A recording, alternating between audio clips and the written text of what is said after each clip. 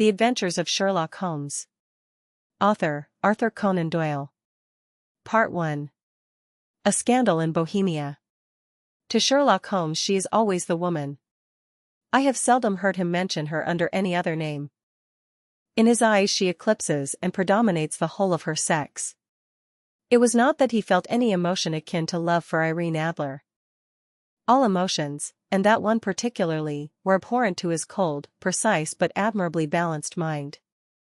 He was, I take it, the most perfect reasoning and observing machine that the world has seen, but as a lover he would have placed himself in a false position.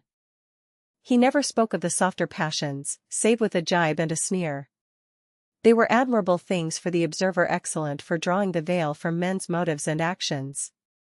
But for the trained reasoner to admit such intrusions into his own delicate and finely adjusted temperament was to introduce a distracting factor which might throw a doubt upon all his mental results. Grit in a sensitive instrument, or a crack in one of his own high-power lenses, would not be more disturbing than a strong emotion in a nature such as his. And yet there was but one woman to him, and that woman was the late Irene Adler, of dubious and questionable memory. I had seen little of Holmes lately. My marriage had drifted us away from each other. My own complete happiness, and the home-centered interests which rise up around the man who first finds himself master of his own establishment, were sufficient to absorb all my attention, while Holmes, who loathed every form of society with his whole Bohemian soul, remained in our lodgings in Baker Street, buried among his old books, and alternating from week to week between cocaine and ambition, the drowsiness of the drug, and the fierce energy of his own keen nature. He was still, as ever, deeply attracted by the study of crime, and occupied his immense faculties and extraordinary powers of observation in following out those clues, and clearing up those mysteries which had been abandoned as hopeless by the official police. From time to time I heard some vague account of his doings, of his summons to Odessa in the case of the Trepoff murder, of his clearing up of the singular tragedy of the Atkinson brothers at Trincomalee, and finally of the mission which he had accomplished so delicately and successfully for the reigning family of Holland. Beyond these signs of his activity, however, which I merely shared with all the readers of the daily press, I knew little of my former friend and companion. One night, it was on the 20th of March, 1888, I was returning from a journey to a patient, for I had now returned to civil practice, when my way led me through Baker Street. As I passed the well-remembered door, which must always be associated in my mind with my wooing, and with the dark incidents of the study in scarlet, I was seized with a keen desire to see Holmes again, and to know how he was employing his extraordinary powers. His rooms were brilliantly lit, and, even as I looked up, I saw his tall, spare figure pass twice in a dark silhouette against the blind. He was pacing the room swiftly, eagerly, with his head sunk upon his chest and his hands clasped behind him. To me, who knew his every mood and habit, his attitude and manner told their own story. He was at work again. He had risen out of his drug-created dreams and was hot upon the scent of some new problem. I rang the bell and was shown up to the chamber which had formerly been in part my own. His manner was not effusive. It seldom was, but he was glad, I think, to see me. With hardly a word spoken, but with a kindly eye, he waved me to an armchair, threw across his case of cigars, and indicated a spirit case and a gasogene in the corner. Then he stood before the fire and looked me over in his singular introspective fashion. "Wedlock suits you," he remarked. "I think, Watson, that you have put on 7.5 pounds since I saw you." 7. I answered. "Indeed, I should have thought a little more." "Just a trifle more, I fancy, Watson." "And in practice again, I observe. You did not tell me that you intended to go into harness." "Then, how do you know?" "I see it, I deduce it." "How do I know that you have been getting yourself very wet lately, and that you have a most clumsy and careless servant girl?" "My dear Holmes," said I, "this is too much. You would certainly have been burned, had you lived a few centuries ago. It is true that I had a country walk on Thursday and came home in a dreadful mess, but as I have changed my clothes I can't imagine how you deduce it. As to Mary Jane, she is incorrigible, and my wife has given her notice, but there, again, I fail to see how you work it out." He chuckled to himself and rubbed his long, nervous hands together. "It is simplicity itself," said he. "My eyes tell me that on the inside of your left shoe, just where the firelight strikes it, the leather is scored by 6 almost parallel cuts. Obviously they have been caused by someone who has very carelessly scraped round the edges of the sole in order to remove crusted mud from it. Hence, you see, my double deduction that you had been out in vile weather, and that you had a particularly malignant boot-slitting specimen of the London slavey. As to your practice, if a gentleman walks into my room smelling of iodoform, with a black mark of nitrate of silver upon his right forefinger, and a bulge on the right side of his top hat to show where he has secreted his stethoscope, I must be dull, indeed, if I do not pronounce him to be an active member of the medical profession." I could not help laughing at the ease with which he explained his process of deduction. "When I hear you give your reasons," I remarked, "the thing always appears to me to be so ridiculously simple that I could easily do it myself, though at each successive instance of your reasoning I am baffled until you explain your process. And yet I believe that my eyes are as good as yours." "Quite so," he answered, lighting a cigarette, and throwing himself down into an armchair. "You see, but you do not observe. The distinction is clear. For example, you have frequently seen the steps which lead up from the hall to this room." "Frequently." "How often?" "Well, some hundreds of times." "Then how many are there?" "How many?" "I don't know." "Quite so. You have not observed. And yet you have seen." "That is just my point. Now, I know that there are 17 steps, because I have both seen and observed. By the way, since you are interested in these little problems, and since you are good enough to chronicle 1 or 2 of my trifling experiences, you may be interested in this." He threw over a sheet of thick, pink-tinted notepaper which had been lying open upon the table.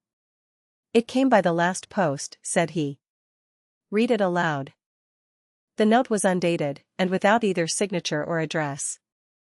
"There will call upon you tonight, at 7:45, it said, "a gentleman who desires to consult you upon a matter of the very deepest moment.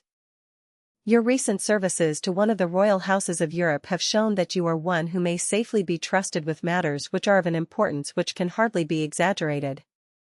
This account of you we have from all quarters received. Be in your chamber then at that hour, and do not take it amiss if your visitor wear a mask." "This is indeed a mystery," I remarked. "What do you imagine that it means?" "I have no data yet." "It is a capital mistake to theorize before one has data. Insensibly one begins to twist facts to suit theories, instead of theories to suit facts." "But the note itself? What do you deduce from it?" I carefully examined the writing, and the paper upon which it was written. "The man who wrote it was presumably well-to-do," I remarked, endeavoring to imitate my companion's processes. "Such paper could not be bought under £0.50 a packet. It is peculiarly strong and stiff." "Peculiar, that is the very word," said Holmes. "It is not an English paper at all." "Hold it up to the light." I did so, and saw a large E with a small g, AP, and a large G with a small t woven into the texture of the paper. "What do you make of that?" asked Holmes. "The name of the maker, no doubt, or his monogram, rather." "Not at all. The G with the small t stands for Gesellschaft, which is the German for company. It is a customary contraction like our co. P, of course, stands for papier. Now for the EG. Let us glance at our Continental Gazetteer." He took down a heavy brown volume from his shelves. "Iglo, Eglinitz, here we are, Igria. It is in a German-speaking country in Bohemia, not far from Carlsbad. Remarkable as being the scene of the death of Wallenstein, and for its numerous glass factories and paper mills." "Ha, ha, my boy, what do you make of that?" His eyes sparkled, and he sent up a great blue triumphant cloud from his cigarette. "The paper was made in Bohemia," I said. "Precisely. And the man who wrote the note is a German. Do you note the peculiar construction of the sentence, 'This account of you we have from all quarters received'? A Frenchman or Russian could not have written that. It is the German who is so uncourteous to his verbs. It only remains, therefore, to discover what is wanted by this German who writes upon Bohemian paper and prefers wearing a mask to showing his face. And here he comes, if I am not mistaken, to resolve all our doubts." As he spoke there was the sharp sound of horses' hoofs and grating wheels against the curb, followed by a sharp pull at the bell. Holmes whistled. "A pair, by the sound," said he. "Yes," he continued, glancing out of the window. "A nice little brougham and a pair of beauties. 150 guineas apiece. There's money in this case, Watson, if there is nothing else. I think that I had better go, Holmes." "Not a bit, Doctor. Stay where you are. I am lost without my Boswell. And this promises to be interesting. It would be a pity to miss it. But your client, never mind him. I may want your help, and so may he. Here he comes. Sit down in that armchair, Doctor, and give us your best attention." A slow and heavy step, which had been heard upon the stairs and in the passage, paused immediately outside the door. Then there was a loud and authoritative tap. "Come in," said Holmes. A man entered who could hardly have been less than 6 feet 6 inches in height, with the chest and limbs of a Hercules. His dress was rich with a richness which would, in England, be looked upon as akin to bad taste. Heavy bands of astrakhan were slashed across the sleeves and fronts of his double-breasted coat, while the deep blue cloak which was thrown over his shoulders was lined with flame-colored silk and secured at the neck with a brooch which consisted of a single flaming beryl. Boots which extended halfway up his calves, and which were trimmed at the tops with rich brown fur, completed the impression of barbaric opulence which was suggested by his whole appearance. He carried a broad-brimmed hat in his hand, while he wore across the upper part of his face, extending down past the cheekbones, a black-visored mask, which he had apparently adjusted that very moment, for his hand was still raised to it as he entered. From the lower part of the face he appeared to be a man of strong character, with a thick, hanging lip, and a long, straight chin suggestive of resolution pushed to the length of obstinacy. "You had my note?" he asked with a deep harsh voice and a strongly marked German accent. "I told you that I would call." He looked from one to the other of us, as if uncertain which to address. "Pray take a seat," said Holmes. "This is my friend and colleague, Dr. Watson, who is occasionally good enough to help me in my cases. Whom have I the honor to address?" "You may address me as the Count von Kram, a Bohemian nobleman. I understand that this gentleman, your friend, is a man of honor and discretion, whom I may trust with a matter of the most extreme importance. If not, I should much prefer to communicate with you alone." I rose to go, but Holmes caught me by the wrist and pushed me back into my chair. "It is both, or none," said he. "You may say before this gentleman anything which you may say to me." The Count shrugged his broad shoulders. "Then I must begin," said he, "by binding you both to absolute secrecy for 2 years. At the end of that time the matter will be of no importance. At present it is not too much to say that it is of such weight it may have an influence upon European history." "I promise," said Holmes. "And I." "You will excuse this mask," continued our strange visitor.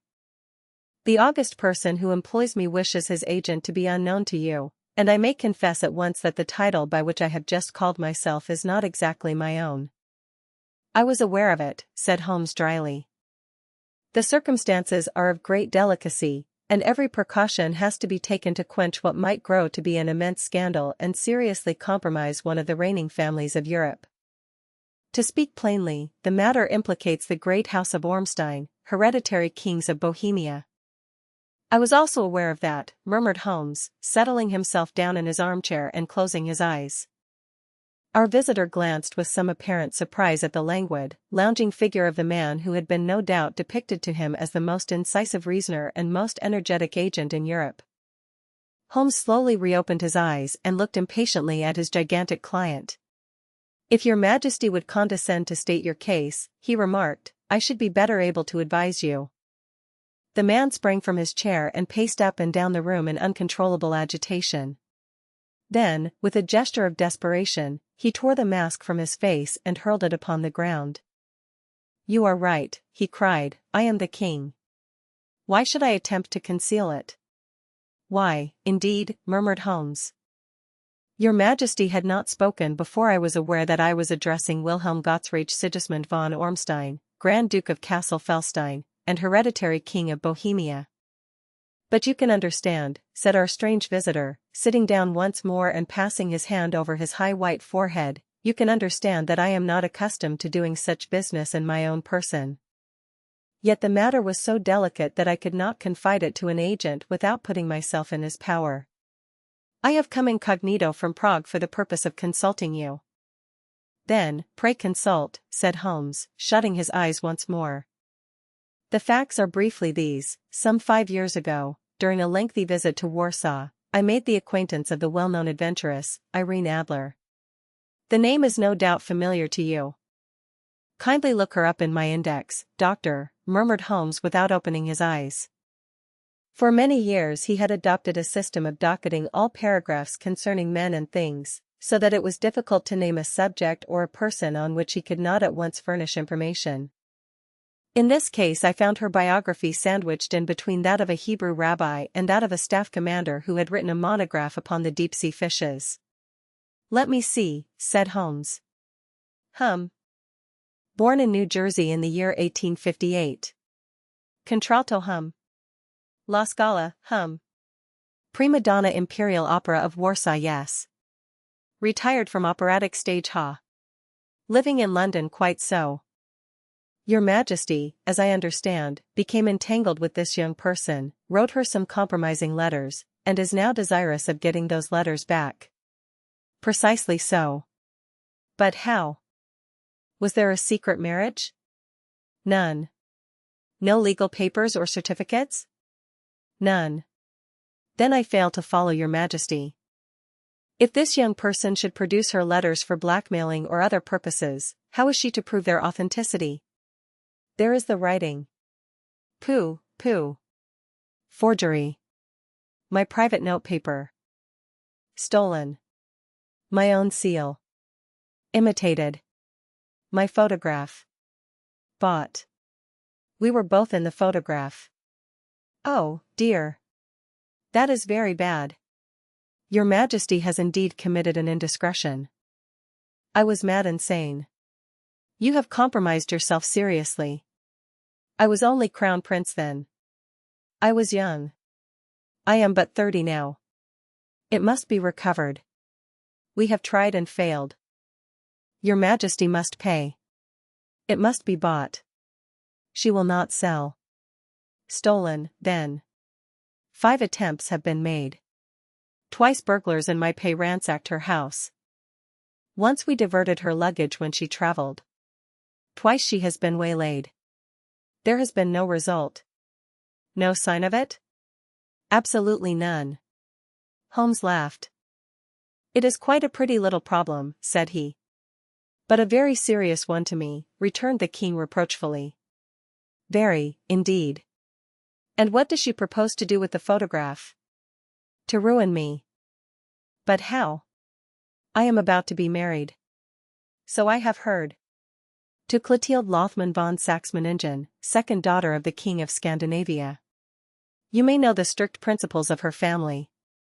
She is herself the very soul of delicacy. A shadow of a doubt as to my conduct would bring the matter to an end. And Irene Adler? Threatens to send them the photograph. And she will do it. I know that she will do it. You do not know her, but she has a soul of steel. She has the face of the most beautiful of women, and the mind of the most resolute of men. Rather than I should marry another woman, there are no lengths to which she would not go, none. You are sure that she has not sent it yet? I am sure. And why? Because she has said that she would send it on the day when the betrothal was publicly proclaimed. That will be next Monday. Oh, then we have 3 days yet, said Holmes with a yawn. That is very fortunate, as I have 1 or 2 matters of importance to look into just at present. Your Majesty will, of course, stay in London for the present? Certainly. You will find me at the Langham under the name of the Count von Kram. Then I shall drop you a line to let you know how we progress. Pray do so. I shall be all anxiety. Then, as to money? you have carte blanche. Absolutely? I tell you that I would give one of the provinces of my kingdom to have that photograph. And for present expenses? The king took a heavy chamois leather bag from under his cloak and laid it on the table. There are £300 in gold and 700 in notes, he said. Holmes scribbled a receipt upon a sheet of his notebook and handed it to him. And mademoiselle's address? He asked. Is Bryony Lodge, Serpentine Avenue, St. John's Wood. Holmes took a note of it. One other question, said he. Was the photograph a cabinet? It was. Then, good night, Your Majesty, and I trust that we shall soon have some good news for you. And good night, Watson, he added, as the wheels of the royal brougham rolled down the street. If you will be good enough to call tomorrow afternoon at 3 o'clock, I should like to chat this little matter over with you. At 3 o'clock precisely I was at Baker Street, but Holmes had not yet returned. The landlady informed me that he had left the house shortly after 8 o'clock in the morning. I sat down beside the fire, however, with the intention of awaiting him, however long he might be. I was already deeply interested in his inquiry, for, though it was surrounded by none of the grim and strange features which were associated with the two crimes which I have already recorded, still, the nature of the case and the exalted station of his client gave it a character of its own. Indeed, apart from the nature of the investigation which my friend had on hand, there was something in his masterly grasp of a situation, and his keen, incisive reasoning, which made it a pleasure to me to study his system of work, and to follow the quick, subtle methods by which he disentangled the most inextricable mysteries. So accustomed was I to his invariable success that the very possibility of his failing had ceased to enter into my head. It was close upon 4 before the door opened, and a drunken-looking groom, ill-kempt and side-whiskered, with an inflamed face and disreputable clothes, walked into the room. Accustomed as I was to my friend's amazing powers in the use of disguises, I had to look 3 times before I was certain that it was indeed he. With a nod he vanished into the bedroom, whence he emerged in 5 minutes tweed-suited and respectable, as of old. Putting his hands into his pockets, he stretched out his legs in front of the fire and laughed heartily for some minutes. Well, really, he cried, and then he choked and laughed again until he was obliged to lie back, limp and helpless, in the chair. What is it? It's quite too funny. I am sure you could never guess how I employed my morning, or what I ended by doing. I can't imagine. I suppose that you have been watching the habits, and perhaps the house, of Miss Irene Adler. Quite so, but the sequel was rather unusual. I will tell you, however. I left the house a little after 8 o'clock this morning in the character of a groom out of work. There is a wonderful sympathy and freemasonry among horsey men. Be one of them, and you will know all that there is to know. I soon found Bryony Lodge. It is a bijou villa, with a garden at the back, but built out in front right up to the road, 2 stories. Chubb locked to the door. Large sitting room on the right side, well furnished, with long windows almost to the floor, and those preposterous English window fasteners which a child could open. Behind there was nothing remarkable, save that the passage window could be reached from the top of the coach-house. I walked round it and examined it closely from every point of view, but without noting anything else of interest. I then lounged down the street and found, as I expected, that there was a mews in a lane which runs down by one wall of the garden. I lent the ostlers a hand in rubbing down their horses, and received in exchange 2d, a glass of half and half, 2 fills of shag tobacco, and as much information as I could desire about Miss Adler, to say nothing of half a dozen other people in the neighborhood in whom I was not in the least interested, but whose biographies I was compelled to listen to. And what of Irene Adler? I asked. Oh, she has turned all the men's heads down in that part. She is the daintiest thing under a bonnet on this planet. So say the Serpentine Mews, to a man. She lives quietly, sings at concerts, drives out at 5 every day, and returns at 7 sharp for dinner. Seldom goes out at other times, except when she sings. Has only 1 male visitor, but a good deal of him. He is dark, handsome, and dashing, never calls less than once a day, and often twice. He is a Mr. Godfrey Norton, of the Inner Temple. See the advantages of a cabman as a confidant. They had driven him home a dozen times from Serpentine Mews, and knew all about him. When I had listened to all they had to tell, I began to walk up and down near Bryony Lodge once more, and to think over my plan of campaign. This Godfrey Norton was evidently an important factor in the matter. He was a lawyer. That sounded ominous. What was the relation between them, and what the object of his repeated visits? Was she his client, his friend, or his mistress? If the former, she had probably transferred the photograph to his keeping. If the latter, it was less likely. On the issue of this question depended whether I should continue my work at Bryony Lodge, or turn my attention to the gentleman's chambers in the Temple. It was a delicate point, and it widened the field of my inquiry. I fear that I bore you with these details, but I have to let you see my little difficulties, if you are to understand the situation. I am following you closely, I answered. I was still balancing the matter in my mind when a hansom cab drove up to Bryony Lodge, and a gentleman sprang out. He was a remarkably handsome man, dark, aquiline, and mustached, evidently the man of whom I had heard. He appeared to be in a great hurry, shouted to the cabman to wait, and brushed past the maid who opened the door with the air of a man who was thoroughly at home. He was in the house about half an hour, and I could catch glimpses of him in the windows of the sitting room, pacing up and down, talking excitedly, and waving his arms. Of her I could see nothing. Presently he emerged, looking even more flurried than before. As he stepped up to the cab, he pulled a gold watch from his pocket and looked at it earnestly. "Drive like the devil," he shouted, first to Gross and Hankey's in Regent Street, and then to the Church of St. Monica in the Edgware Road.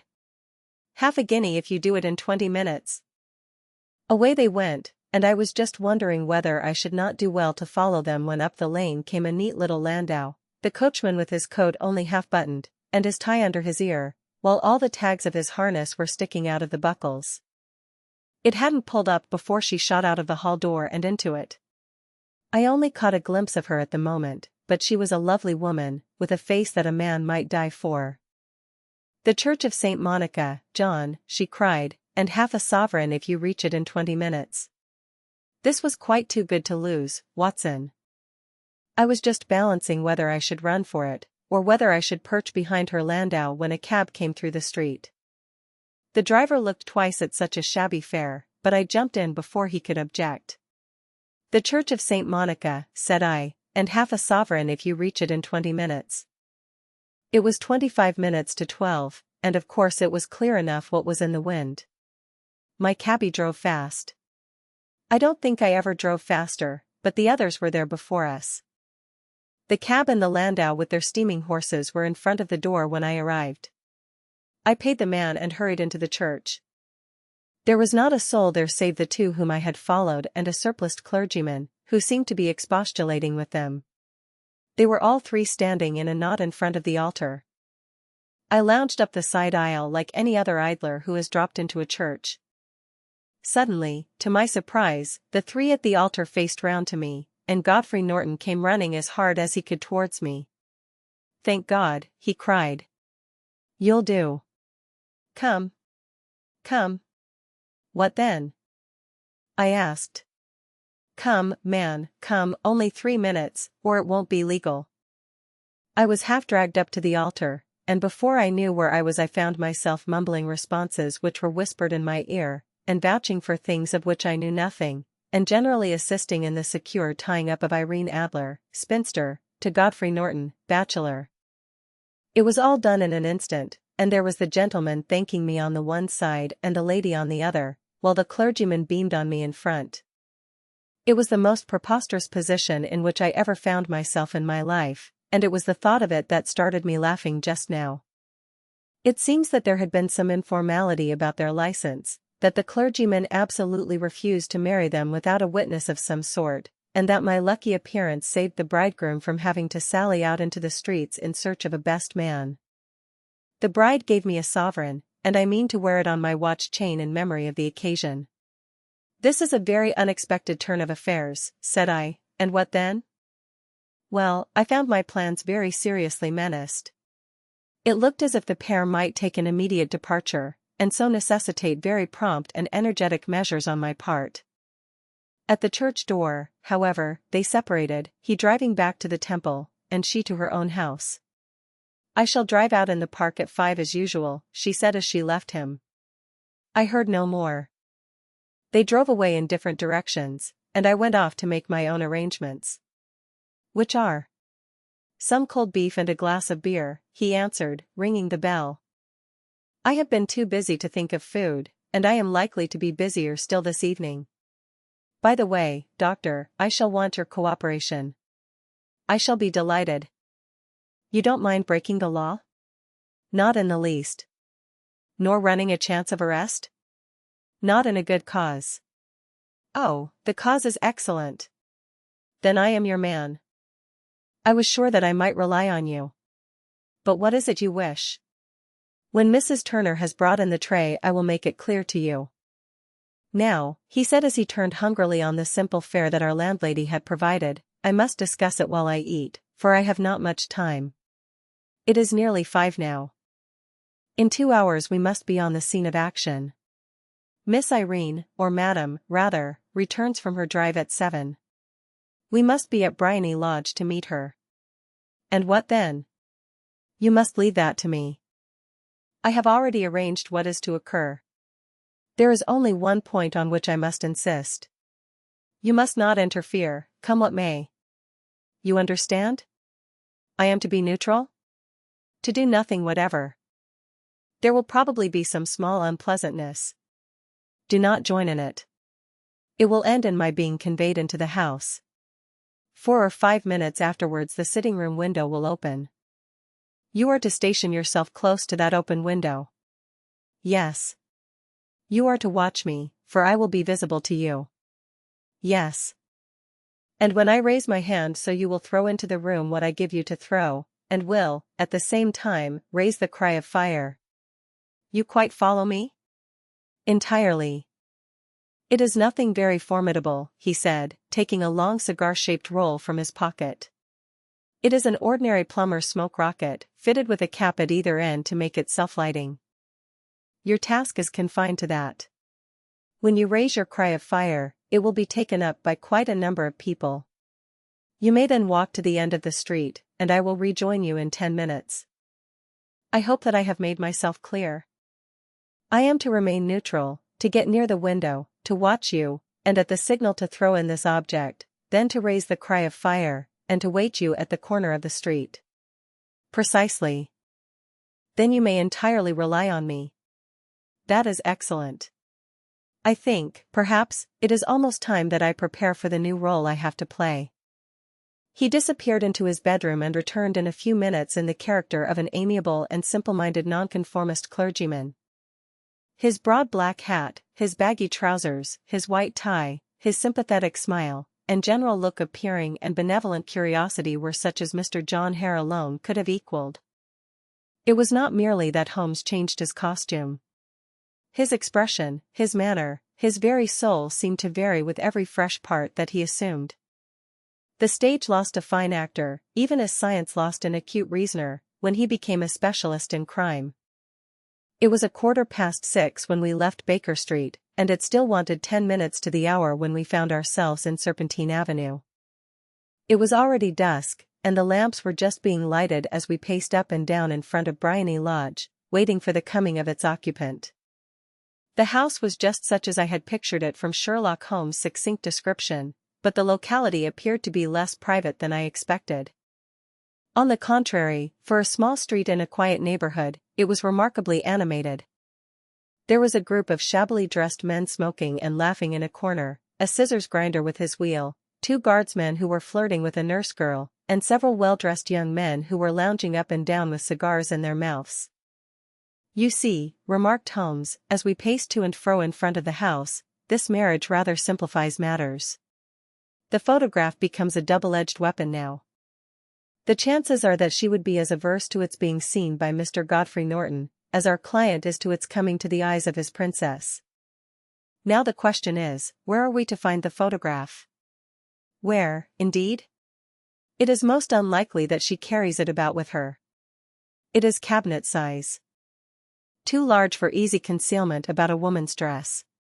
She knows that the king is capable of having her waylaid and searched. 2 attempts of the sort have already been made. We may take it, then, that she does not carry it about with her. Where, then? Her banker or her lawyer.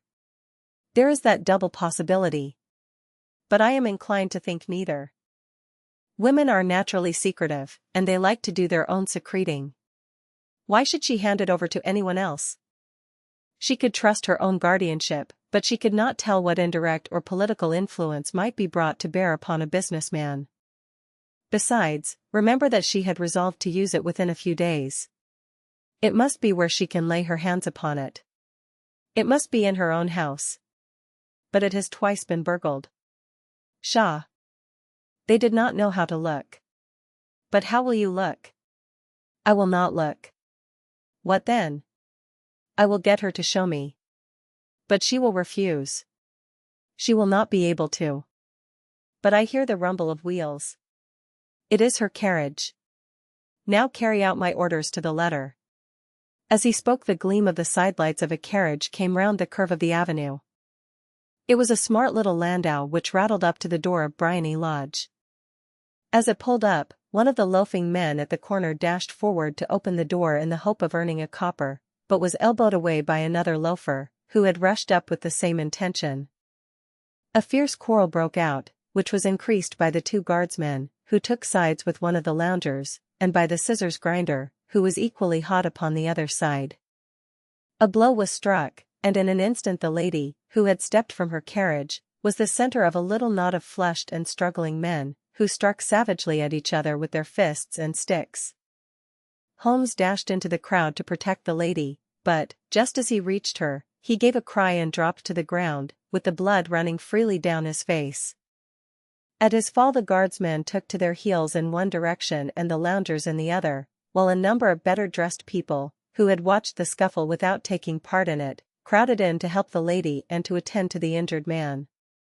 Irene Adler, as I will still call her, had hurried up the steps, but she stood at the top with her superb figure outlined against the lights of the hall, looking back into the street. "Is the poor gentleman much hurt?" she asked. "He is dead," cried several voices.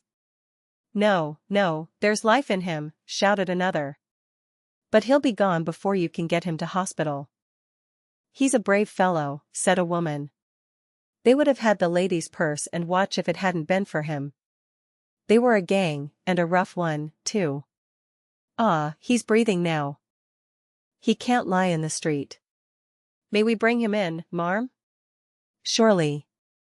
Bring him into the sitting room. There is a comfortable sofa. This way, please." Slowly and solemnly he was borne into Briony Lodge and laid out in the principal room, while I still observed the proceedings from my post by the window. The lamps had been lit, but the blinds had not been drawn, so that I could see Holmes as he lay upon the couch. I do not know whether he was seized with compunction at that moment for the part he was playing, but I know that I never felt more heartily ashamed of myself in my life than when I saw the beautiful creature against whom I was conspiring, or the grace and kindliness with which she waited upon the injured man. And yet it would be the blackest treachery to Holmes to draw back now from the part which he had entrusted to me. I hardened my heart, and took the smoke rocket from under my ulster. After all, I thought, we are not injuring her. We are but preventing her from injuring another. Holmes had sat up upon the couch, and I saw him motion like a man who is in need of air. A maid rushed across and threw open the window. At the same instant I saw him raise his hand, and at the signal I tossed my rocket into the room with a cry of fire. The word was no sooner out of my mouth than the whole crowd of spectators, well-dressed and ill gentlemen, ostlers, and servant-maids joined in a general shriek of fire. Thick clouds of smoke curled through the room and out at the open window. I caught a glimpse of rushing figures, and a moment later the voice of Holmes from within assuring them that it was a false alarm. Slipping through the shouting crowd I made my way to the corner of the street, and in 10 minutes was rejoiced to find my friend's arm in mine, and to get away from the scene of uproar. He walked swiftly and in silence for some few minutes until we had turned down one of the quiet streets which lead towards the Edgware Road. "You did it very nicely, Doctor," he remarked. "Nothing could have been better." It is all right. You have the photograph? I know where it is. And how did you find out? She showed me, as I told you she would. I am still in the dark. I do not wish to make a mystery, said he, laughing. The matter was perfectly simple. You, of course, saw that everyone in the street was an accomplice. They were all engaged for the evening. I guessed as much. Then, when the row broke out, I had a little moist red paint in the palm of my hand. I rushed forward, fell down, clapped my hand to my face, and became a piteous spectacle. It is an old trick. That also I could fathom. Then they carried me in. She was bound to have me in. What else could she do? And into her sitting room, which was the very room which I suspected. It lay between that and her bedroom, and I was determined to see which. They laid me on a couch, I motioned for air, they were compelled to open the window, and you had your chance. How did that help you? It was all important. When a woman thinks that her house is on fire, her instinct is at once to rush to the thing which she values most. It is a perfectly overpowering impulse, and I have more than once taken advantage of it. In the case of the Darlington substitution scandal it was of use to me, and also in the Arnsworth Castle business. A married woman grabs at her baby, an unmarried one reaches for her jewel box. Now it was clear to me that Our Lady of today had nothing in the house more precious to her than what we are in quest of. She would rush to secure it. The alarm of fire was admirably done. The smoke and shouting were enough to shake nerves of steel. She responded beautifully. The photograph is in a recess behind a sliding panel just above the right bell pull. She was there in an instant, and I caught a glimpse of it as she half drew it out. When I cried out that it was a false alarm, she replaced it, glanced at the rocket, rushed from the room, and I have not seen her since. I rose, and, making my excuses, escaped from the house. I hesitated whether to attempt to secure the photograph at once, but the coachman had come in, and as he was watching me narrowly, it seemed safer to wait. A little over-precipitance may ruin all. And now? I asked. Our quest is practically finished. I shall call with the king tomorrow, and with you, if you care to come with us. We will be shown into the sitting room to wait for the lady, but it is probable that when she comes she may find neither us nor the photograph. It might be a satisfaction to His Majesty to regain it with his own hands. And when will you call? At 8 in the morning. She will not be up, so that we shall have a clear field. Besides, we must be prompt, for this marriage may mean a complete change in her life and habits. I must wire to the king without delay. We had reached Baker Street and had stopped at the door. He was searching his pockets for the key when someone passing said, "Good night, Mr. Sherlock Holmes." There were several people on the pavement at the time, but the greeting appeared to come from a slim youth in an ulster who had hurried by. "I've heard that voice before," said Holmes, staring down the dimly lit street. "Now, I wonder who the deuce that could have been." I slept at Baker Street that night, and we were engaged upon our toast and coffee in the morning when the King of Bohemia rushed into the room. "You have really got it?" he cried, grasping Sherlock Holmes by either shoulder and looking eagerly into his face. "Not yet." "But you have hopes?" "I have hopes." "Then, come." I am all impatience to be gone. "We must have a cab." "No, my brougham is waiting." "Then that will simplify matters." We descended and started off once more for Briony Lodge. "Irene Adler is married," remarked Holmes. "Married? When?" "Yesterday."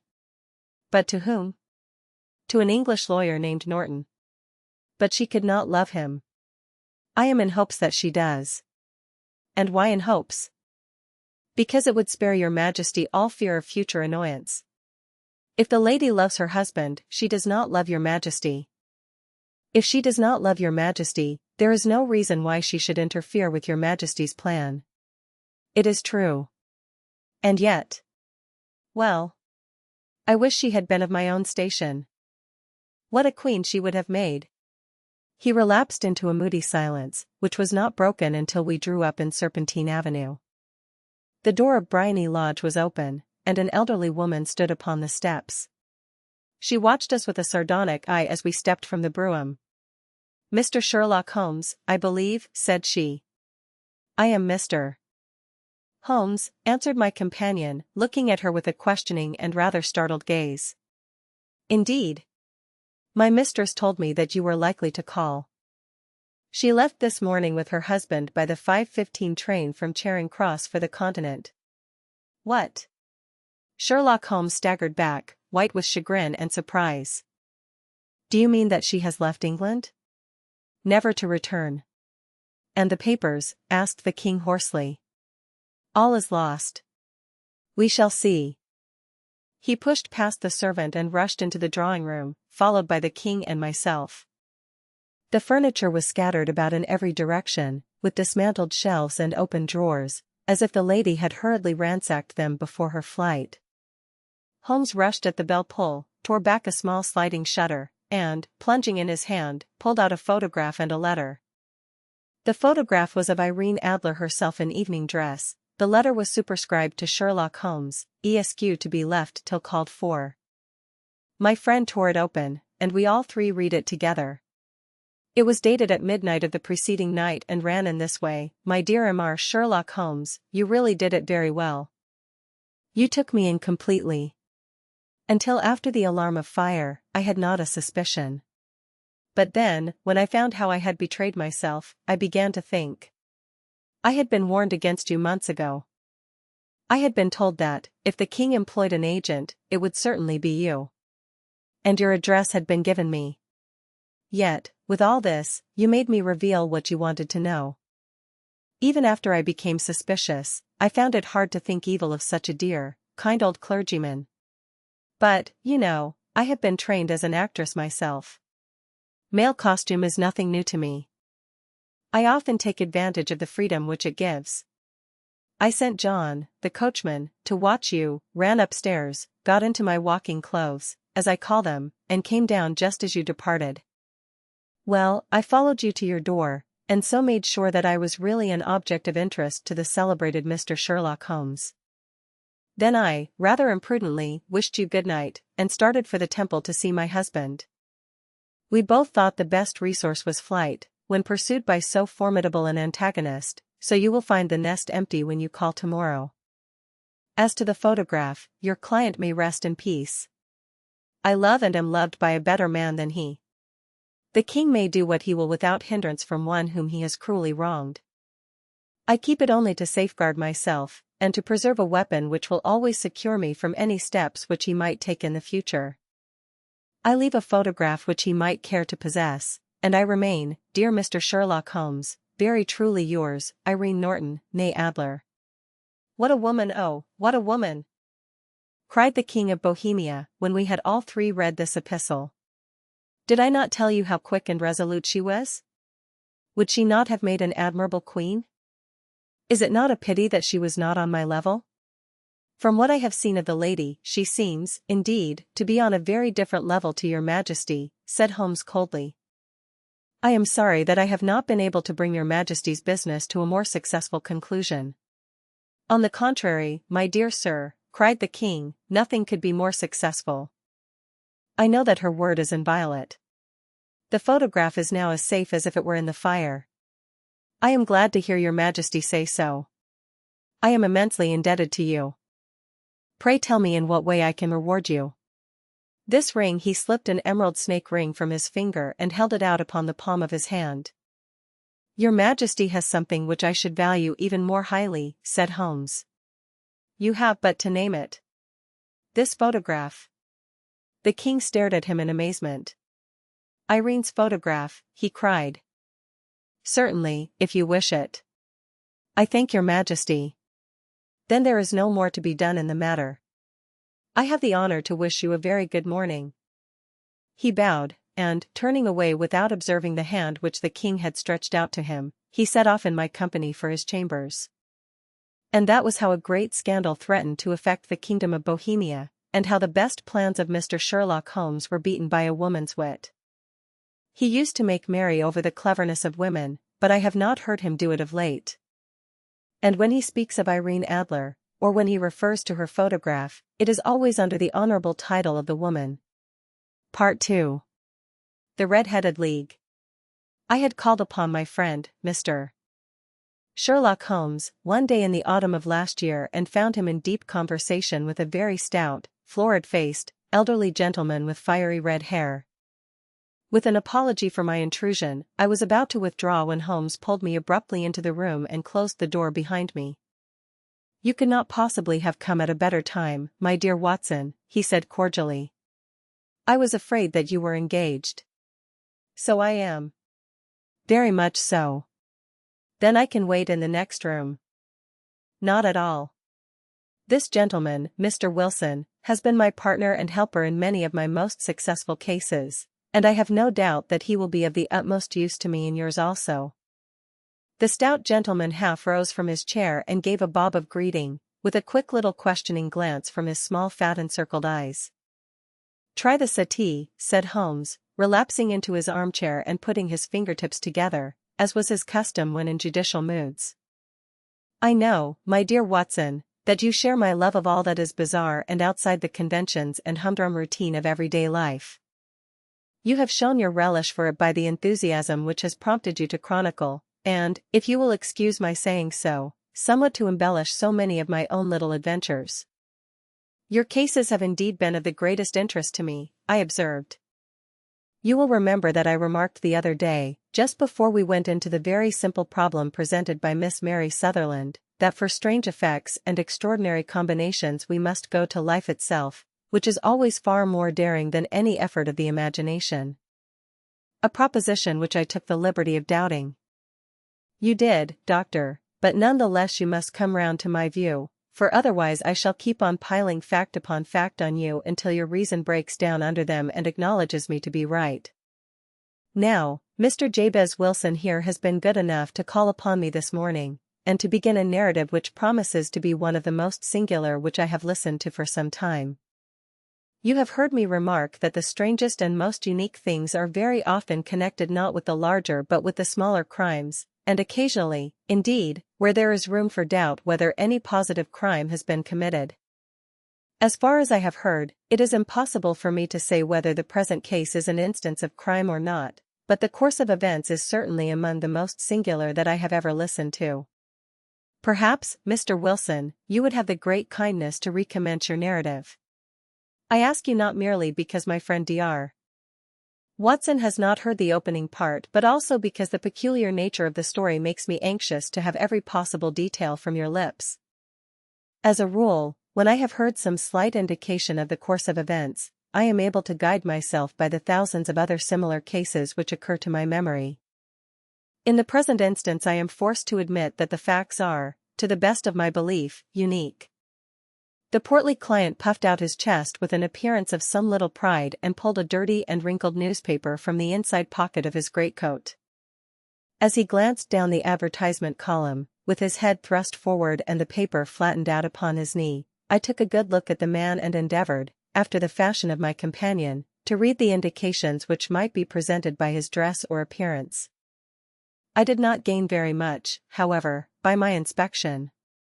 Our visitor bore every mark of being an average commonplace British tradesman, obese, pompous, and slow. He wore rather baggy grey shepherd's check trousers, a not over-clean black frock coat, unbuttoned in the front, and a drab waistcoat with a heavy brassy Albert chain, and a square pierced bit of metal dangling down as an ornament. A frayed top hat and a faded brown overcoat with a wrinkled velvet collar lay upon a chair beside him. Altogether, look as I would, there was nothing remarkable about the man save his blazing red head, and the expression of extreme chagrin and discontent upon his features. Sherlock Holmes' quick eye took in my occupation, and he shook his head with a smile as he noticed my questioning glances. Beyond the obvious facts that he has at some time done manual labor, that he takes snuff, that he is a Freemason, that he has been in China, and that he has done a considerable amount of writing lately, I can deduce nothing else. Mr. Jabez Wilson started up in his chair, with his forefinger upon the paper, but his eyes upon my companion.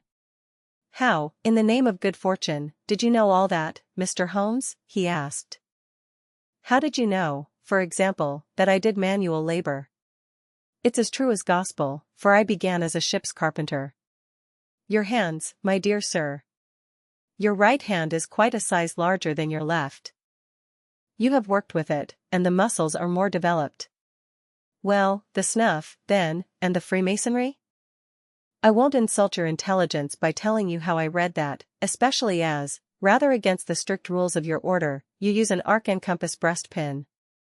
Ah, of course, I forgot that. But the writing? What else can be indicated by that right cuff so very shiny for 5 inches, and the left one with the smooth patch near the elbow where you rested upon the desk? Well, but China? The fish that you have tattooed immediately above your right wrist could only have been done in China. I have made a small study of tattoo marks and have even contributed to the literature of the subject. That trick of staining the fish's scales of a delicate pink is quite peculiar to China. When, in addition, I see a Chinese coin hanging from your watch chain, the matter becomes even more simple. Mr. Jabez Wilson laughed heavily. Well, I never, said he. I thought at first that you had done something clever, but I see that there was nothing in it after all. I begin to think, Watson, said Holmes, that I make a mistake in explaining. Omni ignotum pro magnifico, you know, and my poor little reputation, such as it is, will suffer shipwreck if I am so candid.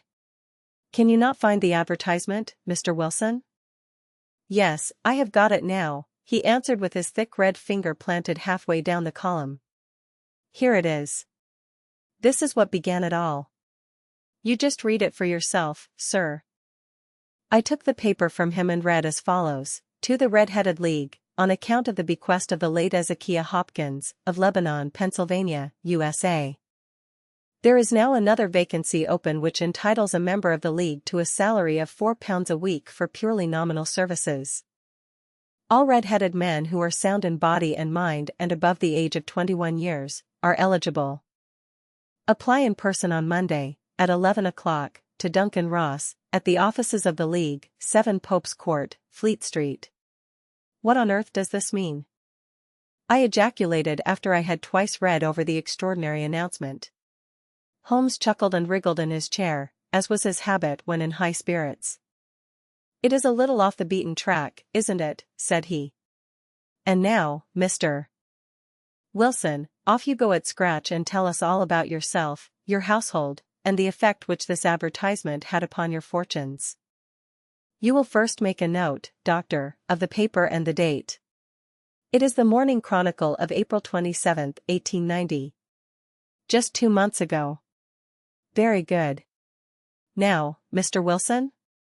Well, it is just as I have been telling you, Mr. Sherlock Holmes, said Jabez Wilson, mopping his forehead. I have a small pawnbroker's business at Coburg Square, near the city.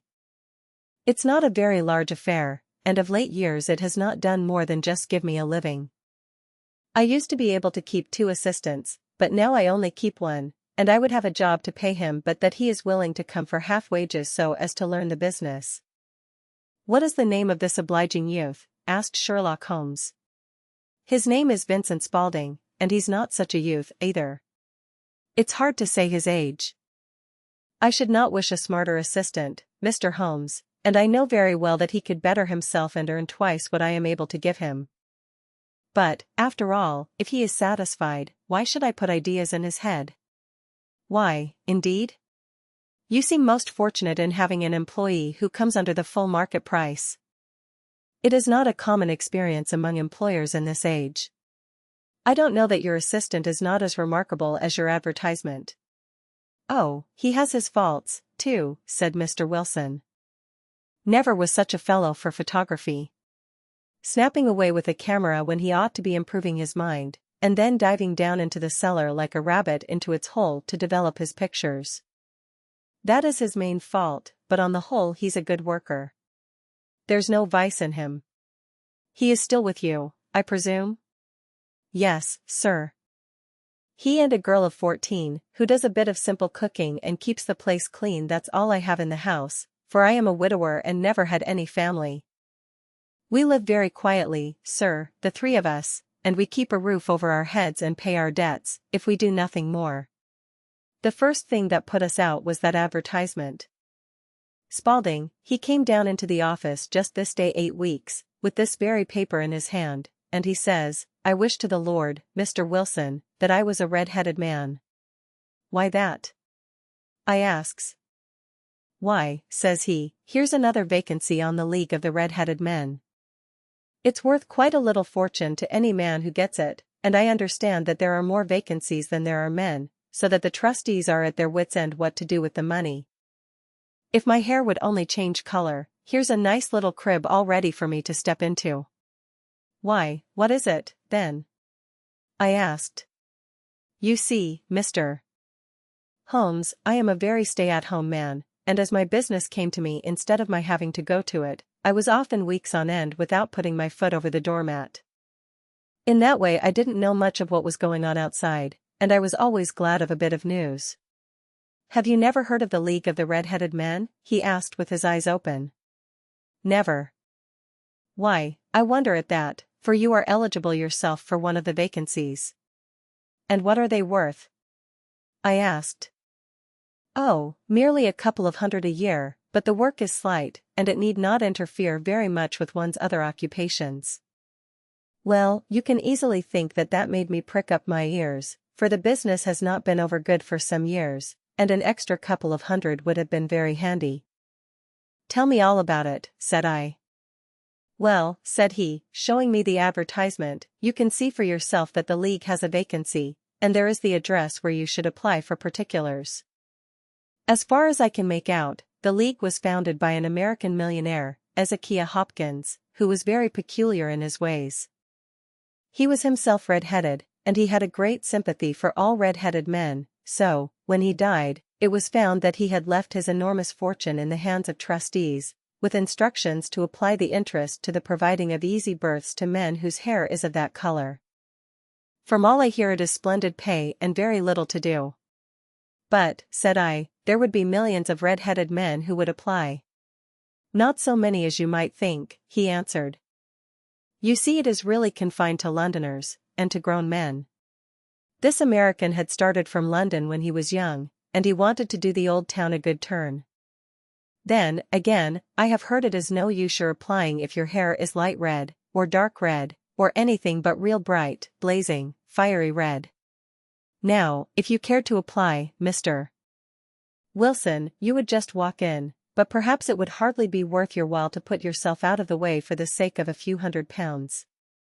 Now, it is a fact, gentlemen, as you may see for yourselves, that my hair is of a very full and rich tint, so that it seemed to me that if there was to be any competition in the matter I stood as good a chance as any man that I had ever met. Vincent Spaulding seemed to know so much about it that I thought he might prove useful, so I just ordered him to put up the shutters for the day and to come right away with me. He was very willing to have a holiday, so we shut the business up and started off for the address that was given us in the advertisement. I never hope to see such a sight as that again, Mr. Holmes. From north, south, east, and west every man who had a shade of red in his hair had tramped into the city to answer the advertisement. Fleet Street was choked with red-headed folk, and Pope's Court looked like a coster's orange barrow. I should not have thought there were so many in the whole country as were brought together by that single advertisement. Every shade of color they were straw, lemon, orange, brick, Irish setter, liver, clay, but, as Spaulding said, there were not many who had the real vivid flame-colored tint. When I saw how many were waiting, I would have given it up in despair, but Spaulding would not hear of it. How he did it I could not imagine, but he pushed and pulled and butted until he got me through the crowd, and right up to the steps which led to the office. There was a double stream upon the stair, some going up in hope, and some coming back dejected, but we wedged in as well as we could and soon found ourselves in the office. "Your experience has been a most entertaining one," remarked Holmes as his client paused and refreshed his memory with a huge pinch of snuff. "Pray continue your very interesting statement." There was nothing in the office but a couple of wooden chairs and a deal table, behind which sat a small man with a head that was even redder than mine. He said a few words to each candidate as he came up, and then he always managed to find some fault in them which would disqualify them. Getting a vacancy did not seem to be such a very easy matter, after all. However, when our turn came, the little man was much more favorable to me than to any of the others, and he closed the door as we entered, so that he might have a private word with us. "This is Mr. Jabez Wilson," said my assistant, "and he is willing to fill a vacancy in the league." "And he is admirably suited for it," the other answered. "He has every requirement. I cannot recall when I have seen anything so fine." He took a step backward, cocked his head on one side, and gazed at my hair until I felt quite bashful. Then suddenly he plunged forward, wrung my hand, and congratulated me warmly on my success. "It would be injustice to hesitate," said he. "You will, however, I am sure, excuse me for taking an obvious precaution." With that he seized my hair in both his hands, and tugged until I yelled with the pain. "There is water in your eyes," said he as he released me. "I perceive that all is as it should be.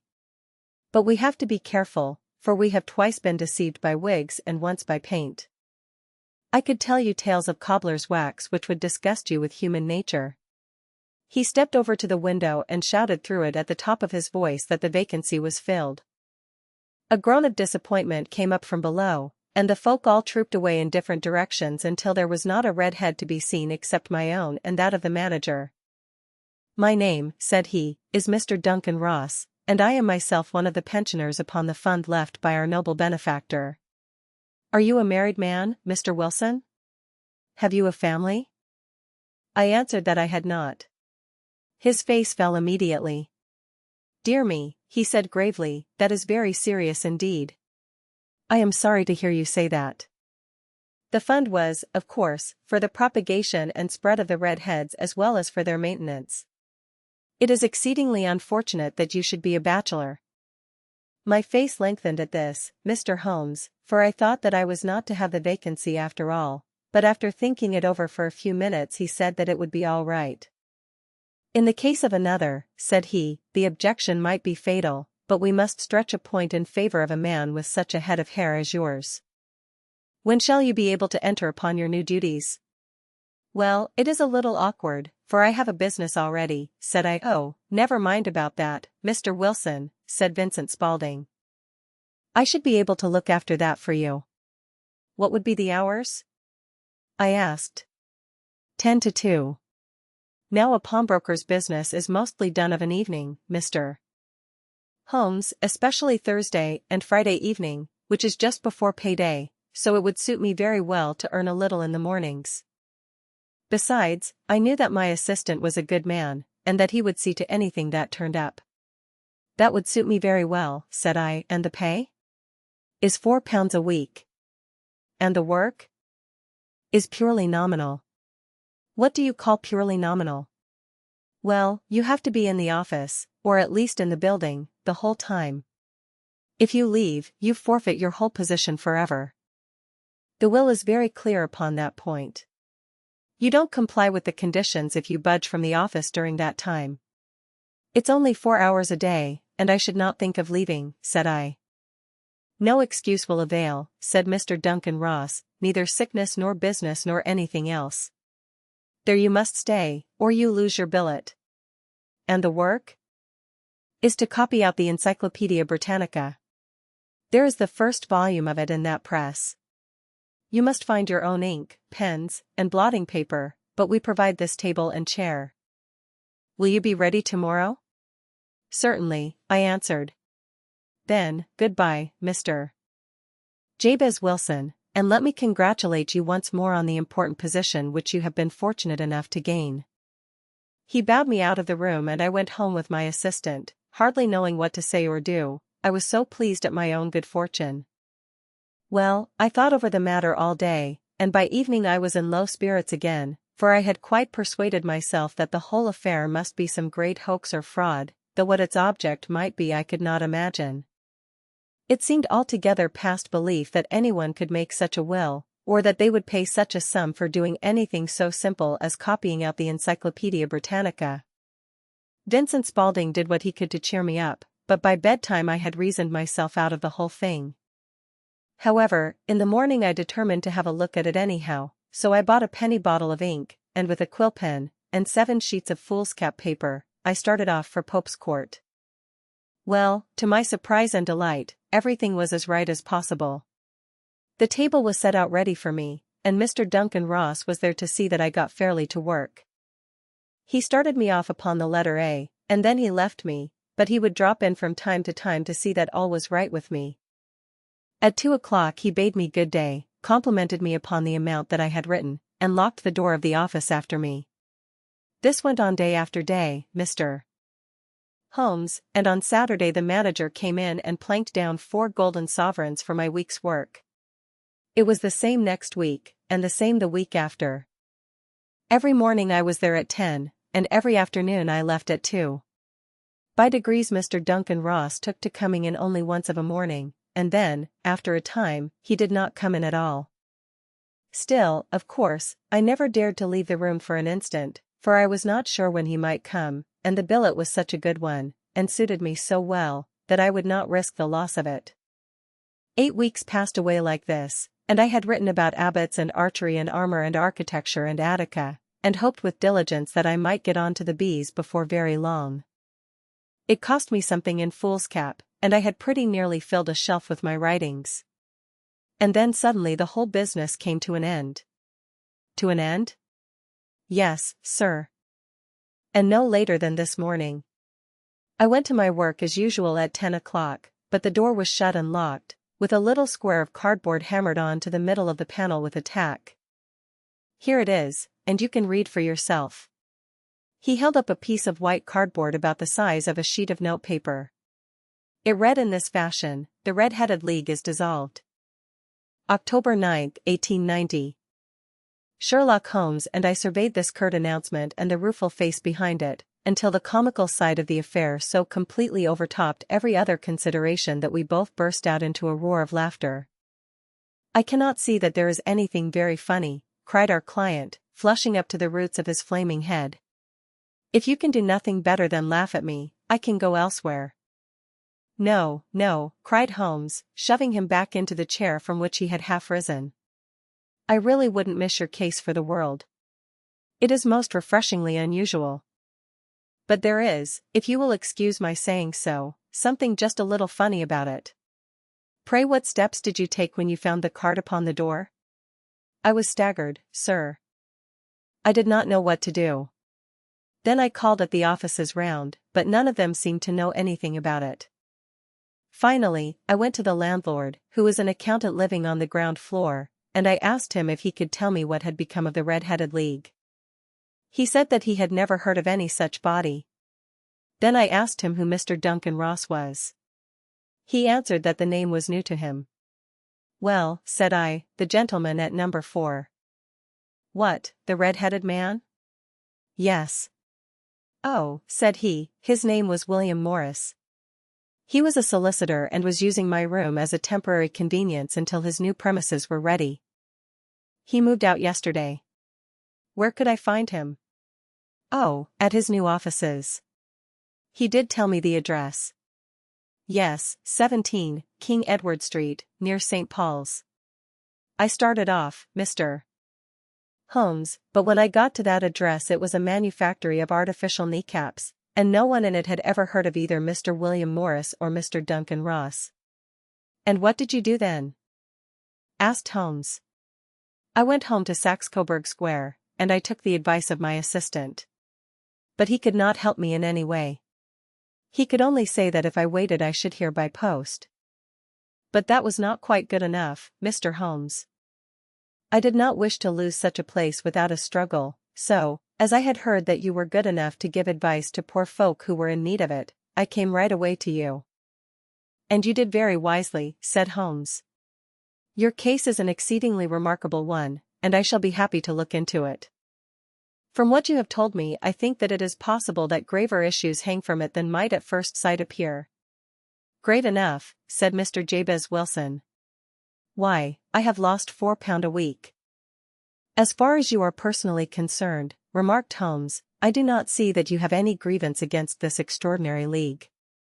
On the contrary, you are, as I understand, richer by some £30, to say nothing of the minute knowledge which you have gained on every subject which comes under the letter A. You have lost nothing by them." "No, sir. But I want to find out about them, and who they are, and what their object was in playing this prank if it was a prank upon me.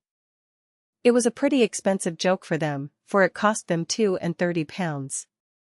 We shall endeavour to clear up these points for you. And, first, 1 or 2 questions, Mr. Wilson.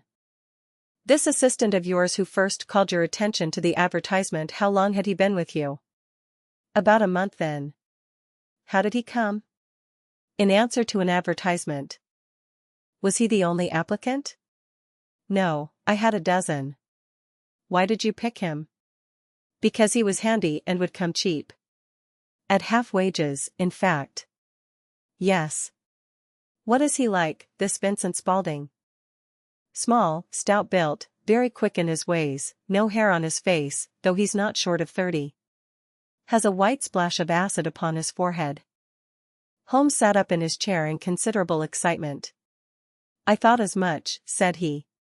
Have you ever observed that his ears are pierced for earrings? Yes, sir. He told me that a gypsy had done it for him when he was a lad. Said Holmes, sinking back in deep thought. He is still with you? Oh, yes, sir, I have only just left him. And has your business been attended to in your absence? Nothing to complain of, sir. There's never very much to do of a morning. That will do, Mr. Wilson. I shall be happy to give you an opinion upon the subject in the course of a day or two. Today is Saturday, and I hope that by Monday we may come to a conclusion. Well, Watson, said Holmes when our visitor had left us, what do you make of it all? I make nothing of it, I answered frankly. It is a most mysterious business. As a rule, said Holmes, the more bizarre a thing is the less mysterious it proves to be. It is your commonplace, featureless crimes which are really puzzling, just as a commonplace face is the most difficult to identify. But I must be prompt over this matter. What are you going to do, then? I asked. To smoke, he answered. It is quite a 3-pipe problem, and I beg that you won't speak to me for 50 minutes. He curled himself up in his chair, with his thin knees drawn up to his hawk-like nose, and there he sat with his eyes closed and his black clay pipe thrusting out like the bill of some strange bird. I had come to the conclusion that he had dropped asleep, and indeed was nodding myself, when he suddenly sprang out of his chair with the gesture of a man who has made up his mind and put his pipe down upon the mantelpiece. Sarasate plays at the St. James's Hall this afternoon, he remarked. What do you think, Watson? Could your patient spare you for a few hours? I have nothing to do today. My practice is never very absorbing. Then put on your hat and come. I am going through the city first, and we can have some lunch on the way. I observe that there is a good deal of German music on the program, which is rather more to my taste than Italian or French. It is introspective, and I want to introspect. Come along. We travelled by the underground as far as Aldersgate, and a short walk took us to Saxe-Coburg Square, the scene of the singular story which we had listened to in the morning. It was a poky, little, shabby-genteel place, where 4 lines of dingy 2-storied brick houses looked out into a small railed-in enclosure, where a lawn of weedy grass and a few clumps of faded laurel bushes made a hard fight against a smoke-laden and uncongenial atmosphere. 3 gilt balls and a brown board with Jabez Wilson in white letters, upon a corner house, announced the place where our red-headed client carried on his business. Sherlock Holmes stopped in front of it with his head on one side and looked it all over, with his eyes shining brightly between puckered lids. Then he walked slowly up the street, and then down again to the corner, still looking keenly at the houses. Finally he returned to the pawnbroker's, and, having thumped vigorously upon the pavement with his stick 2 or 3 times, he went up to the door and knocked. It was instantly opened by a bright-looking, clean-shaven young fellow, who asked him to step in. Thank you, said Holmes, I only wished to ask you how you would go from here to the Strand. 3rd right, 4th left, answered the assistant promptly, closing the door. Smart fellow, that, observed Holmes as we walked away. He is, in my judgment, the 4th smartest man in London, and for daring I am not sure that he has not a claim to be 3rd. I have known something of him before. Evidently, said I, Mr. Wilson's assistant counts for a good deal in this mystery of the Red-Headed League. I am sure that you inquired your way merely in order that you might see him.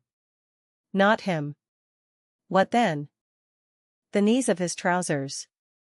And what did you see? What I expected to see. Why did you beat the pavement? My dear doctor, this is a time for observation, not for talk. We are spies in an enemy's country. We know something of Saxe-Coburg Square. Let us now explore the parts which lie behind it. The road in which we found ourselves as we turned round the corner from the retired Saxe-Coburg Square presented as great a contrast to it as the front of a picture does to the back. It was one of the main arteries which conveyed the traffic of the city to the north and west. The roadway was blocked with the immense stream of commerce flowing in a double tide inward and outward, while the footpaths were black with the hurrying swarm of pedestrians. It was difficult to realize as we looked at the line of fine shops and stately business premises that they really abutted on the other side upon the faded and stagnant square which we had just quitted. Let me see, said Holmes, standing at the corner and glancing along the line, I should like just to remember the order of the houses here. It is a hobby of mine to have an exact knowledge of London. There is Mortimer's, the tobacconist, the little newspaper shop, the Coburg branch of the City and Suburban Bank, the vegetarian restaurant, and McFarlane's carriage building depot. That carries us right on to the other block. And now, doctor, we've done our work, so it's time we had some play. A sandwich and a cup of coffee, and then off to Violin Land, where all is sweetness and delicacy and harmony, and there are no red-headed clients to vex us with their conundrums. My friend was an enthusiastic musician, being himself not only a very capable performer but a composer of no ordinary merit. All the afternoon he sat in the stalls wrapped in the most perfect happiness, gently waving his long, thin fingers in time to the music, while his gently smiling face and his languid, dreamy eyes were as unlike those of Holmes the sleuth-hound, Holmes the relentless, keen-witted, ready-handed criminal agent, as it was possible to conceive. In his singular character the dual nature alternately asserted itself, and his extreme exactness and astuteness represented, as I have often thought, the reaction against the poetic and contemplative mood which occasionally predominated in him. The swing of his nature took him from extreme languor to devouring energy, and, as I knew well, he was never so truly formidable as when, for days on end, he had been lounging in his armchair amid his improvisations and his black-letter editions. Then it was that the lust of the chase would suddenly come upon him, and that his brilliant reasoning power would rise to the level of intuition, until those who were unacquainted with his methods would look askance at him as on a man whose knowledge was not that of other mortals. When I saw him that afternoon so enwrapped in the music at St. James's Hall I felt that an evil time might be coming upon those whom he had set himself to hunt down. "You want to go home, no doubt, doctor," he remarked as we emerged. "Yes, it would be as well. And I have some business to do which will take some hours. This business at Coburg Square is serious." "Why serious?" "A considerable crime is in contemplation.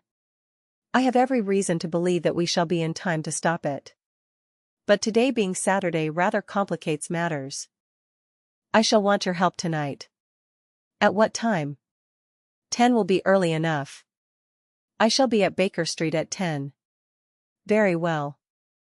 And, I say, doctor, there may be some little danger, so kindly put your army revolver in your pocket." He waved his hand, turned on his heel, and disappeared in an instant among the crowd. I trust that I am not more dense than my neighbors, but I was always oppressed with a sense of my own stupidity in my dealings with Sherlock Holmes. Here I had heard what he had heard, I had seen what he had seen, and yet from his words it was evident that he saw clearly not only what had happened but what was about to happen, while to me the whole business was still confused and grotesque.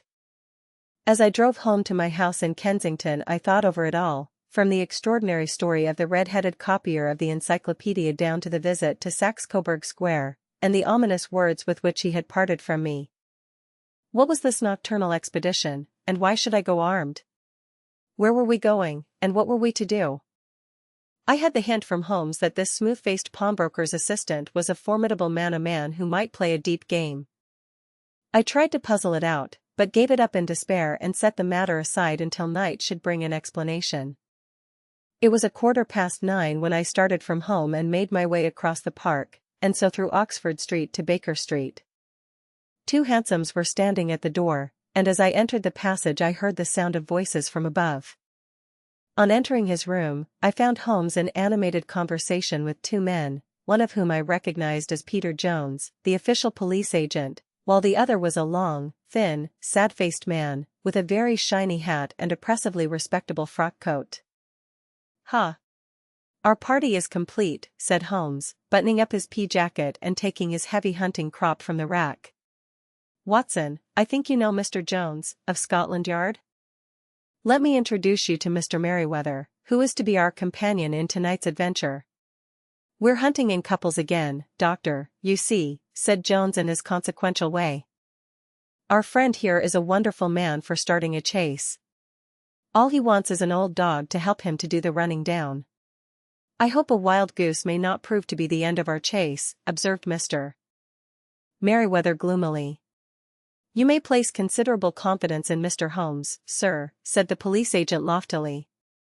"He has his own little methods, which are, if you won't mind my saying so, just a little too theoretical and fantastic, but he has the makings of a detective in him.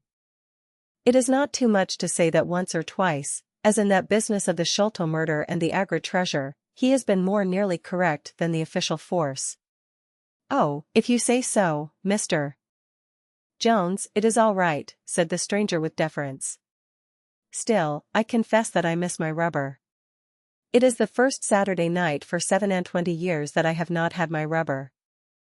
"I think you will find," said Sherlock Holmes, "that you will play for a higher stake tonight than you have ever done yet, and that the play will be more exciting. For you, Mr. Merryweather, the stake will be some £30,000, and for you, Jones, it will be the man upon whom you wish to lay your hands. John Clay, the murderer, thief, smasher, and forger. He's a young man, Mr. Merryweather, but he is at the head of his profession, and I would rather have my bracelets on him than on any criminal in London. He's a remarkable man, is young John Clay. His grandfather was a royal duke, and he himself has been to Eton and Oxford. His brain is as cunning as his fingers, and though we meet signs of him at every turn, we never know where to find the man himself. He'll crack a crib in Scotland one week, and be raising money to build an orphanage in Cornwall the next. I've been on his track for years and have never set eyes on him yet. I hope that I may have the pleasure of introducing you tonight. I've had 1 or 2 little turns also with Mr. John Clay, and I agree with you that he is at the head of his profession. It is past 10, however, and quite time that we started. If you 2 will take the first hansom, Watson, and I will follow in the second." Sherlock Holmes was not very communicative during the long drive and lay back in the cab humming the tunes which he had heard in the afternoon. We rattled through an endless labyrinth of gaslit streets until we emerged into Farrington Street. "We are close there now," my friend remarked. "This fellow Merryweather is a bank director, and personally interested in the matter. I thought it as well to have Jones with us also. He is not a bad fellow, though an absolute imbecile in his profession. He has one positive virtue. He is as brave as a bulldog and as tenacious as a lobster if he gets his claws upon anyone. Here we are, and they are waiting for us."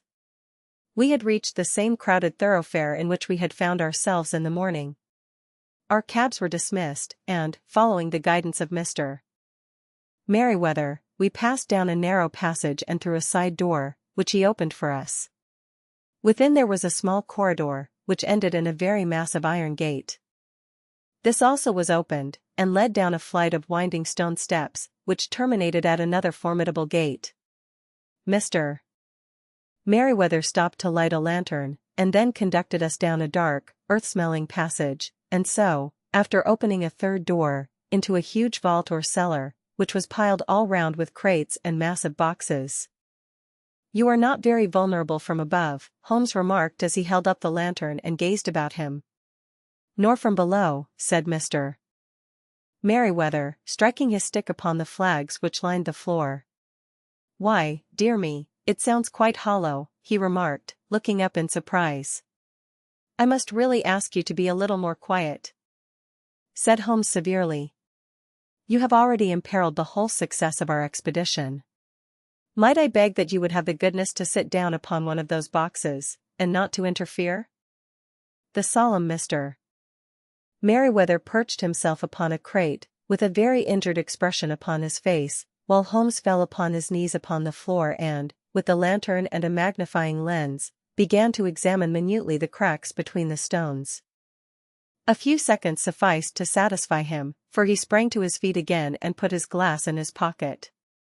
"We have at least an hour before us," he remarked, "for they can hardly take any steps until the good pawnbroker is safely in bed. Then they will not lose a minute, for the sooner they do their work the longer time they will have for their escape. We are at present, Doctor, as no doubt you have divined, in the cellar of the City branch of one of the principal London banks. Mr. Merryweather is the chairman of directors, and he will explain to you that there are reasons why the more daring criminals of London should take a considerable interest in this cellar at present." "It is our French gold," whispered the director. "We have had several warnings that an attempt might be made upon it." "Your French gold?" "Yes.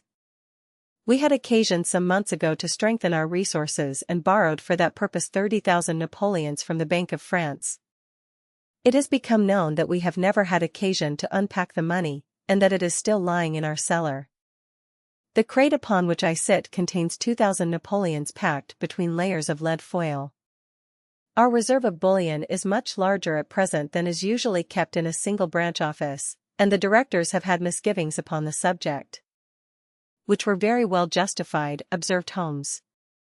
"And now it is time that we arranged our little plans. I expect that within an hour matters will come to a head. In the meantime, Mr. Merryweather, we must put the screen over that dark lantern." "And sit in the dark?" "I am afraid so.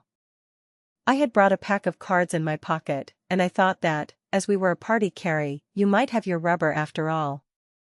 But I see that the enemy's preparations have gone so far that we cannot risk the presence of a light. And, first of all, we must choose our positions.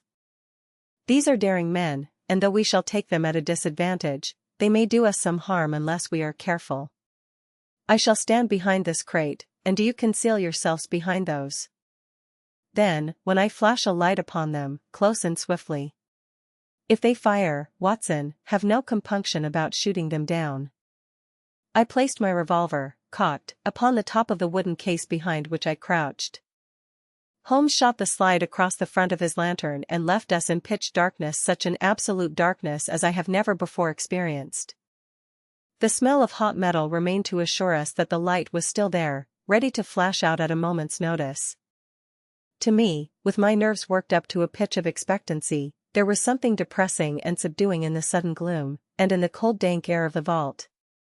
"They have but one retreat," whispered Holmes. "That is back through the house into Saxe-Coburg Square. I hope that you have done what I asked you, Jones? I have an inspector and 2 officers waiting at the front door. Then we have stopped all the holes. And now we must be silent and wait." What a time it seemed! From comparing notes afterwards, it was but an hour and a quarter, yet it appeared to me that the night must have almost gone, and the dawn be breaking above us.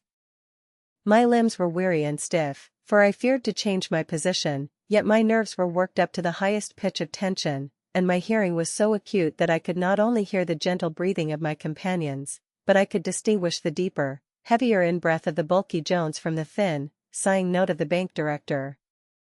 From my position I could look over the case in the direction of the floor. Suddenly my eyes caught the glint of a light. At first it was but a lurid spark upon the stone pavement. Then it lengthened out until it became a yellow line, and then, without any warning or sound, a gash seemed to open and a hand appeared, a white, almost womanly hand, which felt about in the center of the little area of light.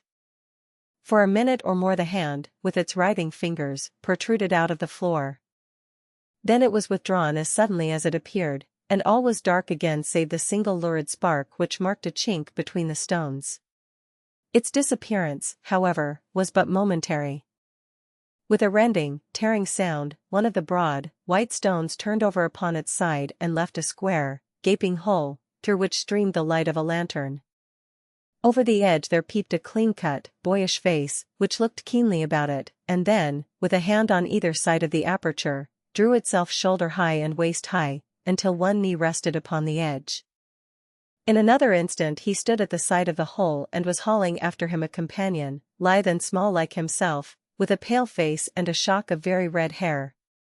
"It's all clear," he whispered. "Have you the chisel and the bags? Great Scott! Jump, Archie, jump, and I'll swing for it." Sherlock Holmes had sprung out and seized the intruder by the collar. The other dived down the hole, and I heard the sound of rending cloth as Jones clutched at his skirts. The light flashed upon the barrel of a revolver, but Holmes' hunting crop came down on the man's wrist, and the pistol clinked upon the stone floor. "It's no use, John Clay," said Holmes blandly. "You have no chance at all." "So I see," the other answered with the utmost coolness. "I fancy that my pal is all right, though I see you have got his coat-tails." "There are 3 men waiting for him at the door," said Holmes. "Oh, indeed. You seem to have done the thing very completely. I must compliment you." "And I you," Holmes answered.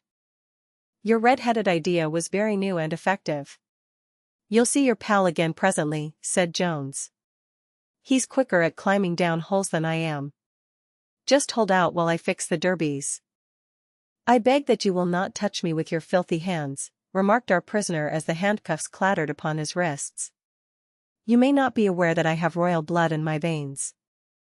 Have the goodness, also, when you address me always to say sir and please." "All right," said Jones with a stare and a snigger. "Well, would you please, sir, march upstairs, where we can get a cab to carry your highness to the police station?" "That is better," said John Clay serenely.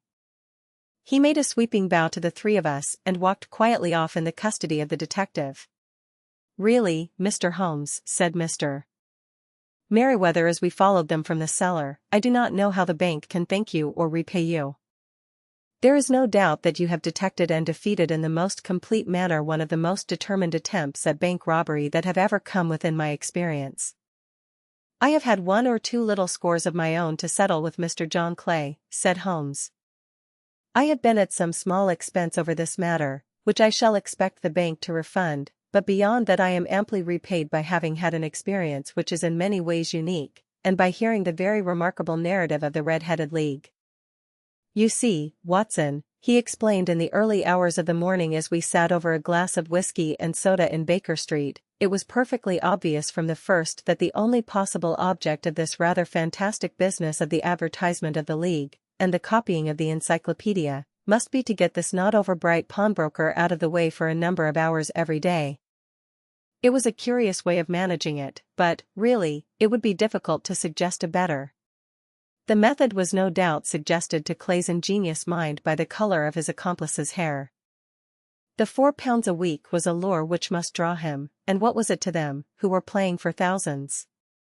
They put in the advertisement, 1 rogue has the temporary office, the other rogue incites the man to apply for it, and together they managed to secure his absence every morning in the week.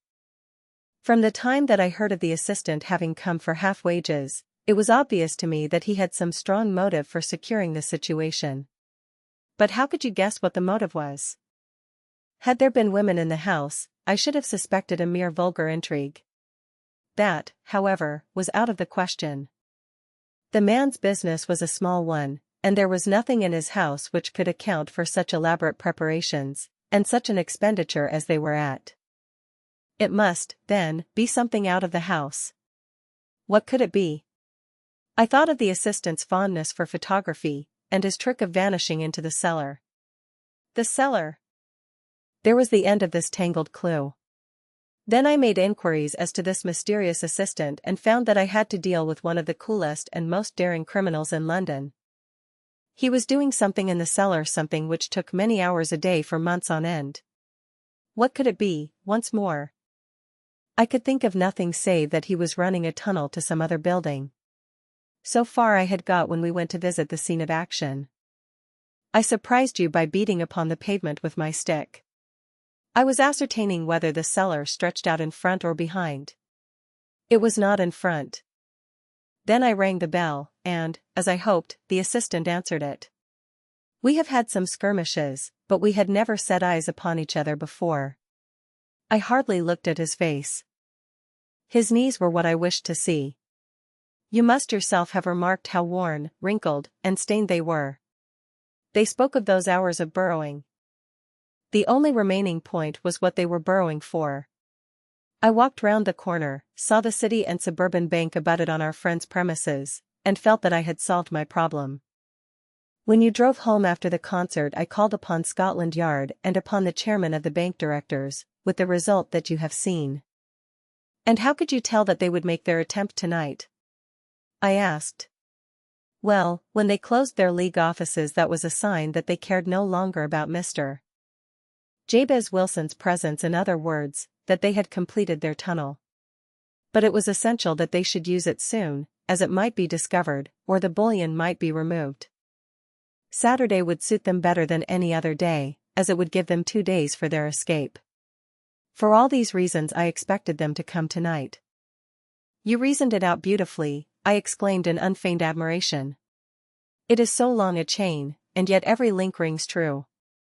It saved me from ennui, he answered, yawning. Alas! I already feel it closing in upon me. My life is spent in one long effort to escape from the commonplaces of existence. These little problems help me to do so. And you are a benefactor of the race, said I. He shrugged his shoulders. Well, perhaps, after all, it is of some little use, he remarked. L'homme c'est rien à l'ouvre c'est tout, as Gustave Flaubert wrote to George Sand. Part 3. A Case of Identity. My dear fellow, said Sherlock Holmes as we sat on either side of the fire in his lodgings at Baker Street, life is infinitely stranger than anything which the mind of man could invent. We would not dare to conceive the things which are really mere commonplaces of existence. If we could fly out of that window hand in hand, hover over this great city, gently remove the roofs, and peep in at the queer things which are going on, the strange coincidences, the plannings, the cross-purposes, the wonderful chains of events, working through generations, and leading to the most outre results, it would make all fiction with its conventionalities and foreseen conclusions most stale and unprofitable. And yet I am not convinced of it, I answered. The cases which come to light in the papers are, as a rule, bald enough, and vulgar enough. We have in our police reports realism pushed to its extreme limits, and yet the result is, it must be confessed, neither fascinating nor artistic. A certain selection and discretion must be used in producing a realistic effect, remarked Holmes. This is wanting in the police report, where more stress is laid, perhaps, upon the platitudes of the magistrate than upon the details, which to an observer contain the vital essence of the whole matter. Depend upon it, there is nothing so unnatural as the commonplace. I smiled and shook my head. I can quite understand your thinking so, I said. Of course, in your position of unofficial advisor and helper to everybody who is absolutely puzzled, throughout 3 continents, you are brought in contact with all that is strange and bizarre.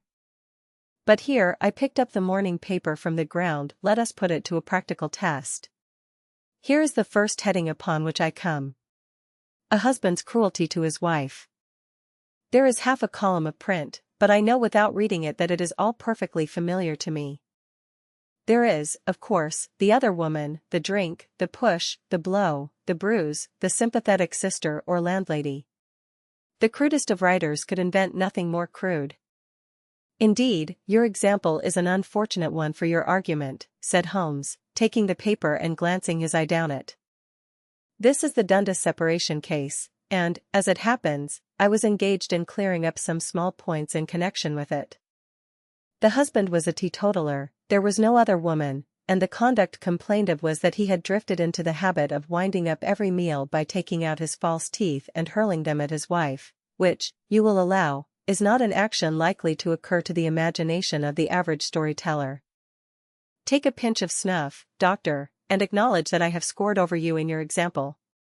He held out his snuff-box of old gold, with a great amethyst in the center of the lid. Its splendor was in such contrast to his homely ways and simple life that I could not help commenting upon it. Ah, said he, I forgot that I had not seen you for some weeks. It is a little souvenir from the King of Bohemia in return for my assistance in the case of the Irene Adler papers. And the ring? I asked, glancing at a remarkable brilliant which sparkled upon his finger. It was from the reigning family of Holland, though the matter in which I served them was of such delicacy that I cannot confide it even to you, who have been good enough to chronicle one or two of my little problems. And have you any on hand just now? I asked with interest. Some 10 or 12, but none which present any feature of interest. They are important, you understand, without being interesting. Indeed, I have found that it is usually in unimportant matters that there is a field for the observation, and for the quick analysis of cause and effect which gives the charm to an investigation. The larger crimes are apt to be the simpler, for the bigger the crime the more obvious, as a rule, is the motive. In these cases, save for one rather intricate matter which has been referred to me from Marseilles, there is nothing which presents any features of interest. It is possible, however, that I may have something better before very many minutes are over, for this is one of my clients, or I am much mistaken. He had risen from his chair and was standing between the parted blinds gazing down into the dull neutral-tinted London street. Looking over his shoulder, I saw that on the pavement opposite there stood a large woman with a heavy fur boa round her neck, and a large curling red feather in a broad-brimmed hat which was tilted in a coquettish Duchess of Devonshire fashion over her ear. From under this great panoply she peeped up in a nervous, hesitating fashion at our windows, while her body oscillated backward and forward, and her fingers fidgeted with her glove buttons. Suddenly, with a plunge, as of the swimmer who leaves the bank, she hurried across the road, and we heard the sharp clang of the bell. "I have seen those symptoms before," said Holmes, throwing his cigarette into the fire. "Oscillation upon the pavement always means an affaire de cœur. She would like advice, but is not sure that the matter is not too delicate for communication. And yet even here we may discriminate. When a woman has been seriously wronged by a man she no longer oscillates, and the usual symptom is a broken bell wire. Here we may take it that there is a love matter, but that the maiden is not so much angry as perplexed, or grieved. But here she comes in person to resolve our doubts." As he spoke there was a tap at the door, and the boy in buttons entered to announce Miss Mary Sutherland, while the lady herself loomed behind his small black figure like a full-sailed merchantman behind a tiny pilot boat. Sherlock Holmes welcomed her with the easy courtesy for which he was remarkable, and, having closed the door and bowed her into an armchair, he looked her over in the minute and yet abstracted fashion which was peculiar to him. "Do you not find," he said, "that with your short sight it is a little trying to do so much typewriting?" "I did at first," she answered, "but now I know where the letters are without looking." Then, suddenly realizing the full purport of his words, she gave a violent start and looked up, with fear and astonishment upon her broad, good-humored face. "You've heard about me, Mr. Holmes," she cried, "else how could you know all that?" "Never mind," said Holmes, laughing, "it is my business to know things. Perhaps I have trained myself to see what others overlook. If not, why should you come to consult me?" "I came to you, sir, because I heard of you from Mrs. Etheridge, whose husband you found so easy when the police and everyone had given him up for dead." "Oh, Mr. Holmes, I wish you would do as much for me. I'm not rich, but still I have 100 a year in my own right, besides the little that I make by the machine, and I would give it all to know what has become of Mr. Hosmer Angel." "Why did you come away to consult me in such a hurry?" asked Sherlock Holmes, with his fingertips together and his eyes to the ceiling. Again a startled look came over the somewhat vacuous face of Miss Mary Sutherland. "Yes, I did bang out of the house," she said, "for it made me angry to see the easy way in which Mr. Windybank, that is, my father, took it all. He would not go to the police, and he would not go to you, and so at last, as he would do nothing and kept on saying that there was no harm done, it made me mad, and I just on with my things and came right away to you." "Your father," said Holmes, "your stepfather, surely, since the name is different." "Yes, my stepfather. I call him father, though it sounds funny, too, for he is only 5 years and 2 months older than myself." "And your mother is alive?" "Oh, yes, mother is alive and well. I wasn't best pleased, Mr. Holmes, when she married again so soon after father's death, and a man who was nearly 15 years younger than herself. Father was a plumber in the Tottenham Court Road, and he left a tidy business behind him, which mother carried on with Mr. Hardy, the foreman, but when Mr.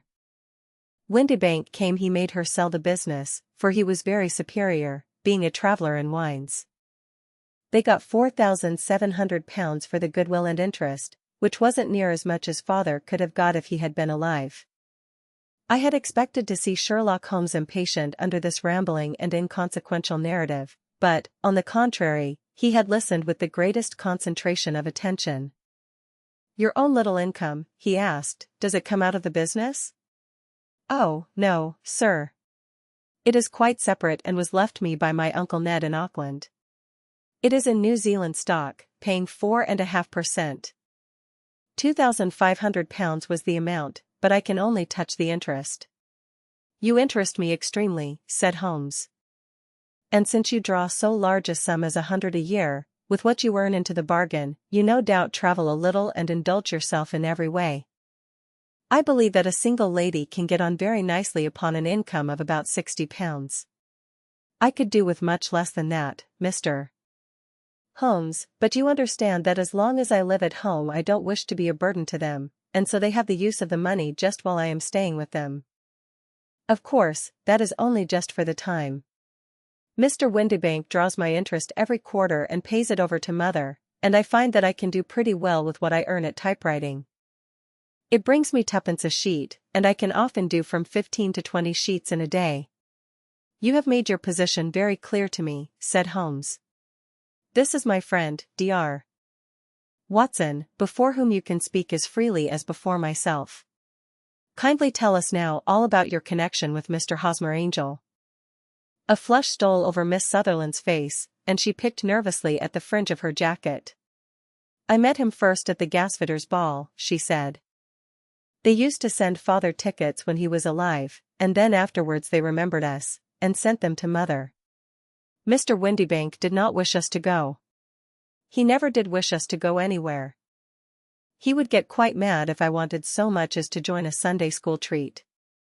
But this time I was set on going, and I would go, for what right had he to prevent? He said the folk were not fit for us to know, when all father's friends were to be there. And he said that I had nothing fit to wear, when I had my purple plush that I had never so much as taken out of the drawer. At last, when nothing else would do, he went off to France upon the business of the firm, but we went, mother and I, with Mr. Hardy, who used to be our foreman, and it was there I met Mr. Hosmer Angel." "I suppose," said Holmes, "that when Mr. Windibank came back from France he was very annoyed at your having gone to the ball." "Oh, well, he was very good about it. He laughed, I remember, and shrugged his shoulders, and said there was no use denying anything to a woman, for she would have her way." "I see. Then at the gasfitters' ball you met, as I understand, a gentleman called Mr. Hosmer Angel." "Yes, sir. I met him that night, and he called next day to ask if we had got home all safe, and after that we met him, that is to say, Mr. Holmes, I met him twice for walks, but after that father came back again, and Mr. Hosmer Angel could not come to the house any more." "No? Well, you know father didn't like anything of the sort. He wouldn't have any visitors if he could help it, and he used to say that a woman should be happy in her own family circle. But then, as I used to say to mother, a woman wants her own circle to begin with, and I had not got mine yet." "But how about Mr. Hosmer Angel? Did he make no attempt to see you?" "Well, father was going off to France again in a week, and Hosmer wrote and said that it would be safer and better not to see each other until he had gone. We could write in the meantime, and he used to write every day. I took the letters in the morning, so there was no need for father to know." "Were you engaged to the gentleman at this time?" "Oh, yes, Mr. Holmes. We were engaged after the first walk that we took." "Hosmer Mr. Angel was a cashier in an office in Leadenhall Street, and what office?" "That's the worst of it, Mr. Holmes, I don't know." "Where did he live, then?" "He slept on the premises." "And you don't know his address?" "No, except that it was Leadenhall Street." "Where did you address your letters, then?" To the Leadenhall Street post office, to be left till called for. He said that if they were sent to the office he would be chaffed by all the other clerks about having letters from a lady, so I offered to typewrite them, like he did his, but he wouldn't have that, for he said that when I wrote them they seemed to come from me, but when they were typewritten he always felt that the machine had come between us. That will just show you how fond he was of me, Mr. Holmes, and the little things that he would think of. It was most suggestive, said Holmes. It has long been an axiom of mine that the little things are infinitely the most important. Can you remember any other little things about Mr. Hosmer Angel? He was a very shy man, Mr. Holmes. He would rather walk with me in the evening than in the daylight, for he said that he hated to be conspicuous. Very retiring and gentlemanly he was. Even his voice was gentle. He'd had the quinsy and swollen glands when he was young, he told me, and it had left him with a weak throat, and a hesitating, whispering fashion of speech. He was always well dressed, very neat and plain, but his eyes were weak, just as mine are, and he wore tinted glasses against the glare. Well, and what happened when Mr. Windybank, your stepfather, returned to France? Mr. Hosmer Angel came to the house again and proposed that we should marry before father came back. He was in dreadful earnest and made me swear, with my hands on the testament, that whatever happened I would always be true to him. Mother said he was quite right to make me swear, and that it was a sign of his passion. Mother was all in his favor from the first and was even fonder of him than I was. Then, when they talked of marrying within the week, I began to ask about father, but they both said never to mind about father, but just to tell him afterwards, and mother said she would make it all right with him. I didn't quite like that, Mr. Holmes. It seemed funny that I should ask his leave, as he was only a few years older than me, but I didn't want to do anything on the sly, so I wrote to father at Bordeaux, where the company has its French offices, but the letter came back to me on the very morning of the wedding. It missed him, then? Yes, sir, for he had started to England just before it arrived. Ha! That was unfortunate. Your wedding was arranged, then, for the Friday. Was it to be in church? Yes, sir, but very quietly. It was to be at St. Saviour's, near King's Cross, and we were to have breakfast afterwards at the St. Pancras Hotel. Hosmer came for us in a hansom, but as there were two of us he put us both into it and stepped himself into a four-wheeler, which happened to be the only other cab in the street. We got to the church first, and when the four-wheeler drove up we waited for him to step out, but he never did, and when the cabman got down from the box and looked there was no one there. The cabman said that he could not imagine what had become of him, for he had seen him get in with his own eyes. That was last Friday, Mr. Holmes, and I have never seen or heard anything since then to throw any light upon what became of him. It seems to me that you have been very shamefully treated, said Holmes. Oh, no, sir. He was too good and kind to leave me so. Why, all the morning he was saying to me that, whatever happened, I was to be true, and that even if something quite unforeseen occurred to separate us, I was always to remember that I was pledged to him, and that he would claim his pledge sooner or later. It seemed strange talk for a wedding morning, but what has happened since gives a meaning to it. Most certainly it does. Your own opinion is, then, that some unforeseen catastrophe has occurred to him? Yes, sir. I believe that he foresaw some danger, or else he would not have talked so. And then I think that what he foresaw happened. But you have no notion as to what it could have been? None. One more question. How did your mother take the matter? She was angry, and said that I was never to speak of the matter again. And your father? Did you tell him? Yes, and he seemed to think, with me, that something had happened, and that I should hear of Hosmer again. As he said, what interest could anyone have in bringing me to the doors of the church, and then leaving me? Now, if he had borrowed my money, or if he had married me and got my money settled on him, there might be some reason, but Hosmer was very independent about money and never would look at a shilling of mine. And yet, what could have happened? And why could he not write? Oh, it drives me half mad to think of it, and I can't sleep a wink at night. She pulled a little handkerchief out of her muff and began to sob heavily into it. I shall glance into the case for you, said Holmes, rising, and I have no doubt that we shall reach some definite result. Let the weight of the matter rest upon me now, and do not let your mind dwell upon it further. Above all, try to let Mr. Hosmer Angel vanish from your memory, as he has done from your life. Then you don't think I'll see him again? I fear not. Then what has happened to him? You will leave that question in my hands. I should like an accurate description of him and any letters of his which you can spare. I advertised for him in last Saturday's Chronicle, said she. Here is the slip and here are 4 letters from him. Thank you. And your address? Number 31 Leon Place, Camberwell.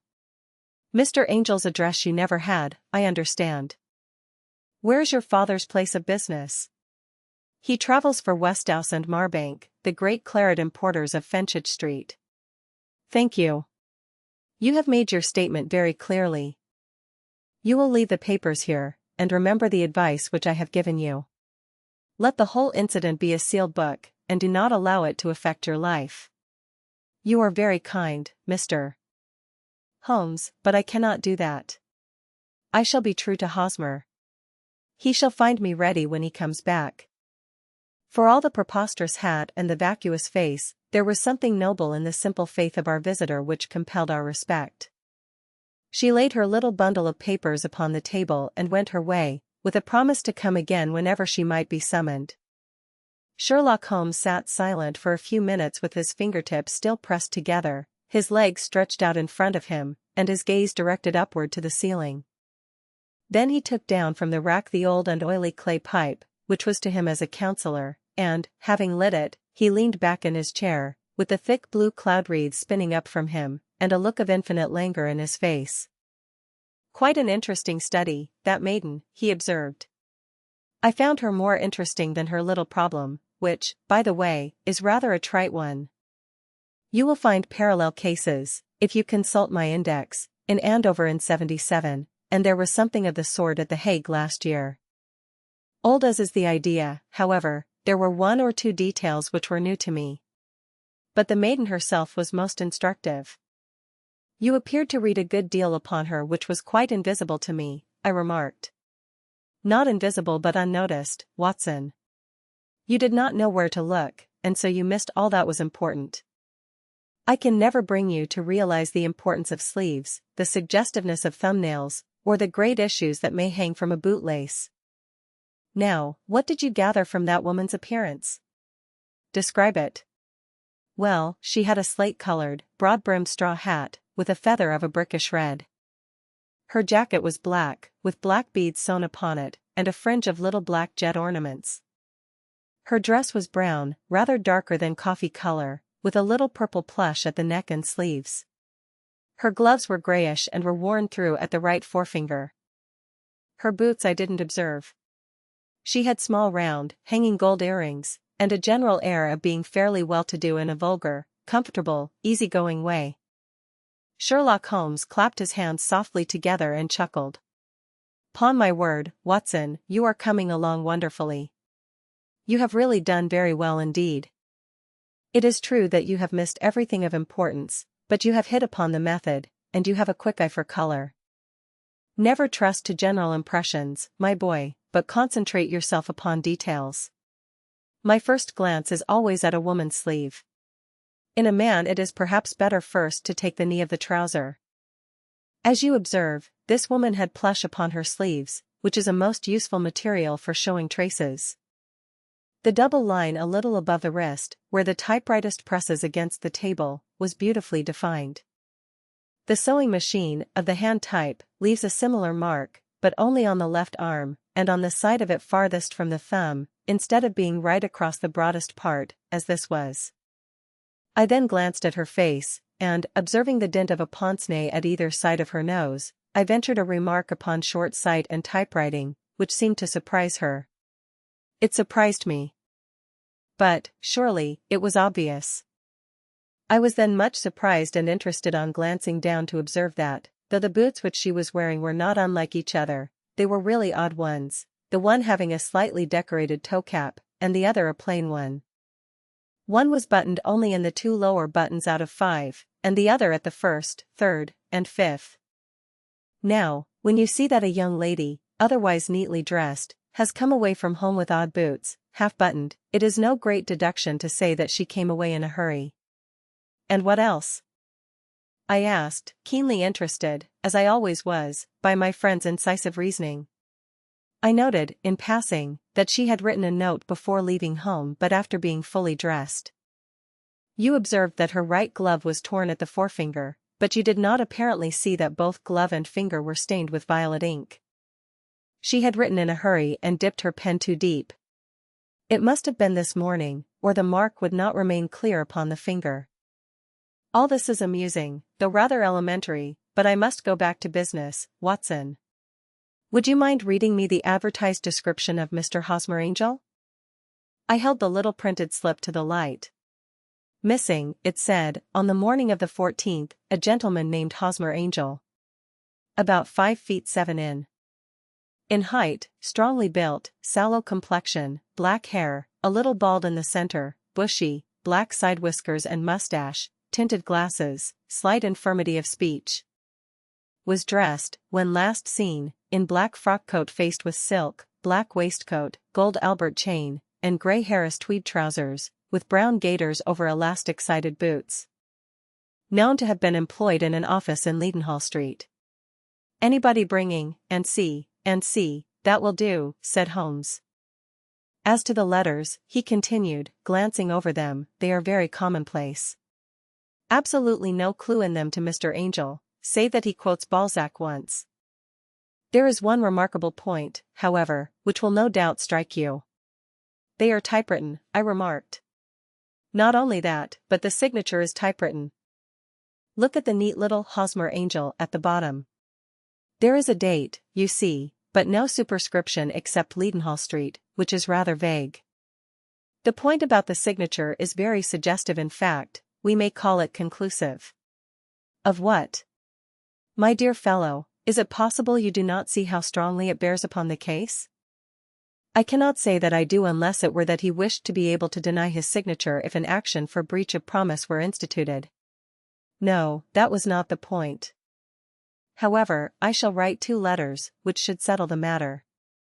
One is to a firm in the city, the other is to the young lady's stepfather, Mr. Windibank, asking him whether he could meet us here at 6 o'clock tomorrow evening. It is just as well that we should do business with the male relatives.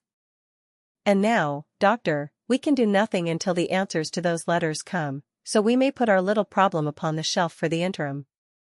I had had so many reasons to believe in my friend's subtle powers of reasoning and extraordinary energy in action that I felt that he must have some solid grounds for the assured and easy demeanor with which he treated the singular mystery which he had been called upon to fathom.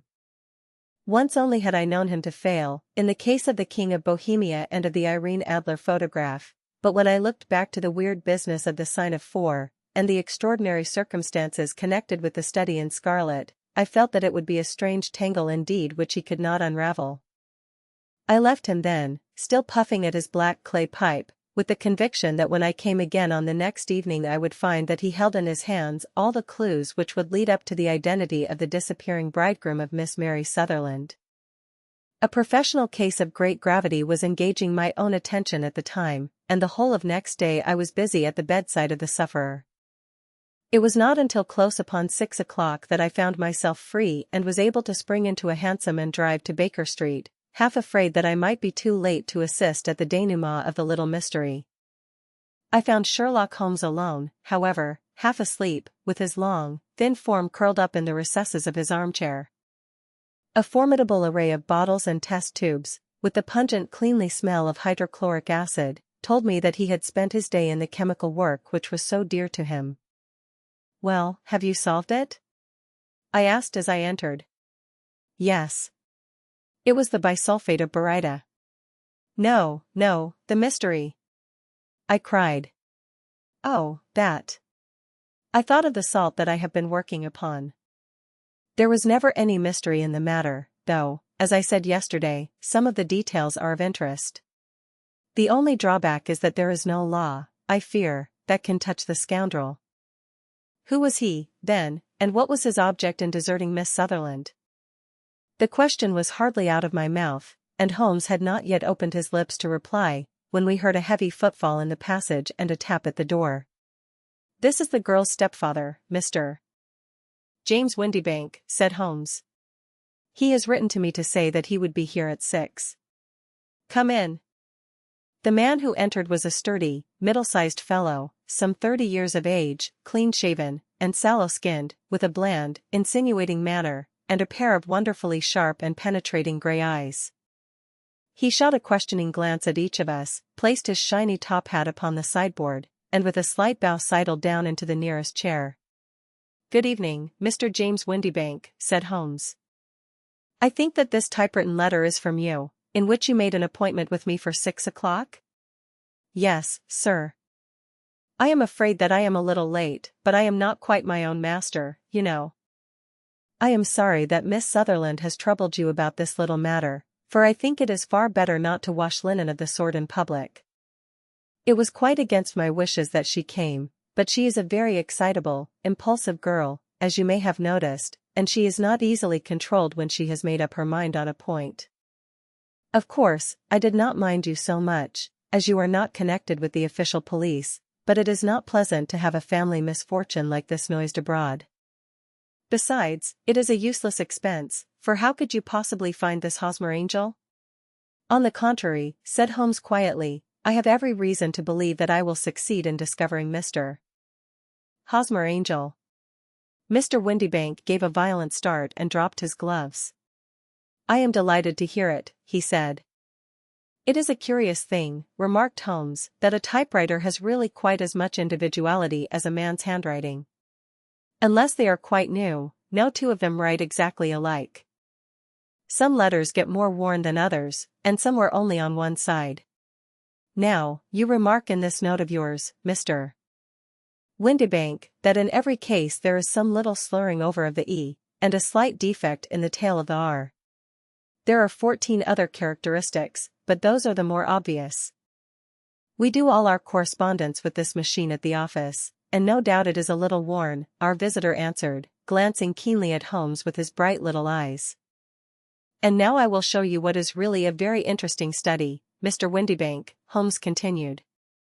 "I think of writing another little monograph some of these days on the typewriter and its relation to crime. It is a subject to which I have devoted some little attention. I have here 4 letters which purport to come from the missing man. They are all typewritten. In each case, not only are the E's slurred and the R's tailless, but you will observe, if you care to use my magnifying lens, that the 14 other characteristics to which I have alluded are there as well." Mr. Windybank sprang out of his chair and picked up his hat. "I cannot waste time over this sort of fantastic talk, Mr. Holmes," he said. "If you can catch the man, catch him, and let me know when you have done it." "Certainly," said Holmes, stepping over and turning the key in the door. "I let you know, then, that I have caught him." "What? Where?" shouted Mr. Windybank, turning white to his lips and glancing about him like a rat in a trap. "Oh, it won't do, really it won't," said Holmes suavely. "There is no possible getting out of it, Mr. Windybank. It is quite too transparent, and it was a very bad compliment when you said that it was impossible for me to solve so simple a question." "That's right. Sit down and let us talk it over." Our visitor collapsed into a chair, with a ghastly face and a glitter of moisture on his brow. "It's not actionable," he stammered. "I am very much afraid that it is not. But between ourselves, Windybank, it was as cruel and selfish and heartless a trick in a petty way as ever came before me. Now, let me just run over the course of events, and you will contradict me if I go wrong." The man sat huddled up in his chair, with his head sunk upon his breast, like one who is utterly crushed. Holmes stuck his feet up on the corner of the mantelpiece and, leaning back with his hands in his pockets, began talking, rather to himself, as it seemed, than to us. "The man married a woman very much older than himself for her money," said he, "and he enjoyed the use of the money of the daughter as long as she lived with them. It was a considerable sum, for people in their position, and the loss of it would have made a serious difference. It was worth an effort to preserve it. The daughter was of a good, amiable disposition, but affectionate and warm-hearted in her ways, so that it was evident that with her fair personal advantages, and her little income, she would not be allowed to remain single long. Now her marriage would mean, of course, the loss of 100 a year, so what does her stepfather do to prevent it? He takes the obvious course of keeping her at home and forbidding her to seek the company of people of her own age. But soon he found that that would not answer forever. She became restive, insisted upon her rights, and finally announced her positive intention of going to a certain ball. What does her clever stepfather do then? He conceives an idea more creditable to his head than to his heart. With the connivance and assistance of his wife he disguised himself, covered those keen eyes with tinted glasses, masked the face with a mustache and a pair of bushy whiskers, sunk that clear voice into an insinuating whisper, and doubly secure on account of the girl's short sight, he appears as Mr. Hosmer Angel, and keeps off other lovers by making love himself. It was only a joke at first, groaned our visitor. We never thought that she would have been so carried away. Very likely not. However that may be, the young lady was very decidedly carried away, and, having quite made up her mind that her stepfather was in France, the suspicion of treachery never for an instant entered her mind. She was flattered by the gentleman's attentions, and the effect was increased by the loudly expressed admiration of her mother. Then Mr.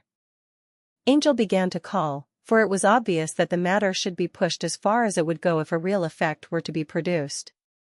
There were meetings, and an engagement, which would finally secure the girl's affections from turning towards anyone else. But the deception could not be kept up forever. These pretended journeys to France were rather cumbrous. The thing to do was clearly to bring the business to an end in such a dramatic manner that it would leave a permanent impression upon the young lady's mind and prevent her from looking upon any other suitor for some time to come. Hence those vows of fidelity exacted upon a testament, and hence also the allusions to a possibility of something happening on the very morning of the wedding. James Windibank wished Miss Sutherland to be so bound to Hosmer Angel, and so uncertain as to his fate, that for 10 years to come, at any rate, she would not listen to another man. As far as the church door he brought her, and then, as he could go no farther, he conveniently vanished away by the old trick of stepping in at one door of a four-wheeler and out at the other. I think that was the chain of events, Mr. Windibank. Our visitor had recovered something of his assurance while Holmes had been talking, and he rose from his chair now with a cold sneer upon his pale face. It may be so, or it may not, Mr. Holmes, said he, but if you are so very sharp you ought to be sharp enough to know that it is you who are breaking the law now, and not me. I have done nothing actionable from the first, but as long as you keep that door locked you lay yourself open to an action for assault and illegal constraint. The law cannot, as you say, touch you, said Holmes, unlocking and throwing open the door, yet there never was a man who deserved punishment more. If the young lady has a brother or a friend, he ought to lay a whip across your shoulders. By Jove! He continued, flushing up at the sight of the bitter sneer upon the man's face, it is not part of my duties to my client, but here's a hunting crop handy, and I think I shall just treat myself till he took 2 swift steps to the whip, but before he could grasp it there was a wild clatter of steps upon the stairs, the heavy hall door banged, and from the window we could see Mr. James Windibank running at the top of his speed down the road. There's a cold-blooded scoundrel, said Holmes, laughing, as he threw himself down into his chair once more. That fellow will rise from crime to crime until he does something very bad, and ends on a gallows. The case has, in some respects, been not entirely devoid of interest. I cannot now entirely see all the steps of your reasoning, I remarked. Well, of course it was obvious from the first that this Mr. Hosmer Angel must have some strong object for his curious conduct, and it was equally clear that the only man who really profited by the incident, as far as we could see, was the stepfather. Then the fact that the two men were never together, but that the one always appeared when the other was away, was suggestive. So were the tinted spectacles and the curious voice, which both hinted at a disguise, as did the bushy whiskers. My suspicions were all confirmed by his peculiar action in typewriting his signature, which, of course, inferred that his handwriting was so familiar to her that she would recognize even the smallest sample of it. You see, all these isolated facts, together with many minor ones, all pointed in the same direction. And how did you verify them? Having once spotted my man, it was easy to get corroboration. I knew the firm for which this man worked. Having taken the printed description, I eliminated everything from it which could be the result of a disguise: the whiskers, the glasses, the voice, and I sent it to the firm, with a request that they would inform me whether it answered to the description of any of their travelers.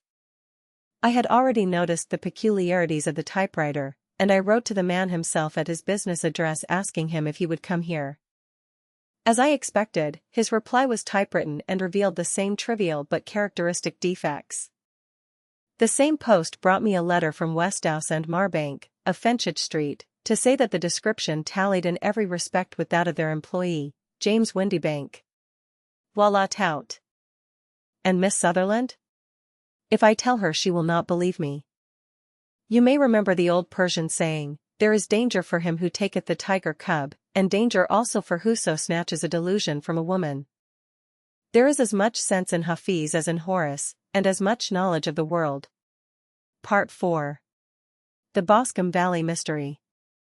We were seated at breakfast one morning, my wife and I, when the maid brought in a telegram. It was from Sherlock Holmes and ran in this way: "Have you a couple of days to spare?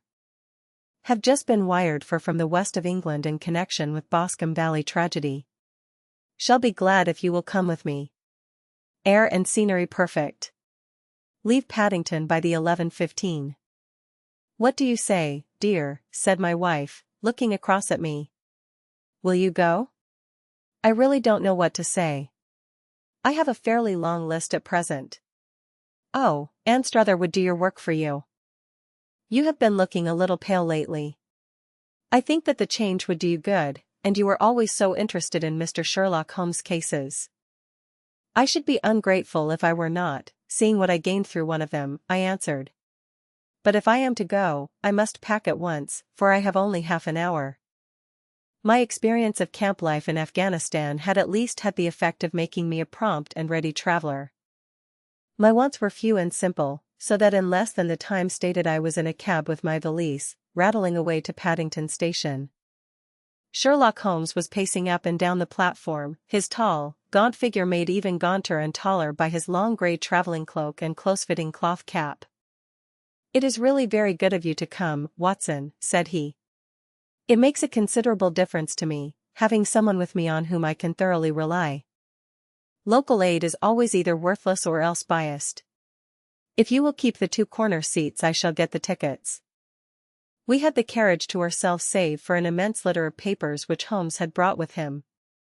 Among these he rummaged and read, with intervals of note-taking and of meditation, until we were past reading. Then he suddenly rolled them all into a gigantic ball and tossed them up onto the rack. "Have you heard anything of the case?" he asked. "Not a word. I have not seen a paper for some days. The London press has not had very full accounts. I have just been looking through all the recent papers in order to master the particulars. It seems, from what I gather, to be one of those simple cases which are so extremely difficult." That sounds a little paradoxical. But it is profoundly true. Singularity is almost invariably a clue. The more featureless and commonplace a crime is, the more difficult it is to bring it home. In this case, however, they have established a very serious case against the son of the murdered man. It is a murder, then? Well, it is conjectured to be so. I shall take nothing for granted until I have the opportunity of looking personally into it. I will explain the state of things to you, as far as I have been able to understand it, in a very few words. Boscombe Valley is a country district not very far from Ross, in Herefordshire. The largest landed proprietor in that part is a Mr. John Turner, who made his money in Australia and returned some years ago to the old country. One of the farms which he held, that of Hatherley, was let to Mr. Charles McCarthy, who was also an ex-Australian. The men had known each other in the colonies, so that it was not unnatural that when they came to settle down they should do so as near each other as possible. Turner was apparently the richer man, so McCarthy became his tenant but still remained, it seems, upon terms of perfect equality, as they were frequently together. McCarthy had one son, a lad of 18, and Turner had an only daughter of the same age, but neither of them had wives living.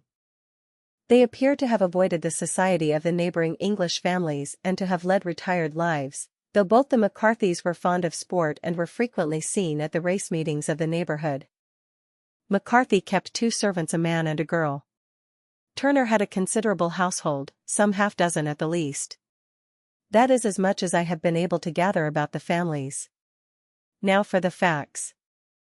On June 3, that is, on Monday last, McCarthy left his house at Hatherley about 3 in the afternoon and walked down to the Boscombe Pool, which is a small lake formed by the spreading out of the stream which runs down the Boscombe Valley.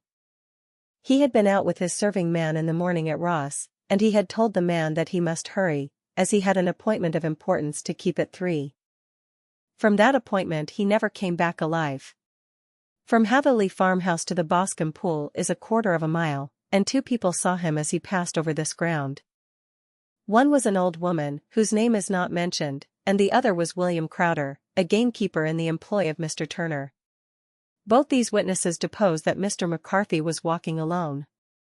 The gamekeeper adds that within a few minutes of his seeing Mr. McCarthy pass he had seen his son, Mr. James McCarthy, going the same way with a gun under his arm. To the best of his belief, the father was actually in sight at the time, and the son was following him. He thought no more of the matter until he heard in the evening of the tragedy that had occurred. The 2 McCarthys were seen after the time when William Crowder, the gamekeeper, lost sight of them. The Boscombe Pool is thickly wooded round, with just a fringe of grass and of reeds round the edge.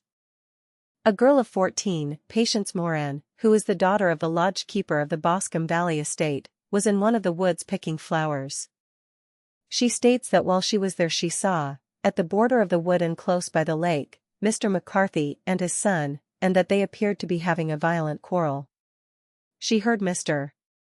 McCarthy the elder using very strong language to his son, and she saw the latter raise up his hand as if to strike his father. She was so frightened by their violence that she ran away and told her mother when she reached home that she had left the 2 McCarthys quarreling near Boscombe Pool, and that she was afraid that they were going to fight. She had hardly said the words when young Mr. McCarthy came running up to the lodge to say that he had found his father dead in the wood, and to ask for the help of the lodge-keeper. He was much excited, without either his gun or his hat, and his right hand and sleeve were observed to be stained with fresh blood. On following him they found the dead body stretched out upon the grass beside the pool. The head had been beaten in by repeated blows of some heavy and blunt weapon. The injuries were such as might very well have been inflicted by the butt end of his son's gun, which was found lying on the grass within a few paces of the body. Under these circumstances the young man was instantly arrested, and a verdict of wilful murder having been returned at the inquest on Tuesday, he was on Wednesday brought before the magistrates at Ross, who have referred the case to the next assizes. Those are the main facts of the case as they came out before the coroner and the police court. I could hardly imagine a more damning case, I remarked. If ever circumstantial evidence pointed to a criminal it does so here. Circumstantial evidence is a very tricky thing, answered Holmes thoughtfully.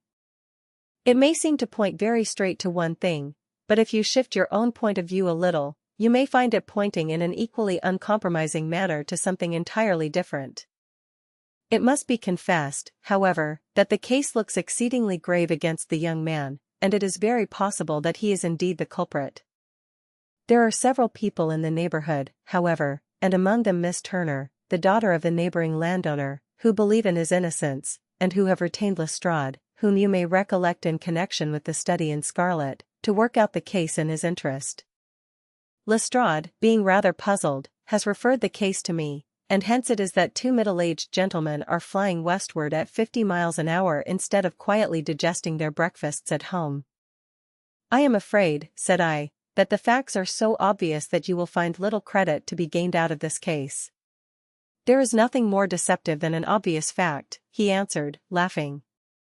Besides, we may chance to hit upon some other obvious facts which may have been by no means obvious to Mr. Lestrade. You know me too well to think that I am boasting when I say that I shall either confirm or destroy his theory by means which he is quite incapable of employing, or even of understanding.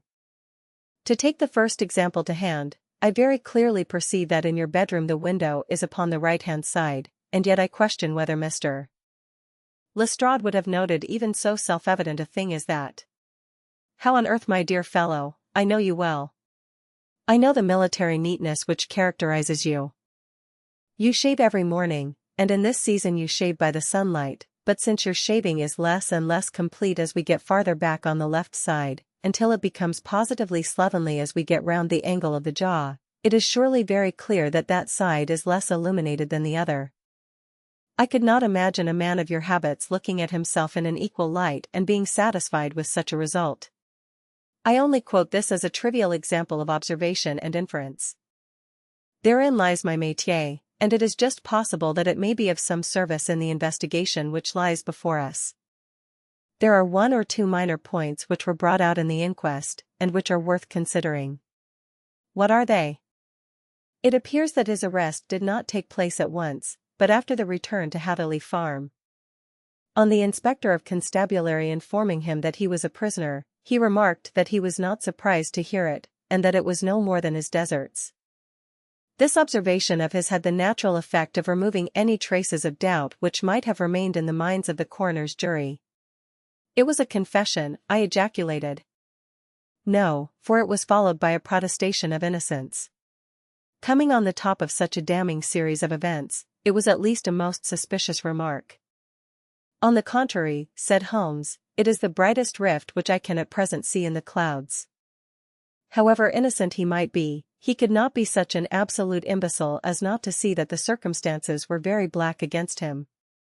Had he appeared surprised at his own arrest, or feigned indignation at it, I should have looked upon it as highly suspicious, because such surprise or anger would not be natural under the circumstances, and yet might appear to be the best policy to a scheming man. His frank acceptance of the situation marks him as either an innocent man, or else as a man of considerable self-restraint and firmness. As to his remark about his deserts, it was also not unnatural if you consider that he stood beside the dead body of his father, and that there is no doubt that he had that very day so far forgotten his filial duty as to bandy words with him, and even, according to the little girl whose evidence is so important, to raise his hand as if to strike him. The self-reproach and contrition which are displayed in his remark appear to me to be the signs of a healthy mind rather than of a guilty one. I shook my head. Many men have been hanged on far slighter evidence, I remarked. So they have. And many men have been wrongfully hanged. What is the young man's own account of the matter? It is, I am afraid, not very encouraging to his supporters, though there are one or two points in it which are suggestive. You will find it here, and may read it for yourself. He picked out from his bundle a copy of the local Herefordshire paper, and having turned down the sheet he pointed out the paragraph in which the unfortunate young man had given his own statement of what had occurred. I settled myself down in the corner of the carriage and read it very carefully. It ran in this way: Mr. James McCarthy, the only son of the deceased, was then called and gave evidence as follows: I had been away from home for 3 days at Bristol, and had only just returned upon the morning of last Monday, the 3rd. My father was absent from home at the time of my arrival, and I was informed by the maid that he had driven over to Ross with John Cobb, the groom. Shortly after my return I heard the wheels of his trap in the yard, and, looking out of my window, I saw him get out and walk rapidly out of the yard, though I was not aware in which direction he was going. I then took my gun and strolled out in the direction of the Boscombe Pool, with the intention of visiting the rabbit warren which is upon the other side. On my way I saw William Crowder, the gamekeeper, as he had stated in his evidence, but he is mistaken in thinking that I was following my father. I had no idea that he was in front of me. When about 100 yards from the pool I heard a cry of cooey, which was a usual signal between my father and myself. I then hurried forward, and found him standing by the pool. He appeared to be much surprised at seeing me and asked me rather roughly what I was doing there. A conversation ensued which led to high words and almost to blows, for my father was a man of a very violent temper. Seeing that his passion was becoming ungovernable, I left him and returned towards Hatherley Farm. I had not gone more than 150 yards, however, when I heard a hideous outcry behind me, which caused me to run back again. I found my father expiring upon the ground, with his head terribly injured. I dropped my gun and held him in my arms, but he almost instantly expired. I knelt beside him for some minutes, and then made my way to Mr. Turner's lodge keeper, his house being the nearest, to ask for assistance.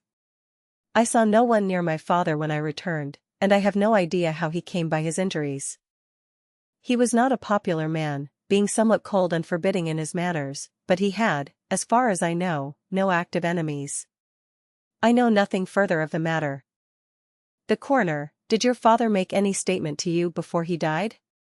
Witness: he mumbled a few words, but I could only catch some allusion to a rat. The coroner: what did you understand by that? Witness: it conveyed no meaning to me. I thought that he was delirious. The coroner: what was the point upon which you and your father had this final quarrel? Witness: I should prefer not to answer. The coroner: I am afraid that I must press it. Witness: it is really impossible for me to tell you. I can assure you that it has nothing to do with the sad tragedy which followed. The coroner: that is for the court to decide. I need not point out to you that your refusal to answer will prejudice your case considerably in any future proceedings which may arise. Witness: I must still refuse. The coroner: I understand that the cry of cooey was a common signal between you and your father? Witness: it was. The coroner: how was it, then, that he uttered it before he saw you, and before he even knew that you had returned from Bristol? Witness: with considerable confusion. I do not know. A juryman: did you see nothing which aroused your suspicions when you returned on hearing the cry and found your father fatally injured? Witness: nothing definite. The coroner: what do you mean? Witness: I was so disturbed and excited as I rushed out into the open, that I could think of nothing except of my father. Yet I have a vague impression that as I ran forward something lay upon the ground to the left of me. It seemed to me to be something grey in color, a coat of some sort, or a plaid perhaps. When I rose from my father I looked round for it, but it was gone. Do you mean that it disappeared before you went for help? Yes, it was gone. You cannot say what it was? No, I had a feeling something was there. How far from the body? A dozen yards or so. And how far from the edge of the wood? About the same. Then if it was removed it was while you were within a dozen yards of it? Yes, but with my back towards it. This concluded the examination of the witness. I see, said I as I glanced down the column, that the coroner in his concluding remarks was rather severe upon young McCarthy. He calls attention, and with reason, to the discrepancy about his father having signaled to him before seeing him, also to his refusal to give details of his conversation with his father, and his singular account of his father's dying words. They are all, as he remarks, very much against the sun. Holmes laughed softly to himself and stretched himself out upon the cushioned seat. Both you and the coroner have been at some pains, said he, to single out the very strongest points in the young man's favor. Don't you see that you alternately give him credit for having too much imagination and too little? Too little, if he could not invent a cause of quarrel which would give him the sympathy of the jury; too much, if he evolved from his own inner consciousness anything so outre as a dying reference to a rat, and the incident of the vanishing cloth. No, sir, I shall approach this case from the point of view that what this young man says is true, and we shall see whither that hypothesis will lead us. And now here is my pocket Petrarch, and not another word shall I say of this case until we are on the scene of action. We lunch at Swindon, and I see that we shall be there in 20 minutes. It was nearly 4 o'clock when we at last, after passing through the beautiful Stroud Valley, and over the broad gleaming Severn, found ourselves at the pretty little country town of Ross. A lean, ferret-like man, furtive and sly-looking, was waiting for us upon the platform. In spite of the light brown dust coat and leather leggings which he wore in deference to his rustic surroundings, I had no difficulty in recognizing Lestrade, of Scotland Yard. With him we drove to the Hereford Arms where a room had already been engaged for us. I have ordered a carriage, said Lestrade as we sat over a cup of tea. I knew your energetic nature, and that you would not be happy until you had been on the scene of the crime. It was very nice and complimentary of you, Holmes answered.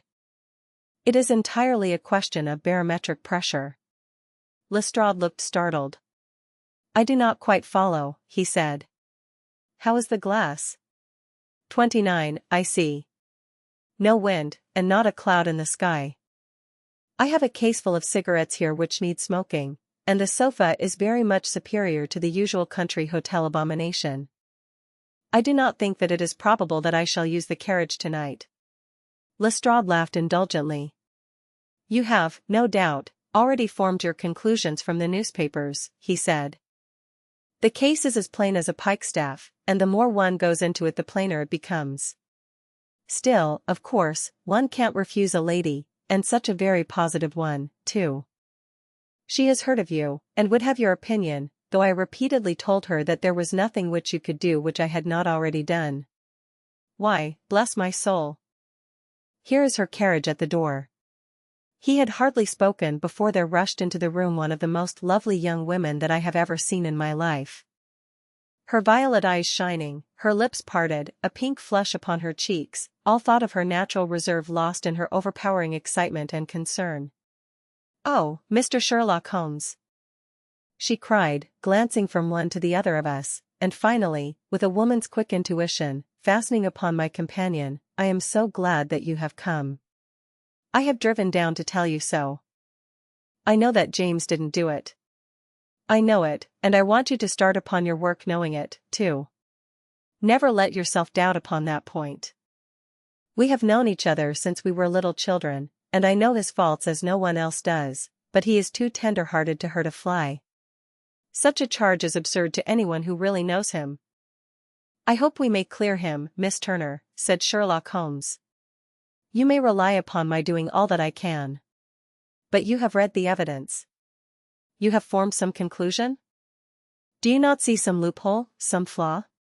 Do you not yourself think that he is innocent?" "I think that it is very probable." "There, now!" she cried, throwing back her head and looking defiantly at Lestrade. "You hear? He gives me hopes." Lestrade shrugged his shoulders. "I am afraid that my colleague has been a little quick in forming his conclusions," he said. "But he is right." "Oh. I know that he is right. James never did it. And about his quarrel with his father, I am sure that the reason why he would not speak about it to the coroner was because I was concerned in it." "In what way?" asked Holmes. "It is no time for me to hide anything. James and his father had many disagreements about me. Mr. McCarthy was very anxious that there should be a marriage between us. James and I have always loved each other as brother and sister, but of course he is young and has seen very little of life yet, and well, he naturally did not wish to do anything like that yet. So there were quarrels, and this, I am sure, was one of them." "And your father?" asked Holmes. "Was he in favor of such a union?" "No, he was averse to it also. No one but Mr. McCarthy was in favor of it." A quick blush passed over her fresh young face as Holmes shot one of his keen, questioning glances at her. "Thank you for this information," said he. "May I see your father if I call tomorrow?" "I am afraid the doctor won't allow it." "The doctor?" "Yes, have you not heard? Poor father has never been strong for years back, but this has broken him down completely. He has taken to his bed, and Dr. Willows says that he is a wreck and that his nervous system is shattered. Mr. McCarthy was the only man alive who had known Dad in the old days in Victoria." "Huh. In Victoria? That is important." "Yes, at the mines." "Quite so, at the gold mines, where, as I understand, Mr. Turner made his money." "Yes, certainly. Thank you, Miss Turner. You have been of material assistance to me. You will tell me if you have any news tomorrow. No doubt you will go to the prison to see James." "Oh, if you do, Mr. Holmes, do tell him that I know him to be innocent." "I will, Miss Turner. I must go home now, for Dad is very ill, and he misses me so if I leave him. Goodbye, and God help you in your undertaking." She hurried from the room as impulsively as she had entered, and we heard the wheels of her carriage rattle off down the street. "I am ashamed of you, Holmes," said Lestrade with dignity after a few minutes' silence. Why should you raise up hopes which you are bound to disappoint? I am not over-tender of heart, but I call it cruel. I think that I see my way to clearing James McCarthy, said Holmes. Have you an order to see him in prison? Yes, but only for you and me. Then I shall reconsider my resolution about going out.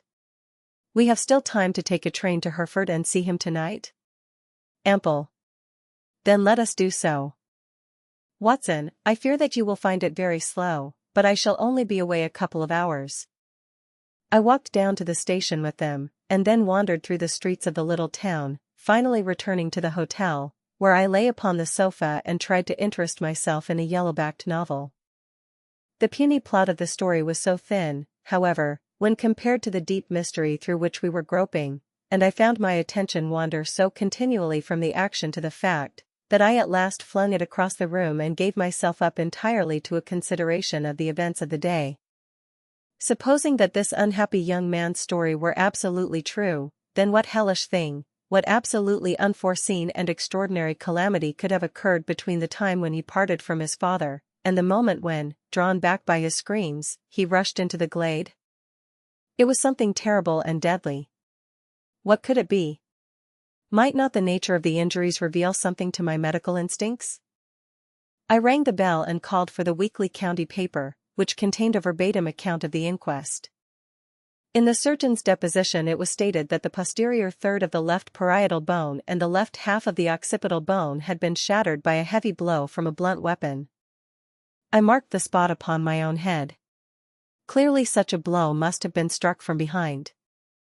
That was to some extent in favor of the accused, as when seen quarreling he was face to face with his father. Still, it did not go for very much, for the older man might have turned his back before the blow fell. Still, it might be worth while to call Holmes' attention to it. Then there was the peculiar dying reference to a rat. What could that mean? It could not be delirium. A man dying from a sudden blow does not commonly become delirious. No, it was more likely to be an attempt to explain how he met his fate. But what could it indicate? I cudgelled my brains to find some possible explanation. And then the incident of the grey cloth seen by young McCarthy. If that were true, the murderer must have dropped some part of his dress, presumably his overcoat, in his flight, and must have had the hardihood to return and to carry it away at the instant when the son was kneeling with his back turned not a dozen paces off. What a tissue of mysteries and improbabilities the whole thing was! I did not wonder at Lestrade's opinion, and yet I had so much faith in Sherlock Holmes' insight that I could not lose hope as long as every fresh fact seemed to strengthen his conviction of young McCarthy's innocence. It was late before Sherlock Holmes returned. He came back alone, for Lestrade was staying in lodgings in the town. "The glass still keeps very high," he remarked as he sat down. "It is of importance that it should not rain before we are able to go over the ground. On the other hand, a man should be at his very best and keenest for such nice work as that, and I did not wish to do it when fagged by a long journey. I have seen young McCarthy." "And what did you learn from him?"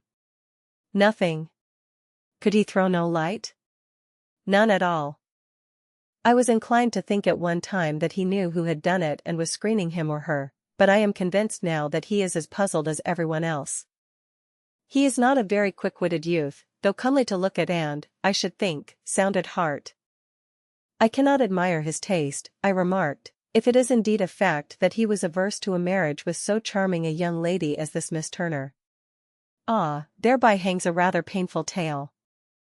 This fellow is madly, insanely, in love with her, but some 2 years ago, when he was only a lad, and before he really knew her, for she had been away 5 years at a boarding school, what does the idiot do but get into the clutches of a barmaid in Bristol and marry her at a registry office? No one knows a word of the matter, but you can imagine how maddening it must be to him to be upbraided for not doing what he would give his very eyes to do, but what he knows to be absolutely impossible. It was sheer frenzy of this sort which made him throw his hands up into the air when his father, at their last interview, was goading him on to propose to Miss Turner. On the other hand, he had no means of supporting himself, and his father, who was by all accounts a very hard man, would have thrown him over utterly had he known the truth. It was with his barmaid wife that he had spent the last 3 days in Bristol, and his father did not know where he was. Mark that point. It is of importance. Good has come out of evil, however, for the barmaid, finding from the papers that he is in serious trouble and likely to be hanged, has thrown him over utterly and has written to him to say that she has a husband already in the Bermuda dockyard, so that there is really no tie between them. I think that that bit of news has consoled young McCarthy for all that he has suffered. But if he is innocent, who has done it? Ah. Who? I would call your attention very particularly to 2 points. One is that the murdered man had an appointment with someone at the pool, and that the someone could not have been his son, for his son was away, and he did not know when he would return. The second is that the murdered man was heard to cry cooey before he knew that his son had returned. Those are the crucial points upon which the case depends. And now let us talk about George Meredith, if you please, and we shall leave all minor matters until tomorrow. There was no rain, as Holmes had foretold, and the morning broke bright and cloudless. At 9 o'clock Lestrade called for us with the carriage, and we set off for Hatherley Farm and the Boscombe Pool. There is serious news this morning, Lestrade observed. It is said that Mr. Turner, of the Hall, is so ill that his life is despaired of. An elderly man, I presume, said Holmes. About 60, but his constitution has been shattered by his life abroad, and he has been in failing health for some time. This business has had a very bad effect upon him. He was an old friend of McCarthy's, and, I may add, a great benefactor to him, for I have learned that he gave him Hatherley Farm rent-free. Indeed? That is interesting, said Holmes. Oh, yes. In 100 other ways he has helped him. Everybody about here speaks of his kindness to him. Really? Does it not strike you as a little singular that this McCarthy, who appears to have had little of his own, and to have been under such obligations to Turner, should still talk of marrying his son to Turner's daughter, who is, presumably, heiress to the estate, and that in such a very cocksure manner, as if it were merely a case of a proposal and all else would follow? It is the more strange, since we know that Turner himself was averse to the idea. The daughter told us as much. Do you not deduce something from that? We have got to the deductions and the inferences, said Lestrade, winking at me. I find it hard enough to tackle facts, Holmes, without flying away after theories and fancies. You are right, said Holmes demurely, you do find it very hard to tackle the facts. Anyhow, I have grasped one fact which you seem to find it difficult to get hold of, replied Lestrade with some warmth. And that is that McCarthy Sr. met his death from McCarthy Jr. and that all theories to the contrary are the merest moonshine. Well, moonshine is a brighter thing than fog, said Holmes, laughing. But I am very much mistaken if this is not Hatherley Farm upon the left. Yes, that is it.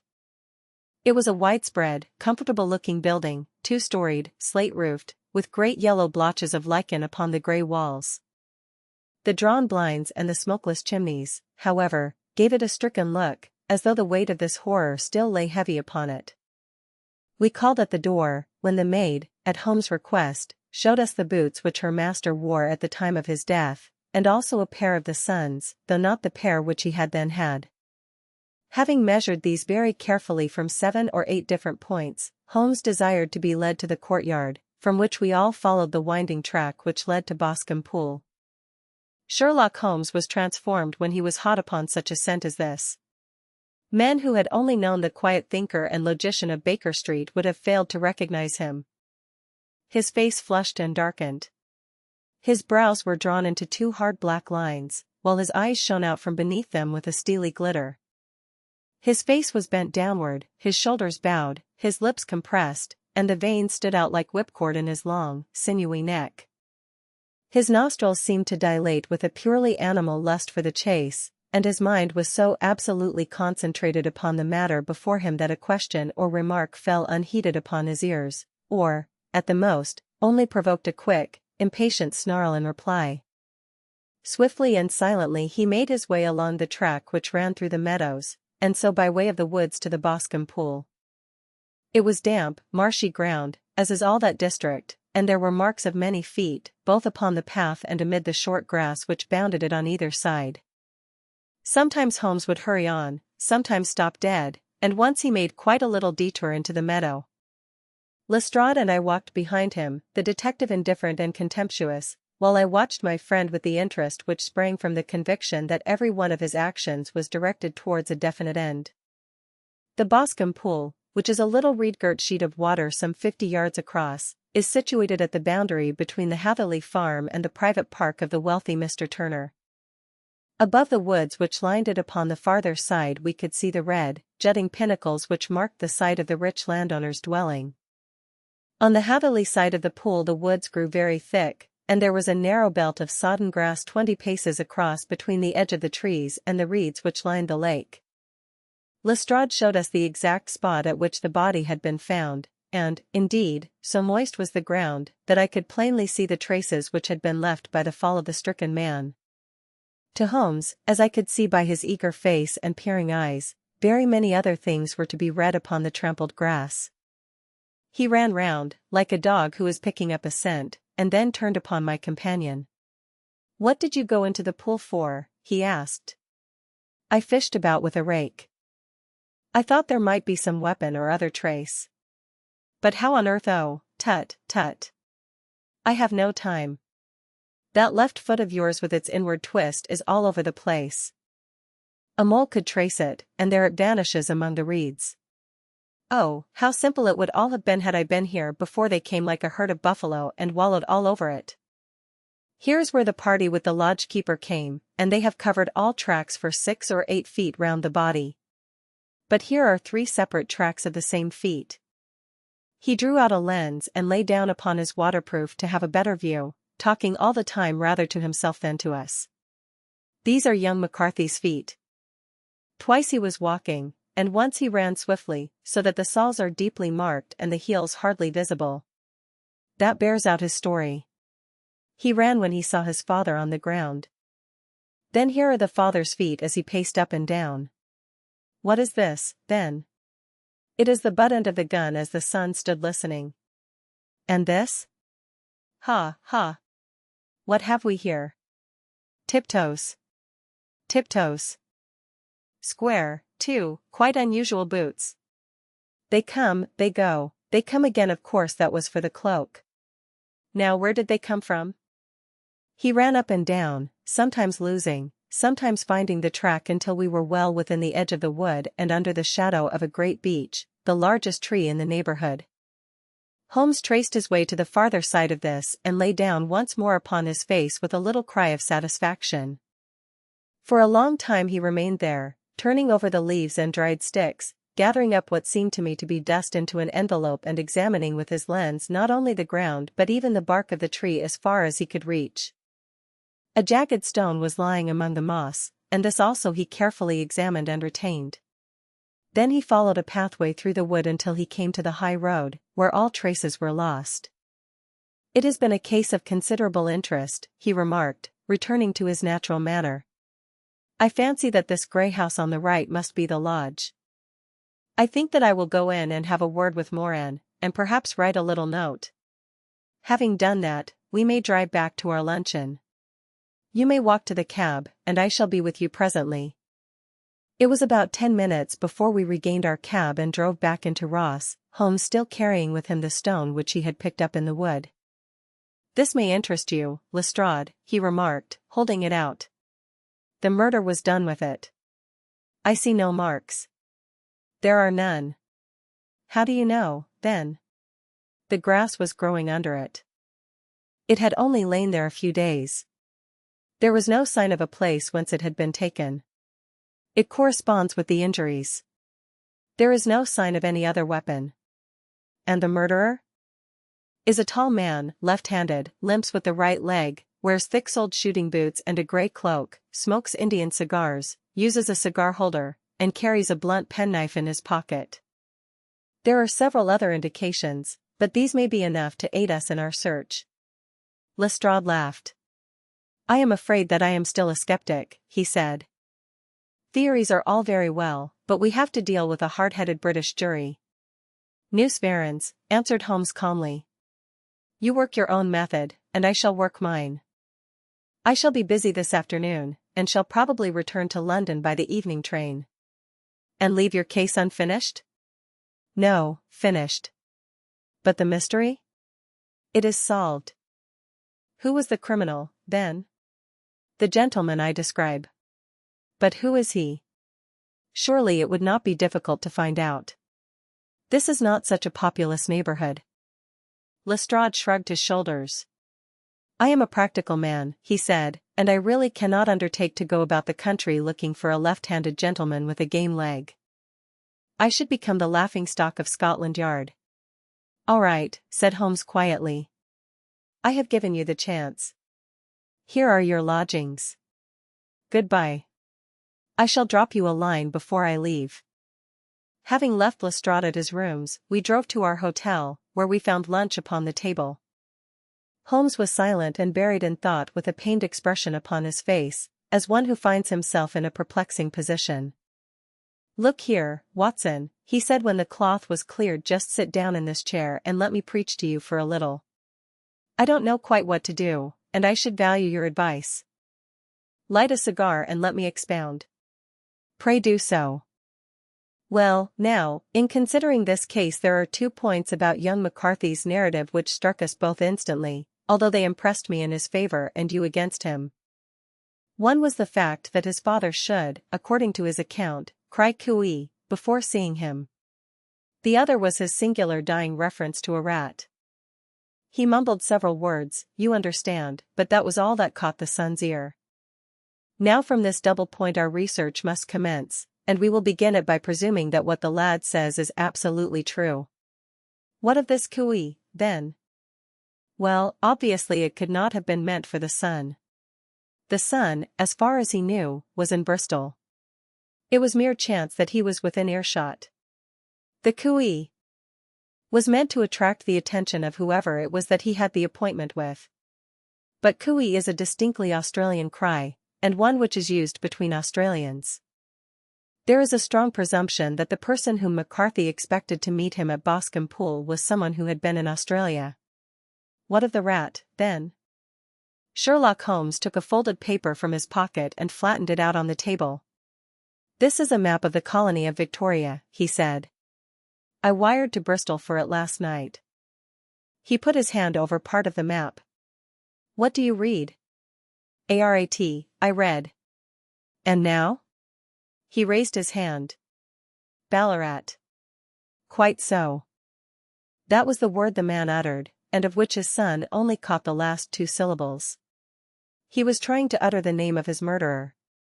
So and so, of Ballarat. It is wonderful. I exclaimed. It is obvious. And now, you see, I had narrowed the field down considerably. The possession of a grey garment was a third point which, granting the son's statement to be correct, was a certainty. We have come now out of mere vagueness to the definite conception of an Australian from Ballarat with a grey cloak. Certainly. And one who was at home in the district, for the pool can only be approached by the farm or by the estate, where strangers could hardly wander. Quite so. Then comes our expedition of today. By an examination of the ground I gained the trifling details which I gave to that imbecile Lestrade, as to the personality of the criminal. But how did you gain them? You know my method. It is founded upon the observation of trifles. His height I know that you might roughly judge from the length of his stride. His boots, too, might be told from their traces. Yes, they were peculiar boots. But his lameness? The impression of his right foot was always less distinct than his left.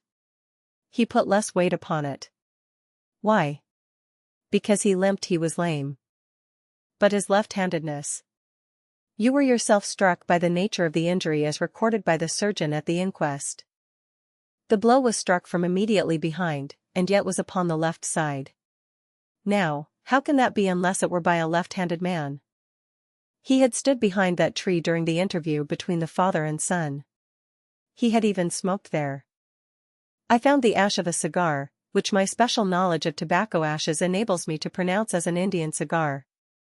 I have, as you know, devoted some attention to this, and written a little monograph on the ashes of 140 different varieties of pipe, cigar, and cigarette tobacco. Having found the ash, I then looked round and discovered the stump among the moss where he had tossed it. It was an Indian cigar, of the variety which are rolled in Rotterdam. And the cigar holder? I could see that the end had not been in his mouth. Therefore he used a holder. The tip had been cut off, not bitten off, but the cut was not a clean one, so I deduced a blunt penknife. Holmes, I said, you have drawn a net round this man from which he cannot escape, and you have saved an innocent human life as truly as if you had cut the cord which was hanging him. I see the direction in which all this points. The culprit is Mr. John Turner, cried the hotel waiter, opening the door of our sitting room, and ushering in a visitor. The man who entered was a strange and impressive figure. His slow, limping step and bowed shoulders gave the appearance of decrepitude, and yet his hard, deep-lined, craggy features, and his enormous limbs showed that he was possessed of unusual strength of body and of character. His tangled beard, grizzled hair, and outstanding, drooping eyebrows combined to give an air of dignity and power to his appearance, but his face was of an ashen white, while his lips and the corners of his nostrils were tinged with a shade of blue. It was clear to me at a glance that he was in the grip of some deadly and chronic disease. "Pray sit down on the sofa," said Holmes gently. "You had my note?" "Yes, the lodge-keeper brought it up. You said that you wished to see me here to avoid scandal. I thought people would talk if I went to the hall." "And why did you wish to see me?" He looked across at my companion with despair in his weary eyes, as though his question was already answered. "Yes," said Holmes, answering the look rather than the words. "It is so. I know all about McCarthy." The old man sank his face in his hands. "God help me," he cried. "But I would not have let the young man come to harm. I give you my word that I would have spoken out if it went against him at the assizes." "I am glad to hear you say so," said Holmes gravely. "I would have spoken now had it not been for my dear girl. It will break her heart when she hears that I am arrested." "It may not come to that," said Holmes. "What?" "I am no official agent.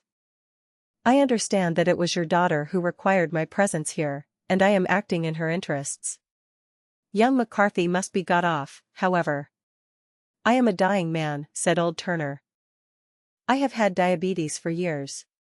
My doctor says it is a question whether I shall live a month. Yet I would rather die under my own roof than in a jail." Holmes rose and sat down at the table with his pen in his hand and a bundle of paper before him. "Just tell us the truth," he said. "I shall jot down the facts. You will sign it, and Watson here can witness it. Then I could produce your confession at the last extremity to save young McCarthy. I promise you that I shall not use it unless it is absolutely needed." "It's as well," said the old man. "It's a question whether I shall live to the assizes, so it matters little to me, but I should wish to spare Alice the shock.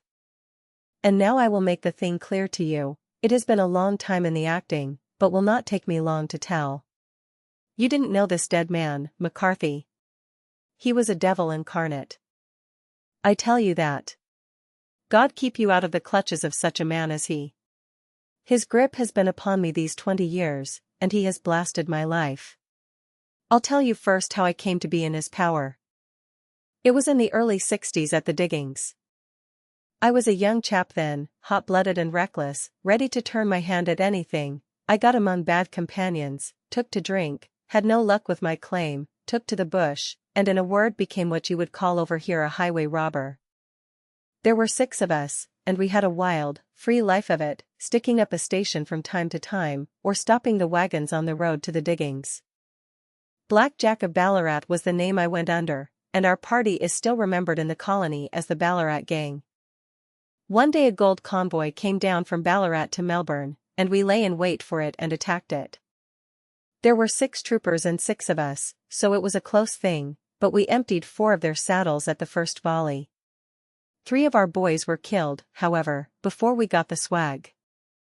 I put my pistol to the head of the wagon driver, who was this very man McCarthy. I wished to the Lord that I had shot him then, but I spared him, though I saw his wicked little eyes fixed on my face, as though to remember every feature.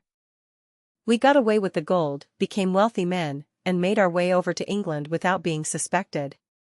There I parted from my old pals and determined to settle down to a quiet and respectable life. I bought this estate, which chanced to be in the market, and I set myself to do a little good with my money, to make up for the way in which I had earned it. I married, too, and though my wife died young she left me my dear little Alice. Even when she was just a baby her wee hands seemed to lead me down the right path as nothing else had ever done. In a word, I turned over a new leaf and did my best to make up for the past. All was going well when McCarthy laid his grip upon me. I had gone up to town about an investment, and I met him in Regent Street with hardly a coat to his back or a boot to his foot. "Here we are, Jack," says he, touching me on the arm, "we'll be as good as a family to you. There's two of us, me and my son, and you can have the keeping of us. If you don't it's a fine, law-abiding country is England, and there's always a policeman within hail." Well, down they came to the West Country, there was no shaking them off, and there they have lived rent-free on my best land ever since. There was no rest for me, no peace, no forgetfulness, turn where I would, there was his cunning, grinning face at my elbow. It grew worse as Alice grew up, for he soon saw I was more afraid of her knowing my past than of the police. Whatever he wanted he must have, and whatever it was I gave him without question, land, money, houses, until at last he asked a thing which I could not give. He asked for Alice. His son, you see, had grown up, and so had my girl, and as I was known to be in weak health, it seemed a fine stroke to him that his lad should step into the whole property. But there I was firm. I would not have his cursed stock mixed with mine, not that I had any dislike to the lad, but his blood was in him, and that was enough. I stood firm. McCarthy threatened. I braved him to do his worst. We were to meet at the pool midway between our houses to talk it over. When I went down there I found him talking with his son, so I smoked a cigar and waited behind a tree until he should be alone. But as I listened to his talk all that was black and bitter in me seemed to come uppermost. He was urging his son to marry my daughter with as little regard for what she might think as if she were a slut from off the streets. It drove me mad to think that I and all that I held most dear should be in the power of such a man as this. Could I not snap the bond? I was already a dying and a desperate man. Though clear of mind and fairly strong of limb, I knew that my own fate was sealed. But my memory and my girl. Both could be saved if I could but silence that foul tongue. I did it, Mr. Holmes. I would do it again. Deeply as I have sinned, I have led a life of martyrdom to atone for it. But that my girl should be entangled in the same meshes which held me was more than I could suffer. I struck him down with no more compunction than if he had been some foul and venomous beast. His cry brought back his son, but I had gained the cover of the wood, though I was forced to go back to fetch the cloak which I had dropped in my flight. That is the true story, gentlemen, of all that occurred. Well, it is not for me to judge you, said Holmes as the old man signed the statement which had been drawn out. I pray that we may never be exposed to such a temptation. I pray not, sir. And what do you intend to do? In view of your health, nothing. You are yourself aware that you will soon have to answer for your deed at a higher court than the assizes. I will keep your confession, and if McCarthy is condemned I shall be forced to use it. If not, it shall never be seen by mortal eye, and your secret, whether you be alive or dead, shall be safe with us. Farewell, then, said the old man solemnly.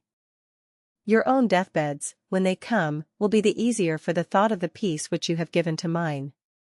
Tottering and shaking in all his giant frame, he stumbled slowly from the room. God help us, said Holmes after a long silence. Why does fate play such tricks with poor, helpless worms? I never hear of such a case as this that I do not think of Baxter's words, and say, there, but for the grace of God, goes Sherlock Holmes. James McCarthy was acquitted at the assizes on the strength of a number of objections which had been drawn out by Holmes and submitted to the defending counsel. Old Turner lived for 7 months after our interview, but he is now dead, and there is every prospect that the son and daughter may come to live happily together in ignorance of the black cloud which rests upon their past. Part 5. The 5 Orange Pips.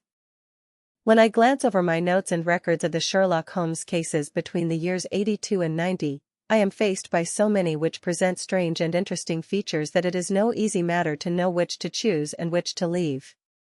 Some, however, have already gained publicity through the papers, and others have not offered a field for those peculiar qualities which my friend possessed in so high a degree, and which it is the object of these papers to illustrate. Some, too, have baffled his analytical skill, and would be, as narratives, beginnings without an ending, while others have been but partially cleared up, and have their explanations founded rather upon conjecture and surmise than on that absolute logical proof which was so dear to him. There is, however, one of these last which was so remarkable in its details and so startling in its results that I am tempted to give some account of it in spite of the fact that there are points in connection with it which never have been, and probably never will be, entirely cleared up. The year 87 furnished us with a long series of cases of greater or less interest, of which I retain the records. Among my headings under this 12 months I find an account of the adventure of the Paradal Chamber, of the Amateur Mendicant Society, who held a luxurious club in the lower vault of a furniture warehouse, of the facts connected with the loss of the British bark Sophie Anderson, of the singular adventures of the Grice Pattersons in the island of Uffa, and finally of the Camberwell poisoning case. In the latter, as may be remembered, Sherlock Holmes was able, by winding up the dead man's watch, to prove that it had been wound up 2 hours before, and that therefore the deceased had gone to bed within that time, a deduction which was of the greatest importance in clearing up the case. All these I may sketch out at some future date, but none of them present such singular features as the strange train of circumstances which I have now taken up my pen to describe. It was in the latter days of September, and the equinoctial gales had set in with exceptional violence.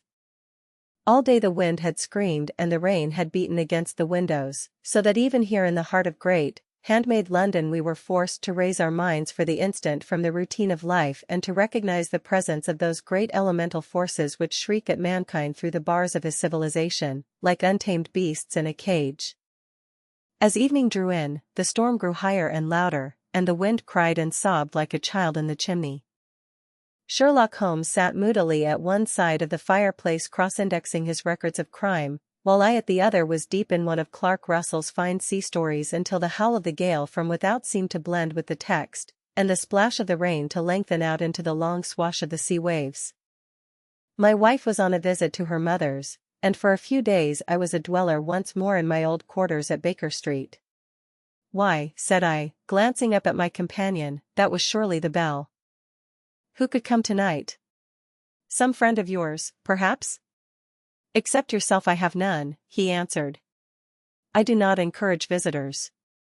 "A client, then? If so, it is a serious case. Nothing less would bring a man out on such a day and at such an hour. But I take it that it is more likely to be some crony of the landlady's."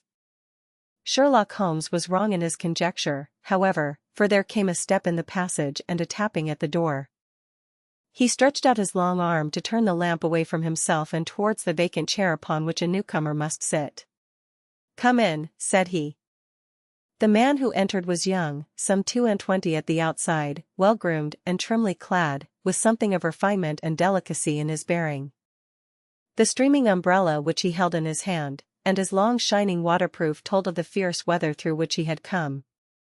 He looked about him anxiously in the glare of the lamp, and I could see that his face was pale and his eyes heavy, like those of a man who is weighed down with some great anxiety. "I owe you an apology," he said, raising his golden pince-nez to his eyes. "I trust that I am not intruding. I fear that I have brought some traces of the storm and rain into your snug chamber." "Give me your coat and umbrella," said Holmes. "They may rest here on the hook and will be dry presently. You have come up from the southwest, I see." "Yes, from Horsham. That clay and chalk mixture which I see upon your toe-caps is quite distinctive." "I have come for advice." "That is easily got." "And help." "That is not always so easy." "I have heard of you, Mr. Holmes.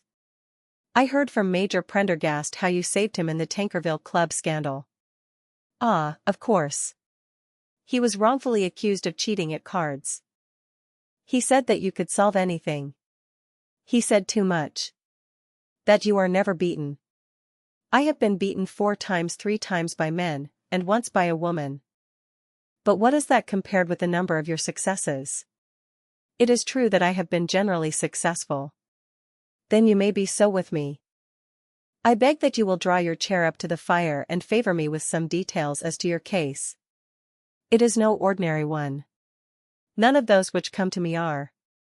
I am the last court of appeal. And yet I question, sir, whether, in all your experience, you have ever listened to a more mysterious and inexplicable chain of events than those which have happened in my own family. You fill me with interest, said Holmes. Pray give us the essential facts from the commencement, and I can afterwards question you as to those details which seem to me to be most important. The young man pulled his chair up and pushed his wet feet out towards the blaze. My name, said he, is John Openshaw, but my own affairs have, as far as I can understand, little to do with this awful business. It is a hereditary matter, so in order to give you an idea of the facts, I must go back to the commencement of the affair. You must know that my grandfather had 2 sons, my uncle Elias and my father Joseph. My father had a small factory at Coventry, which he enlarged at the time of the invention of bicycling. He was a patentee of the Openshaw unbreakable tire, and his business met with such success that he was able to sell it and to retire upon a handsome competence. My uncle Elias emigrated to America when he was a young man and became a planter in Florida, where he was reported to have done very well. At the time of the war he fought in Jackson's army, and afterwards under Hood, where he rose to be a colonel. When Lee laid down his arms, my uncle returned to his plantation, where he remained for 3 or 4 years. About 1869 or 1870 he came back to Europe and took a small estate in Sussex, near Horsham. He had made a very considerable fortune in the States, and his reason for leaving them was his aversion to the Negroes, and his dislike of the Republican policy in extending the franchise to them. He was a singular man, fierce and quick-tempered, very foul-mouthed when he was angry, and of a most retiring disposition. During all the years that he lived at Horsham, I doubt if ever he set foot in the town. He had a garden and 2 or 3 fields round his house, and there he would take his exercise, though very often for weeks on end he would never leave his room. He drank a great deal of brandy and smoked very heavily, but he would see no society and did not want any friends, not even his own brother. He didn't mind me, in fact, he took a fancy to me, for at the time when he saw me first I was a youngster of 12 or so. This would be in the year 1878, after he had been 8 or 9 years in England. He begged my father to let me live with him, and he was very kind to me in his way. When he was sober he used to be fond of playing backgammon and draughts with me, and he would make me his representative both with the servants and with the tradespeople, so that by the time that I was 16 I was quite master of the house. I kept all the keys and could go where I liked and do what I liked, so long as I did not disturb him in his privacy. There was one singular exception, however, for he had a single room, a lumber room up among the attics, which was invariably locked, and which he would never permit either me or anyone else to enter. With a boy's curiosity I have peeped through the keyhole, but I was never able to see more than such a collection of old trunks and bundles as would be expected in such a room. One day, it was in March, 1883, a letter with a foreign stamp lay upon the table in front of the colonel's plate. It was not a common thing for him to receive letters, for his bills were all paid in ready money, and he had no friends of any sort. "From India," said he as he took it up, "Pondicherry postmark. What can this be?" Opening it hurriedly, out there jumped 5 little dried orange pips, which pattered down upon his plate. I began to laugh at this, but the laugh was struck from my lips at the sight of his face. His lip had fallen, his eyes were protruding, his skin the color of putty, and he glared at the envelope which he still held in his trembling hand. "K." He shrieked, and then, my God, my sins have overtaken me." "What is it, uncle?" I cried. "Death," said he, and rising from the table he retired to his room, leaving me palpitating with horror. I took up the envelope and saw scrawled in red ink upon the inner flap, just above the gum, the letter K 3 times repeated. There was nothing else save the 5 dried pips. What could be the reason of his overpowering terror? I left the breakfast table, and as I ascended the stair I met him coming down with an old rusty key, which must have belonged to the attic, in one hand, and a small brass box, like a cash box, in the other. "They may do what they like, but I'll checkmate them still," said he with an oath. "Tell Mary that I shall want a fire in my room today, and send down to Fordham, the Horsham lawyer." I did as he ordered, and when the lawyer arrived I was asked to step up to the room. The fire was burning brightly, and in the grate there was a mass of black, fluffy ashes, as of burned paper, while the brass box stood open and empty beside it. As I glanced at the box I noticed, with a start, that upon the lid was printed the treble K which I had read in the morning upon the envelope. "I wish you, John," said my uncle, "to witness my will. I leave my estate, with all its advantages and all its disadvantages, to my brother, your father, whence it will, no doubt, descend to you. If you can enjoy it in peace, well and good. If you find you cannot, take my advice, my boy, and leave it to your deadliest enemy. I am sorry to give you such a two-edged thing, but I can't say what turn things are going to take. Kindly sign the paper where Mr. Fordham shows you." I signed the paper as directed, and the lawyer took it away with him. The singular incident made, as you may think, the deepest impression upon me, and I pondered over it and turned it every way in my mind without being able to make anything of it. Yet I could not shake off the vague feeling of dread which it left behind, though the sensation grew less keen as the weeks passed and nothing happened to disturb the usual routine of our lives. I could see a change in my uncle, however. He drank more than ever, and he was less inclined for any sort of society. Most of his time he would spend in his room, with the door locked upon the inside, but sometimes he would emerge in a sort of drunken frenzy and would burst out of the house and tear about the garden with a revolver in his hand, screaming out that he was afraid of no man, and that he was not to be cooped up, like a sheep in a pen, by man or devil. When these hot fits were over, however, he would rush tumultuously in at the door and lock and bar it behind him, like a man who can brazen it out no longer against the terror which lies at the roots of his soul. At such times I have seen his face, even on a cold day, glisten with moisture, as though it were new raised from a basin. Well, to come to an end of the matter, Mr. Holmes, and not to abuse your patience, there came a night when he made one of those drunken sallies from which he never came back. We found him, when we went to search for him, face downward in a little green-scummed pool, which lay at the foot of the garden. There was no sign of any violence, and the water was but 2 feet deep, so that the jury, having regard to his known eccentricity, brought in a verdict of suicide. But I, who knew how he winced from the very thought of death, had much ado to persuade myself that he had gone out of his way to meet it. The matter passed, however, and my father entered into possession of the estate, and of some £14,000, which lay to his credit at the bank.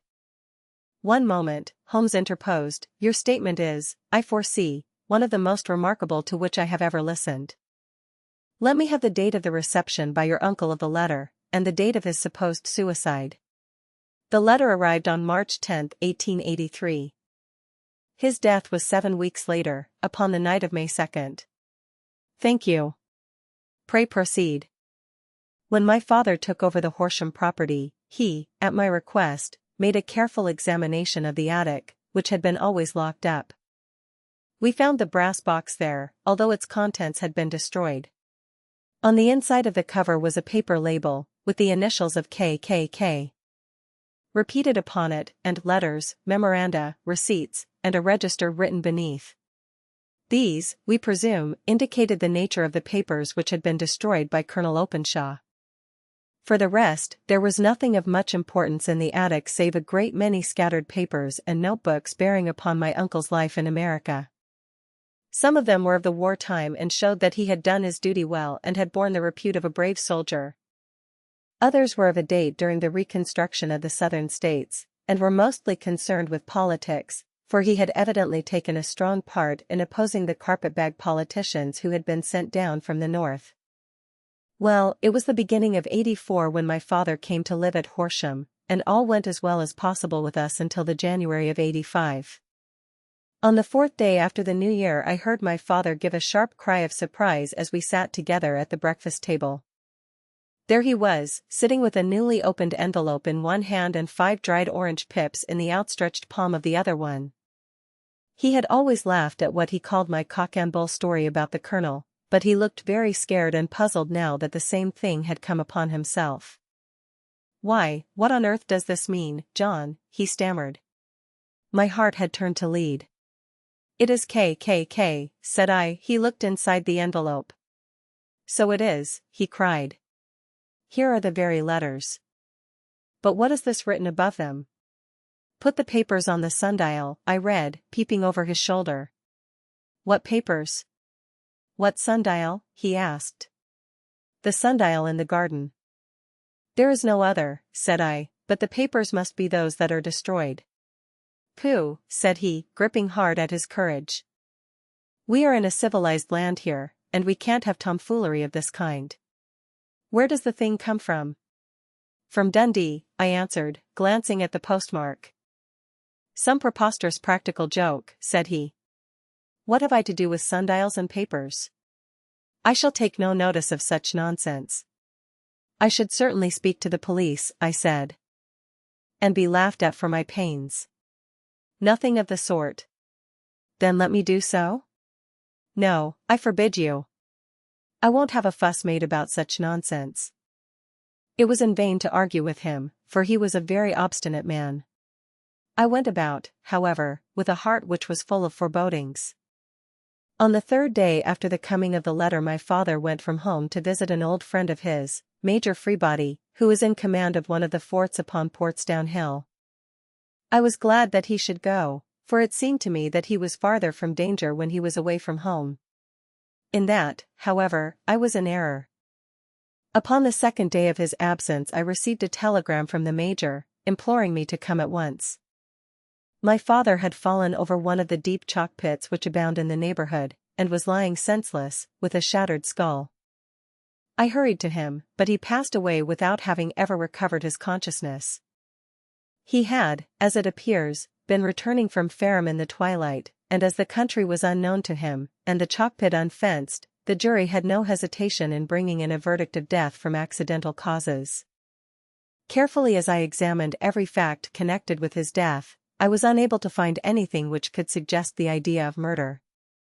There were no signs of violence, no footmarks, no robbery, no record of strangers having been seen upon the roads. And yet I need not tell you that my mind was far from at ease, and that I was well nigh certain that some foul plot had been woven round him. In this sinister way I came into my inheritance. You will ask me why I did not dispose of it? I answer, because I was well convinced that our troubles were in some way dependent upon an incident in my uncle's life, and that the danger would be as pressing in one house as in another. It was in January, '85, that my poor father met his end, and 2 years and 8 months have elapsed since then. During that time I have lived happily at Horsham, and I had begun to hope that this curse had passed away from the family, and that it had ended with the last generation. I had begun to take comfort too soon, however. Yesterday morning the blow fell in the very shape in which it had come upon my father. The young man took from his waistcoat a crumpled envelope, and turning to the table he shook out upon it 5 little dried orange pips. "This is the envelope," he continued. "The postmark is London Eastern Division. Within are the very words which were upon my father's last message, KKK, and then put the papers on the sundial." "What have you done?" asked Holmes. "Nothing." "Nothing?" To tell the truth, he sank his face into his thin, white hands. I have felt helpless. I have felt like one of those poor rabbits when the snake is writhing towards it. I seem to be in the grasp of some resistless, inexorable evil, which no foresight and no precautions can guard against. "Tut! Tut!" cried Sherlock Holmes. "You must act, man, or you are lost. Nothing but energy can save you. This is no time for despair. I have seen the police." "Ah. But they listened to my story with a smile. I am convinced that the inspector has formed the opinion that the letters are all practical jokes, and that the deaths of my relations were really accidents, as the jury stated, and were not to be connected with the warnings." Holmes shook his clenched hands in the air. "Incredible imbecility," he cried. They have, however, allowed me a policeman, who may remain in the house with me. Has he come with you tonight? No. His orders were to stay in the house. Again Holmes raved in the air. Why did you come to me, he said, and, above all, why did you not come at once? I did not know. It was only today that I spoke to Major Prendergast about my troubles and was advised by him to come to you. It is really 2 days since you had the letter. We should have acted before this. You have no further evidence, I suppose, than that which you have placed before us, no suggestive detail which might help us. There is one thing, said John Openshaw. He rummaged in his coat pocket, and, drawing out a piece of discolored, blue-tinted paper, he laid it out upon the table. I have some remembrance, said he, that on the day when my uncle burned the papers I observed that the small, unburned margins which lay amid the ashes were of this particular color. I found this single sheet upon the floor of his room, and I am inclined to think that it may be one of the papers which has, perhaps, fluttered out from among the others, and in that way has escaped destruction. Beyond the mention of pips, I do not see that it helps us much. I think myself that it is a page from some private diary. The writing is undoubtedly my uncle's. Holmes moved the lamp, and we both bent over the sheet of paper, which showed by its ragged edge that it had indeed been torn from a book. It was headed, March 1869, and beneath were the following enigmatical notices: 4th, Hudson came. Same old platform. 7th, set the pips on Macaulay, Paramore, and John Swain of St. Augustine. 9th. Macaulay cleared. 10th, John Swain cleared. 12th, visited Paramore. All well. Thank you, said Holmes, folding up the paper and returning it to our visitor. And now you must on no account lose another instant. We cannot spare time even to discuss what you have told me. You must get home instantly and act. What shall I do? There is but one thing to do. It must be done at once. You must put this piece of paper which you have shown us into the brass box which you have described. You must also put in a note to say that all the other papers were burned by your uncle, and that this is the only one which remains. You must assert that in such words as will carry conviction with them. Having done this, you must at once put the box out upon the sundial, as directed. Do you understand? Entirely. Do not think of revenge, or anything of the sort, at present. I think that we may gain that by means of the law, but we have our web to weave, while theirs is already woven. The first consideration is to remove the pressing danger which threatens you. The second is to clear up the mystery and to punish the guilty parties. I thank you, said the young man, rising and pulling on his overcoat. You have given me fresh life and hope. I shall certainly do as you advise. Do not lose an instant. And, above all, take care of yourself in the meanwhile, for I do not think that there can be a doubt that you are threatened by a very real and imminent danger. How do you go back? By train from Waterloo. It is not yet 9. The streets will be crowded, so I trust that you may be in safety. And yet you cannot guard yourself too closely. I am armed. That is well. Tomorrow I shall set to work upon your case. I shall see you at Horsham, then? No, your secret lies in London. It is there that I shall seek it. Then I shall call upon you in a day, or in 2 days, with news as to the box and the papers. I shall take your advice in every particular. He shook hands with us and took his leave. Outside the wind still screamed and the rain splashed and pattered against the windows. This strange, wild story seemed to have come to us from amid the mad elements blown in upon us like a sheet of seaweed in a gale and now to have been reabsorbed by them once more. Sherlock Holmes sat for some time in silence, with his head sunk forward and his eyes bent upon the red glow of the fire. Then he lit his pipe, and leaning back in his chair he watched the blue smoke rings as they chased each other up to the ceiling. I think, Watson, he remarked at last, that of all our cases we have had none more fantastic than this. Save, perhaps, the sign of 4. Well, yes. Save, perhaps, that. And yet this John Openshaw seems to me to be walking amid even greater perils than did the Sholtos. But have you, I asked, formed any definite conception as to what these perils are? There can be no question as to their nature, he answered. Then what are they? Who is this KKK, and why does he pursue this unhappy family? Sherlock Holmes closed his eyes and placed his elbows upon the arms of his chair, with his fingertips together. The ideal reasoner, he remarked, would, when he had once been shown a single fact in all its bearings, deduce from it not only all the chain of events which led up to it but also all the results which would follow from it. As Cuvier could correctly describe a whole animal by the contemplation of a single bone, so the observer who has thoroughly understood one link in a series of incidents should be able to accurately state all the other ones, both before and after. We have not yet grasped the results which the reason alone can attain to. Problems may be solved in the study which have baffled all those who have sought a solution by the aid of their senses.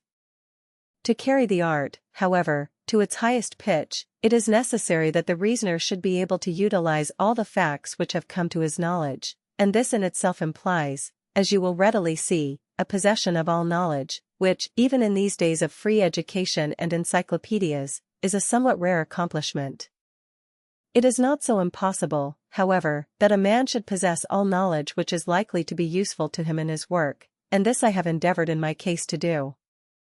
If I remember rightly, you on one occasion, in the early days of our friendship, defined my limits in a very precise fashion. Yes, I answered, laughing. It was a singular document. Philosophy, astronomy, and politics were marked at 0, I remember. Botany variable, geology profound as regards the mud stains from any region within 50 miles of town, chemistry eccentric, anatomy unsystematic, sensational literature and crime records unique, violin player, boxer, swordsman, lawyer, and self-poisoner by cocaine and tobacco. Those, I think, were the main points of my analysis. Holmes grinned at the last item. Well, he said, I say now, as I said then, that a man should keep his little brain attic stocked with all the furniture that he is likely to use, and the rest he can put away in the lumber room of his library, where he can get it if he wants it. Now, for such a case as the one which has been submitted to us tonight, we need certainly to muster all our resources. Kindly hand me down the letter K of the American Encyclopedia which stands upon the shelf beside you. Thank you. Now let us consider the situation and see what may be deduced from it. In the first place, we may start with a strong presumption that Colonel Openshaw had some very strong reason for leaving America. Men at his time of life do not change all their habits and exchange willingly the charming climate of Florida for the lonely life of an English provincial town. His extreme love of solitude in England suggests the idea that he was in fear of someone or something, so we may assume as a working hypothesis that it was fear of someone or something which drove him from America. As to what it was he feared, we can only deduce that by considering the formidable letters which were received by himself and his successors. Did you remark the postmarks of those letters? The first was from Pondicherry, the second from Dundee, and the third from London. From East London. What do you deduce from that? They are all seaports. That the writer was on board of a ship. Excellent. We have already a clue. There can be no doubt that the strong probability is that the writer was on board of a ship. And now let us consider another point. In the case of Pondicherry, 7 weeks elapsed between the threat and its fulfillment. In Dundee it was only some 3 or 4 days. Does that suggest anything? A greater distance to travel. But the letter had also a greater distance to come. Then I do not see the point. There is at least a presumption that the vessel in which the man or men are is a sailing ship. It looks as if they always send their singular warning or token before them when starting upon their mission. You see how quickly the deed followed the sign when it came from Dundee. If they had come from Pondicherry in a steamer they would have arrived almost as soon as their letter. But, as a matter of fact, 7 weeks elapsed. I think that those 7 weeks represented the difference between the mail boat which brought the letter and the sailing vessel which brought the writer. It is possible. More than that. It is probable. And now you see the deadly urgency of this new case, and why I urged young Openshaw to caution.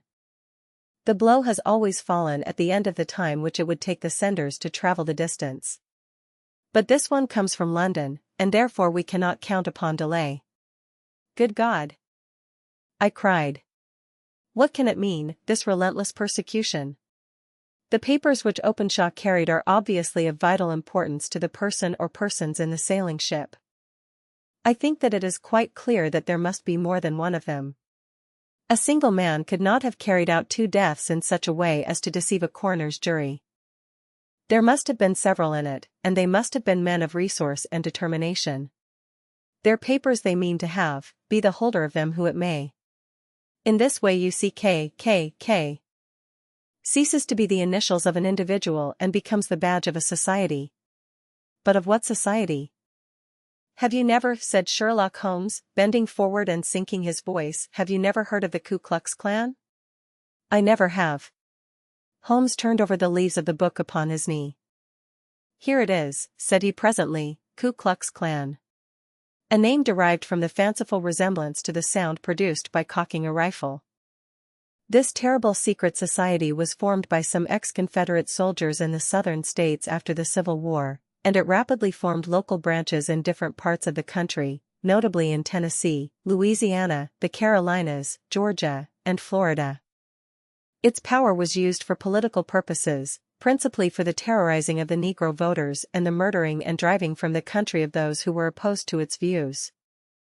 Its outrages were usually preceded by a warning sent to the marked man in some fantastic but generally recognized shape, a sprig of oak leaves in some parts, melon seeds or orange pips in others. On receiving this the victim might either openly abjure his former ways, or might fly from the country. If he braved the matter out, death would unfailingly come upon him, and usually in some strange and unforeseen manner. So perfect was the organization of the society, and so systematic its methods, that there is hardly a case upon record where any man succeeded in braving it with impunity, or in which any of its outrages were traced home to the perpetrators. For some years the organization flourished in spite of the efforts of the United States government and of the better classes of the community in the South. Eventually, in the year 1869, the movement rather suddenly collapsed, although there have been sporadic outbreaks of the same sort since that date. You will observe, said Holmes, laying down the volume, that the sudden breaking up of the society was coincident with the disappearance of Openshaw from America with their papers. It may well have been cause and effect. It is no wonder that he and his family have some of the more implacable spirits upon their track. You can understand that this register and diary may implicate some of the first men in the South, and that there may be many who will not sleep easy at night until it is recovered. Then the page we have seen is such as we might expect. It ran, if I remember right, sent the pips to A, B, and C, that is, sent the society's warning to them. Then there are successive entries that A and B cleared, or left the country, and finally that C was visited, with, I fear, a sinister result for C. Well, I think, Doctor, that we may let some light into this dark place, and I believe that the only chance young Openshaw has in the meantime is to do what I have told him. There is nothing more to be said or to be done tonight, so hand me over my violin and let us try to forget for half an hour the miserable weather and the still more miserable ways of our fellow men. It had cleared in the morning, and the sun was shining with a subdued brightness through the dim veil which hangs over the great city. Sherlock Holmes was already at breakfast when I came down. You will excuse me for not waiting for you, said he. I foresee, a very busy day before me in looking into this case of young Openshaw's. What steps will you take? I asked. It will very much depend upon the results of my first inquiries. I may have to go down to Horsham, after all. You will not go there first? No, I shall commence with the city. Just ring the bell and the maid will bring up your coffee. As I waited, I lifted the unopened newspaper from the table and glanced my eye over it. It rested upon a heading which sent a chill to my heart. Holmes, I cried, you are too late. Ah, said he, laying down his cup, I feared as much. How was it done? He spoke calmly, but I could see that he was deeply moved. My eye caught the name of Openshaw, and the heading, Tragedy near Waterloo Bridge. Here is the account. Between 9 and 10 last night, Police Constable Cook, of the H Division, on duty near Waterloo Bridge, heard a cry for help and a splash in the water. The night, however, was extremely dark and stormy, so that, in spite of the help of several passers-by, it was quite impossible to effect a rescue. The alarm, however, was given, and, by the aid of the water police, the body was eventually recovered. It proved to be that of a young gentleman whose name, as it appears from an envelope which was found in his pocket, was John Openshaw, and whose residence is near Horsham. It is conjectured that he may have been hurrying down to catch the last train from Waterloo Station, and that in his haste and the extreme darkness he missed his path and walked over the edge of one of the small landing places for river steamboats. The body exhibited no traces of violence, and there can be no doubt that the deceased had been the victim of an unfortunate accident, which should have the effect of calling the attention of the authorities to the condition of the riverside landing stages. We sat in silence for some minutes, Holmes more depressed and shaken than I had ever seen him. "That hurts my pride, Watson," he said at last. "It is a petty feeling, no doubt, but it hurts my pride. It becomes a personal matter with me now, and, if God sends me health, I shall set my hand upon this gang. That he should come to me for help, and that I should send him away to his death." He sprang from his chair and paced about the room in uncontrollable agitation, with a flush upon his sallow cheeks and a nervous clasping and unclasping of his long thin hands. "They must be cunning devils," he exclaimed at last. "How could they have decoyed him down there? The embankment is not on the direct line to the station. The bridge, no doubt, was too crowded, even on such a night, for their purpose. Well, Watson, we shall see who will win in the long run. I am going out now." "To the police?" "No, I shall be my own police. When I have spun the web they may take the flies, but not before. All day I was engaged in my professional work, and it was late in the evening before I returned to Baker Street. Sherlock Holmes had not come back yet. It was nearly 10 o'clock before he entered, looking pale and worn. He walked up to the sideboard, and tearing a piece from the loaf he devoured it voraciously, washing it down with a long draught of water. "You are hungry," I remarked. "Starving." It had escaped my memory. "I have had nothing since breakfast." "Nothing?" "Not a bite. I had no time to think of it." "And how have you succeeded?" "Well. You have a clue?" "I have them in the hollow of my hand. Young Openshaw shall not long remain unavenged. Why, Watson, let us put their own devilish trademark upon them." "It is well thought of." "What do you mean?" He took an orange from the cupboard, and tearing it to pieces he squeezed out the pips upon the table. Of these he took 5 and thrust them into an envelope. On the inside of the flap he wrote "S.H. for J.O." Then he sealed it and addressed it to Captain James Calhoun, Bark Lone Star, Savannah, Georgia. "That will await him when he enters port," said he, chuckling. "It may give him a sleepless night. He will find it as sure a precursor of his fate as Openshaw did before him." "And who is this Captain Calhoun?" "The leader of the gang." "I shall have the others, but he first." "How did you trace it, then?" He took a large sheet of paper from his pocket, all covered with dates and names. "I have spent the whole day," said he, "over Lloyd's registers and files of the old papers, following the future career of every vessel which touched at Pondicherry in January and February in '83. There were 36 ships of fair tonnage which were reported there during those months. Of these, one, the Lone Star, instantly attracted my attention, since, although it was reported as having cleared from London, the name is that which is given to one of the states of the Union. Texas, I think. I was not and am not sure which, but I knew that the ship must have an American origin." "What then?" "I searched the Dundee records, and when I found that the bark Lone Star was there in January, '85, my suspicion became a certainty. I then inquired as to the vessels which lay at present in the port of London." "Yes?" "The Lone Star had arrived here last week. I went down to the Albert Dock and found that she had been taken down the river by the early tide this morning, homeward bound to Savannah. I wired to Gravesend and learned that she had passed some time ago, and as the wind is easterly I have no doubt that she is now past the Goodwins and not very far from the Isle of Wight. What will you do, then? Oh, I have my hand upon him. He and the 2 mates are, as I learn, the only native-born Americans in the ship. The others are Finns and Germans. I know, also, that they were all 3 away from the ship last night. I had it from the stevedore who has been loading their cargo. By the time that their sailing ship reaches Savannah the mailboat will have carried this letter, and the cable will have informed the police of Savannah that these 3 gentlemen are badly wanted here upon a charge of murder. There is ever a flaw, however, in the best laid of human plans, and the murderers of John Openshaw were never to receive the orange pips which would show them that another, as cunning and as resolute as themselves, was upon their track. Very long and very severe were the equinoctial gales that year. We waited long for news of the Lone Star of Savannah, but none ever reached us.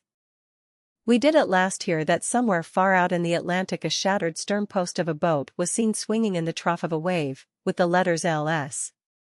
carved upon it, and that is all which we shall ever know of the fate of the Lone Star. Part 6. The Man with the Twisted Lip. I.S.A. Whitney, brother of the late Elias Whitney, D.D., principal of the Theological College of St. George's, was much addicted to opium. The habit grew upon him, as I understand, from some foolish freak when he was at college, for having read De Quincey's description of his dreams and sensations, he had drenched his tobacco with laudanum in an attempt to produce the same effects. He found, as so many more have done, that the practice is easier to attain than to get rid of, and for many years he continued to be a slave to the drug, an object of mingled horror and pity to his friends and relatives. I can see him now, with yellow, pasty face, drooping lids, and pinpoint pupils, all huddled in a chair, the wreck and ruin of a noble man. One night, it was in June, '89, there came a ring to my bell, about the hour when a man gives his first yawn and glances at the clock. I sat up in my chair, and my wife laid her needlework down in her lap and made a little face of disappointment. "A patient," said she. "You'll have to go out." I groaned, for I was newly come back from a weary day. We heard the door open, a few hurried words, and then quick steps upon the linoleum. Our own door flew open, and a lady, clad in some dark-colored stuff, with a black veil, entered the room. "You will excuse my calling so late," she began, and then, suddenly losing her self-control, she ran forward, threw her arms about my wife's neck, and sobbed upon her shoulder. "Oh, I'm in such trouble," she cried, "I do so want a little help." "Why," said my wife, pulling up her veil, "it is Kate Whitney." "How you startled me, Kate. I had not an idea who you were when you came in. I didn't know what to do, so I came straight to you." That was always the way. Folk who were in grief came to my wife like birds to a lighthouse. "It was very sweet of you to come. Now, you must have some wine and water, and sit here comfortably and tell us all about it. Or should you rather that I sent James off to bed?" "Oh, no, no. I want the doctor's advice and help, too. It's about I.S.A. He has not been home for 2 days. I am so frightened about him." It was not the first time that she had spoken to us of her husband's trouble, to me as a doctor, to my wife as an old friend and school companion. We soothed and comforted her by such words as we could find. Did she know where her husband was? Was it possible that we could bring him back to her? It seems that it was. She had the surest information that of late he had, when the fit was on him, made use of an opium den in the farthest east of the city. Hitherto his orgies had always been confined to one day, and he had come back, twitching and shattered, in the evening. But now the spell had been upon him 48 hours, and he lay there, doubtless among the dregs of the docks, breathing in the poison or sleeping off the effects. There he was to be found, she was sure of it, at the Bar of Gold, in Upper Swandam Lane. But what was she to do? How could she, a young and timid woman, make her way into such a place and pluck her husband out from among the ruffians who surrounded him? There was the case, and of course there was but one way out of it. Might I not escort her to this place? And then, as a second thought, why should she come at all? I was I.S.A. Whitney's medical adviser, and as such I had influence over him. I could manage it better if I were alone. I promised her on my word that I would send him home in a cab within 2 hours if he were indeed at the address which she had given me. And so in 10 minutes I had left my armchair and cheery sitting room behind me, and was speeding eastward in a hansom on a strange errand, as it seemed to me at the time, though the future only could show how strange it was to be. But there was no great difficulty in the first stage of my adventure. Upper Swandown Lane is a vile alley lurking behind the high wharves which line the north side of the river to the east of London Bridge. Between a slop shop and a gin shop, approached by a steep flight of steps leading down to a black gap like the mouth of a cave, I found the den of which I was in search. Ordering my cab to wait, I passed down the steps, worn hollow in the center by the ceaseless tread of drunken feet, and by the light of a flickering oil lamp above the door I found the latch and made my way into a long, low room, thick and heavy with the brown opium smoke, and terraced with wooden berths, like the forecastle of an emigrant ship. Through the gloom one could dimly catch a glimpse of bodies lying in strange fantastic poses, bowed shoulders, bent knees, heads thrown back, and chins pointing upward, with here and there a dark, lackluster eye turned upon the newcomer. Out of the black shadows there glimmered little red circles of light, now bright, now faint, as the burning poison waxed or waned in the bowls of the metal pipes. The most lay silent, but some muttered to themselves, and others talked together in a strange, low, monotonous voice, their conversation coming in gushes, and then suddenly tailing off into silence, each mumbling out his own thoughts and paying little heed to the words of his neighbor. At the farther end was a small brazier of burning charcoal, beside which on a three-legged wooden stool there sat a tall, thin old man, with his jaw resting upon his two fists, and his elbows upon his knees, staring into the fire. As I entered, a sallow Malay attendant had hurried up with a pipe for me and a supply of the drug, beckoning me to an empty berth. "Thank you. I have not come to stay," said I. "There is a friend of mine here, Mr. Isa Whitney, and I wish to speak with him." There was a movement and an exclamation from my right, and peering through the gloom, I saw Whitney, pale, haggard, and unkempt, staring out at me. "My God!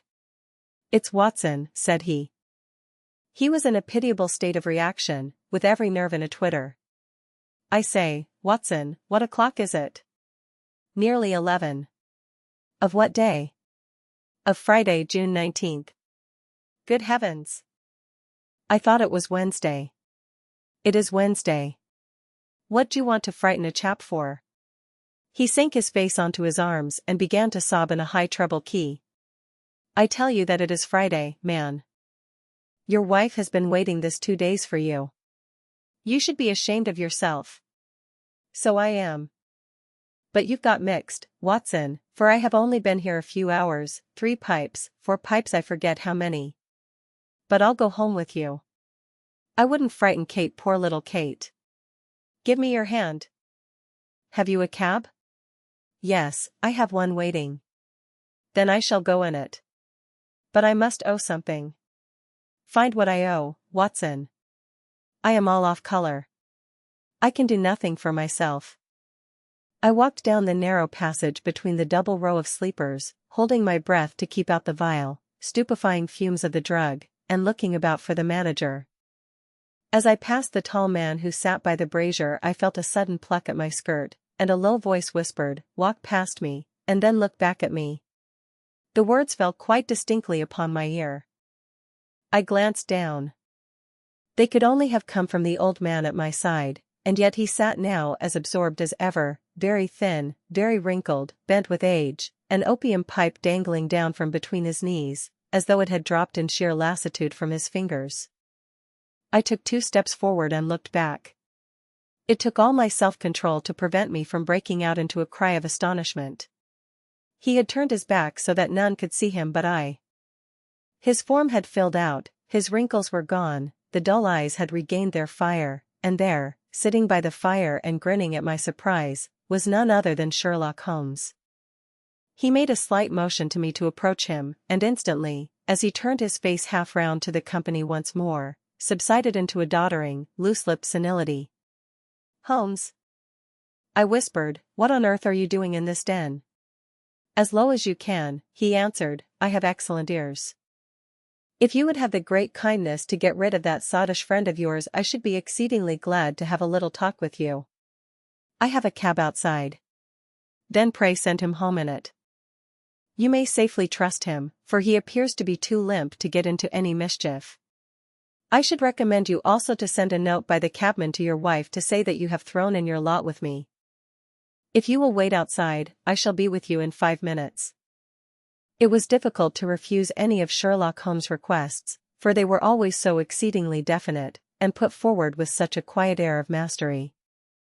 I felt, however, that when Whitney was once confined in the cab my mission was practically accomplished, and for the rest, I could not wish anything better than to be associated with my friend in one of those singular adventures which were the normal condition of his existence.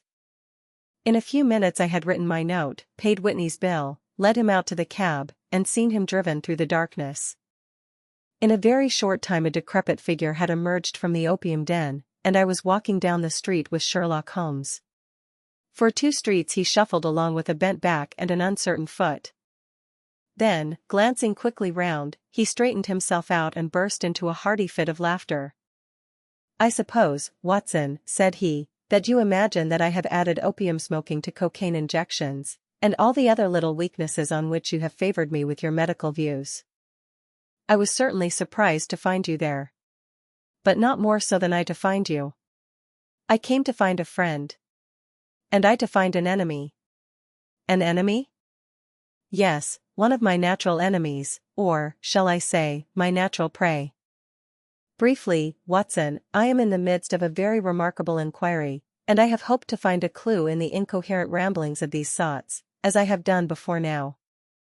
Had I been recognized in that den my life would not have been worth an hour's purchase, for I have used it before now for my own purposes, and the rascally Lascar who runs it has sworn to have vengeance upon me.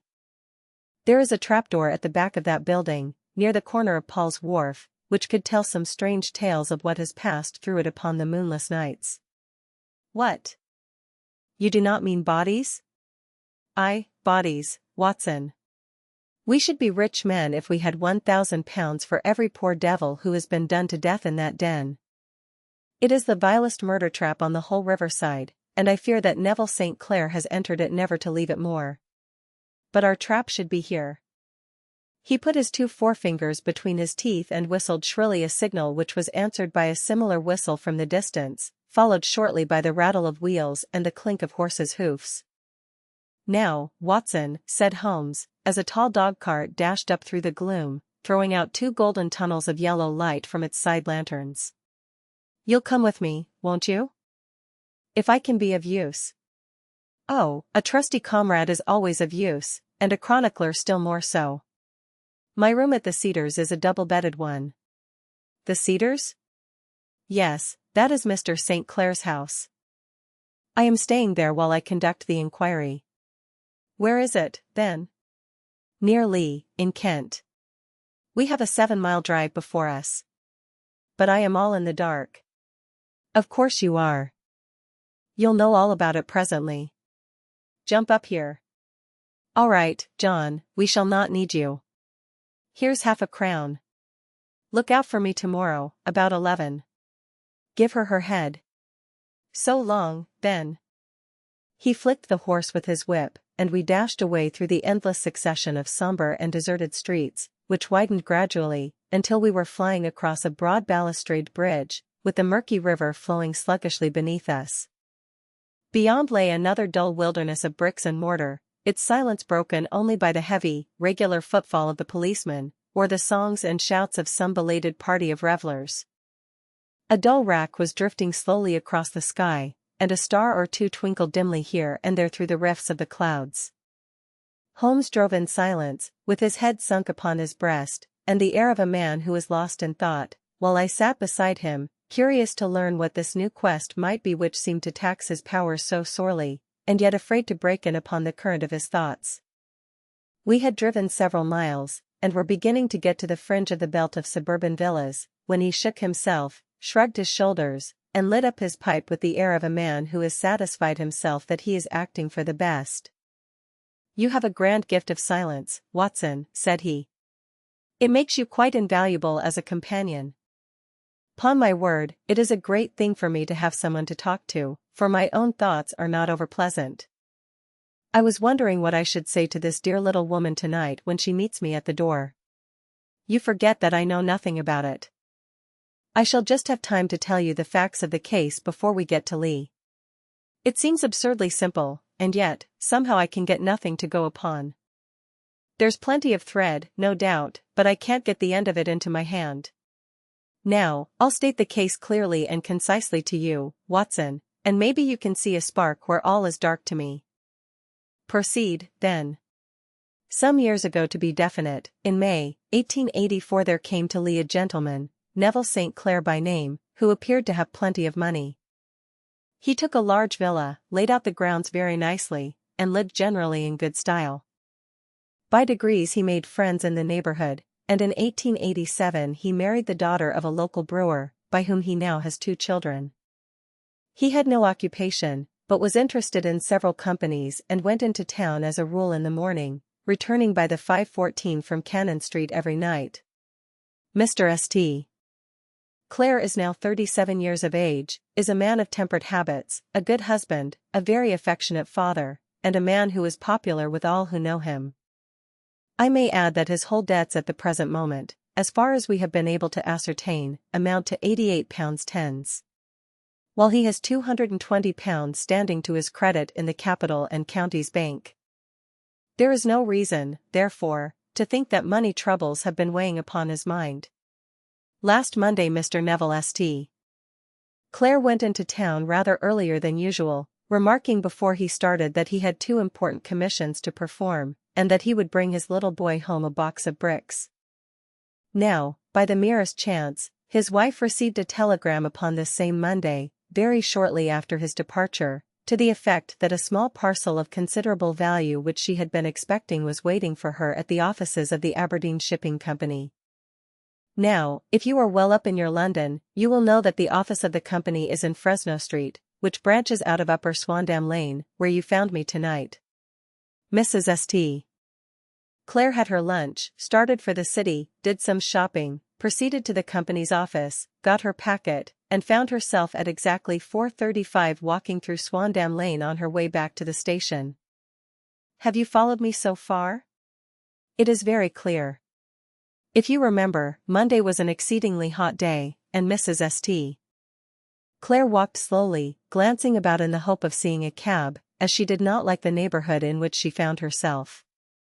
While she was walking in this way down Swandam Lane, she suddenly heard an ejaculation or cry, and was struck cold to see her husband looking down at her and, as it seemed to her, beckoning to her from a second-floor window. The window was open, and she distinctly saw his face, which she describes as being terribly agitated.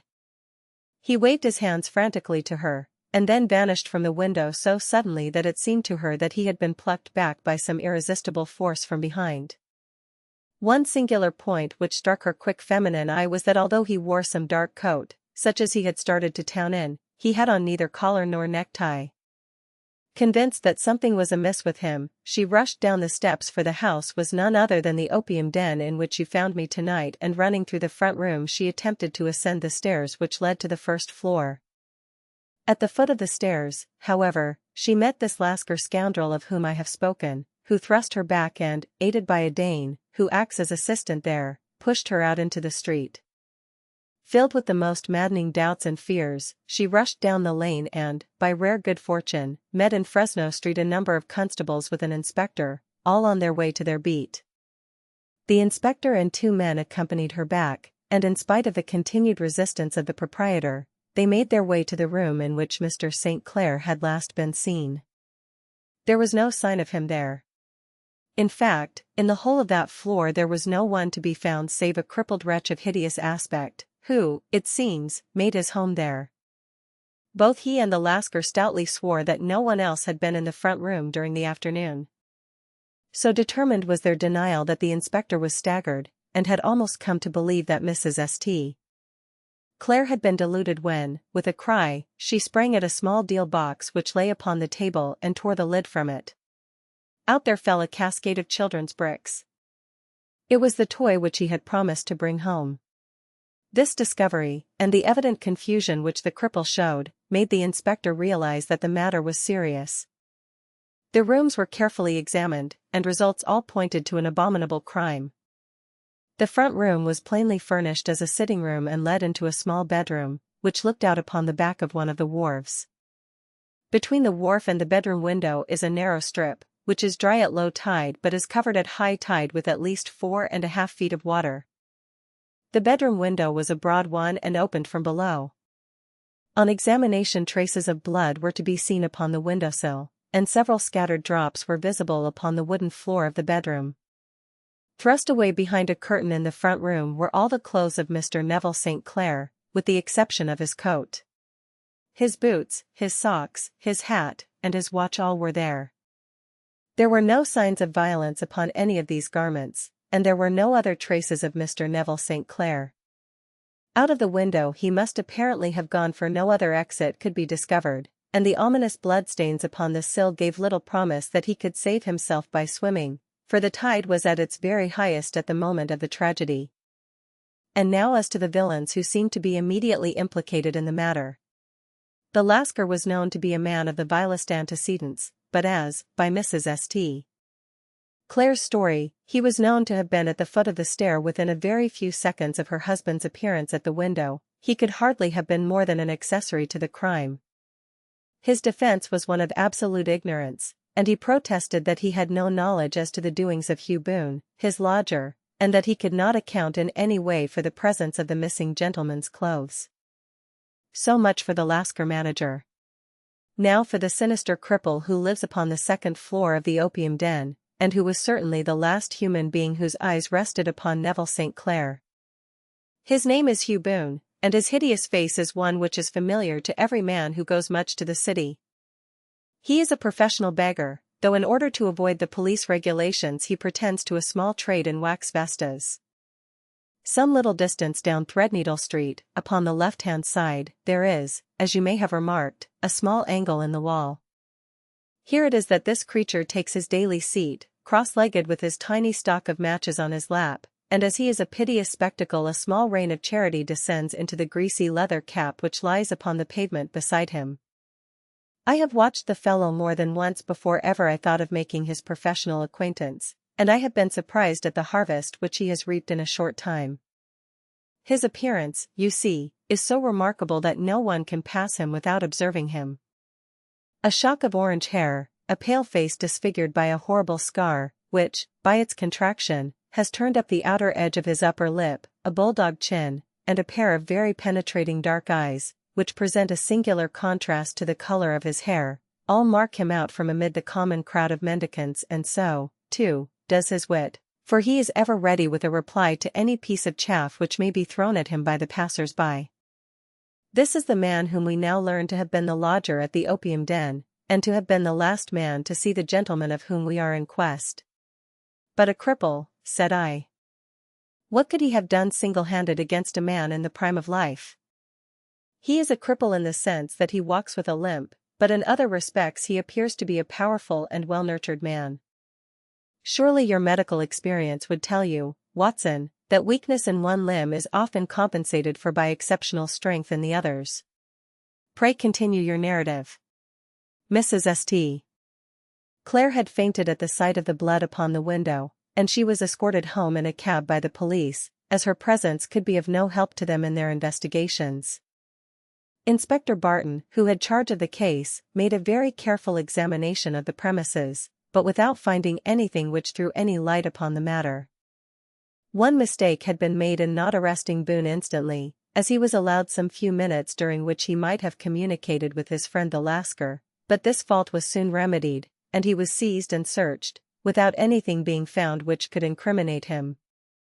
There were, it is true, some bloodstains upon his right shirt sleeve, but he pointed to his ring finger, which had been cut near the nail, and explained that the bleeding came from there, adding that he had been to the window not long before, and that the stains which had been observed there came doubtless from the same source. He denied strenuously having ever seen Mr. Neville St. Clair and swore that the presence of the clothes in his room was as much a mystery to him as to the police. As to Mrs. St. Clair's assertion that she had actually seen her husband at the window, he declared that she must have been either mad or dreaming. He was removed, loudly protesting, to the police station, while the inspector remained upon the premises in the hope that the ebbing tide might afford some fresh clue. And it did, though they hardly found upon the mudbank what they had feared to find. It was Neville St. Clair's coat, and not Neville St. Clair, which lay uncovered as the tide receded. And what do you think they found in the pockets? I cannot imagine. No, I don't think you would guess. Every pocket stuffed with pennies and halfpennies, 421 pennies and 270 halfpennies. It was no wonder that it had not been swept away by the tide. But a human body is a different matter. There is a fierce eddy between the wharf and the house. It seemed likely enough that the weighted coat had remained when the stripped body had been sucked away into the river. But I understand that all the other clothes were found in the room. Would the body be dressed in a coat alone? No, sir, but the facts might be met speciously enough. Suppose that this man Boone had thrust Neville St. Clair through the window, there is no human eye which could have seen the deed. What would he do then? It would of course instantly strike him that he must get rid of the telltale garments. He would seize the coat, then, and be in the act of throwing it out, when it would occur to him that it would swim and not sink.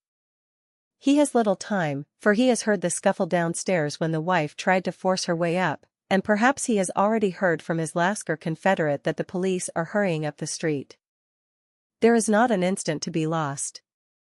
He rushes to some secret hoard, where he has accumulated the fruits of his beggary, and he stuffs all the coins upon which he can lay his hands into the pockets to make sure of the coat's sinking.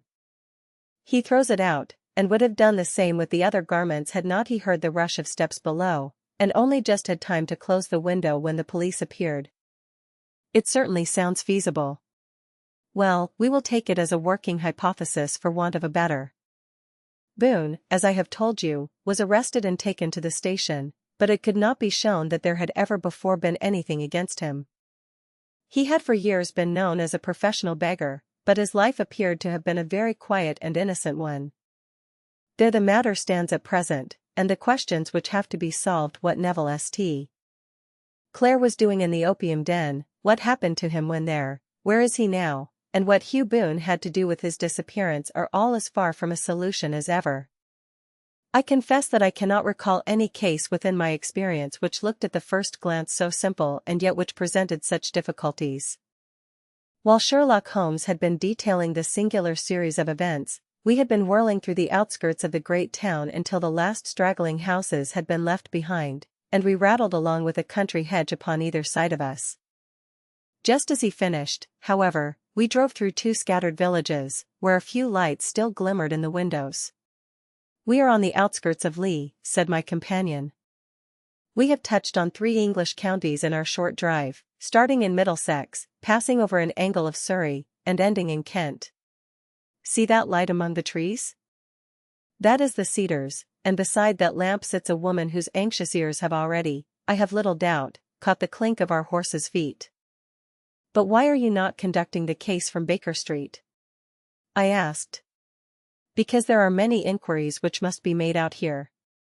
Mrs. St. Clair has most kindly put 2 rooms at my disposal, and you may rest assured that she will have nothing but a welcome for my friend and colleague. I hate to meet her, Watson, when I have no news of her husband. Here we are. Whoa, there, whoa." We had pulled up in front of a large villa which stood within its own grounds. A stable boy had run out to the horse's head, and springing down, I followed Holmes up the small, winding gravel drive which led to the house. As we approached, the door flew open, and a little blonde woman stood in the opening, clad in some sort of light mousseline de soie, with a touch of fluffy pink chiffon at her neck and wrists.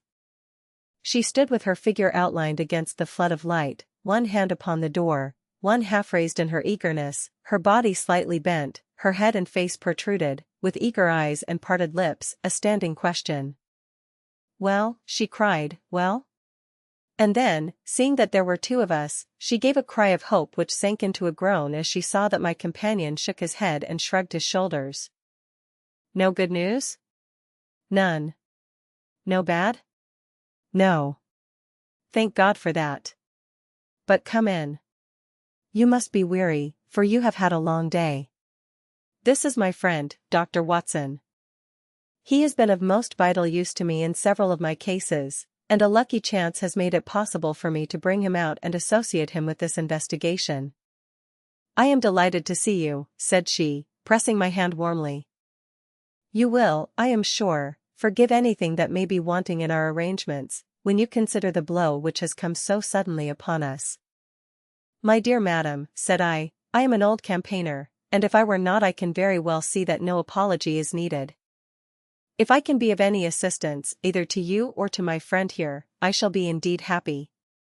Now, Mr.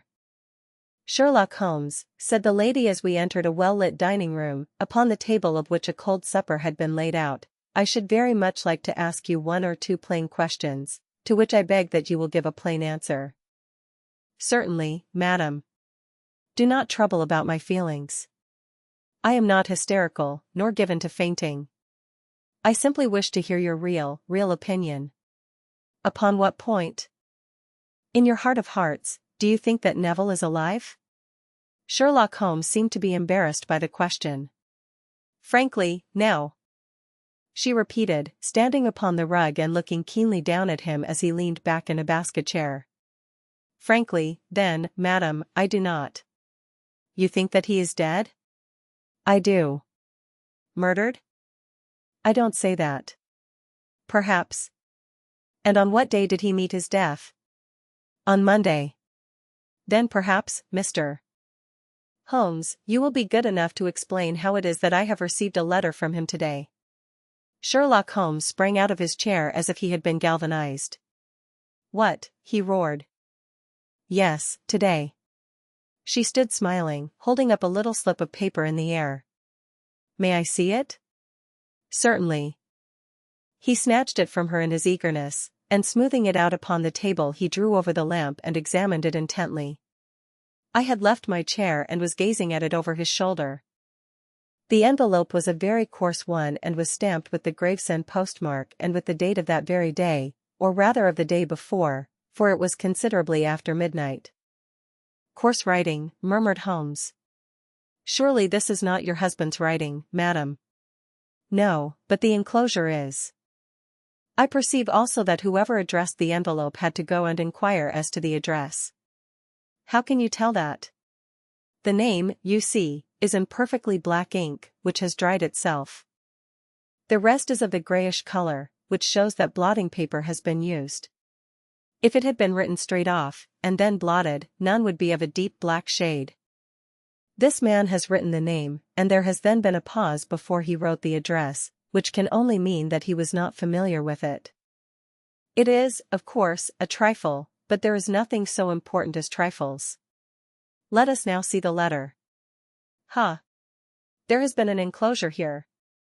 Yes, there was a ring. His signet ring. And you are sure that this is your husband's hand? One of his hands. One. His hand when he wrote hurriedly. It is very unlike his usual writing, and yet I know it well.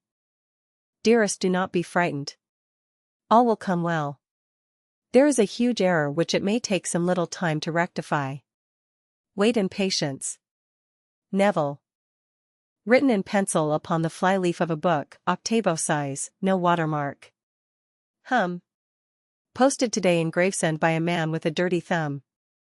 And the flap has been gummed, if I am not very much in error, by a person who had been chewing tobacco.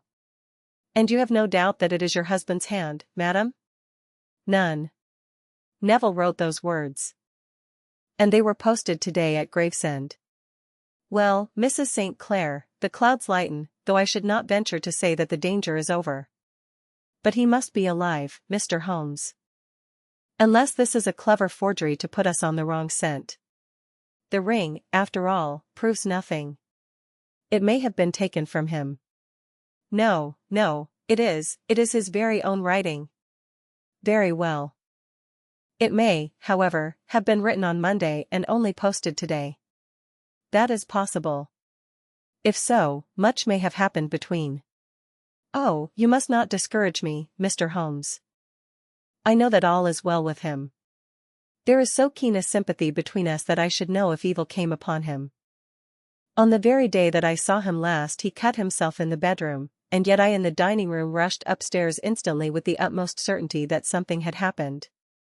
Do you think that I would respond to such a trifle and yet be ignorant of his death? I have seen too much not to know that the impression of a woman may be more valuable than the conclusion of an analytical reasoner. And in this letter you certainly have a very strong piece of evidence to corroborate your view. But if your husband is alive and able to write letters, why should he remain away from you? I cannot imagine. It is unthinkable. And on Monday he made no remarks before leaving you? No. And you were surprised to see him in Swandam Lane? Very much so. Was the window open? Yes. Then he might have called to you? He might. He only, as I understand, gave an inarticulate cry? Yes. A call for help, you thought? Yes. He waved his hands. But it might have been a cry of surprise. Astonishment at the unexpected sight of you might cause him to throw up his hands? It is possible. And you thought he was pulled back? He disappeared so suddenly. He might have leaped back. You did not see anyone else in the room? No, but this horrible man confessed to having been there, and the Lascar was at the foot of the stairs. Quite so. Your husband, as far as you could see, had his ordinary clothes on? But without his collar or tie. I distinctly saw his bare throat. Had he ever spoken of Swandam Lane? Never. Had he ever showed any signs of having taken opium? Never. Thank you, Mrs. St. Clair. Those are the principal points about which I wished to be absolutely clear. We shall now have a little supper and then retire, for we may have a very busy day tomorrow. A large and comfortable double-bedded room had been placed at our disposal, and I was quickly between the sheets, for I was weary after my night of adventure. Sherlock Holmes was a man, however, who, when he had an unsolved problem upon his mind, would go for days, and even for a week, without rest, turning it over, rearranging his facts, looking at it from every point of view until he had either fathomed it or convinced himself that his data were insufficient. It was soon evident to me that he was now preparing for an all-night sitting. He took off his coat and waistcoat, put on a large blue dressing gown, and then wandered about the room collecting pillows from his bed and cushions from the sofa and armchairs. With these he constructed a sort of Eastern divan, upon which he perched himself cross-legged, with an ounce of shag tobacco and a box of matches laid out in front of him. In the dim light of the lamp I saw him sitting there, an old briar pipe between his lips, his eyes fixed vacantly upon the corner of the ceiling, the blue smoke curling up from him, silent, motionless, with the light shining upon his strong-set aquiline features. So he sat as I dropped off to sleep, and so he sat when a sudden ejaculation caused me to wake up, and I found the summer sun shining into the apartment. The pipe was still between his lips, the smoke still curled upward, and the room was full of a dense tobacco haze, but nothing remained of the heap of shag which I had seen upon the previous night. "Awake, Watson?" he asked. "Yes." "Game for a morning drive?" "Certainly." "Then dress. No one is stirring yet, but I know where the stable boy sleeps, and we shall soon have the trap out." He chuckled to himself as he spoke, his eyes twinkled, and he seemed a different man to the somber thinker of the previous night. As I dressed I glanced at my watch. It was no wonder that no one was stirring. It was 25 minutes past 4. I had hardly finished when Holmes returned with the news that the boy was putting in the horse. "I want to test a little theory of mine," said he, pulling on his boots.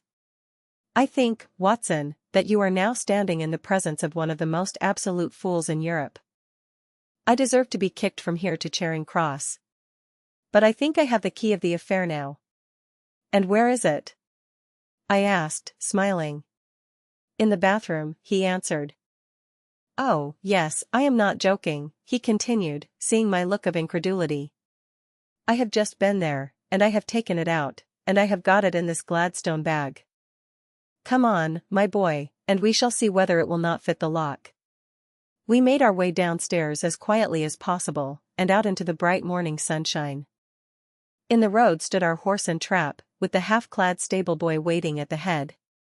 We both sprang in, and away we dashed down the London road. A few country carts were stirring, bearing in vegetables to the metropolis, but the lines of villas on either side were as silent and lifeless as some city in a dream. "It has been in some points a singular case," said Holmes, flicking the horse on into a gallop.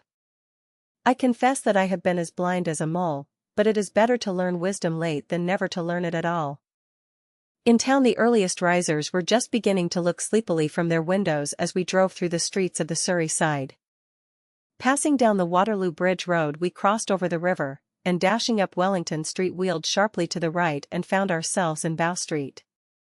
Sherlock Holmes was well known to the force, and the two constables at the door saluted him. One of them held the horse's head while the other let us in. "Who is on duty?" asked Holmes. "Inspector Bradstreet, sir." "Ah, Bradstreet, how are you?" A tall, stout official had come down the stone-flagged passage, in a peaked cap and frogged jacket. "I wish to have a quiet word with you, Bradstreet." "Certainly, Mr. Holmes. Step into my room here." It was a small, office-like room, with a huge ledger upon the table, and a telephone projecting from the wall. The inspector sat down at his desk. "What can I do for you, Mr. Holmes?" "I called about that beggar man, Boone, the one who was charged with being concerned in the disappearance of Mr. Neville St. Clair, of Lee." "Yes. He was brought up and remanded for further inquiries." "So I heard." "You have him here?" "In the cells." "Is he quiet?" "Oh, he gives no trouble. But he is a dirty scoundrel." "Dirty?" "Yes, it is all we can do to make him wash his hands, and his face is as black as a tinker's." "Well, when once his case has been settled, he will have a regular prison bath, and I think, if you saw him, you would agree with me that he needed it." "I should like to see him very much." "Would you?" "That is easily done. Come this way." "You can leave your bag." "No, I think that I'll take it." "Very good. Come this way, if you please." He led us down a passage, opened a barred door, passed down a winding stair, and brought us to a whitewashed corridor with a line of doors on each side. "The third on the right is his," said the inspector. "Here it is." He quietly shot back a panel in the upper part of the door and glanced through. "He is asleep," said he. "You can see him very well." We both put our eyes to the grating. The prisoner lay with his face towards us, in a very deep sleep, breathing slowly and heavily. He was a middle-sized man, coarsely clad as became his calling, with a colored shirt protruding through the rent in his tattered coat. He was, as the inspector had said, extremely dirty, but the grime which covered his face could not conceal its repulsive ugliness. A broad weal from an old scar ran right across it from eye to chin, and by its contraction had turned up one side of the upper lip, so that 3 teeth were exposed in a perpetual snarl. A shock of very bright red hair grew low over his eyes and forehead. "He's a beauty, isn't he?" said the inspector. "He certainly needs a wash," remarked Holmes. I had an idea that he might, and I took the liberty of bringing the tools with me. He opened the Gladstone bag as he spoke, and took out, to my astonishment, a very large bath sponge. He. "You are a funny one," chuckled the inspector.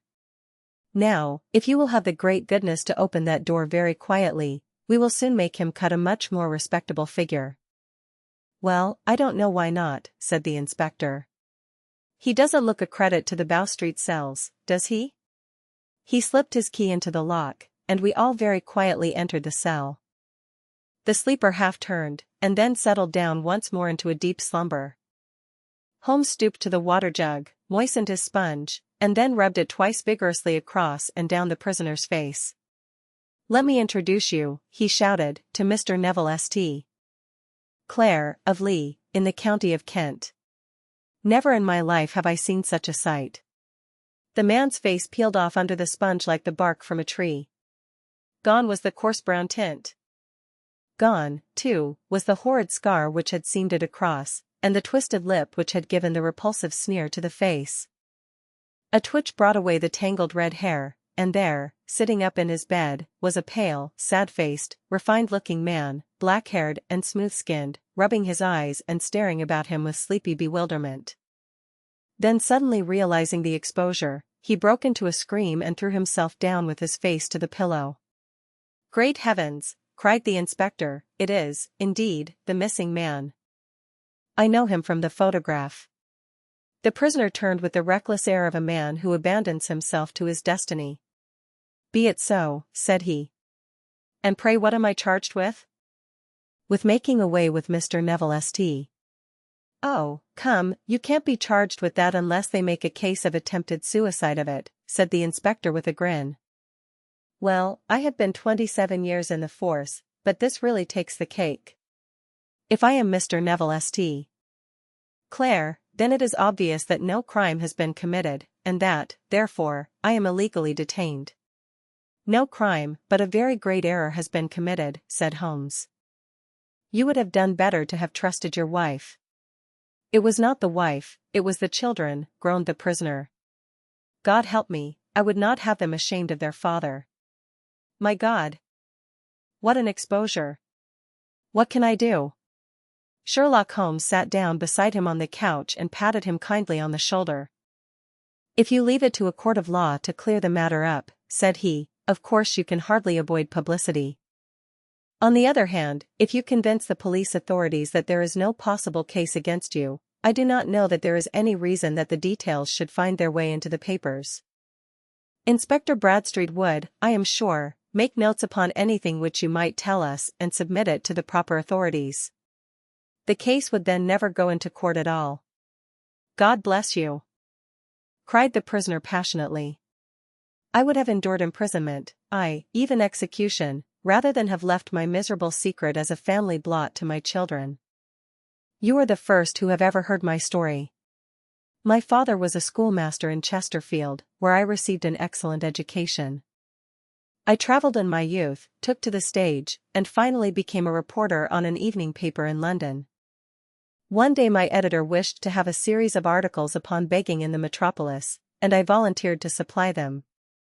There was the point from which all my adventures started. It was only by trying begging as an amateur that I could get the facts upon which to base my articles. When an actor I had, of course, learned all the secrets of making up, and had been famous in the green room for my skill. I took advantage now of my attainments. I painted my face, and to make myself as pitiable as possible I made a good scar and fixed one side of my lip in a twist by the aid of a small slip of flesh-colored plaster. Then with a red head of hair, and an appropriate dress, I took my station in the business part of the city, ostensibly as a match seller but really as a beggar. For 7 hours I plied my trade, and when I returned home in the evening I found to my surprise that I had received no less than 20 six. 4d. I wrote my articles and thought little more of the matter until, some time later, I backed a bill for a friend and had a writ served upon me for £25. I was at my wits' end where to get the money, but a sudden idea came to me. I begged a fortnight's grace from the creditor, asked for a holiday from my employers, and spent the time in begging in the city under my disguise. In 10 days I had the money and had paid the debt. Well, you can imagine how hard it was to settle down to arduous work at £2 a week when I knew that I could earn as much in a day by smearing my face with a little paint, laying my cap on the ground, and sitting still. It was a long fight between my pride and the money, but the dollars won at last, and I threw up reporting and sat day after day in the corner which I had first chosen, inspiring pity by my ghastly face and filling my pockets with coppers. Only one man knew my secret. He was the keeper of a low den in which I used to lodge in Swandam Lane, where I could every morning emerge as a squalid beggar and in the evenings transform myself into a well-dressed man about town. This fellow, a Lascar, was well paid by me for his rooms, so that I knew that my secret was safe in his possession. Well, very soon I found that I was saving considerable sums of money. I do not mean that any beggar in the streets of London could earn £700 a year, which is less than my average takings, but I had exceptional advantages in my power of making up, and also in a facility of repartee, which improved by practice and made me quite a recognized character in the city. All day a stream of pennies, varied by silver, poured in upon me, and it was a very bad day in which I failed to take £2. As I grew richer I grew more ambitious, took a house in the country, and eventually married, without anyone having a suspicion as to my real occupation. My dear wife knew that I had business in the city. She little knew what. Last Monday I had finished for the day and was dressing in my room above the opium den when I looked out of my window and saw, to my horror and astonishment, that my wife was standing in the street, with her eyes fixed full upon me. I gave a cry of surprise, threw up my arms to cover my face, and, rushing to my confidant, the Lascar, entreated him to prevent anyone from coming up to me. I heard her voice downstairs, but I knew that she could not ascend. Swiftly I threw off my clothes, pulled on those of a beggar, and put on my pigments and wig. Even a wife's eyes could not pierce so complete a disguise. But then it occurred to me that there might be a search in the room, and that the clothes might betray me. I threw open the window, reopening by my violence a small cut which I had inflicted upon myself in the bedroom that morning. Then I seized my coat, which was weighted by the coppers which I had just transferred to it from the leather bag in which I carried my takings. I hurled it out of the window, and it disappeared into the Thames. The other clothes would have followed, but at that moment there was a rush of constables up the stair, and a few minutes after I found, rather, I confess, to my relief, that instead of being identified as Mr. Neville St. Clair, I was arrested as his murderer. I do not know that there is anything else for me to explain. I was determined to preserve my disguise as long as possible, and hence my preference for a dirty face. Knowing that my wife would be terribly anxious, I slipped off my ring and confided it to the Lascar at a moment when no constable was watching me, together with a hurried scrawl, telling her that she had no cause to fear. "That note only reached her yesterday," said Holmes. "Good God! What a week she must have spent." "The police have watched this Lascar," said Inspector Bradstreet, "and I can quite understand that he might find it difficult to post a letter unobserved. Probably he handed it to some sailor customer of his, who forgot all about it for some days." "That was it," said Holmes, nodding approvingly. "I have no doubt of it." "But have you never been prosecuted for begging?" "Many times, but what was a fine to me?" "It must stop here, however," said Bradstreet. "If the police are to hush this thing up, there must be no more of Hugh Boone. I have sworn it by the most solemn oaths which a man can take. In that case I think that it is probable that no further steps may be taken. But if you are found again, then all must come out. I am sure, Mr. Holmes, that we are very much indebted to you for having cleared the matter up. I wish I knew how you reach your results." "I reached this one," said my friend, "by sitting upon 5 pillows and consuming an ounce of shag. I think, Watson, that if we drive to Baker Street we shall just be in time for breakfast." Part 7. The Adventure of the Blue Carbuncle. I had called upon my friend Sherlock Holmes upon the second morning after Christmas, with the intention of wishing him the compliments of the season. He was lounging upon the sofa in a purple dressing gown, a pipe-rack within his reach upon the right, and a pile of crumpled morning papers, evidently newly studied, near at hand. Beside the couch was a wooden chair, and on the angle of the back hung a very seedy and disreputable hard felt hat, much the worse for wear, and cracked in several places. A lens and a forceps lying upon the seat of the chair suggested that the hat had been suspended in this manner for the purpose of examination. "You are engaged," said I. "Perhaps I interrupt you." "Not at all. I am glad to have a friend with whom I can discuss my results. The matter is a perfectly trivial one." He jerked his thumb in the direction of the old hat, "but there are points in connection with it which are not entirely devoid of interest and even of instruction." I seated myself in his armchair and warmed my hands before his crackling fire, for a sharp frost had set in, and the windows were thick with the ice crystals. "I suppose," I remarked, "that, homely as it looks, this thing has some deadly story linked onto it, that it is the clue which will guide you in the solution of some mystery and the punishment of some crime." "No, no. No crime," said Sherlock Holmes, laughing. "Only one of those whimsical little incidents which will happen when you have 4 million human beings all jostling each other within the space of a few square miles. Amid the action and reaction of so dense a swarm of humanity, every possible combination of events may be expected to take place, and many a little problem will be presented which may be striking and bizarre without being criminal. We have already had experience of such. So much so, I remarked, that of the last 6 cases which I have added to my notes, 3 have been entirely free of any legal crime. Precisely. You allude to my attempt to recover the Irene Adler papers, to the singular case of Miss Mary Sutherland, and to the adventure of the man with the twisted lip. Well, I have no doubt that this small matter will fall into the same innocent category. You know Peterson, the commissionaire? Yes. It is to him that this trophy belongs. It is his hat. No, he found it. Its owner is unknown. I beg that you will look upon it not as a battered billycock but as an intellectual problem. And, first, as to how it came here.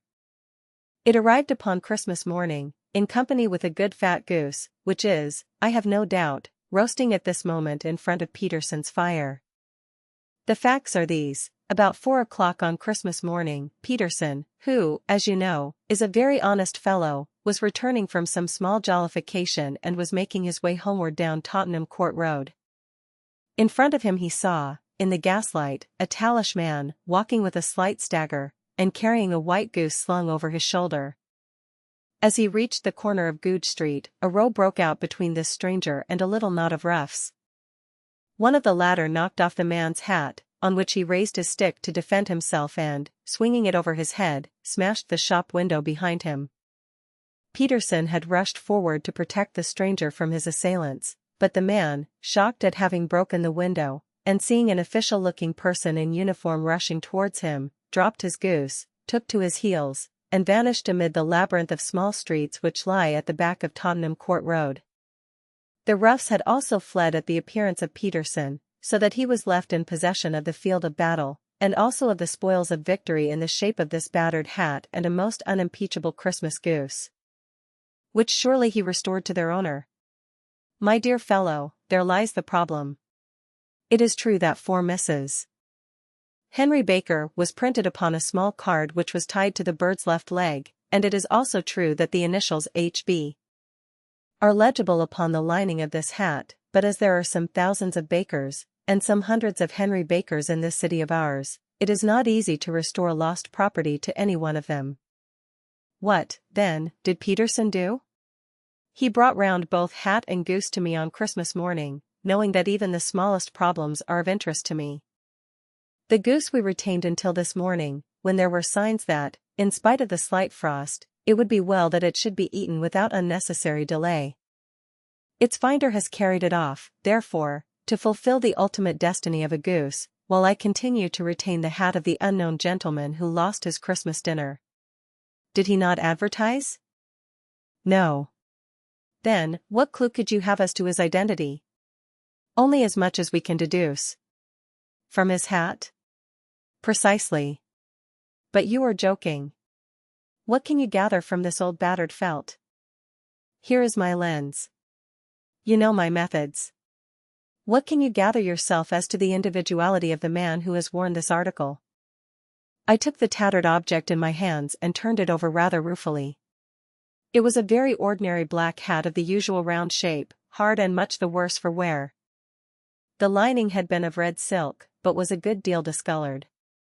There was no maker's name, but, as Holmes had remarked, the initials H.B. were scrawled upon one side.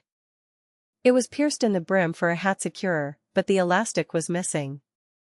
For the rest, it was cracked, exceedingly dusty, and spotted in several places, although there seemed to have been some attempt to hide the discolored patches by smearing them with ink.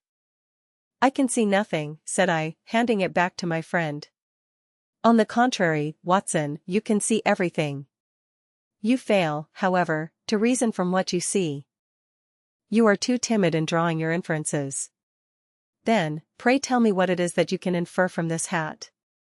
He picked it up and gazed at it in the peculiar introspective fashion which was characteristic of him. It is perhaps less suggestive than it might have been, he remarked, and yet there are a few inferences which are very distinct, and a few others which represent at least a strong balance of probability. That the man was highly intellectual is of course obvious upon the face of it, and also that he was fairly well-to-do within the last 3 years, although he has now fallen upon evil days. He had foresight, but has less now than formerly, pointing to a moral retrogression, which, when taken with the decline of his fortunes, seems to indicate some evil influence, probably drink, at work upon him. This may account also for the obvious fact that his wife has ceased to love him. My dear Holmes. He has, however, retained some degree of self-respect, he continued, disregarding my remonstrance. He is a man who leads a sedentary life, goes out little, is out of training entirely, is middle-aged, has grizzled hair which he has had cut within the last few days, and which he anoints with lime cream. These are the more patent facts which are to be deduced from his hat. Also, by the way, that it is extremely improbable that he has gas laid on in his house. You are certainly joking, Holmes. Not in the least. Is it possible that even now, when I give you these results, you are unable to see how they are attained? I have no doubt that I am very stupid, but I must confess that I am unable to follow you. For example, how did you deduce that this man was intellectual? For answer Holmes clapped the hat upon his head. It came right over the forehead and settled upon the bridge of his nose. It is a question of cubic capacity, said he, a man with so large a brain must have something in it. The decline of his fortunes, then? This hat is 3 years old. These flat brims curled at the edge came in then. It is a hat of the very best quality. Look at the band of ribbed silk and the excellent lining. If this man could afford to buy so expensive a hat 3 years ago, and has had no hat since, then he has assuredly gone down in the world. Well, that is clear enough, certainly. But how about the foresight and the moral retrogression? Sherlock Holmes laughed. Here is the foresight, said he, putting his finger upon the little disc and loop of the hat securer. They are never sold upon hats. If this man ordered one, it is a sign of a certain amount of foresight, since he went out of his way to take this precaution against the wind. But since we see that he has broken the elastic and has not troubled to replace it, it is obvious that he has less foresight now than formerly, which is a distinct proof of a weakening nature. On the other hand, he has endeavored to conceal some of these stains upon the felt by daubing them with ink, which is a sign that he has not entirely lost his self-respect. Your reasoning is certainly plausible. The further points, that he is middle-aged, that his hair is grizzled, that it has been recently cut, and that he uses lime cream, are all to be gathered from a close examination of the lower part of the lining. The lens discloses a large number of hair ends, clean cut by the scissors of the barber. They all appear to be adhesive, and there is a distinct odor of lime cream.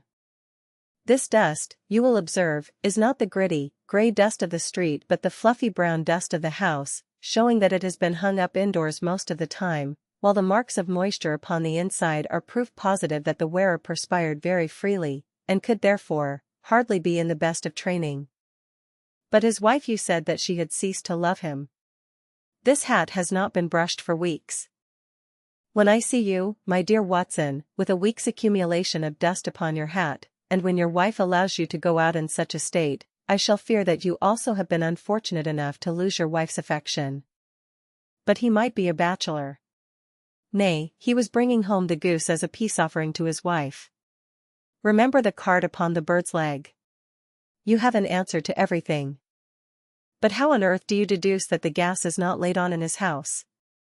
One tallow stain, or even 2, might come by chance, but when I see no less than 5, I think that there can be little doubt that the individual must be brought into frequent contact with burning tallow, walks upstairs at night probably with his hat in one hand and a guttering candle in the other.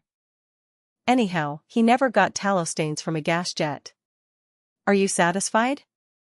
Well, it is very ingenious, said I, laughing, but since, as you said just now, there has been no crime committed, and no harm done save the loss of a goose, all this seems to be rather a waste of energy.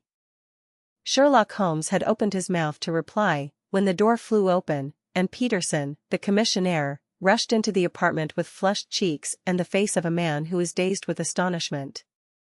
The goose, Mr. Holmes. The goose, sir, he gasped. Eh? What of it, then? Has it returned to life and flapped off through the kitchen window? Holmes twisted himself round upon the sofa to get a fairer view of the man's excited face. "See here, sir. See what my wife found in its crop." He held out his hand and displayed upon the center of the palm a brilliantly scintillating blue stone, rather smaller than a bean in size, but of such purity and radiance that it twinkled like an electric point in the dark hollow of his hand. Sherlock Holmes sat up with a whistle. "By Jove, Peterson," said he, "this is treasure trove indeed. I suppose you know what you have got." "A diamond, sir?" "A precious stone. It cuts into glass as though it were putty." "It's more than a precious stone. It is the precious stone." "Not the Countess of Morcar's blue carbuncle?" I ejaculated. "Precisely so. I ought to know its size and shape, seeing that I have read the advertisement about it in the Times every day lately. It is absolutely unique, and its value can only be conjectured, but the reward offered of £1,000 is certainly not within a 20th part of the market price." £1,000? Great Lord of mercy! The commissionaire plumped down into a chair and stared from one to the other of us. "That is the reward, and I have reason to know that there are sentimental considerations in the background which would induce the Countess to part with half her fortune if she could but recover the gem. It was lost, if I remember aright, at the Hotel Cosmopolitan," I remarked. "Precisely so, on December 22nd, just 5 days ago. John Horner, a plumber, was accused of having abstracted it from the lady's jewel case. The evidence against him was so strong that the case has been referred to the assizes. I have some account of the matter here, I believe." He rummaged amid his newspapers, glancing over the dates, until at last he smoothed one out, doubled it over, and read the following paragraph. "Hotel Cosmopolitan jewel robbery. John Horner, 26, plumber, was brought up upon the charge of having upon the 22nd inst. abstracted from the jewel case of the Countess of Morcar the valuable gem known as the blue carbuncle.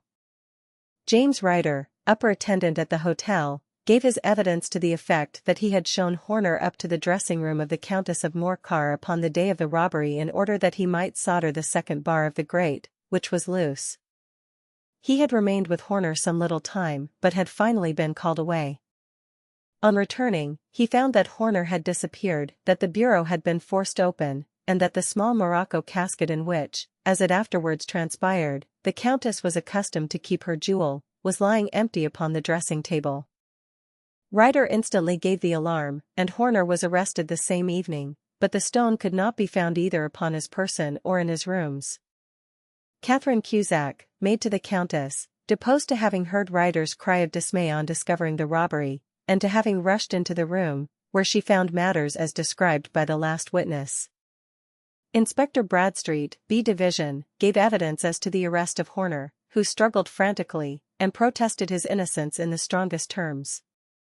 Evidence of a previous conviction for robbery having been given against the prisoner, the magistrate refused to deal summarily with the offense, but referred it to the assizes.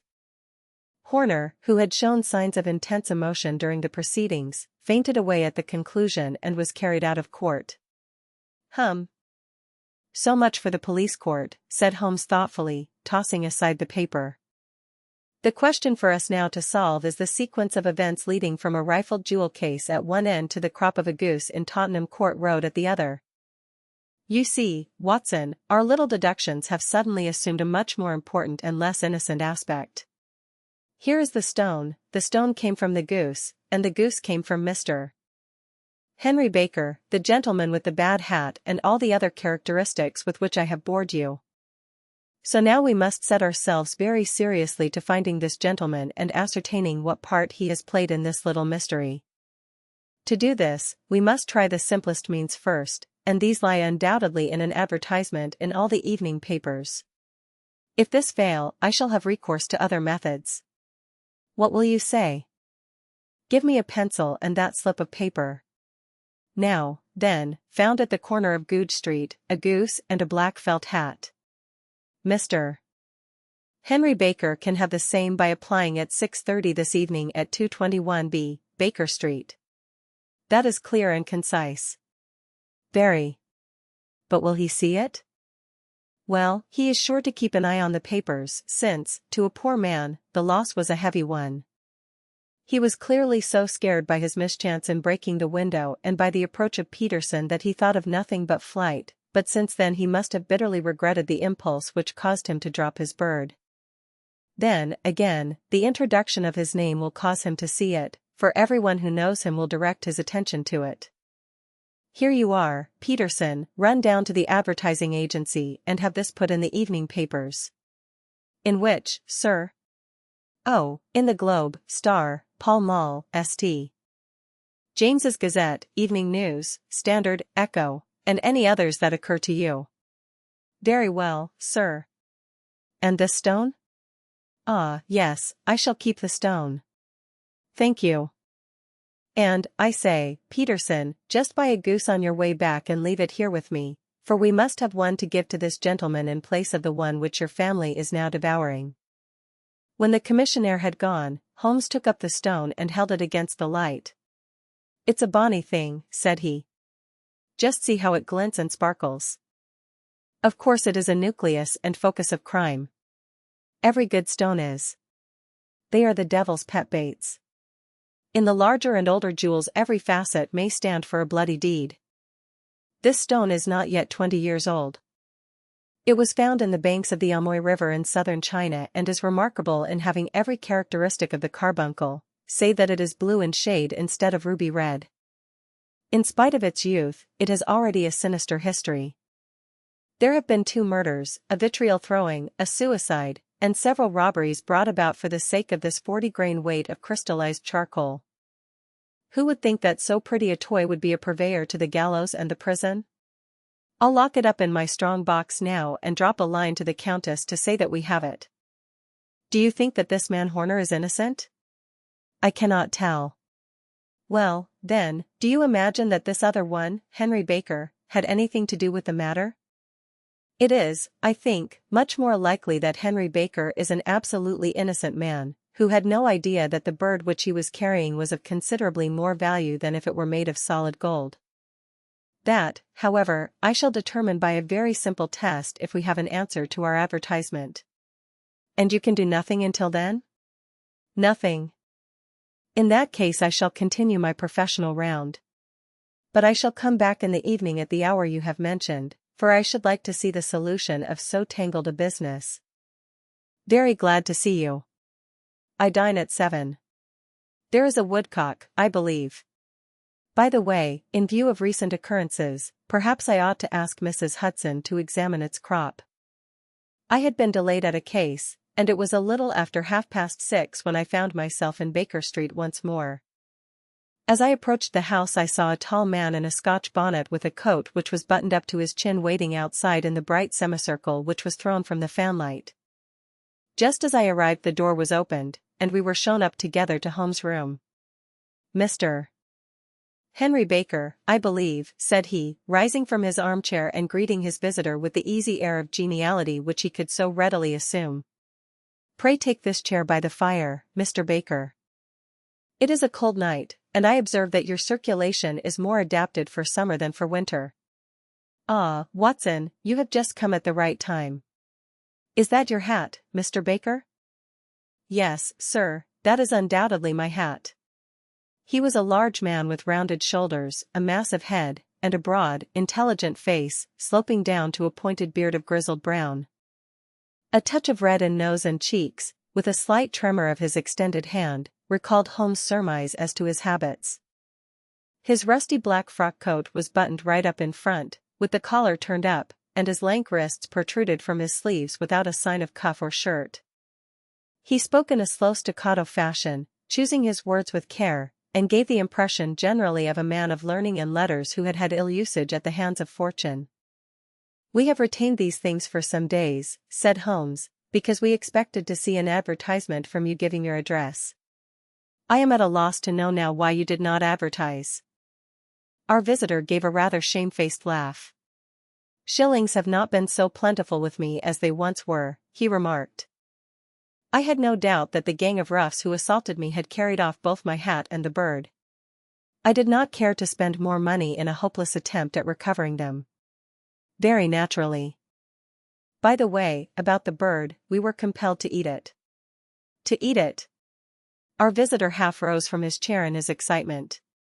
Yes, it would have been of no use to anyone had we not done so. But I presume that this other goose upon the sideboard, which is about the same weight and perfectly fresh, will answer your purpose equally well. Oh, certainly, certainly, answered Mr. Baker with a sigh of relief. Of course, we still have the feathers, legs, crop, and so on of your own bird, so if you wish, the man burst into a hearty laugh. They might be useful to me as relics of my adventure, said he, but beyond that I can hardly see what use the disjecta membra of my late acquaintance are going to be to me. No, sir, I think that, with your permission, I will confine my attentions to the excellent bird which I perceive upon the sideboard.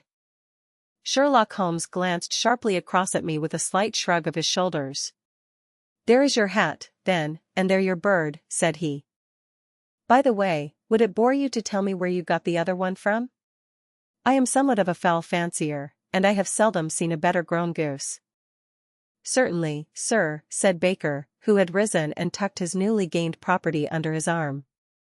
There are a few of us who frequent the Alpha Inn. Near the museum we are to be found in the museum itself during the day, you understand. This year our good host, Windigate by name, instituted a goose club, by which, on consideration of some few pence every week, we were each to receive a bird at Christmas. My pence were duly paid, and the rest is familiar to you. I am much indebted to you, sir, for a Scotch bonnet is fitted neither to my years nor my gravity. With a comical pomposity of manner he bowed solemnly to both of us and strode off upon his way. So much for Mr. Henry Baker, said Holmes when he had closed the door behind him. It is quite certain that he knows nothing whatever about the matter. Are you hungry, Watson? Not particularly. Then I suggest that we turn our dinner into a supper and follow up this clue while it is still hot. By all means. It was a bitter night, so we drew on our ulsters and wrapped cravats about our throats. Outside, the stars were shining coldly in a cloudless sky, and the breath of the passers-by blew out into smoke like so many pistol shots. Our footfalls rang out crisply and loudly as we swung through the Doctor's Quarter, Wimpole Street, Harley Street, and so through Wigmore Street into Oxford Street. In a quarter of an hour we were in Bloomsbury at the Alpha Inn, which is a small public house at the corner of one of the streets which runs down into Holborn. Holmes pushed open the door of the private bar and ordered 2 glasses of beer from the ruddy-faced, white-aproned landlord. Your beer should be excellent if it is as good as your geese, said he. My geese? The man seemed surprised. Yes. I was speaking only half an hour ago to Mr. Henry Baker, who was a member of your goose club. Ah. Yes, I see. But you see, sir, them's not our geese. Indeed. Whose, then? Well, I got the 2 dozen from a salesman in Covent Garden. Indeed? I know some of them. Which was it? Breckenridge is his name. Ah. I don't know him. Well, here's your good health, landlord, and prosperity to your house. Good night. Now for Mr. Breckenridge, he continued, buttoning up his coat as we came out into the frosty air. Remember, Watson, that though we have so homely a thing as a goose at one end of this chain, we have at the other a man who will certainly get 7 years penal servitude unless we can establish his innocence. It is possible that our inquiry may but confirm his guilt, but, in any case, we have a line of investigation which has been missed by the police, and which a singular chance has placed in our hands. Let us follow it out to the bitter end. Faces to the south, then, and quick march. We passed across Holborn, down Endell Street, and so through a zigzag of slums to Covent Garden Market. One of the largest stalls bore the name of Breckenridge upon it, and the proprietor, a horsey-looking man, with a sharp face and trim side whiskers, was helping a boy to put up the shutters. Good evening. It's a cold night, said Holmes. The salesman nodded and shot a questioning glance at my companion. Sold out of geese, I see, continued Holmes, pointing at the bare slabs of marble. Let you have 500 tomorrow morning. That's no good. Well, there are some on the stall with the gas flare. Ah, but I was recommended to you.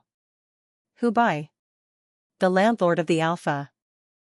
Oh, yes, I sent him a couple of dozen. Fine birds they were, too. Now where did you get them from? To my surprise the question provoked a burst of anger from the salesman. Now, then, mister, said he, with his head cocked and his arms akimbo, what are you driving at? Let's have it straight, now. It is straight enough. I should like to know who sold you the geese which you supplied to the Alpha. Well then, I shan't tell you. So now.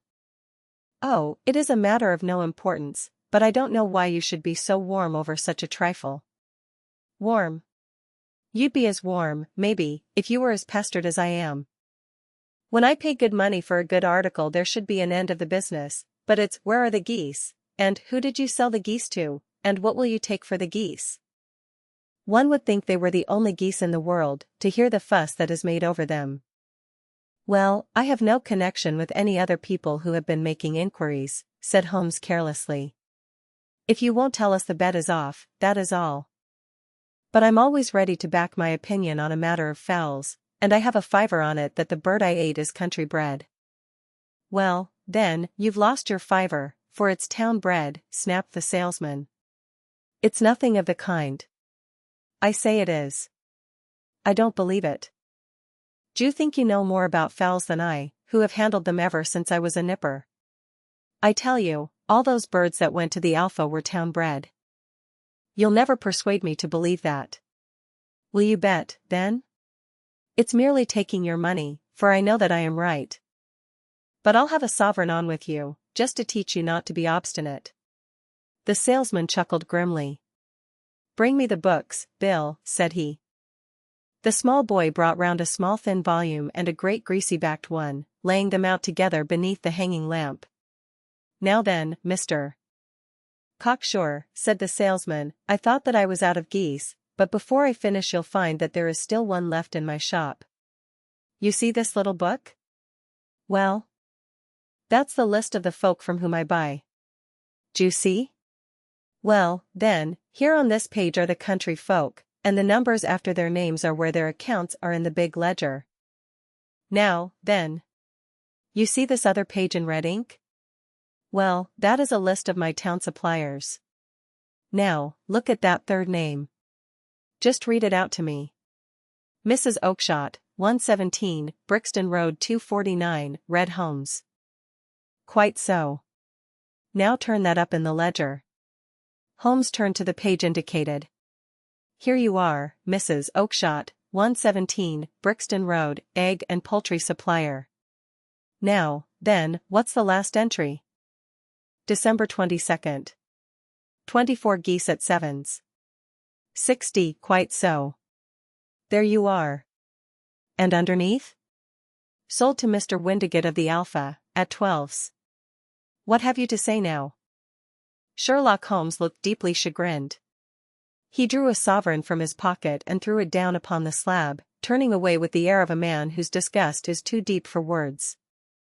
A few yards off he stopped under a lamp-post and laughed in the hearty, noiseless fashion which was peculiar to him. When you see a man with whiskers of that cut and the pink gun protruding out of his pocket, you can always draw him by a bet, said he. I dare say that if I had put £100 down in front of him, that man would not have given me such complete information as was drawn from him by the idea that he was doing me on a wager. Well, Watson, we are, I fancy, nearing the end of our quest, and the only point which remains to be determined is whether we should go on to this Mrs. Oakshott tonight, or whether we should reserve it for tomorrow. It is clear from what that surly fellow said that there are others besides ourselves who are anxious about the matter, and I should. His remarks were suddenly cut short by a loud hubbub which broke out from the stall which we had just left. Turning round we saw a little rat-faced fellow standing in the center of the circle of yellow light which was thrown by the swinging lamp, while Breckenridge, the salesman, framed in the door of his stall, was shaking his fists fiercely at the cringing figure. I've had enough of you and your geese, he shouted. I wish you were all at the devil together. If you come pestering me any more with your silly talk I'll set the dog at you.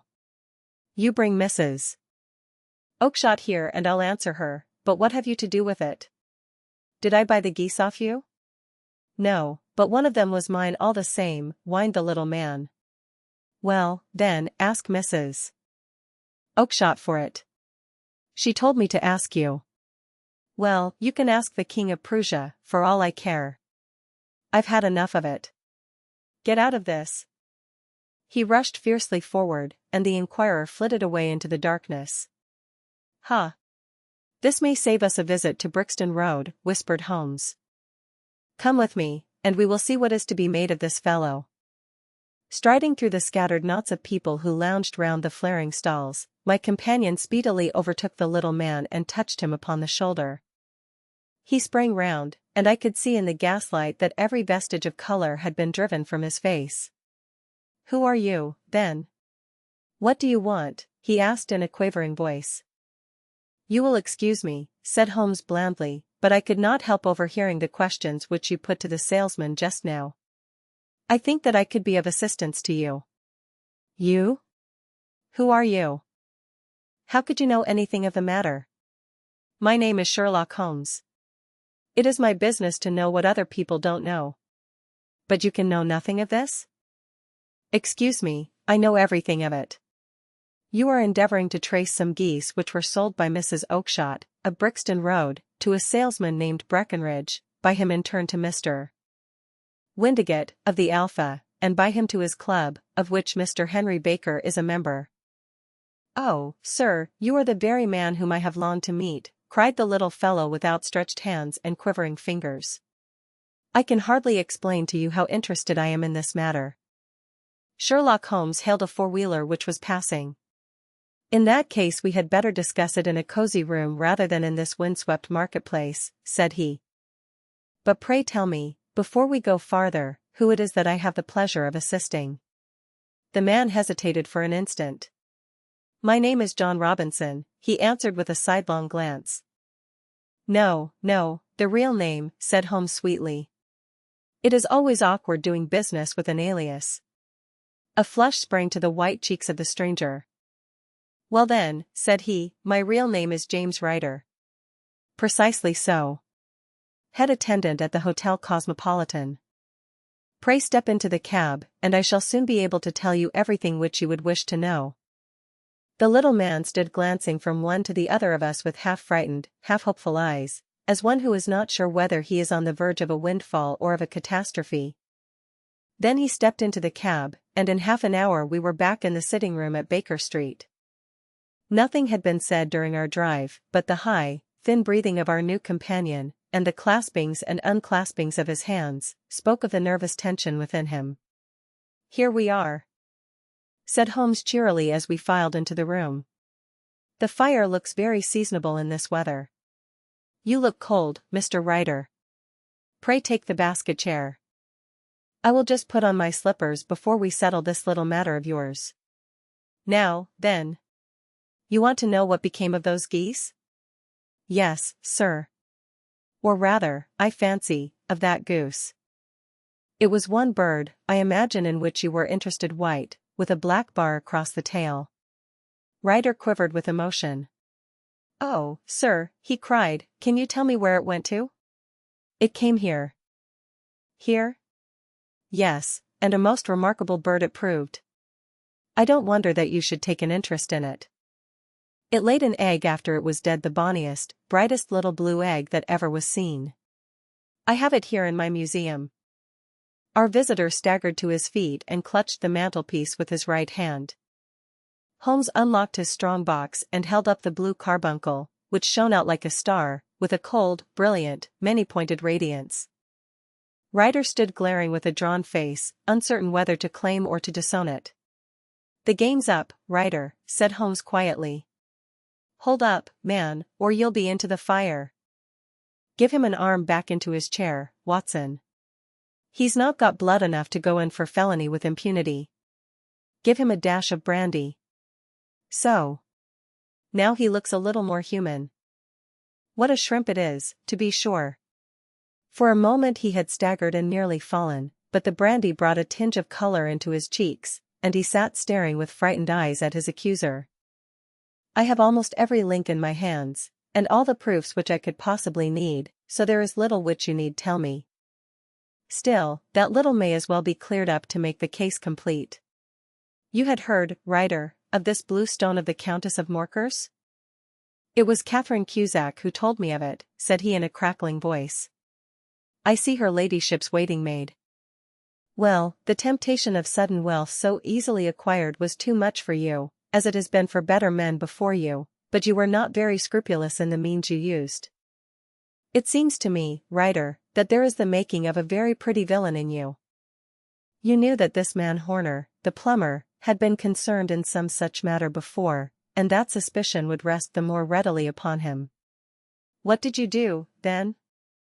You made some small job in my lady's room, you and your confederate Cusack, and you managed that he should be the man sent for. Then, when he had left, you rifled the jewel case, raised the alarm, and had this unfortunate man arrested. You then. Ryder threw himself down suddenly upon the rug and clutched at my companion's knees. For God's sake, have mercy, he shrieked. Think of my father. Of my mother. It would break their hearts. I never went wrong before. I never will again. I swear it. I'll swear it on a Bible. Oh, don't bring it into court. For Christ's sake, don't. Get back into your chair, said Holmes sternly. It is very well to cringe and crawl now, but you thought little enough of this poor Horner in the dock for a crime of which he knew nothing. I will fly, Mr. Holmes. I will leave the country, sir. Then the charge against him will break down. We will talk about that. And now let us hear a true account of the next act. How came the stone into the goose, and how came the goose into the open market? Tell us the truth, for there lies your only hope of safety. Ryder passed his tongue over his parched lips. I will tell you it just as it happened, sir, said he. When Horner had been arrested, it seemed to me that it would be best for me to get away with the stone at once, for I did not know at what moment the police might not take it into their heads to search me and my room. There was no place about the hotel where it would be safe. I went out, as if on some commission, and I made for my sister's house. She had married a man named Oakshott, and lived in Brixton Road, where she fattened fowls for the market. All the way there every man I met seemed to me to be a policeman or a detective, and, for all that it was a cold night, the sweat was pouring down my face before I came to the Brixton Road. My sister asked me what was the matter, and why I was so pale, but I told her that I had been upset by the jewel robbery at the hotel. Then I went into the backyard and smoked a pipe and wondered what it would be best to do. I had a friend once called Maudsley, who went to the bad, and has just been serving his time in Pentonville. One day he had met me, and fell into talk about the ways of thieves, and how they could get rid of what they stole. I knew that he would be true to me, for I knew one or two things about him, so I made up my mind to go right on to Kilburn, where he lived, and take him into my confidence. He would show me how to turn the stone into money. But how to get to him in safety? I thought of the agonies I had gone through in coming from the hotel. I might at any moment be seized and searched, and there would be the stone in my waistcoat pocket. I was leaning against the wall at the time and looking at the geese which were waddling about round my feet, and suddenly an idea came into my head which showed me how I could beat the best detective that ever lived. My sister had told me some weeks before that I might have the pick of her geese for a Christmas present, and I knew that she was always as good as her word. I would take my goose now, and in it I would carry my stone to Kilburn. There was a little shed in the yard, and behind this I drove one of the birds, a fine big one, white, with a barred tail. I caught it, and prying its bill open, I thrust the stone down its throat as far as my finger could reach. The bird gave a gulp, and I felt the stone pass along its gullet and down into its crop. But the creature flapped and struggled, and out came my sister to know what was the matter. As I turned to speak to her, the brute broke loose and fluttered off among the others. "Whatever were you doing with that bird, Jem?" says she. "Well," said I, "you said you'd give me one for Christmas, and I was feeling which was the fattest."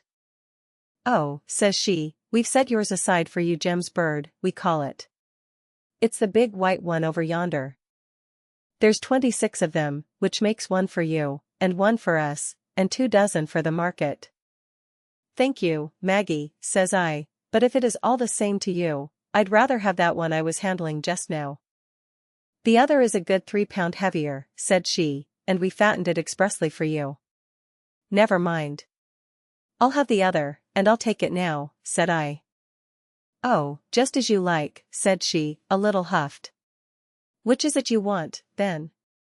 That white one with the barred tail, right in the middle of the flock. Oh, very well. Kill it and take it with you. Well, I did what she said, Mr. Holmes, and I carried the bird all the way to Kilburn. I told my pal what I had done, for he was a man that it was easy to tell a thing like that to. He laughed until he choked, and we got a knife and opened the goose. My heart turned to water, for there was no sign of the stone, and I knew that some terrible mistake had occurred. I left the bird, rushed back to my sister's, and hurried into the backyard. There was not a bird to be seen there. Where are they all, Maggie? I cried. Gone to the dealers, Jem. Which dealers? Breckenridge, of Covent Garden. But was there another with a barred tail? I asked, the same as the one I chose? Yes, Jem, there were two barred-tailed ones, and I could never tell them apart. Well, then, of course I saw it all, and I ran off as hard as my feet would carry me to this man Breckenridge, but he had sold the lot at once, and not one word would he tell me as to where they had gone. You heard him yourselves tonight. Well, he has always answered me like that. My sister thinks that I am going mad. Sometimes I think that I am myself. And now I am myself a branded thief, without ever having touched the wealth for which I sold my character. God help me! God help me! He burst into convulsive sobbing, with his face buried in his hands. There was a long silence, broken only by his heavy breathing and by the measured tapping of Sherlock Holmes' fingertips upon the edge of the table. Then my friend rose and threw open the door. Get out, said he. What, sir? Oh, heaven bless you! No more words. Get out. And no more words were needed. There was a rush, a clatter upon the stairs, the bang of a door, and the crisp rattle of running footfalls from the street. After all, Watson, said Holmes, reaching up his hand for his clay pipe, I am not retained by the police to supply their deficiencies. If Horner were in danger it would be another thing, but this fellow will not appear against him, and the case must collapse. I suppose that I am commuting a felony, but it is just possible that I am saving a soul. This fellow will not go wrong again, he is too terribly frightened. Send him to jail now, and you make him a jailbird for life. Besides, it is the season of forgiveness. Chance has put in our way a most singular and whimsical problem, and its solution is its own reward. If you will have the goodness to touch the bell, Doctor, we will begin another investigation, in which, also a bird will be the chief feature. Part 8. The Adventure of the Speckled Band. On glancing over my notes of the 70-odd cases in which I have during the last 8 years studied the methods of my friend Sherlock Holmes, I find many tragic, some comic, a large number merely strange, but none commonplace, for, working as he did rather for the love of his art than for the acquirement of wealth, he refused to associate himself with any investigation which did not tend towards the unusual, and even the fantastic. Of all these varied cases, however, I cannot recall any which presented more singular features than that which was associated with the well-known Surrey family of the Roylotts of Stoke Moran. The events in question occurred in the early days of my association with Holmes, when we were sharing rooms as bachelors in Baker Street. It is possible that I might have placed them upon record before, but a promise of secrecy was made at the time, from which I have only been freed during the last month by the untimely death of the lady to whom the pledge was given. It is perhaps as well that the facts should now come to light, for I have reasons to know that there are widespread rumors as to the death of Dr. Grimsby Roylott which tend to make the matter even more terrible than the truth. It was early in April in the year 83 that I woke one morning to find Sherlock Holmes standing, fully dressed, by the side of my bed. He was a late riser, as a rule, and as the clock on the mantelpiece showed me that it was only 7:15, I blinked up at him in some surprise, and perhaps just a little resentment, for I was myself regular in my habits. "Very sorry to knock you up, Watson," said he, "but it's the common lot this morning." "Mrs. Hudson has been knocked up," she retorted upon me, "and I on you." What is it, then a fire? No, a client. It seems that a young lady has arrived in a considerable state of excitement, who insists upon seeing me. She is waiting now in the sitting room. Now, when young ladies wander about the metropolis at this hour of the morning, and knock sleepy people up out of their beds, I presume that it is something very pressing which they have to communicate. Should it prove to be an interesting case, you would, I am sure, wish to follow it from the outset. I thought, at any rate, that I should call you and give you the chance. My dear fellow, I would not miss it for anything. I had no keener pleasure than in following Holmes in his professional investigations, and in admiring the rapid deductions, as swift as intuitions, and yet always founded on a logical basis with which he unraveled the problems which were submitted to him. I rapidly threw on my clothes and was ready in a few minutes to accompany my friend down to the sitting room. A lady dressed in black and heavily veiled, who had been sitting in the window, rose as we entered. "Good morning, madam," said Holmes cheerily. "My name is Sherlock Holmes. This is my intimate friend and associate, Dr. Watson, before whom you can speak as freely as before myself." "Ha! I am glad to see that Mrs. Hudson has had the good sense to light the fire.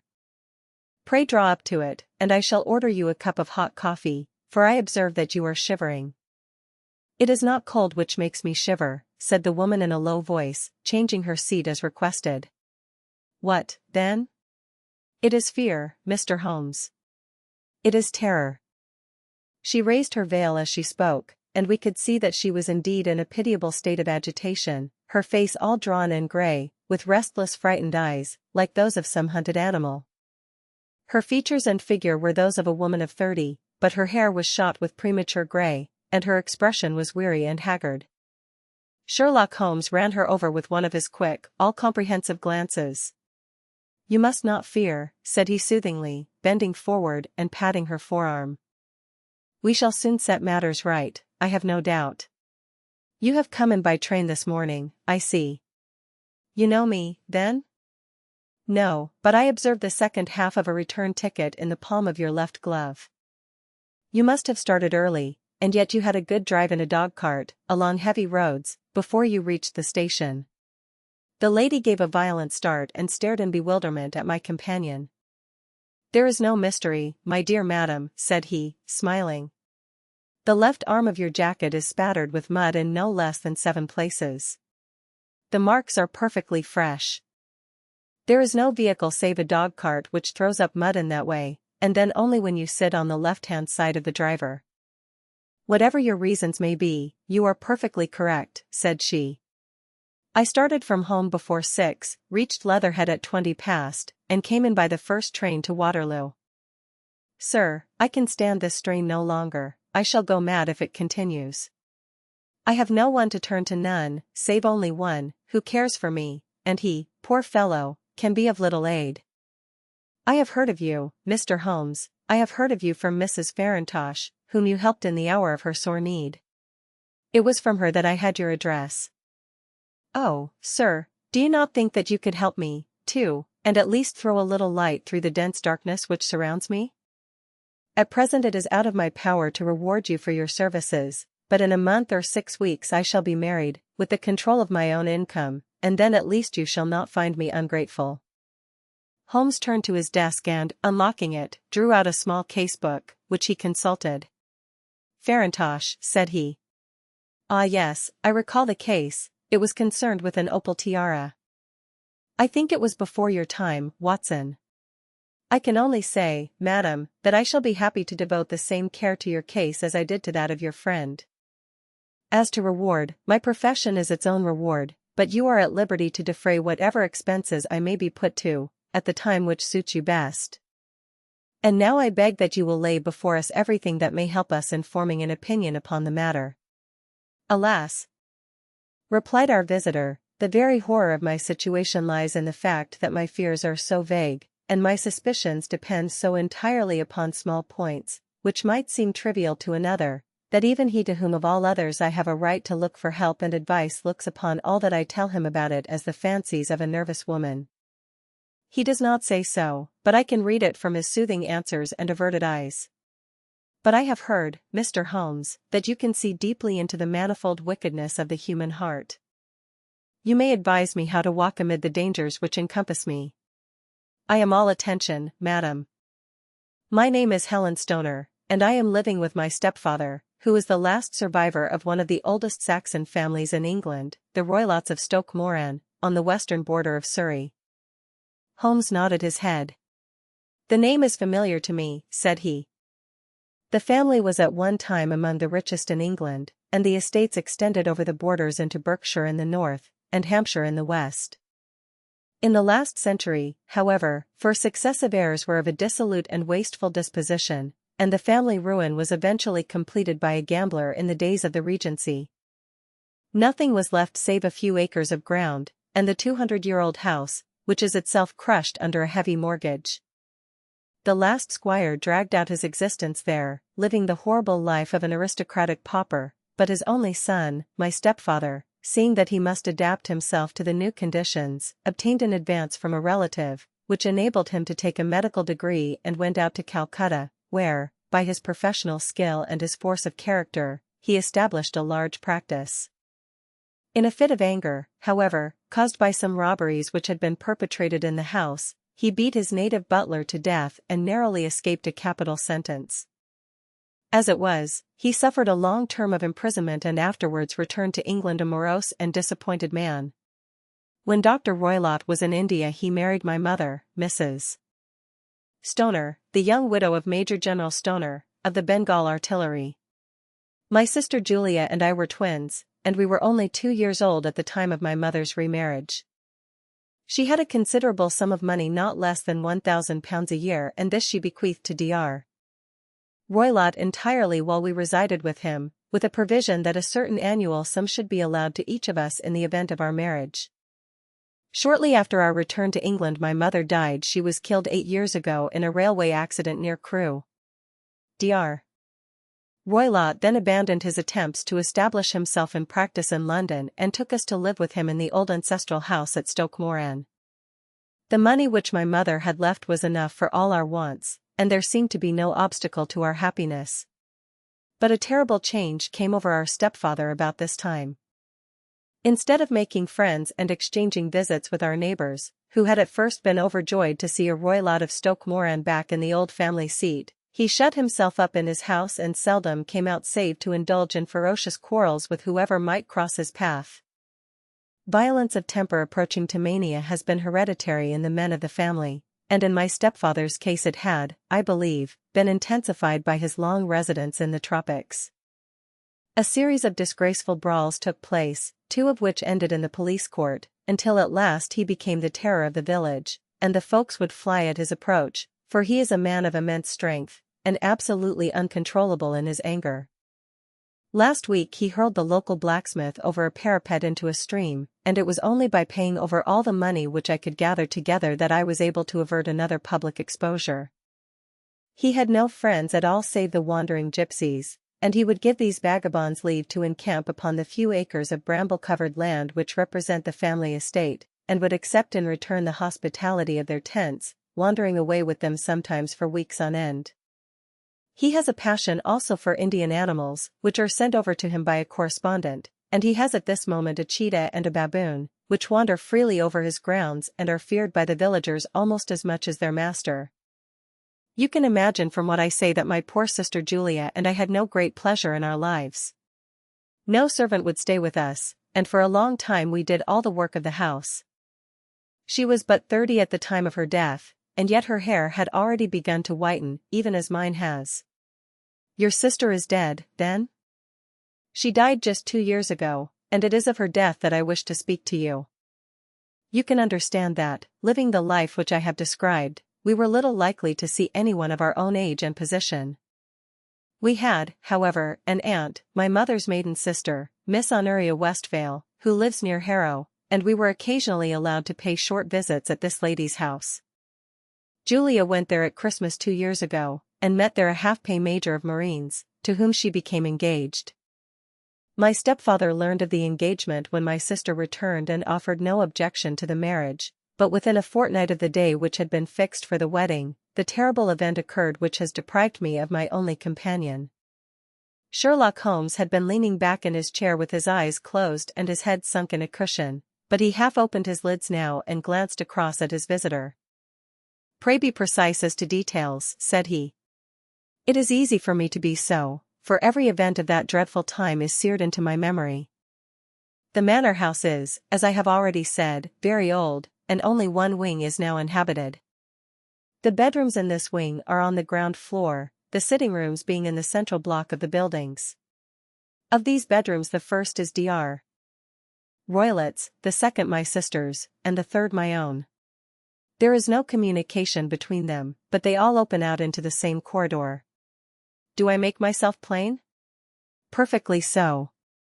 The windows of the 3 rooms open out upon the lawn." That fatal night Dr. Roylott had gone to his room early, though we knew that he had not retired to rest, for my sister was troubled by the smell of the strong Indian cigars which it was his custom to smoke. She left her room, therefore, and came into mine, where she sat for some time, chatting about her approaching wedding. At 11 o'clock she rose to leave me, but she paused at the door and looked back. "Tell me, Helen," said she, "have you ever heard anyone whistle in the dead of the night?" "Never," said I. "I suppose that you could not possibly whistle, yourself, in your sleep?" "Certainly not." "But why?" "Because during the last few nights I have always, about 3 in the morning, heard a low, clear whistle. I am a light sleeper, and it has awakened me. I cannot tell where it came from, perhaps from the next room, perhaps from the lawn. I thought that I would just ask you whether you had heard it." "No, I have not." "It must be those wretched gypsies in the plantation." "Very likely. And yet if it were on the lawn, I wonder that you did not hear it also." "Ah, but I sleep more heavily than you." "Well, it is of no great consequence, at any rate." She smiled back at me, closed my door, and a few moments later I heard her key turn in the lock. "Indeed," said Holmes. "Was it your custom always to lock yourselves in at night?" "Always." "And why?" "I think that I mentioned to you that the doctor kept a cheetah and a baboon. We had no feeling of security unless our doors were locked." "Quite so. Pray proceed with your statement." "I could not sleep that night. A vague feeling of impending misfortune impressed me. My sister and I, you will recollect, were twins, and you know how subtle are the links which bind 2 souls which are so closely allied. It was a wild night. The wind was howling outside, and the rain was beating and splashing against the windows.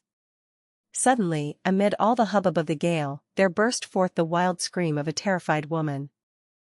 I knew that it was my sister's voice. I sprang from my bed, wrapped a shawl round me, and rushed into the corridor. As I opened my door I seemed to hear a low whistle, such as my sister described, and a few moments later a clanging sound, as if a mass of metal had fallen. As I ran down the passage, my sister's door was unlocked, and revolved slowly upon its hinges. I stared at it horror-stricken, not knowing what was about to issue from it. By the light of the corridor lamp I saw my sister appear at the opening, her face blanched with terror, her hands groping for help, her whole figure swaying to and fro like that of a drunkard. I ran to her and threw my arms round her, but at that moment her knees seemed to give way and she fell to the ground. She writhed as one who is in terrible pain, and her limbs were dreadfully convulsed. At first I thought that she had not recognized me, but as I bent over her she suddenly shrieked out in a voice which I shall never forget, "Oh, my God! Helen!" It was the band. The speckled band. There was something else which she would fain have said, and she stabbed with her finger into the air in the direction of the doctor's room, but a fresh convulsion seized her and choked her words. I rushed out, calling loudly for my stepfather, and I met him hastening from his room in his dressing gown. When he reached my sister's side she was unconscious, and though he poured brandy down her throat and sent for medical aid from the village, all efforts were in vain, for she slowly sank and died without having recovered her consciousness. Such was the dreadful end of my beloved sister. "One moment," said Holmes, "are you sure about this whistle and metallic sound? Could you swear to it?" That was what the county coroner asked me at the inquiry. It is my strong impression that I heard it, and yet, among the crash of the gale and the creaking of an old house, I may possibly have been deceived. Was your sister dressed? No, she was in her nightdress. In her right hand was found the charred stump of a match, and in her left a matchbox, showing that she had struck a light and looked about her when the alarm took place. That is important. And what conclusions did the coroner come to? He investigated the case with great care, for Dr. Roylett's conduct had long been notorious in the county, but he was unable to find any satisfactory cause of death. My evidence showed that the door had been fastened upon the inner side, and the windows were blocked by old-fashioned shutters with broad iron bars, which were secured every night. The walls were carefully sounded, and were shown to be quite solid all round, and the flooring was also thoroughly examined, with the same result. The chimney is wide, but is barred up by 4 large staples. It is certain, therefore, that my sister was quite alone when she met her end. Besides, there were no marks of any violence upon her. How about poison? The doctors examined her for it, but without success. What do you think that this unfortunate lady died of, then? It is my belief that she died of pure fear and nervous shock, though what it was that frightened her I cannot imagine. Were there gypsies in the plantation at the time? Yes, there are nearly always some there. Ah, and what did you gather from this allusion to a speckled band? Sometimes I have thought that it was merely the wild talk of delirium, sometimes that it may have referred to some band of people, perhaps to these very gypsies in the plantation. I do not know whether the spotted handkerchiefs which so many of them wore over their heads might have suggested the strange adjective which she used. Holmes shook his head like a man who is far from being satisfied. These are very deep waters, said he. Pray go on with your narrative. 2 years have passed since then, and my life has been until lately lonelier than ever. A month ago, however, a dear friend, whom I have known for many years, has done me the honor to ask my hand in marriage. His name is Armitage Percy Armitage, the second son of Mr. Armitage, of Crane Water, near Reading. My stepfather has offered no opposition to the match, and we are to be married in the course of the spring. 2 days ago some repairs were started in the west wing of the building, and my bedroom wall has been pierced, so that I have had to move into the chamber in which my sister died, and to sleep in the very bed in which she slept. Imagine, then, my thrill of terror when last night, as I lay awake, thinking over her terrible fate, I suddenly heard in the silence of the night the low whistle which had been the herald of her own death. I sprang up and lit the lamp, but nothing was to be seen in the room. I was too shaken to go to bed again, however, so I dressed, and as soon as it was daylight I slipped down, got a dog-cart at the Crown Inn, which is opposite, and drove to Leatherhead, from whence I have come on this morning with the one object of seeing you and asking your advice. You have done wisely, said my friend. But have you told me all? Yes, all. Miss Roylott, you have not. You are screening your stepfather. Why, what do you mean? For answer Holmes pushed back the frill of black lace which fringed the hand that lay upon our visitor's knee. 5 little livid spots, the marks of 4 fingers and a thumb, were printed upon the white wrist. You have been cruelly used, said Holmes. The lady colored deeply and covered over her injured wrist. He is a hard man, she said, and perhaps he hardly knows his own strength. There was a long silence, during which Holmes leaned his chin upon his hands and stared into the crackling fire. This is a very deep business, he said at last. There are 1,000 details which I should desire to know before I decide upon our course of action. Yet we have not a moment to lose. If we were to come to Stoke Moran today, would it be possible for us to see over these rooms without the knowledge of your stepfather? As it happens, he spoke of coming into town today upon some most important business. It is probable that he will be away all day, and that there would be nothing to disturb you. We have a housekeeper now, but she is old and foolish, and I could easily get her out of the way. Excellent. You are not averse to this trip, Watson? By no means. Then we shall both come. What are you going to do yourself? I have 1 or 2 things which I would wish to do now that I am in town. But I shall return by the 12 o'clock train, so as to be there in time for your coming. And you may expect us early in the afternoon. I have myself some small business matters to attend to. Will you not wait and breakfast? No, I must go. My heart is lightened already since I have confided my trouble to you. I shall look forward to seeing you again this afternoon. She dropped her thick black veil over her face and glided from the room. And what do you think of it all, Watson? Asked Sherlock Holmes, leaning back in his chair. It seems to me to be a most dark and sinister business.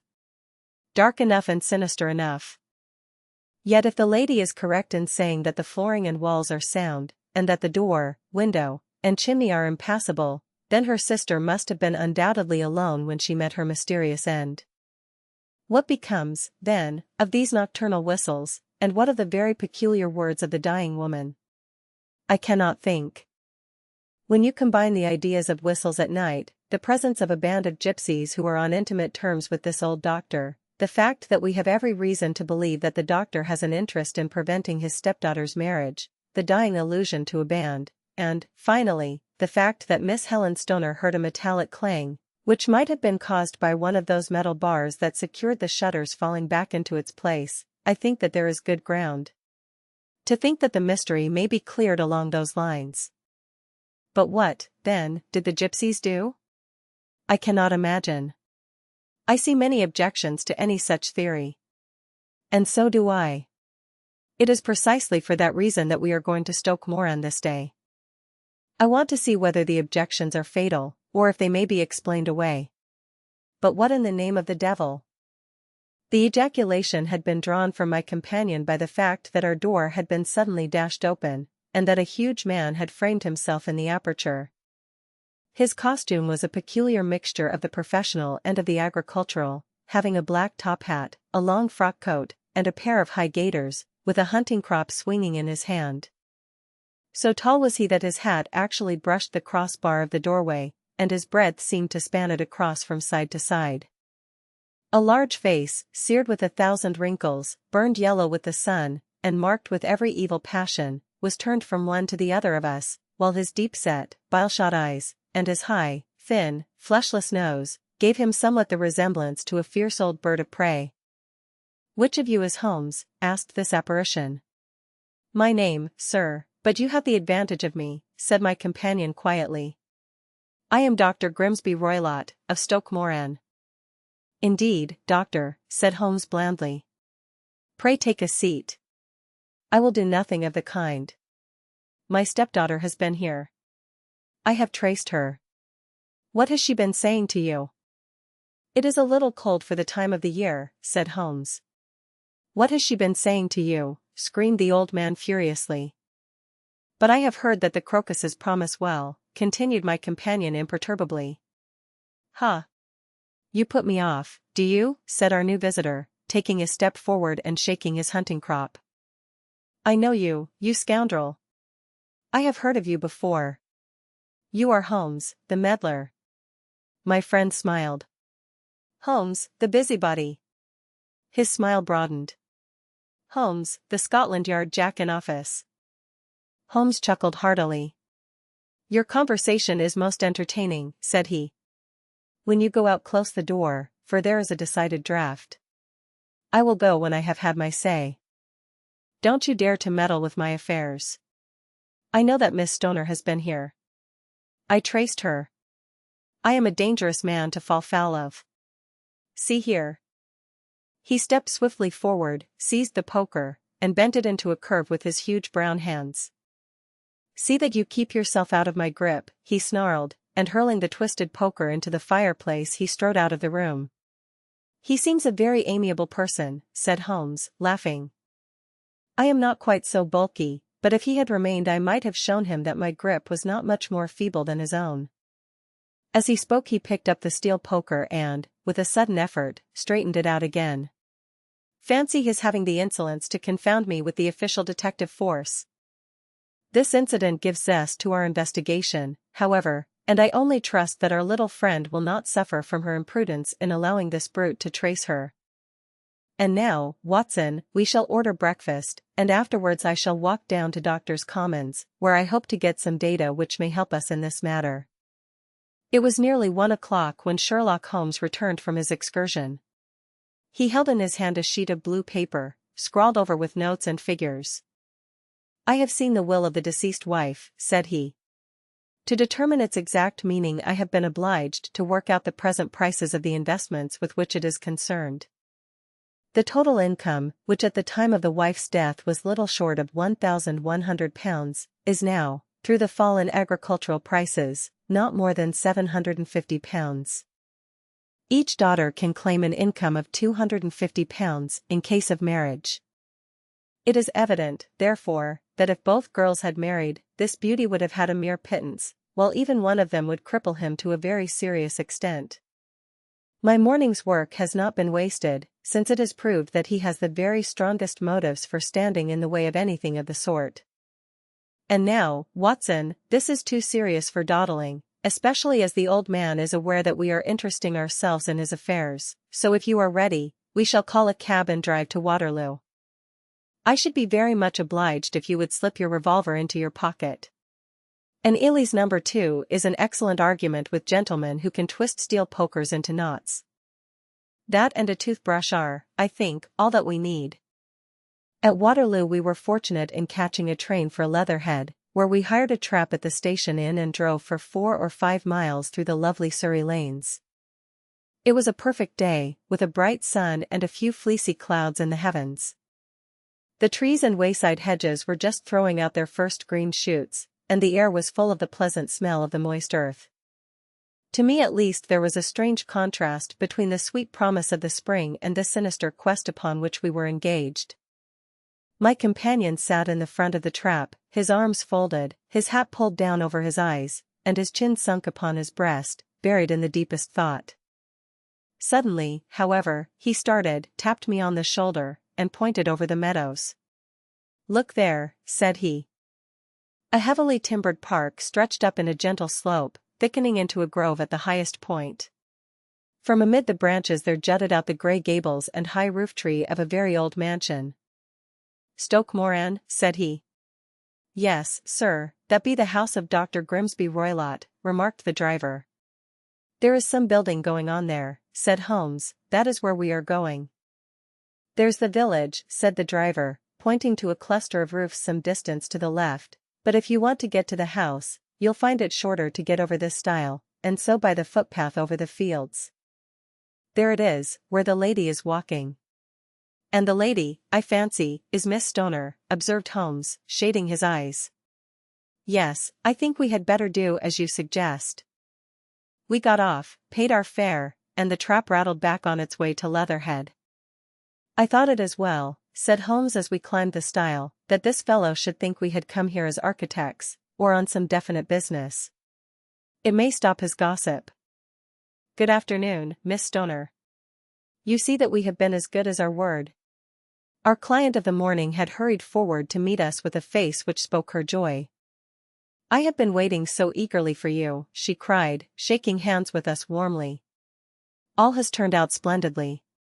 Dr. Roylott has gone to town, and it is unlikely that he will be back before evening." "We have had the pleasure of making the doctor's acquaintance," said Holmes, and in a few words he sketched out what had occurred. Miss Stoner turned white to the lips as she listened. "Good heavens," she cried, "he has followed me, then. So it appears. He is so cunning that I never know when I am safe from him. What will he say when he returns? He must guard himself, for he may find that there is someone more cunning than himself upon his track. You must lock yourself up from him tonight. If he is violent, we shall take you away to your aunt's at Harrow. Now, we must make the best use of our time, so kindly take us at once to the rooms which we are to examine." The building was of grey, lichen-blotched stone, with a high central portion and 2 curving wings, like the claws of a crab, thrown out on each side. In one of these wings the windows were broken and blocked with wooden boards, while the roof was partly caved in, a picture of ruin. The central portion was in little better repair, but the right-hand block was comparatively modern, and the blinds in the windows, with the blue smoke curling up from the chimneys, showed that this was where the family resided. Some scaffolding had been erected against the end wall, and the stonework had been broken into, but there were no signs of any workmen at the moment of our visit. Holmes walked slowly up and down the ill-trimmed lawn and examined with deep attention the outsides of the windows. "This, I take it, belongs to the room in which you used to sleep, the center one to your sister's, and the one next to the main building to Dr. Roylott's chamber?" "Exactly so. But I am now sleeping in the middle one. Pending the alterations, as I understand. By the way, there does not seem to be any very pressing need for repairs at that end wall." There were none. "I believe that it was an excuse to move me from my room." "Ah. That is suggestive. Now, on the other side of this narrow wing runs the corridor from which these 3 rooms open." "There are windows in it, of course?" "Yes, but very small ones. Too narrow for anyone to pass through. As you both locked your doors at night, your rooms were unapproachable from that side. Now, would you have the kindness to go into your room and bar your shutters?" Miss Stoner did so, and Holmes, after a careful examination through the open window, endeavored in every way to force the shutter open, but without success. There was no slit through which a knife could be passed to raise the bar.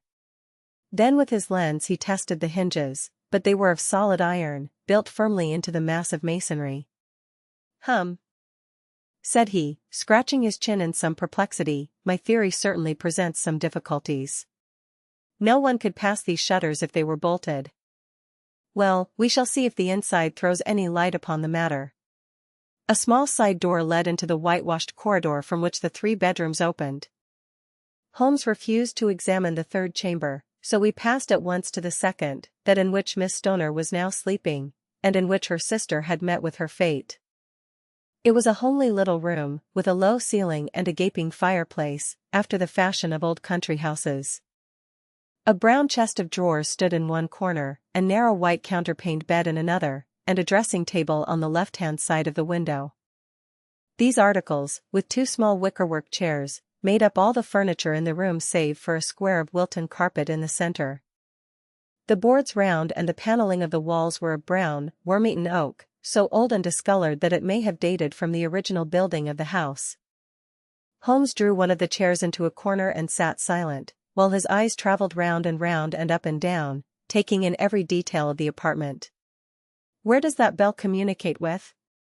he asked at last, pointing to a thick bell rope which hung down beside the bed, the tassel actually lying upon the pillow. "It goes to the housekeeper's room." "It looks newer than the other things?" "Yes, it was only put there a couple of years ago." "Your sister asked for it, I suppose?" "No, I never heard of her using it.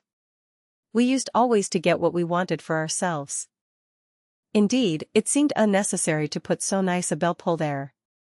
You will excuse me for a few minutes while I satisfy myself as to this floor." He threw himself down upon his face with his lens in his hand and crawled swiftly backward and forward, examining minutely the cracks between the boards. Then he did the same with the woodwork with which the chamber was paneled. Finally he walked over to the bed and spent some time in staring at it and in running his eye up and down the wall. Finally he took the bell rope in his hand and gave it a brisk tug. "Why, it's a dummy," said he. "Won't it ring?" "No, it is not even attached to a wire. This is very interesting. You can see now that it is fastened to a hook just above where the little opening for the ventilator is." "How very absurd. I never noticed that before. Very strange," muttered Holmes, pulling at the rope. "There are 1 or 2 very singular points about this room. For example, what a fool a builder must be to open a ventilator into another room, when, with the same trouble, he might have communicated with the outside air."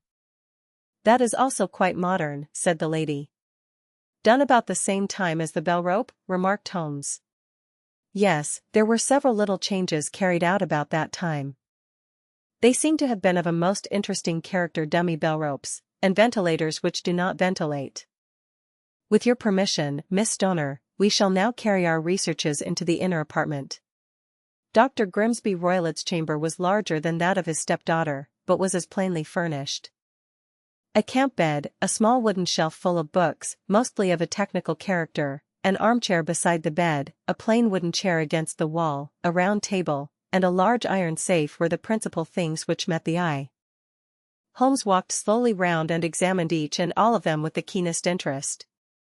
"What's in here?" he asked, tapping the safe. "My stepfather's business papers." "Oh. You have seen inside, then?" "Only once, some years ago. I remember that it was full of papers." "There isn't a cat in it, for example?" "No." "What a strange idea." "Well, look at this." He took up a small saucer of milk which stood on the top of it. "No, we don't keep a cat. But there is a cheetah and a baboon." "Ah, yes, of course." "Well, a cheetah is just a big cat, and yet a saucer of milk does not go very far in satisfying its wants, I dare say. There is one point which I should wish to determine." He squatted down in front of the wooden chair and examined the seat of it with the greatest attention. "Thank you. That is quite settled," said he, rising and putting his lens in his pocket. "Hello. Here is something interesting." The object which had caught his eye was a small dog lash hung on one corner of the bed. The lash, however, was curled upon itself and tied so as to make a loop of whipcord. "What do you make of that, Watson?" "It's a common enough lash. But I don't know why it should be tied." "That is not quite so common, is it?" "Ah, me. It's a wicked world, and when a clever man turns his brains to crime it is the worst of all. I think that I have seen enough now, Miss Stoner, and with your permission we shall walk out upon the lawn." I had never seen my friend's face so grim or his brow so dark as it was when we turned from the scene of this investigation.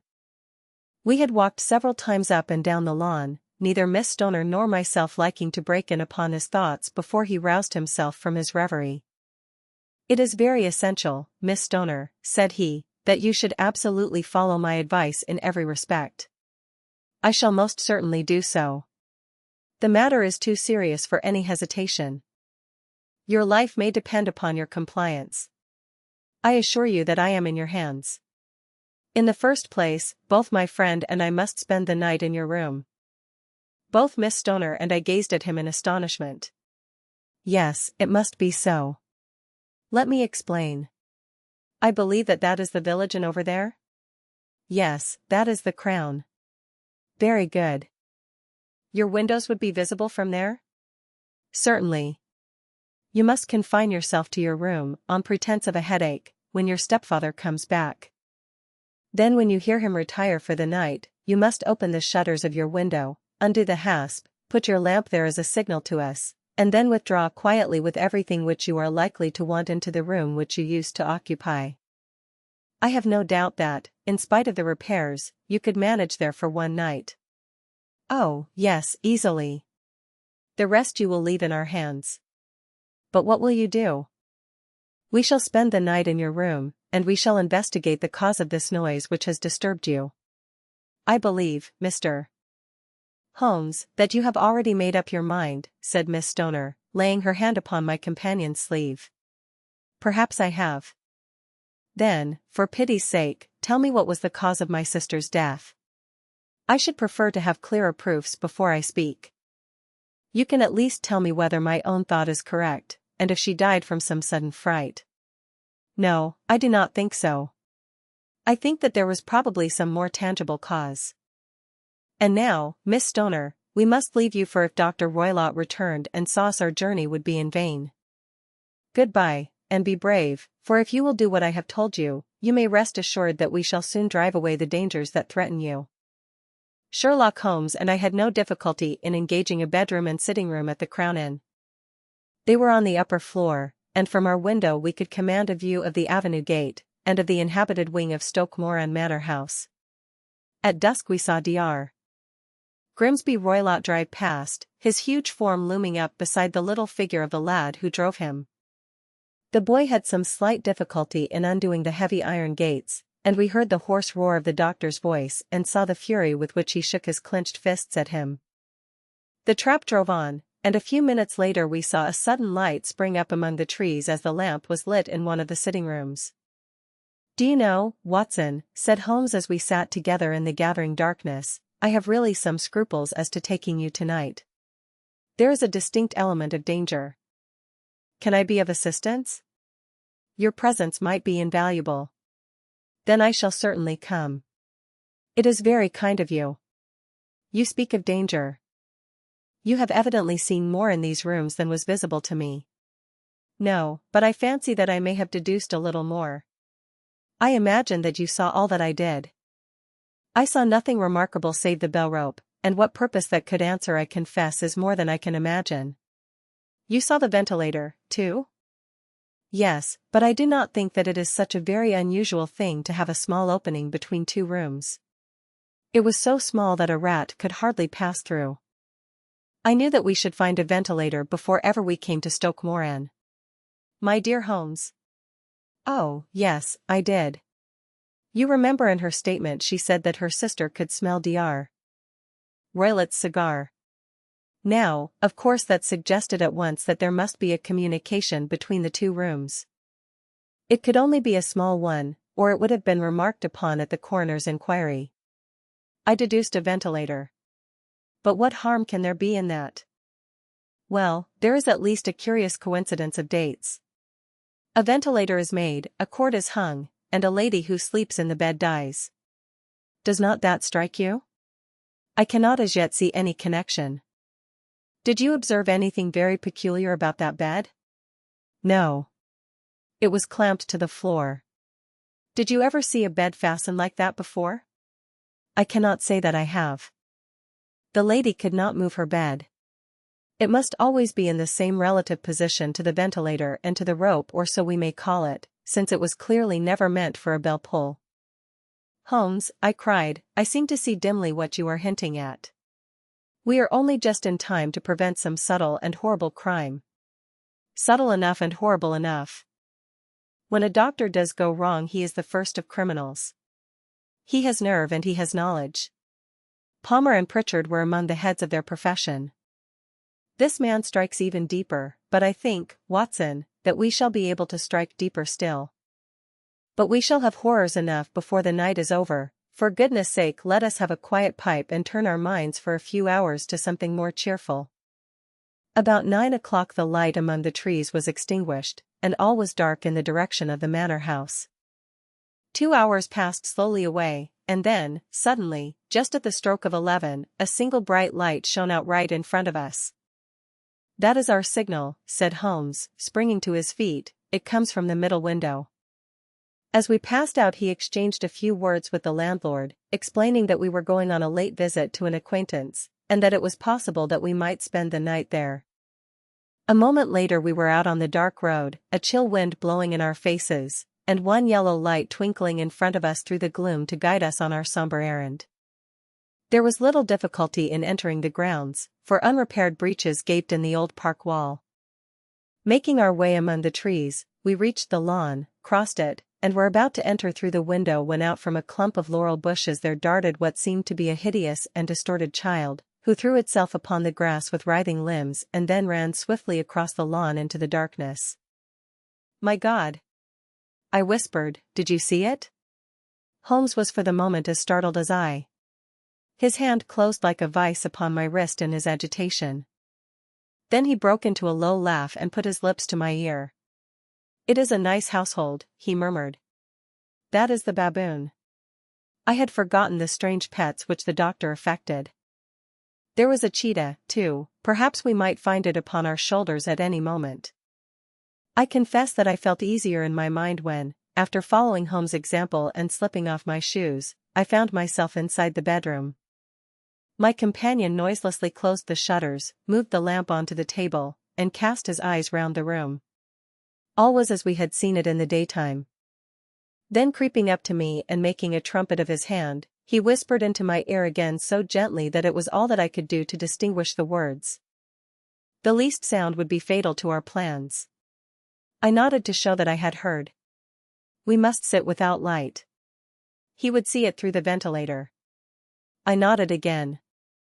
Do not go asleep, your very life may depend upon it. Have your pistol ready in case we should need it. I will sit on the side of the bed, and you in that chair. I took out my revolver and laid it on the corner of the table. Holmes had brought up a long thin cane, and this he placed upon the bed beside him. By it he laid the box of matches and the stump of a candle. Then he turned down the lamp, and we were left in darkness. How shall I ever forget that dreadful vigil? I could not hear a sound, not even the drawing of a breath, and yet I knew that my companion sat open-eyed, within a few feet of me, in the same state of nervous tension in which I was myself. The shutters cut off the least ray of light, and we waited in absolute darkness. From outside came the occasional cry of a night bird, and once at our very window a long-drawn cat-like whine, which told us that the cheetah was indeed at liberty. Far away we could hear the deep tones of the parish clock, which boomed out every quarter of an hour. How long they seemed, those quarters! 12 struck, and 1 and 2 and 3, and still we sat waiting silently for whatever might befall. Suddenly there was the momentary gleam of a light up in the direction of the ventilator, which vanished immediately, but was succeeded by a strong smell of burning oil and heated metal. Someone in the next room had lit a dark lantern. I heard a gentle sound of movement, and then all was silent once more, though the smell grew stronger. For half an hour I sat with straining ears.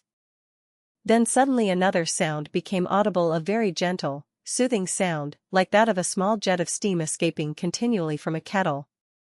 The instant that we heard it, Holmes sprang from the bed, struck a match, and lashed furiously with his cane at the bell pull. "You see it, Watson," he yelled. "You see it?" But I saw nothing. At the moment when Holmes struck the light I heard a low, clear whistle, but the sudden glare flashing into my weary eyes made it impossible for me to tell what it was at which my friend lashed so savagely. I could, however, see that his face was deadly pale and filled with horror and loathing. He had ceased to strike and was gazing up at the ventilator when suddenly there broke from the silence of the night the most horrible cry to which I have ever listened. It swelled up louder and louder, a hoarse yell of pain and fear and anger all mingled in the one dreadful shriek. They say that away down in the village, and even in the distant parsonage, that cry raised the sleepers from their beds. It struck cold to our hearts, and I stood gazing at Holmes, and he at me, until the last echoes of it had died away into the silence from which it rose. "What can it mean?" I gasped. "It means that it is all over," Holmes answered. "And perhaps, after all, it is for the best. Take your pistol, and we will enter Dr. Roylott's room." With a grave face he lit the lamp and led the way down the corridor.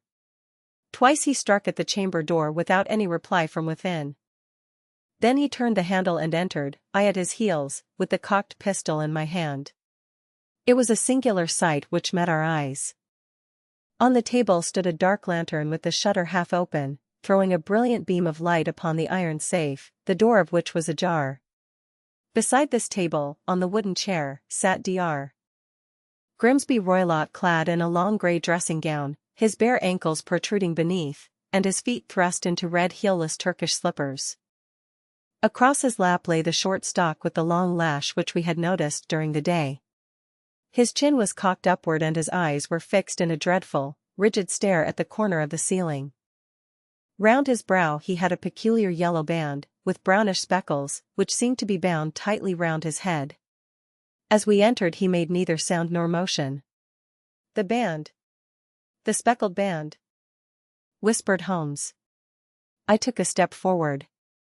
In an instant his strange headgear began to move, and there reared itself from among his hair the squat diamond-shaped head and puffed neck of a loathsome serpent.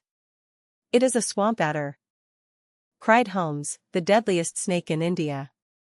He has died within 10 seconds of being bitten." Violence does, in truth, recoil upon the violent, and the schemer falls into the pit which he digs for another. Let us thrust this creature back into its den, and we can then remove Miss Stoner to some place of shelter and let the county police know what has happened. As he spoke he drew the dog whip swiftly from the dead man's lap, and throwing the noose round the reptile's neck he drew it from its horrid perch and, carrying it at arm's length, threw it into the iron safe, which he closed upon it. Such are the true facts of the death of Dr. Grimsby Roylott, of Stoke Moran.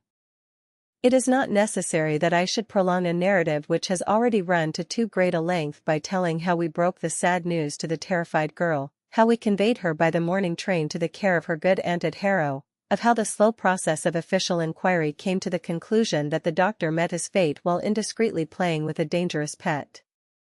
The little which I had yet to learn of the case was told me by Sherlock Holmes as we traveled back next day. "I had," said he, "come to an entirely erroneous conclusion which shows, my dear Watson, how dangerous it always is to reason from insufficient data. The presence of the gypsies, and the use of the word band, which was used by the poor girl, no doubt, to explain the appearance which she had caught a hurried glimpse of by the light of her match, were sufficient to put me upon an entirely wrong scent. I can only claim the merit that I instantly reconsidered my position when, however, it became clear to me that whatever danger threatened an occupant of the room could not come either from the window or the door. My attention was speedily drawn, as I have already remarked to you, to this ventilator, and to the bell rope which hung down to the bed. The discovery that this was a dummy, and that the bed was clamped to the floor, instantly gave rise to the suspicion that the rope was there as a bridge for something passing through the hole and coming to the bed. The idea of a snake instantly occurred to me, and when I coupled it with my knowledge that the doctor was furnished with a supply of creatures from India, I felt that I was probably on the right track. The idea of using a form of poison which could not possibly be discovered by any chemical test was just such a one as would occur to a clever and ruthless man who had had an Eastern training.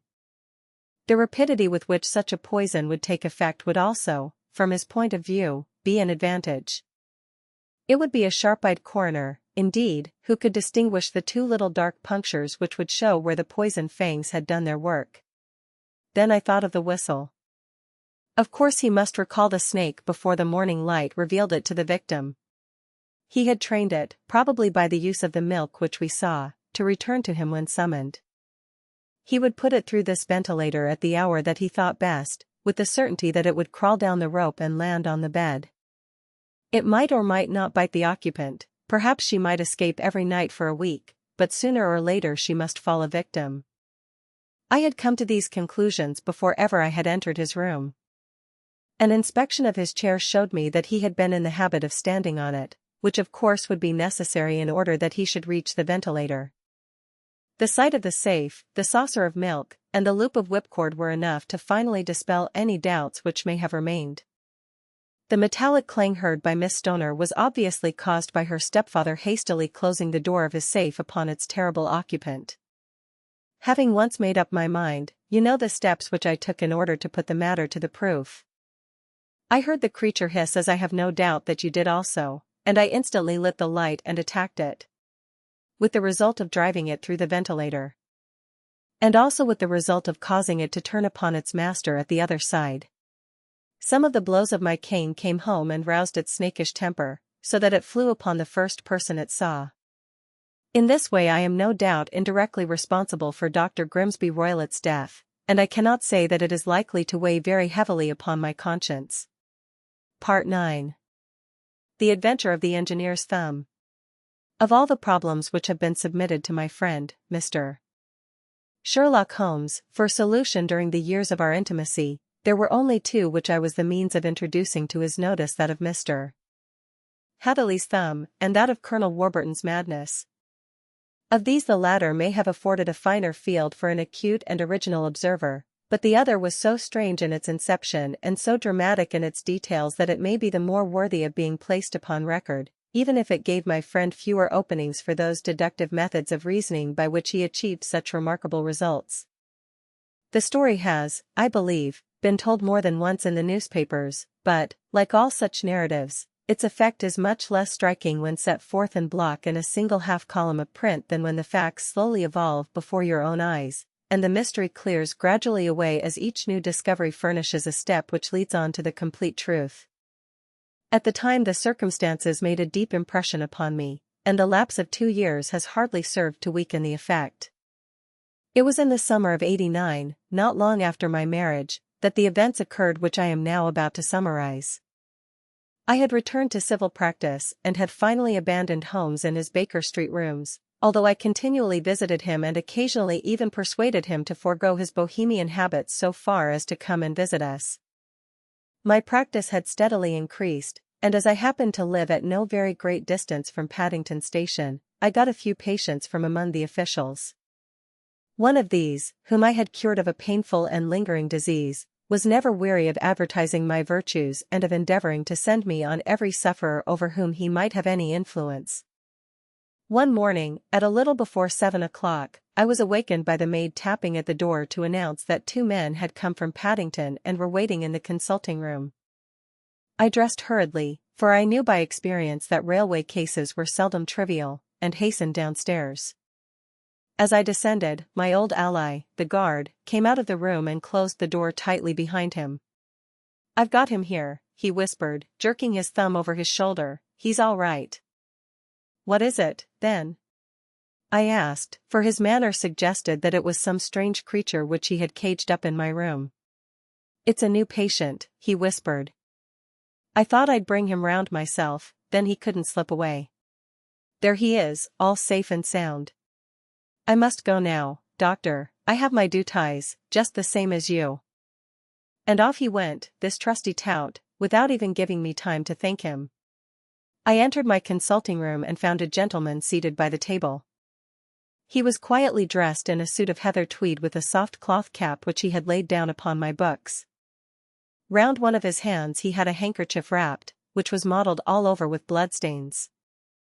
He was young, not more than 25, I should say, with a strong, masculine face, but he was exceedingly pale and gave me the impression of a man who was suffering from some strong agitation, which it took all his strength of mind to control. "I am sorry to knock you up so early, doctor," said he, "but I have had a very serious accident during the night. I came in by train this morning, and on inquiring at Paddington as to where I might find a doctor, a worthy fellow very kindly escorted me here. I gave the maid a card, but I see that she has left it upon the side table." I took it up and glanced at it. "Mr. Victor Hatherley, hydraulic engineer, 16A, Victoria Street, 3rd floor." That was the name, style, and abode of my morning visitor. "I regret that I have kept you waiting," said I, sitting down in my library chair. "You are fresh from a night journey, I understand, which is in itself a monotonous occupation." "Oh, my night could not be called monotonous," said he, and laughed. He laughed very heartily, with a high, ringing note, leaning back in his chair and shaking his sides. All my medical instincts rose up against that laugh. "Stop it," I cried, "pull yourself together." And I poured out some water from a carafe. It was useless, however. He was often one of those hysterical outbursts which come upon a strong nature when some great crisis is over and gone. Presently he came to himself once more, very weary and pale-looking. "I have been making a fool of myself," he gasped. "Not at all. Drink this." I dashed some brandy into the water, and the color began to come back to his bloodless cheeks. "That's better," said he. "And now, doctor, perhaps you would kindly attend to my thumb, or rather to the place where my thumb used to be." He unwound the handkerchief and held out his hand. It gave even my hardened nerves a shudder to look at it. There were 4 protruding fingers and a horrid red, spongy surface where the thumb should have been. It had been hacked or torn right out from the roots. "Good heavens!" I cried, "this is a terrible injury. It must have bled considerably." "Yes, it did. I fainted when it was done, and I think that I must have been senseless for a long time. When I came to I found that it was still bleeding, so I tied one end of my handkerchief very tightly round the wrist and braced it up with a twig." "Excellent. You should have been a surgeon." "It is a question of hydraulics, you see, and came within my own province." "This has been done," said I, examining the wound, "by a very heavy and sharp instrument." "A thing like a cleaver," said he. "An accident, I presume?" "By no means." "What? A murderous attack?" "Very murderous indeed." "You horrify me." I sponged the wound, cleaned it, dressed it, and finally covered it over with cotton wadding and carbolised bandages. He lay back without wincing, though he bit his lip from time to time. "How is that?" I asked when I had finished. "Capital. Between your brandy and your bandage, I feel a new man. I was very weak, but I have had a good deal to go through. Perhaps you had better not speak of the matter." It is evidently trying to your nerves. Oh, no, not now. I shall have to tell my tale to the police, but, between ourselves, if it were not for the convincing evidence of this wound of mine, I should be surprised if they believed my statement, for it is a very extraordinary one, and I have not much in the way of proof with which to back it up, and, even if they believe me, the clues which I can give them are so vague that it is a question whether justice will be done. Ha, cried I, if it is anything in the nature of a problem which you desire to see solved, I should strongly recommend you to come to my friend, Mr. Sherlock Holmes, before you go to the official police. Oh, I have heard of that fellow, answered my visitor, and I should be very glad if he would take the matter up, though of course I must use the official police as well. Would you give me an introduction to him? I'll do better. I'll take you round to him myself. I should be immensely obliged to you. We'll call a cab and go together. We shall just be in time to have a little breakfast with him. Do you feel equal to it? Yes, I shall not feel easy until I have told my story. Then my servant will call a cab, and I shall be with you in an instant. I rushed upstairs, explained the matter shortly to my wife, and in 5 minutes was inside a hansom, driving with my new acquaintance to Baker Street. Sherlock Holmes was, as I expected, lounging about his sitting room in his dressing gown, reading the agony column of the Times and smoking his before-breakfast pipe, which was composed of all the plugs and dawdles left from his smokes of the day before, all carefully dried and collected on the corner of the mantelpiece. He received us in his quietly genial fashion, ordered fresh rashers and eggs, and joined us in a hearty meal. When it was concluded he settled our new acquaintance upon the sofa, placed a pillow beneath his head, and laid a glass of brandy and water within his reach. It is easy to see that your experience has been no common one, Mr. Hatherley, said he. Pray, lie down there and make yourself absolutely at home. Tell us what you can, but stop when you are tired and keep up your strength with a little stimulant. Thank you, said my patient, but I have felt another man since the doctor bandaged me, and I think that your breakfast has completed the cure. I shall take up as little of your valuable time as possible, so I shall start at once upon my peculiar experiences.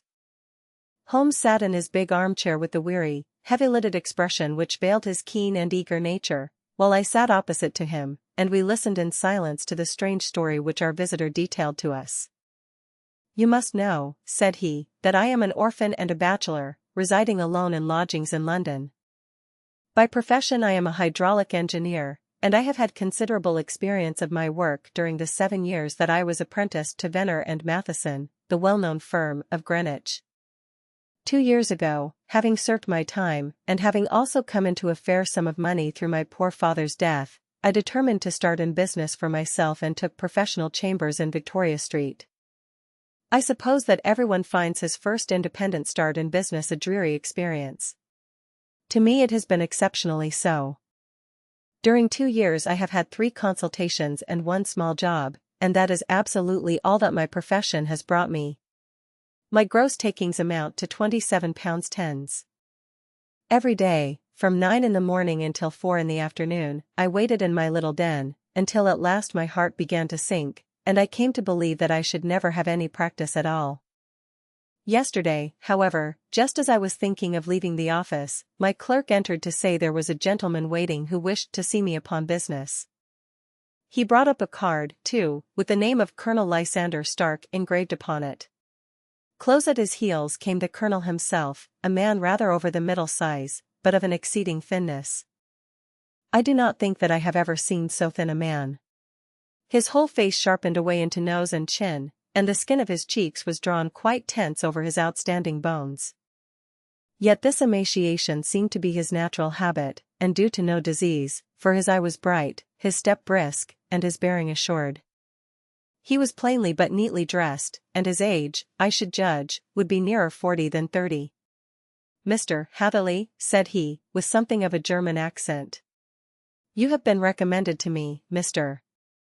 Hatherley, as being a man who is not only proficient in his profession but is also discreet and capable of preserving a secret.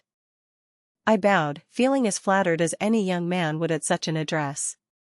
May I ask who it was who gave me so good a character? Well, perhaps it is better that I should not tell you that just at this moment.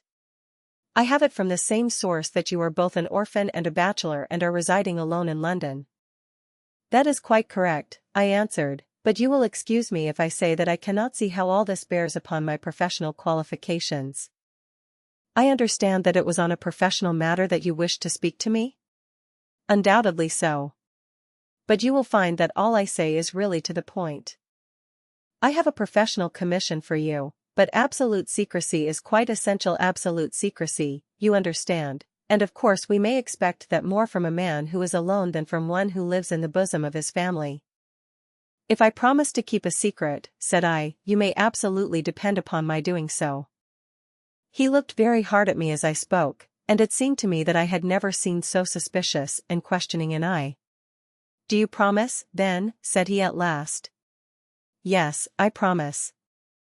Absolute and complete silence before, during, and after? No reference to the matter at all, either in word or writing? I have already given you my word. Very good. He suddenly sprang up, and darting like lightning across the room he flung open the door. The passage outside was empty. That's all right, said he, coming back. I know that clerks are sometimes curious as to their master's affairs. Now we can talk in safety. He drew up his chair very close to mine and began to stare at me again with the same questioning and thoughtful look. A feeling of repulsion, and of something akin to fear had begun to rise within me at the strange antics of this fleshless man. Even my dread of losing a client could not restrain me from showing my impatience. I beg that you will state your business, sir, said I, my time is of value. Heaven forgive me for that last sentence, but the words came to my lips. How would 50 guineas for a night's work suit you? He asked. Most admirably. I say a night's work, but an hour's would be nearer the mark. I simply want your opinion about a hydraulic stamping machine which has got out of gear. If you show us what is wrong we shall soon set it right ourselves. What do you think of such a commission as that? The work appears to be light and the pay munificent. Precisely so. We shall want you to come tonight by the last train. Where to? To Ayford, in Berkshire. It is a little place near the borders of Oxfordshire, and within 7 miles of Reading. There is a train from Paddington which would bring you there at about 11:15. Very good. I shall come down in a carriage to meet you. There is a drive, then? Yes, our little place is quite out in the country. It is a good 7 miles from Ayford station. Then we can hardly get there before midnight. I suppose there would be no chance of a train back. I should be compelled to stop the night. Yes, we could easily give you a shakedown. That is very awkward. Could I not come at some more convenient hour? We have judged it best that you should come late. It is to recompense you for any inconvenience that we are paying to you, a young and unknown man, a fee which would buy an opinion from the very heads of your profession. Still, of course, if you would like to draw out of the business, there is plenty of time to do so. I thought of the 50 guineas, and of how very useful they would be to me. Not at all, said I shall be very happy to accommodate myself to your wishes.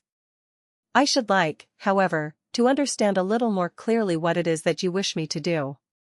Quite so. It is very natural that the pledge of secrecy which we have exacted from you should have aroused your curiosity. I have no wish to commit you to anything without your having it all laid before you.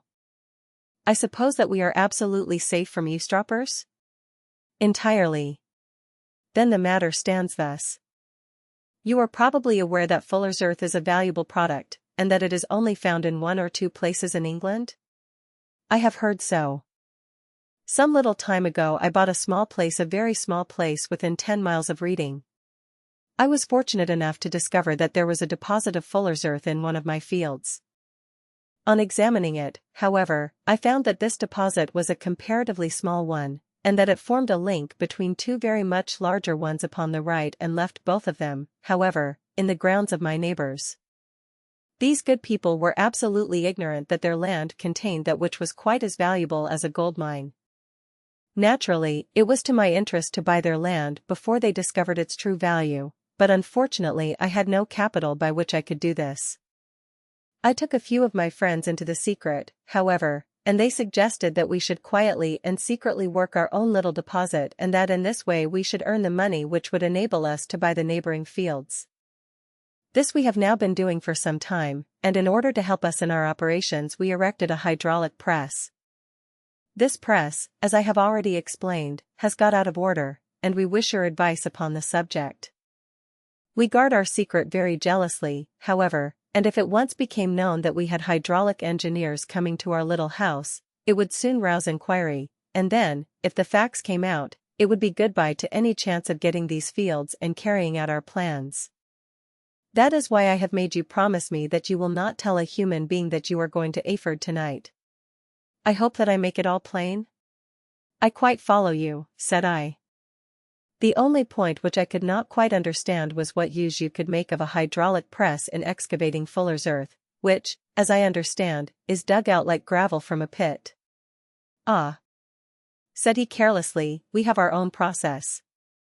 We compress the earth into bricks, so as to remove them without revealing what they are. But that is a mere detail. I have taken you fully into my confidence now, Mr. Hatherley, and I have shown you how I trust you. He rose as he spoke. I shall expect you, then, at Aford at 11:15. I shall certainly be there. And not a word to a soul. He looked at me with a last long, questioning gaze, and then, pressing my hand in a cold, dank grasp, he hurried from the room. Well, when I came to think it all over in cool blood I was very much astonished, as you may both think, at this sudden commission which had been entrusted to me. On the one hand, of course, I was glad, for the fee was at least tenfold what I should have asked had I set a price upon my own services, and it was possible that this order might lead to other ones. On the other hand, the face and manner of my patron had made an unpleasant impression upon me, and I could not think that his explanation of the fuller's earth was sufficient to explain the necessity for my coming at midnight, and his extreme anxiety lest I should tell anyone of my errand. However, I threw all fears to the winds, ate a hearty supper, drove to Paddington, and started off, having obeyed to the letter the injunction as to holding my tongue. At Reading I had to change not only my carriage but my station. However, I was in time for the last train to Aford, and I reached the little dim-lit station after 11 o'clock. I was the only passenger who got out there, and there was no one upon the platform save a single sleepy porter with a lantern. As I passed out through the wicket gate, however, I found my acquaintance of the morning waiting in the shadow upon the other side. Without a word he grasped my arm and hurried me into a carriage, the door of which was standing open. He drew up the windows on either side, tapped on the woodwork, and away we went as fast as the horse could go. One horse, interjected Holmes. Yes, only one. Did you observe the color? Yes, I saw it by the sidelights when I was stepping into the carriage. It was a chestnut. Tired looking or fresh? Oh, fresh and glossy. Thank you. I am sorry to have interrupted you. Pray continue your most interesting statement. Away we went then, and we drove for at least an hour. Colonel Lysander Stark had said that it was only 7 miles, but I should think, from the rate that we seemed to go, and from the time that we took, that it must have been nearer 12. He sat at my side in silence all the time, and I was aware, more than once when I glanced in his direction, that he was looking at me with great intensity. The country roads seemed to be not very good in that part of the world, for we lurched and jolted terribly. I tried to look out of the windows to see something of where we were, but they were made of frosted glass, and I could make out nothing save the occasional bright blur of a passing light. Now and then I hazarded some remark to break the monotony of the journey, but the colonel answered only in monosyllables, and the conversation soon flagged. At last, however, the bumping of the road was exchanged for the crisp smoothness of a gravel drive, and the carriage came to a stand. Colonel Lysander Stark sprang out, and, as I followed after him, pulled me swiftly into a porch which gaped in front of us. We stepped, as it were, right out of the carriage and into the hall, so that I failed to catch the most fleeting glance of the front of the house. The instant that I had crossed the threshold the door slammed heavily behind us, and I heard faintly the rattle of the wheels as the carriage drove away. It was pitch dark inside the house, and the colonel fumbled about looking for matches and muttering under his breath. Suddenly a door opened at the other end of the passage, and a long, golden bar of light shot out in our direction. It grew broader, and a woman appeared with a lamp in her hand, which she held above her head, pushing her face forward and peering at us. I could see that she was pretty, and from the gloss with which the light shone upon her dark dress I knew that it was a rich material. She spoke a few words in a foreign tongue in a tone as though asking a question, and when my companion answered in a gruff monosyllable she gave such a start that the lamp nearly fell from her hand. Colonel Stark went up to her, whispered something in her ear, and then, pushing her back into the room from whence she had come, he walked towards me again with the lamp in his hand. "Perhaps you will have the kindness to wait in this room for a few minutes," said he, throwing open another door.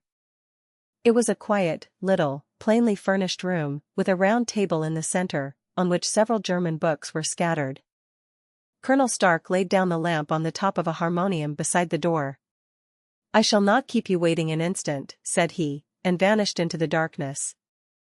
I glanced at the books upon the table, and in spite of my ignorance of German I could see that 2 of them were treatises on science, the others being volumes of poetry. Then I walked across to the window, hoping that I might catch some glimpse of the countryside, but an oak shutter, heavily barred, was folded across it. It was a wonderfully silent house. There was an old clock ticking loudly somewhere in the passage, but otherwise everything was deadly still. A vague feeling of uneasiness began to steal over me. Who were these German people, and what were they doing living in this strange, out-of-the-way place? And where was the place? I was 10 miles or so from Erfurt, that was all I knew, but whether north, south, east, or west I had no idea. For that matter, Reading, and possibly other large towns, were within that radius, so the place might not be so secluded, after all. Yet it was quite certain, from the absolute stillness, that we were in the country. I paced up and down the room, humming a tune under my breath to keep up my spirits and feeling that I was thoroughly earning my 50-guinea fee. Suddenly, without any preliminary sound in the midst of the utter stillness, the door of my room swung slowly open. The woman was standing in the aperture, the darkness of the hall behind her, the yellow light from my lamp beating upon her eager and beautiful face. I could see at a glance that she was sick with fear, and the sight sent a chill to my own heart. She held up one shaking finger to warn me to be silent, and she shot a few whispered words of broken English at me, her eyes glancing back, like those of a frightened horse, into the gloom behind her. "I would go," said she, trying hard, as it seemed to me, to speak calmly. "I would go. I should not stay here. There is no good for you to do." "But, madam," said I have not yet done what I came for. I cannot possibly leave until I have seen the machine." "It is not worth your while to wait," she went on. "You can pass through the door, no one hinders." And then, seeing that I smiled and shook my head, she suddenly threw aside her constraint and made a step forward, with her hands wrung together. "For the love of heaven," she whispered, "get away from here before it is too late." But I am somewhat headstrong by nature, and the more ready to engage in an affair when there is some obstacle in the way. I thought of my 50-guinea fee, of my wearisome journey, and of the unpleasant night which seemed to be before me. Was it all to go for nothing? Why should I slink away without having carried out my commission, and without the payment which was my due? This woman might, for all I knew, be a monomaniac. With a stout bearing, therefore, though her manner had shaken me more than I cared to confess, I still shook my head and declared my intention of remaining where I was. She was about to renew her entreaties when a door slammed overhead, and the sound of several footsteps was heard upon the stairs. She listened for an instant, threw up her hands with a despairing gesture, and vanished as suddenly and as noiselessly as she had come. The newcomers were Colonel Lysander Stark and a short thick man with a chinchilla beard growing out of the creases of his double chin, who was introduced to me as Mr. Ferguson. "This is my secretary and manager," said the colonel. "By the way, I was under the impression that I left this door shut just now. I fear that you have felt the draft." "On the contrary," said I opened the door myself because I felt the room to be a little close." He shot one of his suspicious looks at me. "Perhaps we had better proceed to business, then," said he. "Mr. Ferguson and I will take you up to see the machine. I had better put my hat on, I suppose." "Oh, no, it is in the house." "What, you dig fuller's earth in the house?" "No, no. This is only where we compress it. But never mind that. All we wish you to do is to examine the machine and to let us know what is wrong with it." We went upstairs together, the colonel first with the lamp, the fat manager and I behind him.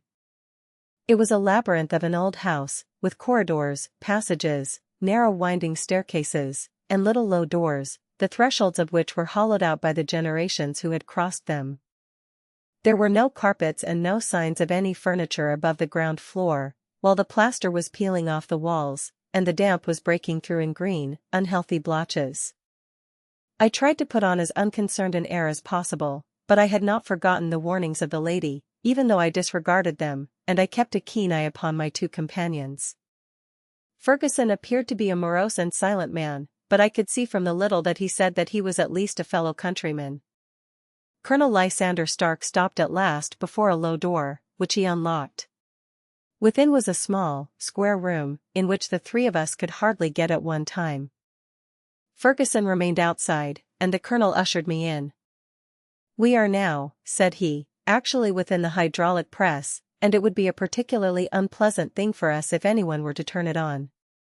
The ceiling of this small chamber is really the end of the descending piston, and it comes down with the force of many tons upon this metal floor. There are small lateral columns of water outside which receive the force, and which transmit and multiply it in the manner which is familiar to you. The machine goes readily enough, but there is some stiffness in the working of it, and it has lost a little of its force. Perhaps you will have the goodness to look it over and to show us how we can set it right." I took the lamp from him, and I examined the machine very thoroughly. It was indeed a gigantic one, and capable of exercising enormous pressure. When I passed outside, however, and pressed down the levers which controlled it, I knew at once by the whishing sound that there was a slight leakage, which allowed a regurgitation of water through one of the side cylinders.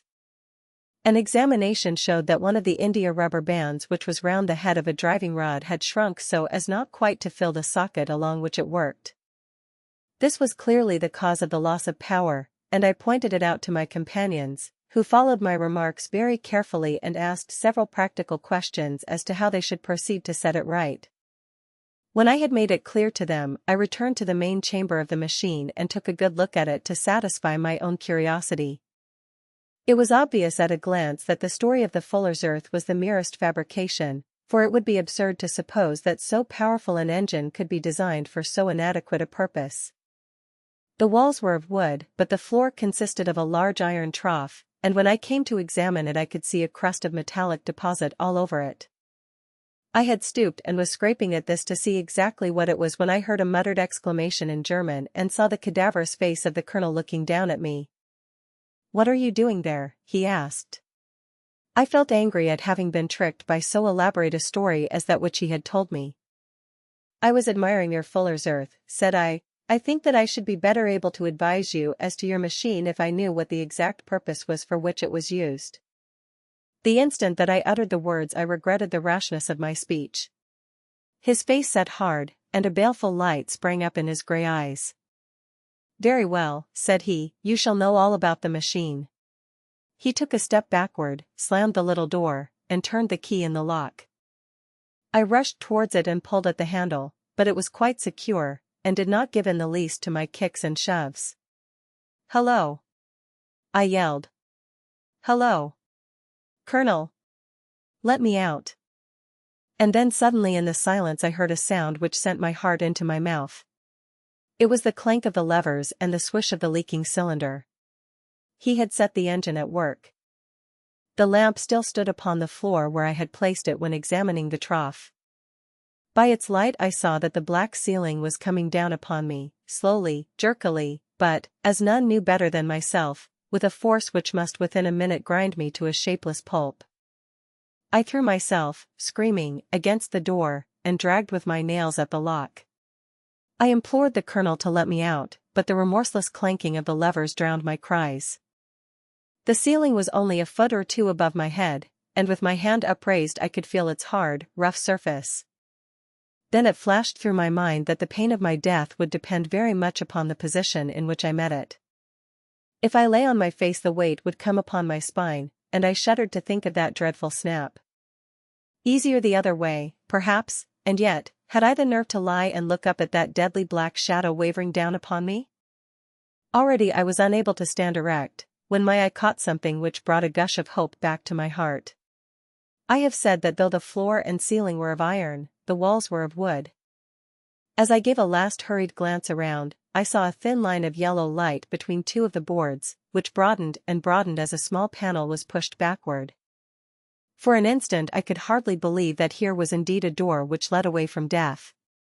The next instant I threw myself through, and lay half fainting upon the other side.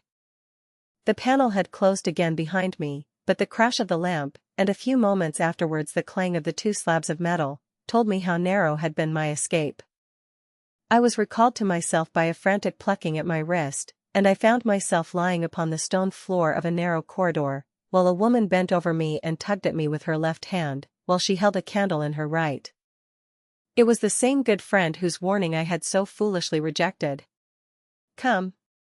Come," she cried breathlessly. "They will be here in a moment. They will see that you are not there. Oh, do not waste the so precious time, but come." This time, at least, I did not scorn her advice. I staggered to my feet and ran with her along the corridor and down a winding stair.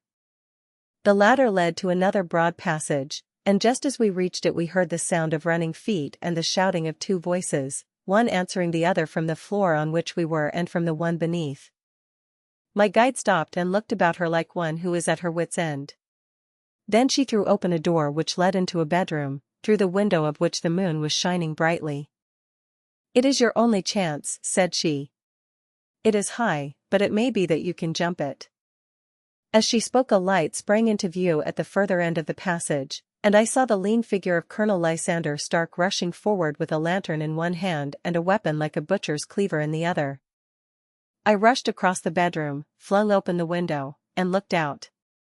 How quiet and sweet and wholesome the garden looked in the moonlight, and it could not be more than 30 feet down. I clambered out upon the sill, but I hesitated to jump until I should have heard what passed between my savior and the ruffian who pursued me. If she were ill-used, then at any risks I was determined to go back to her assistance. The thought had hardly flashed through my mind before he was at the door, pushing his way past her, but she threw her arms round him and tried to hold him back. "Fritz! Fritz!" she cried in English, "remember your promise after the last time. You said it should not be again. He will be silent. Oh, he will be silent. You are mad, Elise," he shouted, struggling to break away from her. "You will be the ruin of us. He has seen too much. Let me pass, I say." He dashed her to one side, and, rushing to the window, cut at me with his heavy weapon. I had let myself go, and was hanging by the hands to the sill, when his blow fell. I was conscious of a dull pain, my grip loosened, and I fell into the garden below. I was shaken but not hurt by the fall, so I picked myself up and rushed off among the bushes as hard as I could run, for I understood that I was far from being out of danger yet. Suddenly, however, as I ran, a deadly dizziness and sickness came over me. I glanced down at my hand, which was throbbing painfully, and then, for the first time, saw that my thumb had been cut off and that the blood was pouring from my wound. I endeavored to tie my handkerchief round it, but there came a sudden buzzing in my ears, and next moment I fell in a dead faint among the rose bushes. How long I remained unconscious I cannot tell. It must have been a very long time, for the moon had sunk, and a bright morning was breaking when I came to myself. My clothes were all sodden with dew, and my coat sleeve was drenched with blood from my wounded thumb. The smarting of it recalled in an instant all the particulars of my night's adventure, and I sprang to my feet with the feeling that I might hardly yet be safe from my pursuers. But to my astonishment, when I came to look round me, neither house nor garden were to be seen. I had been lying in an angle of the hedge close by the high road, and just a little lower down was a long building, which proved, upon my approaching it, to be the very station at which I had arrived upon the previous night. Were it not for the ugly wound upon my hand, all that had passed during those dreadful hours might have been an evil dream. Half dazed, I went into the station and asked about the morning train.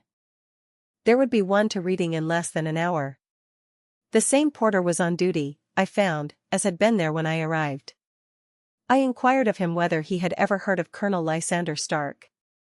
The name was strange to him.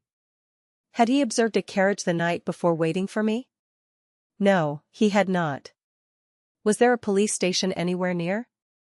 There was one about 3 miles off. It was too far for me to go, weak and ill as I was. I determined to wait until I got back to town before telling my story to the police. It was a little past 6 when I arrived, so I went first to have my wound dressed, and then the doctor was kind enough to bring me along here. I put the case into your hands and shall do exactly what you advise. We both sat in silence for some little time after listening to this extraordinary narrative. Then Sherlock Holmes pulled down from the shelf one of the ponderous commonplace books in which he placed his cuttings. "Here is an advertisement which will interest you," said he. "It appeared in all the papers about a year ago. Listen to this: lost, on the 9th inst, Mr. Jeremiah Hailing, aged 26, a hydraulic engineer. Left his lodgings at 10 o'clock at night, and has not been heard of since. Was dressed in, etc., etc. Ha! That represents the last time that the colonel needed to have his machine overhauled, I fancy." "Good heavens!" cried my patient. "Then that explains what the girl said." "Undoubtedly.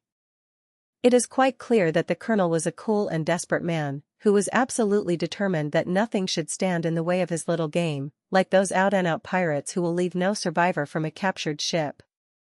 Well, every moment now is precious, so if you feel equal to it we shall go down to Scotland Yard at once as a preliminary to starting for Ayford." Some 3 hours or so afterwards we were all in the train together, bound from Reading to the little Berkshire village. There were Sherlock Holmes, the hydraulic engineer, Inspector Bradstreet, of Scotland Yard, a plainclothes man, and myself. Bradstreet had spread an ordnance map of the county out upon the seat and was busy with his compasses drawing a circle with Ayford for its centre. "There you are," said he. "That circle is drawn at a radius of 10 miles from the village. The place we want must be somewhere near that line." "You said 10 miles, I think, sir." "It was an hour's good drive."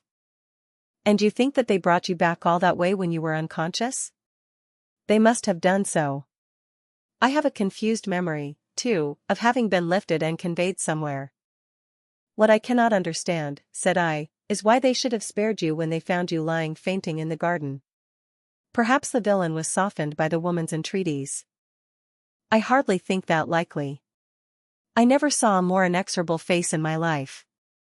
"Oh, we shall soon clear up all that," said Bradstreet.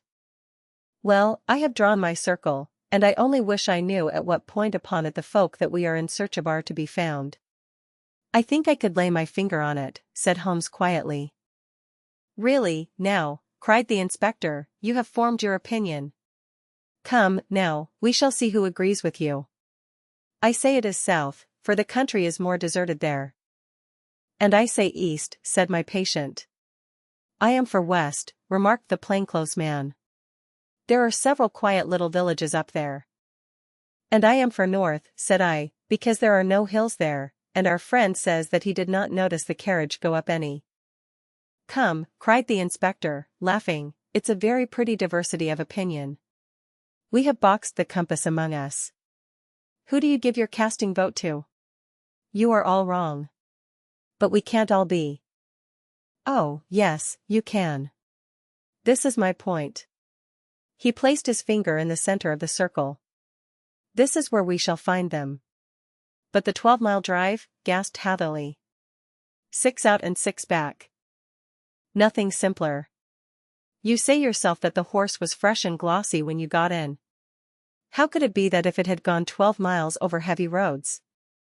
"Indeed, it is a likely ruse enough," observed Bradstreet thoughtfully. "Of course there can be no doubt as to the nature of this gang." "None at all," said Holmes.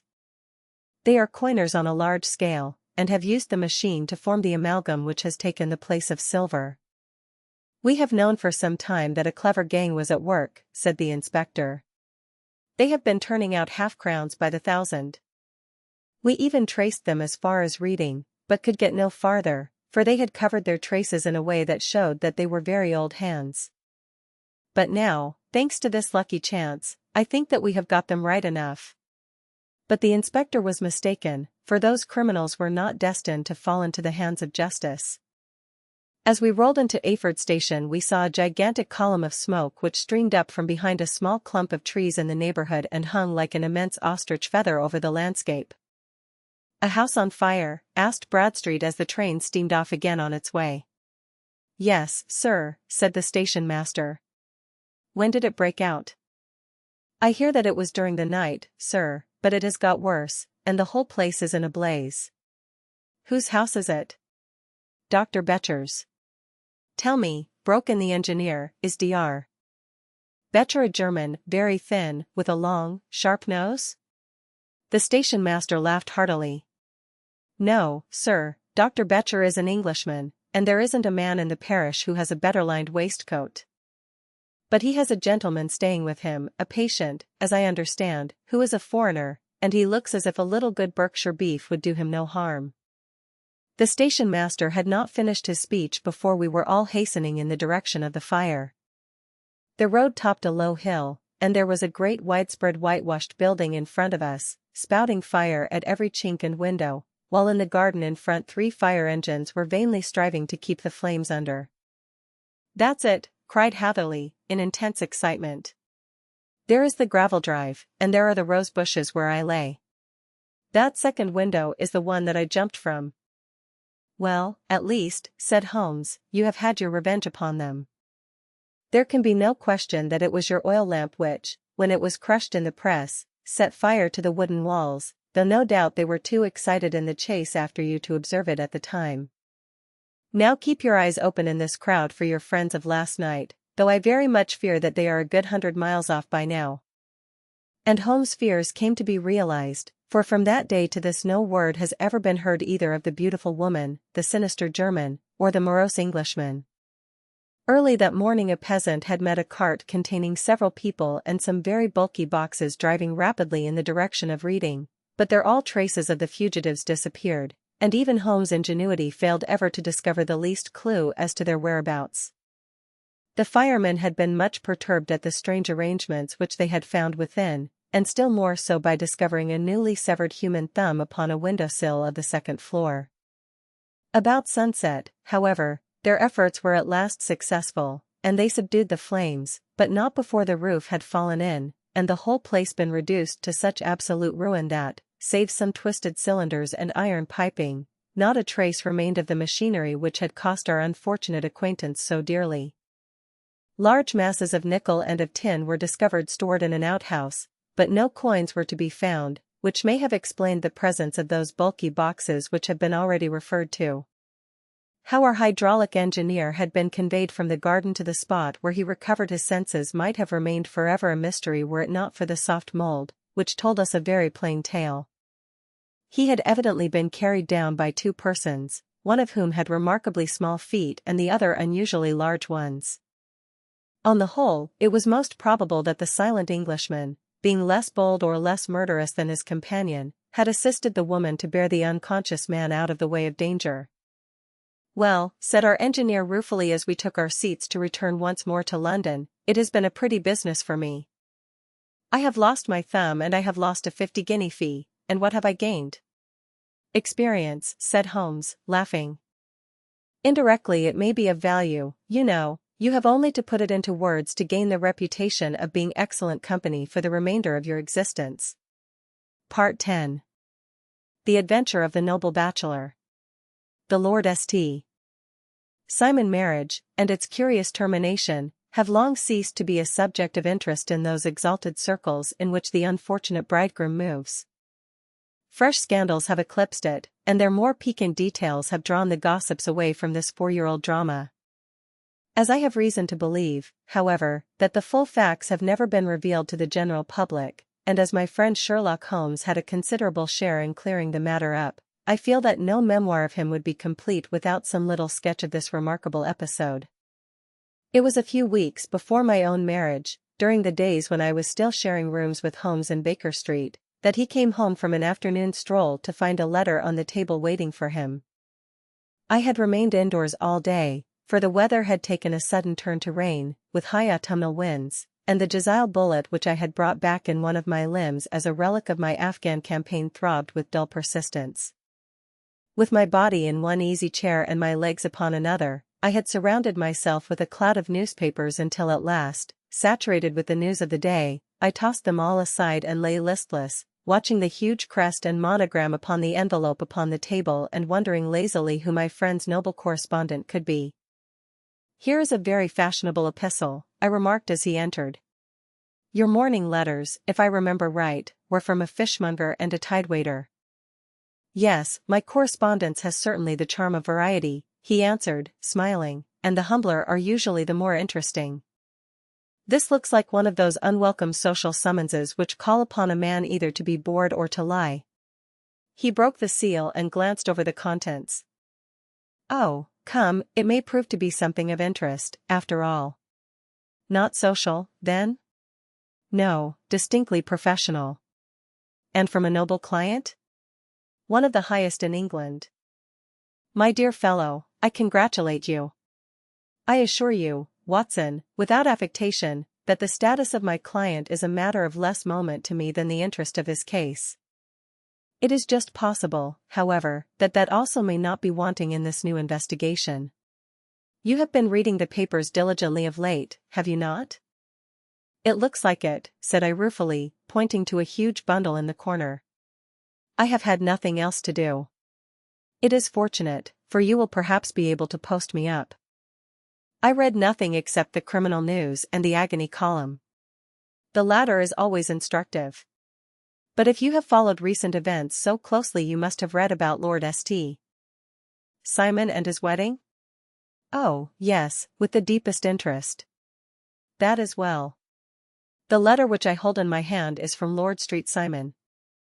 I will read it to you, and in return you must turn over these papers and let me have whatever bears upon the matter. This is what he says, my dear Mr. Sherlock Holmes. Lord Backwater tells me that I may place implicit reliance upon your judgment and discretion. I have determined, therefore, to call upon you and to consult you in reference to the very painful event which has occurred in connection with my wedding. Mr.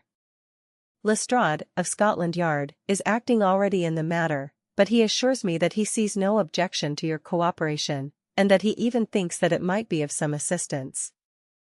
I will call at 4 o'clock in the afternoon, and, should you have any other engagement at that time, I hope that you will postpone it, as this matter is of paramount importance. Yours faithfully, Robert St. Simon. It is dated from Grosvenor Mansions, written with a quill pen, and the noble lord has had the misfortune to get a smear of ink upon the outer side of his right little finger, remarked Holmes as he folded up the epistle. He says 4 o'clock. It is 3 now. He will be here in an hour. Then I have just time, with your assistance, to get clear upon the subject. Turn over those papers and arrange the extracts in their order of time, while I take a glance as to who our client is. He picked a red-covered volume from a line of books of reference beside the mantelpiece. Here he is, said he, sitting down and flattening it out upon his knee. Lord Robert Walsingham de Vere St. Simon, second son of the Duke of Balmoral. Arms, azure, 3 caltrops in chief over a fess sable. Born in 1846. He's 41 years of age, which is mature for marriage. Was Under-Secretary for the Colonies in a late administration. The Duke, his father, was at one time Secretary for Foreign Affairs. They inherit Plantagenet blood by direct descent, and Tudor on the distaff side. Well, there is nothing very instructive in all this. I think that I must turn to you, Watson, for something more solid. I have very little difficulty in finding what I want, said I, for the facts are quite recent, and the matter struck me as remarkable. I feared to refer them to you, however, as I knew that you had an inquiry on hand and that you disliked the intrusion of other matters. Oh, you mean the little problem of the Grosvenor Square furniture van. That is quite cleared up now though, indeed, it was obvious from the first. Pray give me the results of your newspaper selections. Here is the first notice which I can find. It is in the personal column of the Morning Post, and dates, as you see, some weeks back. A marriage has been arranged, it says, and will, if rumor is correct, very shortly take place, between Lord Robert St. Simon, second son of the Duke of Balmoral, and Miss Hattie Doran, the only daughter of Aloysius Doran, Esq., of San Francisco, California, USA. That is all. Terse and to the point, remarked Holmes, stretching his long, thin legs towards the fire. There was a paragraph amplifying this in one of the society papers of the same week. Ah, here it is. There will soon be a call for protection in the marriage market, for the present free trade principle appears to tell heavily against our home product. One by one the management of the noble houses of Great Britain is passing into the hands of our fair cousins from across the Atlantic. An important addition has been made during the last week to the list of the prizes which have been borne away by these charming invaders. Lord St. Simon, who has shown himself for over 20 years proof against the little god's arrows, has now definitely announced his approaching marriage with Miss Hattie Doran, the fascinating daughter of a California millionaire. Miss Doran, whose graceful figure and striking face attracted much attention at the Westbury House festivities, is an only child, and it is currently reported that her dowry will run to considerably over the 6 figures, with expectancies for the future. As it is an open secret that the Duke of Balmoral has been compelled to sell his pictures within the last few years, and as Lord St. Simon has no property of his own save the small estate of Birchmoor, it is obvious that the Californian heiress is not the only gainer by an alliance which will enable her to make the easy and common transition from a Republican lady to a British peeress. Anything else? Asked Holmes, yawning. Oh, yes, plenty. Then there is another note in the Morning Post to say that the marriage would be an absolutely quiet one, that it would be at St. George's, Hanover Square, that only half a dozen intimate friends would be invited, and that the party would return to the furnished house at Lancaster Gate which has been taken by Mr. Aloysius Doran. 2 days later, that is, on Wednesday last, there is a curt announcement that the wedding had taken place, and that the honeymoon would be passed at Lord Backwater's place, near Petersfield. Those are all the notices which appeared before the disappearance of the bride. Before the what? Asked Holmes with a start. The vanishing of the lady. When did she vanish, then? At the wedding breakfast. Indeed. This is more interesting than it promised to be, quite dramatic, in fact. Yes, it struck me as being a little out of the common. They often vanish before the ceremony, and occasionally during the honeymoon, but I cannot call to mind anything quite so prompt as this. Pray let me have the details. I warn you that they are very incomplete. Perhaps we may make them less so. Such as they are set forth in a single article of a morning paper of yesterday, which I will read to you. It is headed, Singular Occurrence at a Fashionable Wedding, the Family of Lord Robert St.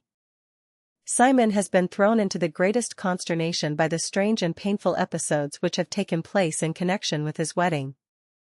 The ceremony, as shortly announced in the papers of yesterday, occurred on the previous morning, but it is only now that it has been possible to confirm the strange rumors which have been so persistently floating about.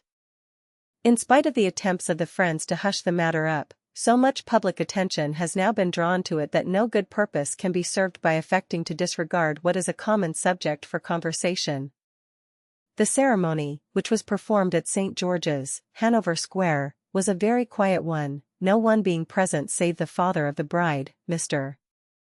Aloysius Doran, the Duchess of Balmoral, Lord Backwater, Lord Eustace, and Lady Clara St. Simon, the younger brother and sister of the bridegroom, and Lady Alicia Whittington.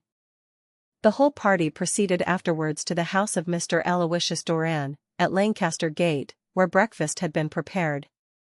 It appears that some little trouble was caused by a woman, whose name has not been ascertained, who endeavored to force her way into the house after the bridal party, alleging that she had some claim upon Lord St. Simon. It was only after a painful and prolonged scene that she was ejected by the butler and the footman. The bride, who had fortunately entered the house before this unpleasant interruption, had sat down to breakfast with the rest, when she complained of a sudden indisposition and retired to her room.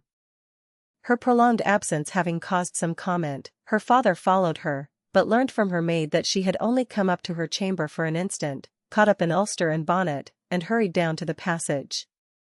One of the footmen declared that he had seen a lady leave the house thus apparelled, but had refused to credit that it was his mistress, believing her to be with the company.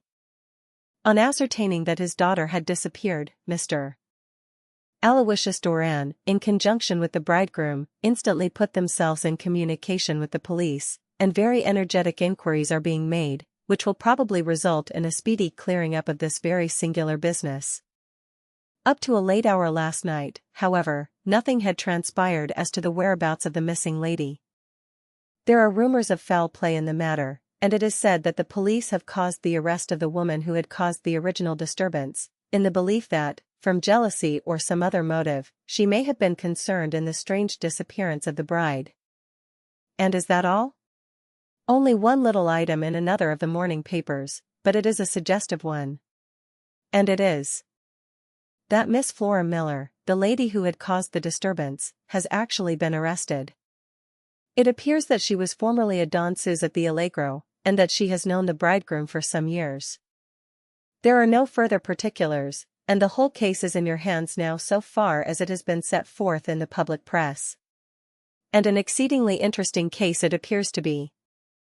I would not have missed it for worlds. But there is a ring at the bell, Watson, and as the clock makes it a few minutes after 4, I have no doubt that this will prove to be our noble client. Do not dream of going, Watson, for I very much prefer having a witness, if only as a check to my own memory.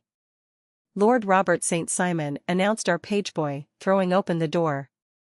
A gentleman entered, with a pleasant, cultured face, high-nosed and pale, with something perhaps of petulance about the mouth, and with the steady, well-opened eye of a man whose pleasant lot it had ever been to command and to be obeyed. His manner was brisk, and yet his general appearance gave an undue impression of age, for he had a slight forward stoop and a little bend of the knees as he walked. His hair, too, as he swept off his very curly-brimmed hat, was grizzled round the edges and thin upon the top. As to his dress, it was careful to the verge of foppishness, with high collar, black frock-coat, white waistcoat, yellow gloves, patent leather shoes, and light-colored gaiters.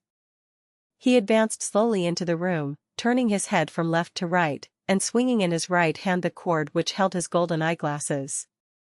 "Good day, Lord St. Simon," said Holmes, rising and bowing. "Pray take the basket chair. This is my friend and colleague, Dr. Watson. Draw up a little to the fire, and we will talk this matter over. A most painful matter to me, as you can most readily imagine, Mr. Holmes. I have been cut to the quick. I understand that you have already managed several delicate cases of this sort, sir, though I presume that they were hardly from the same class of society." "No, I am descending. I beg pardon. My last client of the sort was a king." "Oh, really? I had no idea. And which king?" "The King of Scandinavia." "What? Had he lost his wife?" "You can understand," said Holmes suavely, "that I extend to the affairs of my other clients the same secrecy which I promised to you in yours."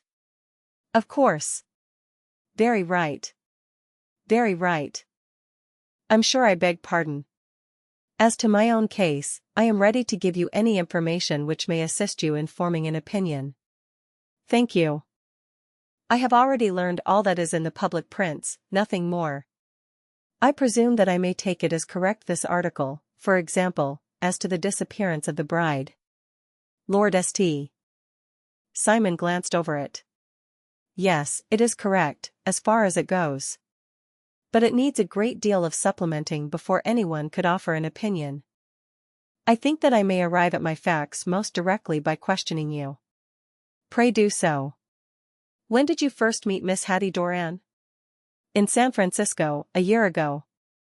"You were traveling in the States?" "Yes." "Did you become engaged then?" "No." "But you were on a friendly footing?" "I was amused by her society, and she could see that I was amused. Her father is very rich? He is said to be the richest man on the Pacific slope. And how did he make his money? In mining. He had nothing a few years ago. Then he struck gold, invested it, and came up by leaps and bounds. Now, what is your own impression as to the young lady's your wife's character? The nobleman swung his glasses a little faster and stared down into the fire. You see, Mr. Holmes, said he, my wife was 20 before her father became a rich man. During that time she ran free in a mining camp and wandered through woods or mountains, so that her education has come from nature rather than from the schoolmaster. She is what we call in England a tomboy, with a strong nature, wild and free, unfettered by any sort of traditions. She is impetuous, volcanic, I was about to say. She is swift in making up her mind and fearless in carrying out her resolutions. On the other hand, I would not have given her the name which I have the honor to bear. He gave a little stately cough had I not thought her to be at bottom a noble woman. I believe that she is capable of heroic self-sacrifice and that anything dishonorable would be repugnant to her. Have you her photograph? I brought this with me. He opened a locket and showed us the full face of a very lovely woman. It was not a photograph but an ivory miniature, and the artist had brought out the full effect of the lustrous black hair, the large dark eyes, and the exquisite mouth. Holmes gazed long and earnestly at it. Then he closed the locket and handed it back to Lord Street Simon. The young lady came to London, then, and you renewed your acquaintance? Yes, her father brought her over for this last London season.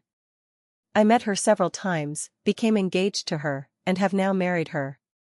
She brought, I understand, a considerable dowry? A fair dowry.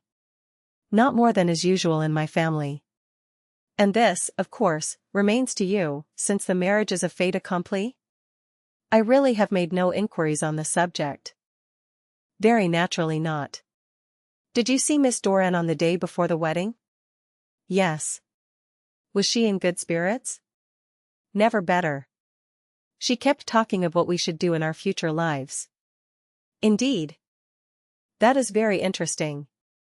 And on the morning of the wedding?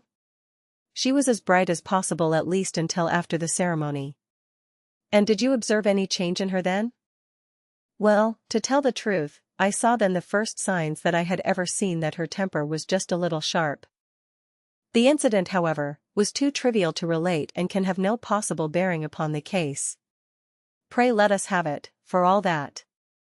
Oh, it is childish. She dropped her bouquet as we went towards the vestry. She was passing the front pew at the time, and it fell over into the pew. There was a moment's delay, but the gentleman in the pew handed it up to her again, and it did not appear to be the worse for the fall. Yet when I spoke to her of the matter, she answered me abruptly, and in the carriage, on our way home, she seemed absurdly agitated over this trifling cause. Indeed. You say that there was a gentleman in the pew.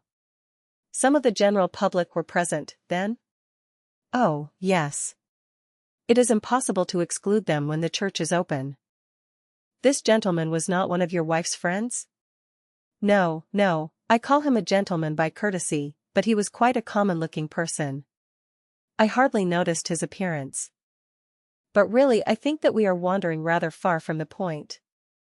Lady St. Simon, then, returned from the wedding in a less cheerful frame of mind than she had gone to it.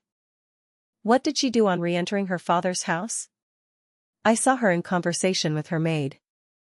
And who is her maid? Alice is her name.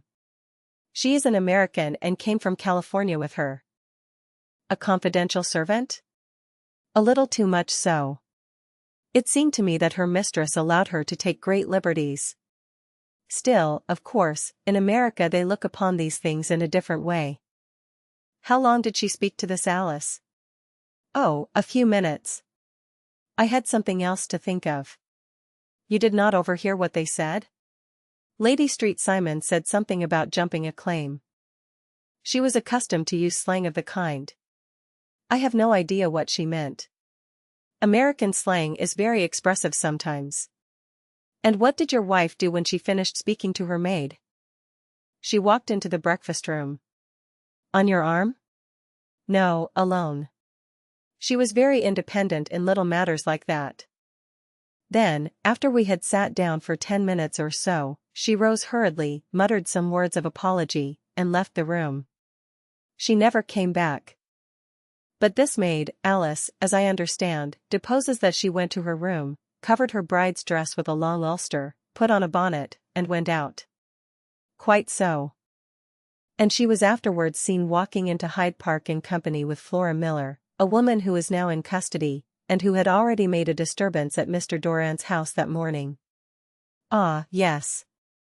I should like a few particulars as to this young lady, and your relations to her. Lord St. Simon shrugged his shoulders and raised his eyebrows. We have been on a friendly footing for some years, I may say on a very friendly footing. She used to be at the Allegro.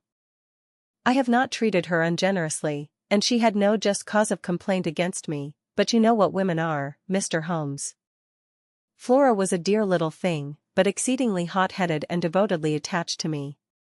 She wrote me dreadful letters when she heard that I was about to be married, and, to tell the truth, the reason why I had the marriage celebrated so quietly was that I feared lest there might be a scandal in the church. She came to Mr. Doran's door just after we returned, and she endeavored to push her way in, uttering very abusive expressions towards my wife, and even threatening her, but I had foreseen the possibility of something of the sort, and I had 2 police fellows there in private clothes, who soon pushed her out again. She was quiet when she saw that there was no good in making a row. Did your wife hear all this? No, thank goodness, she did not. And she was seen walking with this very woman afterwards? Yes. That is what Mr. Lestrade, of Scotland Yard, looks upon as so serious. It is thought that Flora decoyed my wife out and laid some terrible trap for her. Well, it is a possible supposition. You think so, too? I did not say a probable one. But you do not yourself look upon this as likely? I do not think Flora would hurt a fly. Still, jealousy is a strange transformer of characters.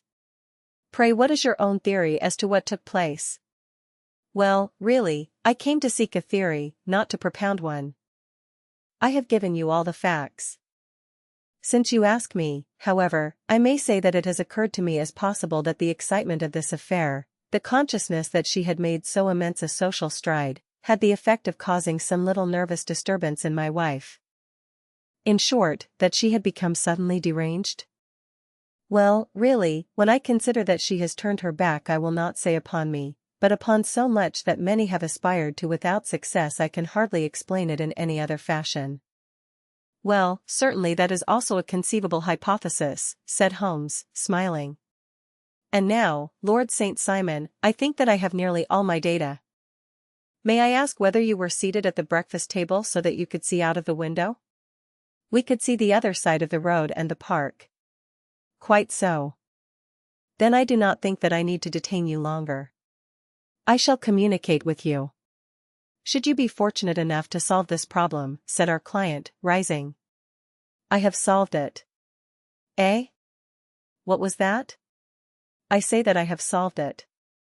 Where, then, is my wife? That is a detail which I shall speedily supply. Lord St. Simon shook his head. I am afraid that it will take wiser heads than yours or mine, he remarked, and bowing in a stately, old-fashioned manner he departed. It is very good of Lord St.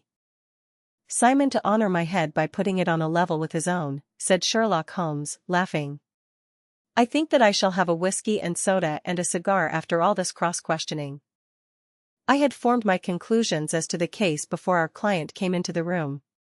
My dear Holmes, I have notes of several similar cases, though none, as I remarked before, which were quite as prompt. My whole examination served to turn my conjecture into a certainty. Circumstantial evidence is occasionally very convincing, as when you find a trout in the milk, to quote Thoreau's example. But I have heard all that you have heard. Without, however, the knowledge of pre-existing cases which serves me so well. There was a parallel instance in Aberdeen some years back, and something on very much the same lines at Munich the year after the Franco-Prussian War. It is one of these cases, but, hello, here is Lestrade. Good afternoon, Lestrade. You will find an extra tumbler upon the sideboard, and there are cigars in the box. The official detective was attired in a pea jacket and cravat, which gave him a decidedly nautical appearance, and he carried a black canvas bag in his hand. With a short greeting he seated himself and lit the cigar which had been offered to him. "What's up, then?" asked Holmes with a twinkle in his eye. "You look dissatisfied." "And I feel dissatisfied. It is this infernal Street Simon marriage case. I can make neither head nor tail of the business." "Really? You surprise me. Who ever heard of such a mixed affair? Every clue seems to slip through my fingers. I have been at work upon it all day." "And very wet it seems to have made you," said Holmes, laying his hand upon the arm of the pea jacket. "Yes, I have been dragging the Serpentine." "In heaven's name, what for?" "In search of the body of Lady Street Simon." Sherlock Holmes leaned back in his chair and laughed heartily. "Have you dragged the basin of Trafalgar Square fountain?" he asked. "Why? What do you mean?"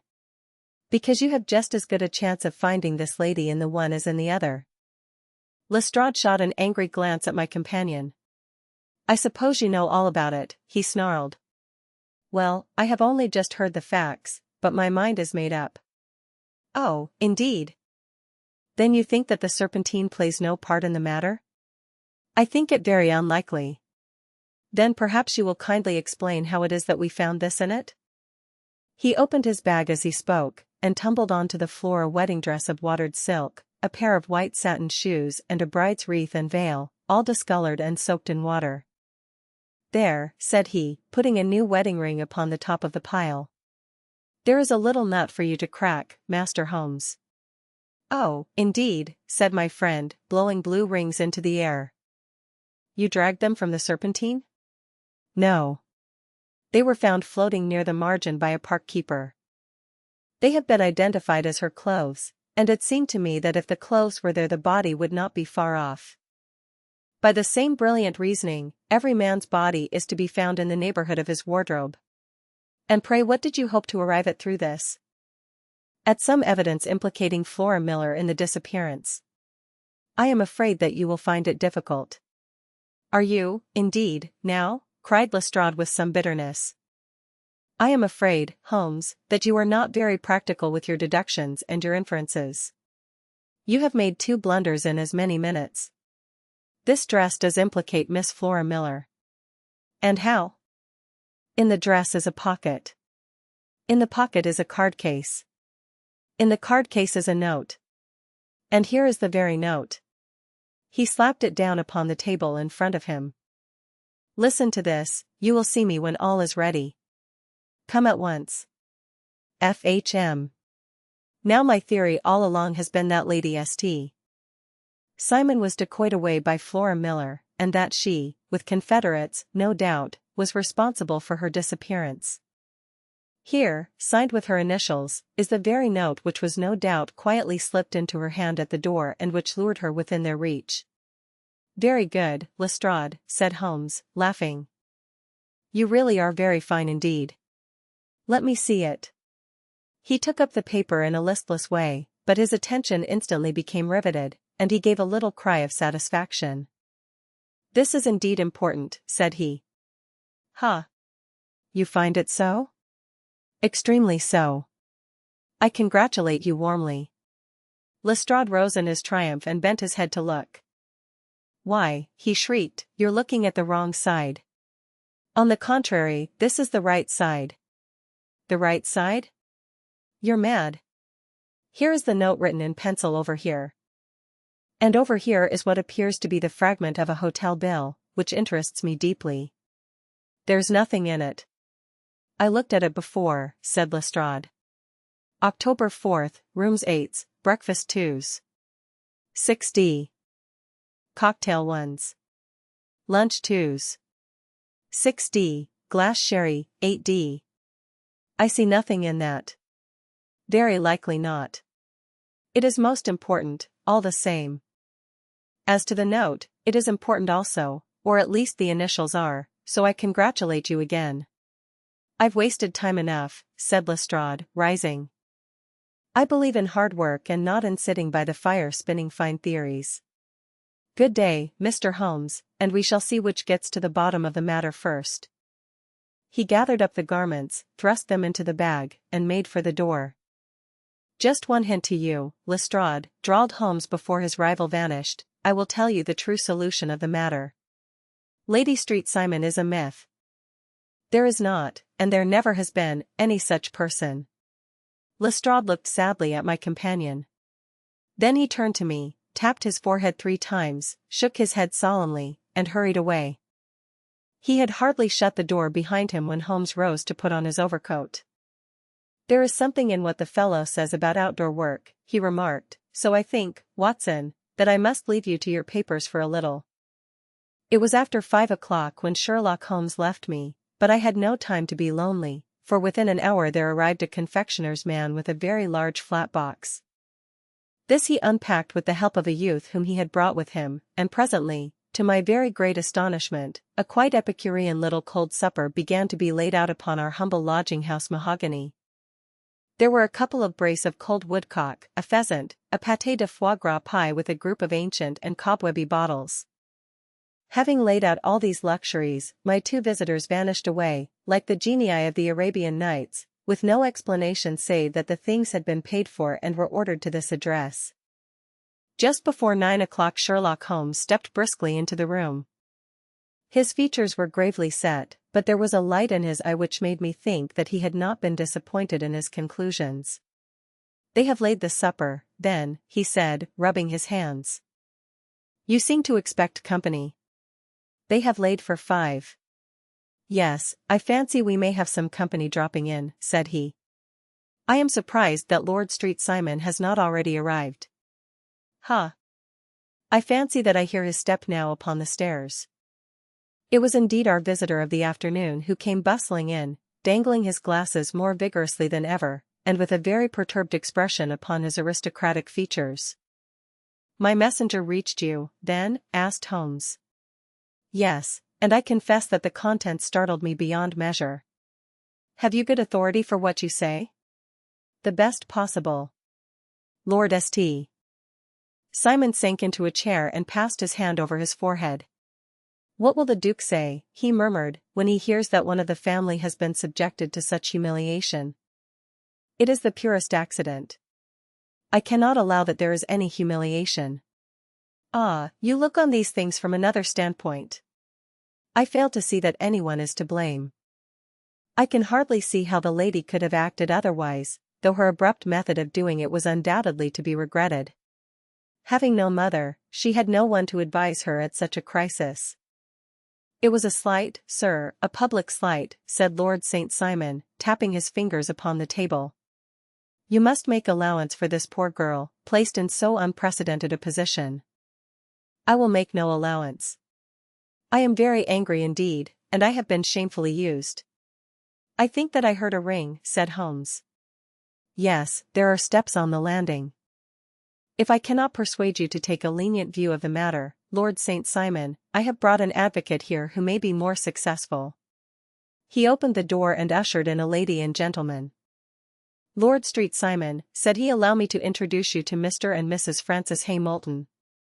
The lady, I think, you have already met.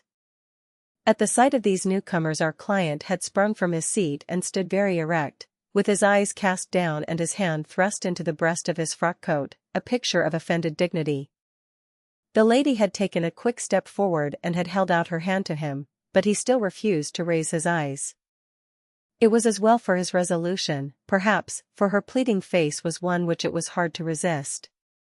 You're angry, Robert, said she.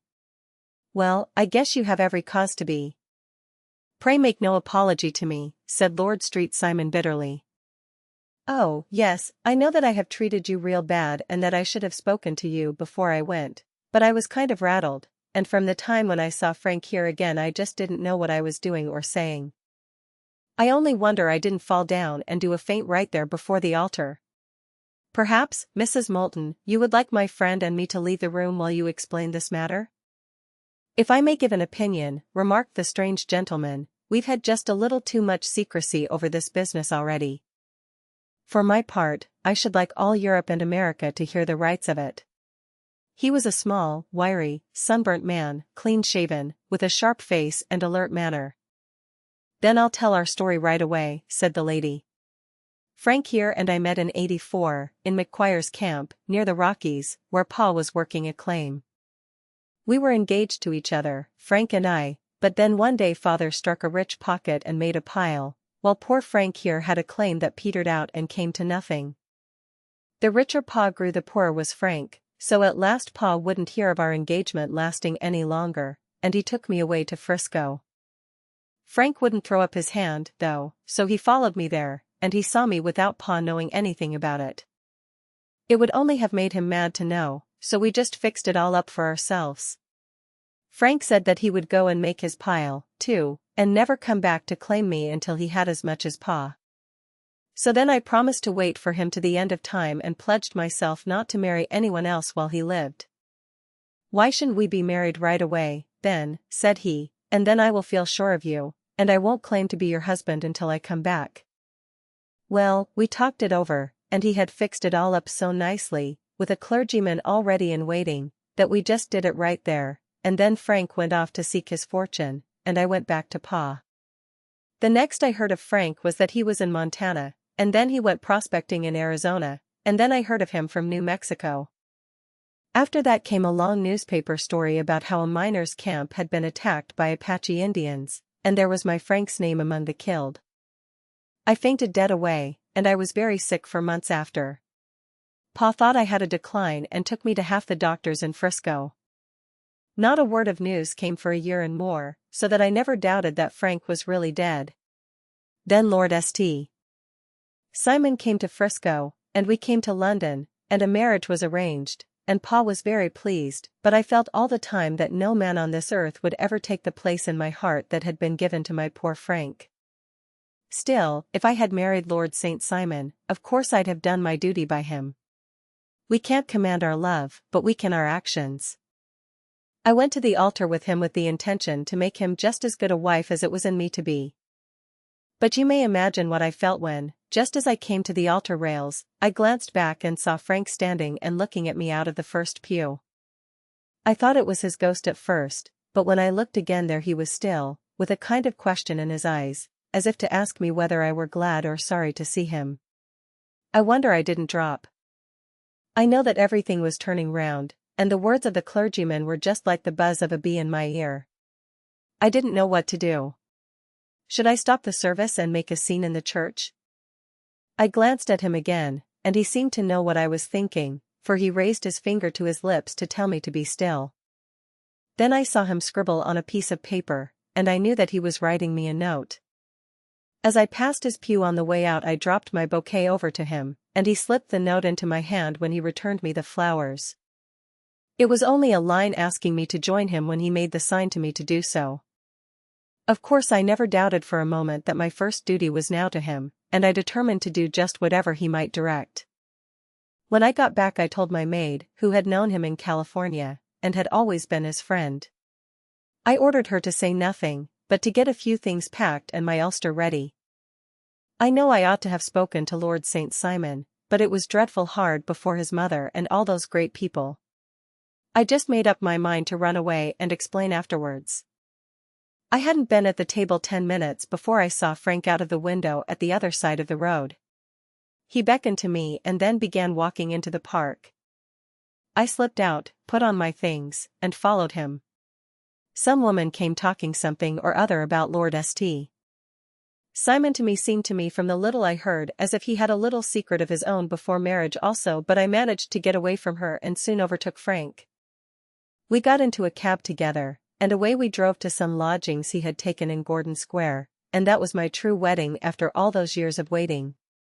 Frank had been a prisoner among the Apaches, had escaped, came on to Frisco, found that I had given him up for dead and had gone to England, followed me there, and had come upon me at last on the very morning of my second wedding. I saw it in a paper, explained the American. It gave the name and the church but not where the lady lived.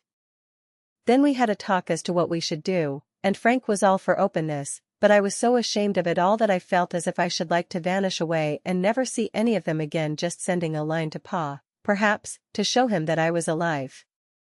It was awful to me to think of all those lords and ladies sitting round that breakfast table and waiting for me to come back.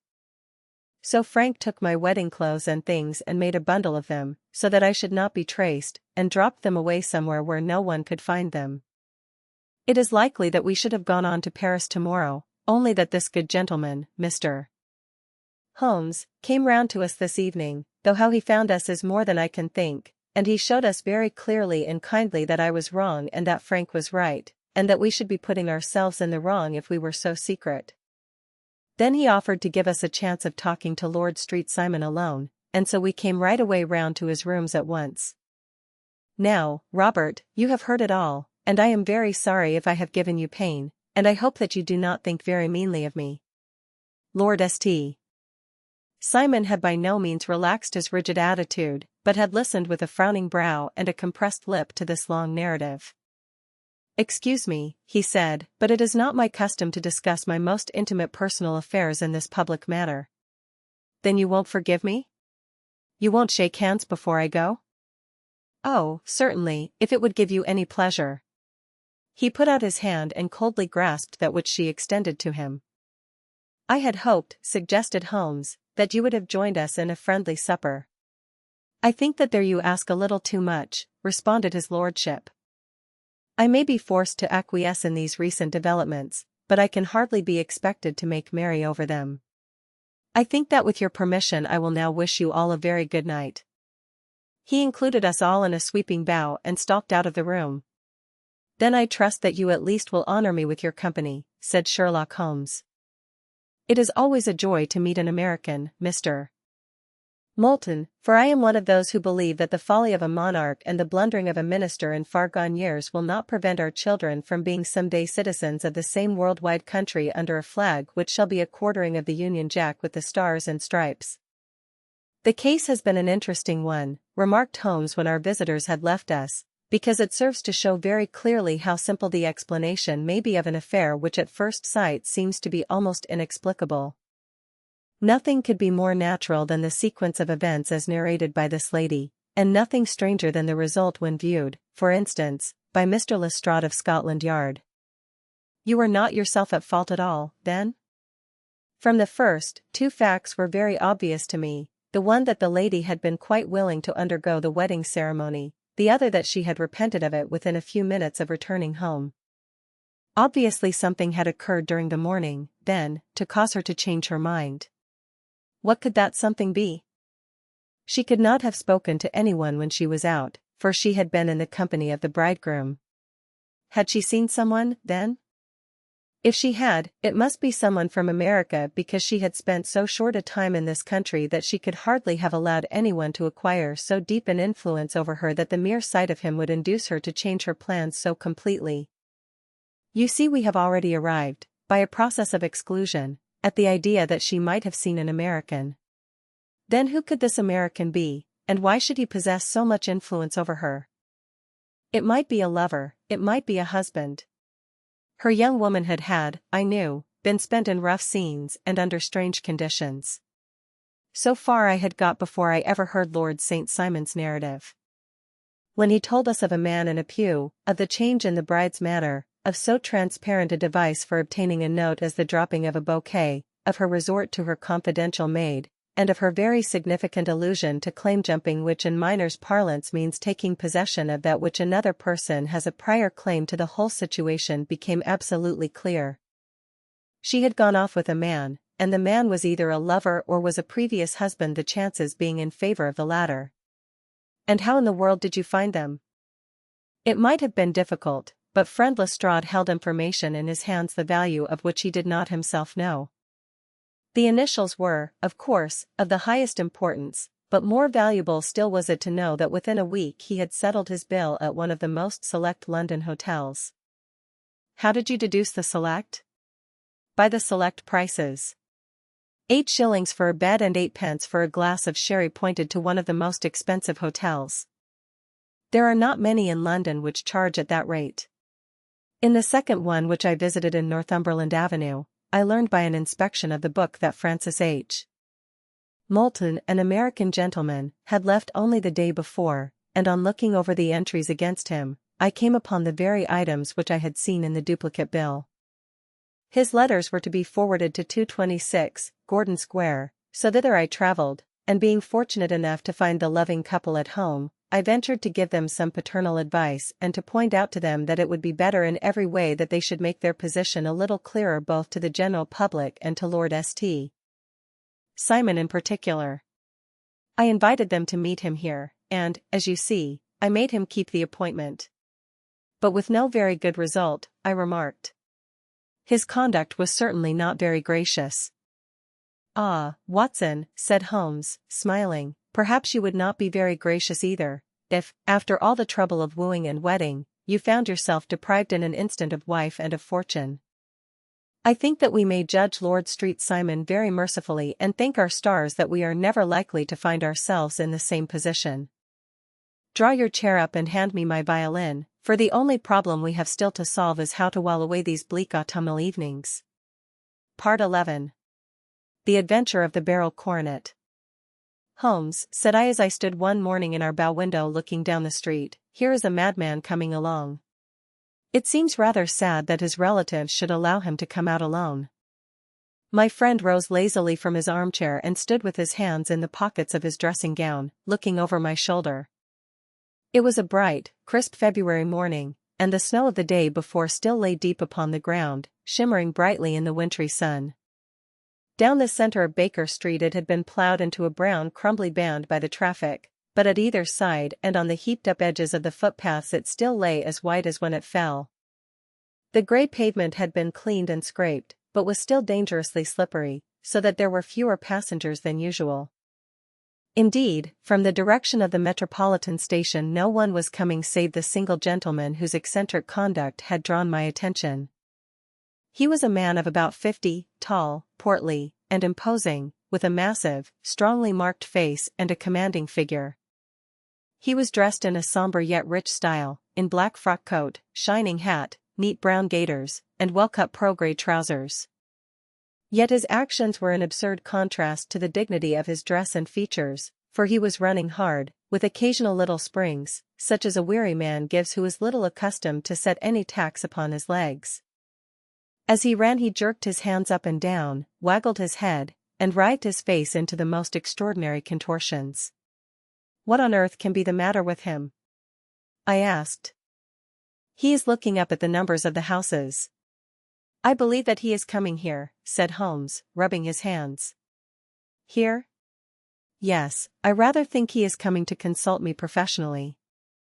I think that I recognize the symptoms." "Ha! Did I not tell you?" As he spoke, the man, puffing and blowing, rushed at our door and pulled at our bell until the whole house resounded with the clanging. A few moments later he was in our room, still puffing, still gesticulating, but with so fixed a look of grief and despair in his eyes that our smiles were turned in an instant to horror and pity.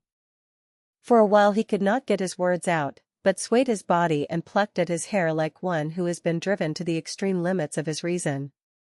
Then, suddenly springing to his feet, he beat his head against the wall with such force that we both rushed upon him and tore him away to the center of the room. Sherlock Holmes pushed him down into the easy chair and, sitting beside him, patted his hand and chatted with him in the easy, soothing tones which he knew so well how to employ. "You have come to me to tell your story, have you not?" said he. "You are fatigued with your haste. Pray wait until you have recovered yourself, and then I shall be most happy to look into any little problem which you may submit to me." The man sat for a minute or more with a heaving chest, fighting against his emotion.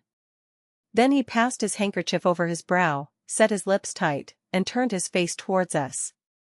"No doubt you think me mad," said he. "I see that you have had some great trouble," responded Holmes. "God knows I have.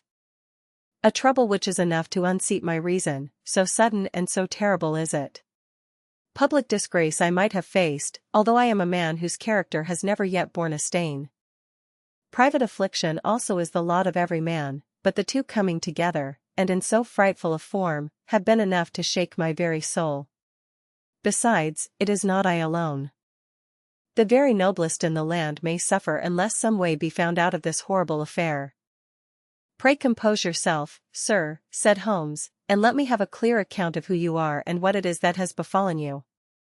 My name, answered our visitor, is probably familiar to your ears. I am Alexander Holder, of the banking firm of Holder and Stevenson, of Threadneedle Street. The name was indeed well known to us as belonging to the senior partner in the second largest private banking concern in the City of London. What could have happened, then, to bring one of the foremost citizens of London to this most pitiable pass? We waited, all curiosity, until with another effort he braced himself to tell his story. I feel that time is of value, said he, that is why I hastened here when the police inspector suggested that I should secure your cooperation.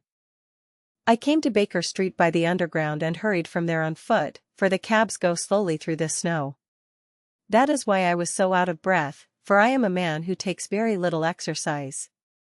I feel better now, and I will put the facts before you as shortly and yet as clearly as I can.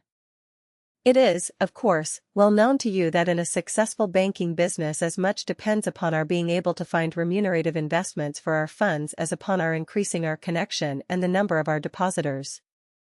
One of our most lucrative means of laying out money is in the shape of loans, where the security is unimpeachable.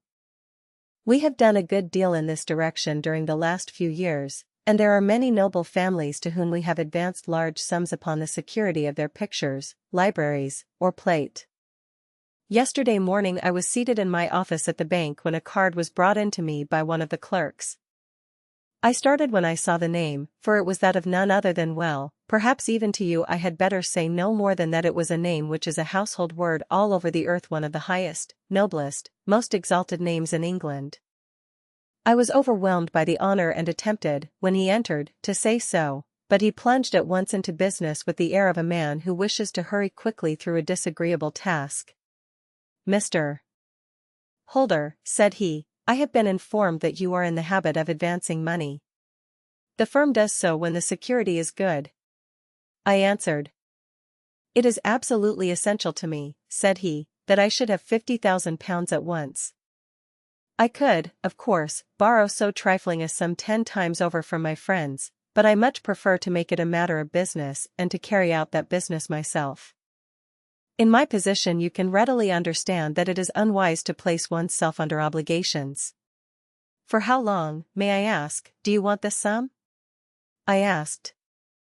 Next Monday I have a large sum due to me, and I shall then most certainly repay what you advance, with whatever interest you think it right to charge. But it is very essential to me that the money should be paid at once. I should be happy to advance it without further parley from my own private purse, said I, were it not that the strain would be rather more than it could bear. If, on the other hand, I am to do it in the name of the firm, then in justice to my partner I must insist that, even in your case, every businesslike precaution should be taken. I should much prefer to have it so, said he, raising up a square, black morocco case which he had laid beside his chair. You have doubtless heard of the beryl coronet? One of the most precious public possessions of the empire, said I, precisely. He opened the case, and there, embedded in soft, flesh-colored velvet, lay the magnificent piece of jewelry which he had named. There are 39 enormous beryls, said he, and the price of the gold chasing is incalculable. The lowest estimate would put the worth of the coronet at double the sum which I have asked. I am prepared to leave it with you as my security. I took the precious case into my hands and looked in some perplexity from it to my illustrious client. You doubt its value? He asked. Not at all. I only doubt the propriety of my leaving it. You may set your mind at rest about that. I should not dream of doing so were it not absolutely certain that I should be able in 4 days to reclaim it. It is a pure matter of form. Is the security sufficient? Ample. You understand, Mr. Holder, that I am giving you a strong proof of the confidence which I have in you, founded upon all that I have heard of you. I rely upon you not only to be discreet and to refrain from all gossip upon the matter but, above all, to preserve this coronet with every possible precaution, because I need not say that a great public scandal would be caused if any harm were to befall it. Any injury to it would be almost as serious as its complete loss, for there are no beryls in the world to match these, and it would be impossible to replace them. I leave it with you, however, with every confidence, and I shall call for it in person on Monday morning." Seeing that my client was anxious to leave, I said no more but, calling for my cashier, I ordered him to pay over £51,000 notes. When I was alone once more, however, with the precious case lying upon the table in front of me, I could not but think with some misgivings of the immense responsibility which it entailed upon me. There could be no doubt that, as it was a national possession, a horrible scandal would ensue if any misfortune should occur to it. I already regretted having ever consented to take charge of it. However, it was too late to alter the matter now, so I locked it up in my private safe and turned once more to my work. When evening came I felt that it would be an imprudence to leave so precious a thing in the office behind me. Bankers' safes had been forced before now, and why should not mine be? If so, how terrible would be the position in which I should find myself. I determined, therefore, that for the next few days I would always carry the case backward and forward with me, so that it might never be really out of my reach. With this intention, I called a cab and drove out to my house at Streatham, carrying the jewel with me. I did not breathe freely until I had taken it upstairs and locked it in the bureau of my dressing room. And now a word as to my household, Mr. Holmes, for I wish you to thoroughly understand the situation. My groom and my page sleep out of the house, and may be set aside altogether. I have 3 maidservants who have been with me a number of years and whose absolute reliability is quite above suspicion. Another, Lucy Parr, the second waiting maid, has only been in my service a few months. She came with an excellent character, however, and has always given me satisfaction. She is a very pretty girl and has attracted admirers who have occasionally hung about the place. That is the only drawback which we have found to her, but we believe her to be a thoroughly good girl in every way. So much for the servants. My family itself is so small that it will not take me long to describe it. I am a widower and have an only son, Arthur. He has been a disappointment to me, Mr. Holmes, a grievous disappointment. I have no doubt that I am myself to blame. People tell me that I have spoiled him. Very likely I have. When my dear wife died I felt that he was all I had to love. I could not bear to see the smile fade even for a moment from his face. I have never denied him a wish. Perhaps it would have been better for both of us had I been sterner, but I meant it for the best. It was naturally my intention that he should succeed me in my business, but he was not of a business turn. He was wild, wayward, and, to speak the truth, I could not trust him in the handling of large sums of money. When he was young he became a member of an aristocratic club, and there, having charming manners, he was soon the intimate of a number of men with long purses and expensive habits. He learned to play heavily at cards and to squander money on the turf, until he had again and again to come to me and implore me to give him an advance upon his allowance, that he might settle his debts of honor. He tried more than once to break away from the dangerous company which he was keeping, but each time the influence of his friend, Sir George Benwell, was enough to draw him back again. And, indeed, I could not wonder that such a man as Sir George Benwell should gain an influence over him, for he has frequently brought him to my house, and I have found myself that I could hardly resist the fascination of his manner. He is older than Arthur, a man of the world to his fingertips, one who had been everywhere, seen everything, a brilliant talker, and a man of great personal beauty. Yet when I think of him in cold blood, far away from the glamour of his presence, I am convinced from his cynical speech and the look which I have caught in his eyes that he is one who should be deeply distrusted. So I think, and so, too, thinks my little Mary, who has a woman's quick insight into character. And now there is only she to be described. She is my niece, but when my brother died 5 years ago and left her alone in the world I adopted her, and have looked upon her ever since as my daughter. She is a sunbeam in my house, sweet, loving, beautiful, a wonderful manager and housekeeper, yet as tender and quiet and gentle as a woman could be. She is my right hand. I do not know what I could do without her. In only one matter has she ever gone against my wishes. Twice my boy has asked her to marry him, for he loves her devotedly, but each time she has refused him.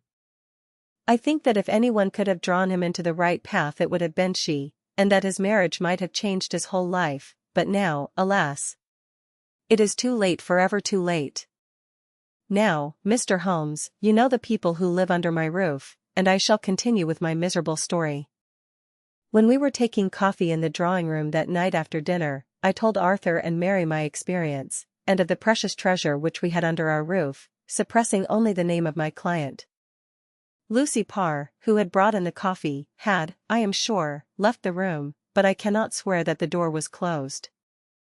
Mary and Arthur were much interested and wished to see the famous coronet, but I thought it better not to disturb it.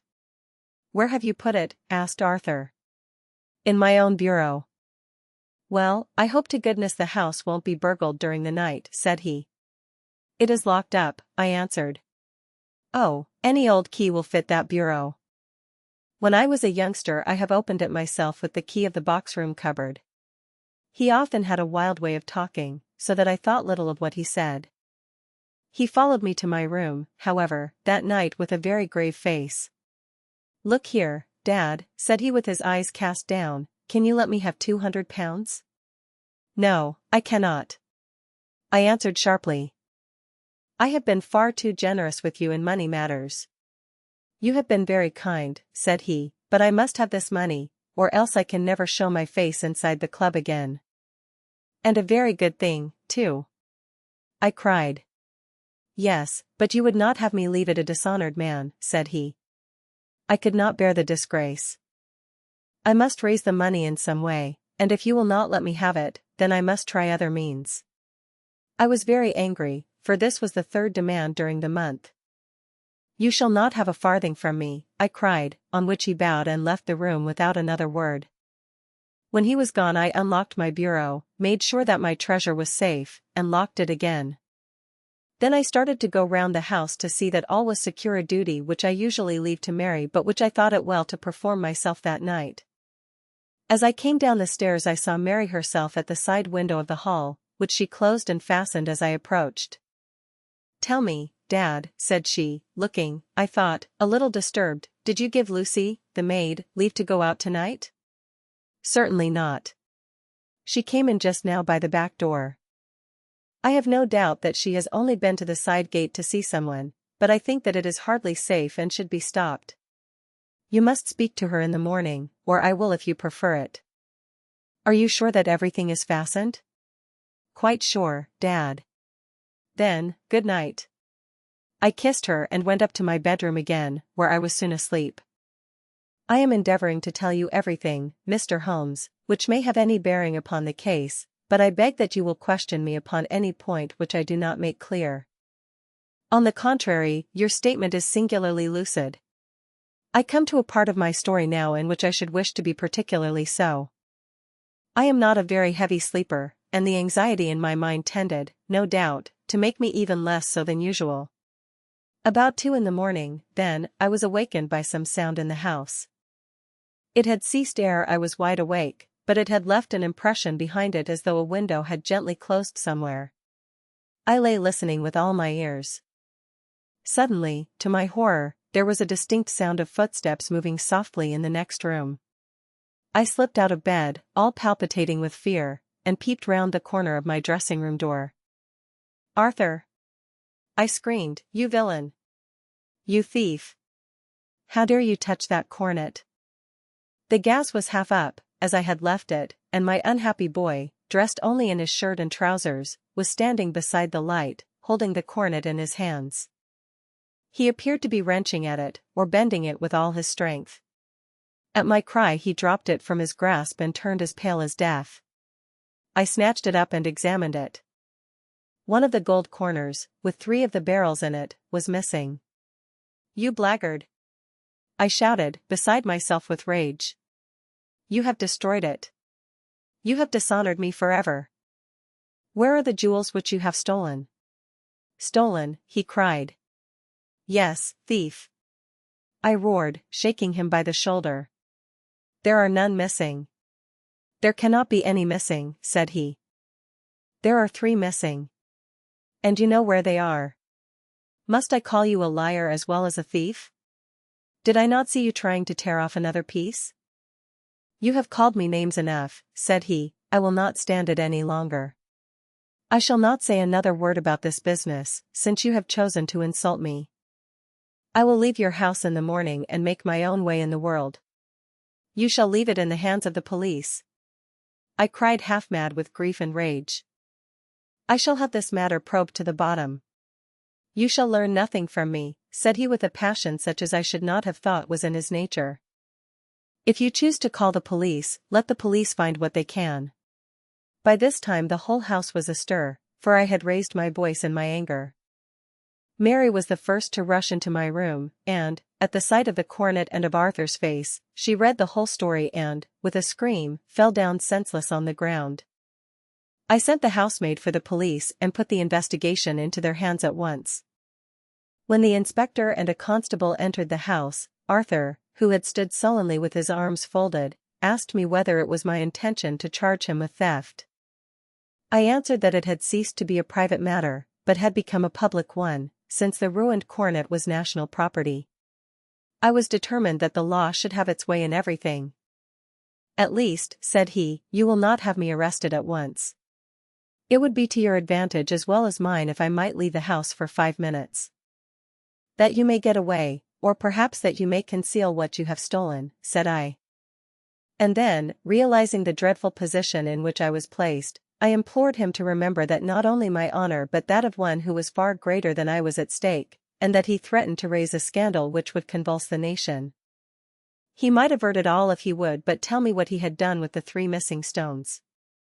You may as well face the matter, said I, you have been caught in the act, and no confession could make your guilt more heinous.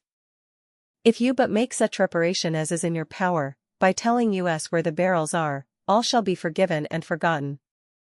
Keep your forgiveness for those who ask for it, he answered, turning away from me with a sneer. I saw that he was too hardened for any words of mine to influence him. There was but one way for it. I called in the inspector and gave him into custody. A search was made at once not only of his person but of his room and of every portion of the house where he could possibly have concealed the gems, but no trace of them could be found, nor would the wretched boy open his mouth for all our persuasions and our threats. This morning he was removed to a cell, and I, after going through all the police formalities, have hurried round to you to implore you to use your skill in unraveling the matter. The police have openly confessed that they can at present make nothing of it. You may go to any expense which you think necessary. I have already offered a reward of £1,000. My God, what shall I do? I have lost my honor, my gems, and my son in one night. Oh, what shall I do? He put a hand on either side of his head and rocked himself to and fro, droning to himself like a child whose grief has got beyond words.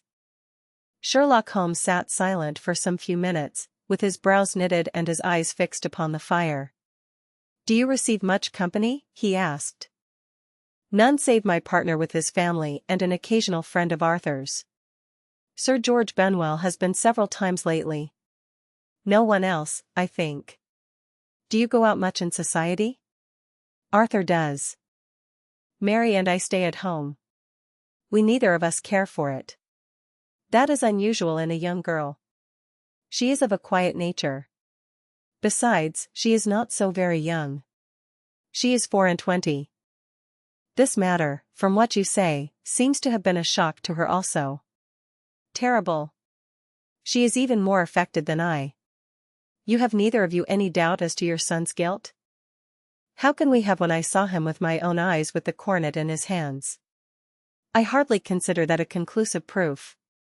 Was the remainder of the coronet at all injured? Yes, it was twisted. Do you not think, then, that he might have been trying to straighten it? God bless you. You are doing what you can for him and for me. But it is too heavy a task. What was he doing there at all? If his purpose were innocent, why did he not say so? Precisely. And if it were guilty, why did he not invent a lie? His silence appears to me to cut both ways. There are several singular points about the case. What did the police think of the noise which awoke you from your sleep? They considered that it might be caused by Arthur's closing his bedroom door. A likely story. As if a man bent on felony would slam his door so as to wake a household. What did they say, then, of the disappearance of these gems? They are still sounding the planking and probing the furniture in the hope of finding them. Have they thought of looking outside the house? Yes, they have shown extraordinary energy. The whole garden has already been minutely examined. Now, my dear sir, said Holmes, is it not obvious to you now that this matter really strikes very much deeper than either you or the police were at first inclined to think? It appeared to you to be a simple case, to me it seems exceedingly complex. Consider what is involved by your theory. You suppose that your son came down from his bed, went, at great risk, to your dressing room, opened your bureau, took out your coronet, broke off by main force a small portion of it, went off to some other place, concealed 3 gems out of the 39, with such skill that nobody can find them, and then returned with the other 36 into the room in which he exposed himself to the greatest danger of being discovered. I ask you now, is such a theory tenable? But what other is there? Cried the banker with a gesture of despair. If his motives were innocent, why does he not explain them? It is our task to find that out, replied Holmes, so now, if you please, Mr. Holder, we will set off for Streatham together, and devote an hour to glancing a little more closely into details. My friend insisted upon my accompanying them in their expedition, which I was eager enough to do, for my curiosity and sympathy were deeply stirred by the story to which we had listened. I confess that the guilt of the banker's son appeared to me to be as obvious as it did to his unhappy father, but still I had such faith in Holmes' judgment that I felt that there must be some grounds for hope as long as he was dissatisfied with the accepted explanation. He hardly spoke a word the whole way out to the southern suburb, but sat with his chin upon his breast and his hat drawn over his eyes, sunk in the deepest thought. Our client appeared to have taken fresh heart at the little glimpse of hope which had been presented to him, and he even broke into a desultory chat with me over his business affairs. A short railway journey and a shorter walk brought us to Fairbank, the modest residence of the great financier. Fairbank was a good-sized square house of white stone, standing back a little from the road. A double-carriage sweep, with a snow-clad lawn, stretched down in front to 2 large iron gates which closed the entrance. On the right side was a small wooden thicket, which led into a narrow path between 2 neat hedges stretching from the road to the kitchen door, and forming the tradesman's entrance. On the left ran a lane which led to the stables, and was not itself within the grounds at all, being a public, though little used, thoroughfare. Holmes left us standing at the door and walked slowly all round the house, across the front, down the tradesman's path, and so round by the garden behind into the stable lane. So long was he that Mr. Holder and I went into the dining room and waited by the fire until he should return. We were sitting there in silence when the door opened and a young lady came in. She was rather above the middle height, slim, with dark hair and eyes, which seemed the darker against the absolute pallor of her skin. I do not think that I have ever seen such deadly paleness in a woman's face. Her lips, too, were bloodless, but her eyes were flushed with crying. As she swept silently into the room she impressed me with a greater sense of grief than the banker had done in the morning, and it was the more striking in her as she was evidently a woman of strong character, with immense capacity for self-restraint.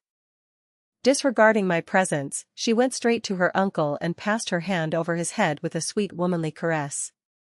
"You have given orders that Arthur should be liberated, have you not, Dad?" she asked. No, my girl, the matter must be probed to the bottom. But I am so sure that he is innocent. You know what woman's instincts are. I know that he has done no harm and that you will be sorry for having acted so harshly. Why is he silent, then, if he is innocent? Who knows? Perhaps because he was so angry that you should suspect him. How could I help suspecting him, when I actually saw him with the coronet in his hand? Oh, but he had only picked it up to look at it. Oh, do take my word for it that he is innocent.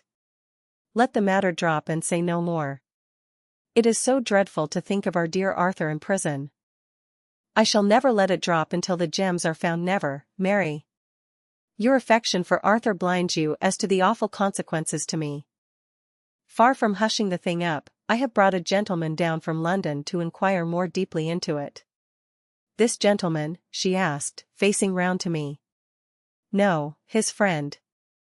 He wished us to leave him alone. He is round in the stable lane now. The stable lane? She raised her dark eyebrows. What can he hope to find there? Ah. This, I suppose, is he. I trust, sir, that you will succeed in proving, what I feel sure is the truth, that my cousin Arthur is innocent of this crime. I fully share your opinion, and I trust, with you, that we may prove it, returned Holmes, going back to the mat to knock the snow from his shoes. I believe I have the honor of addressing Miss Mary Holder. Might I ask you a question or two? Pray do, sir, if it may help to clear this horrible affair up. You heard nothing yourself last night? Nothing, until my uncle here began to speak loudly. I heard that, and I came down. You shut up the windows and doors the night before. Did you fasten all the windows? Yes. Were they all fastened this morning? Yes. You have a maid who has a sweetheart? I think that you remarked to your uncle last night that she had been out to see him? Yes, and she was the girl who waited in the drawing-room, and who may have heard uncle's remarks about the coronet. I see.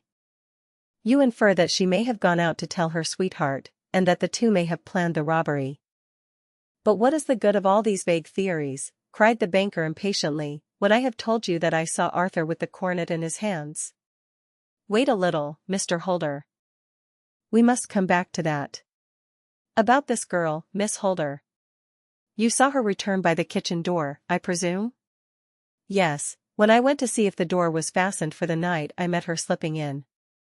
I saw the man, too, in the gloom. Do you know him? Oh, yes. He is the greengrocer who brings our vegetables round. His name is Francis Prosper. He stood, said Holmes, to the left of the door, that is to say, farther up the path than is necessary to reach the door? Yes, he did.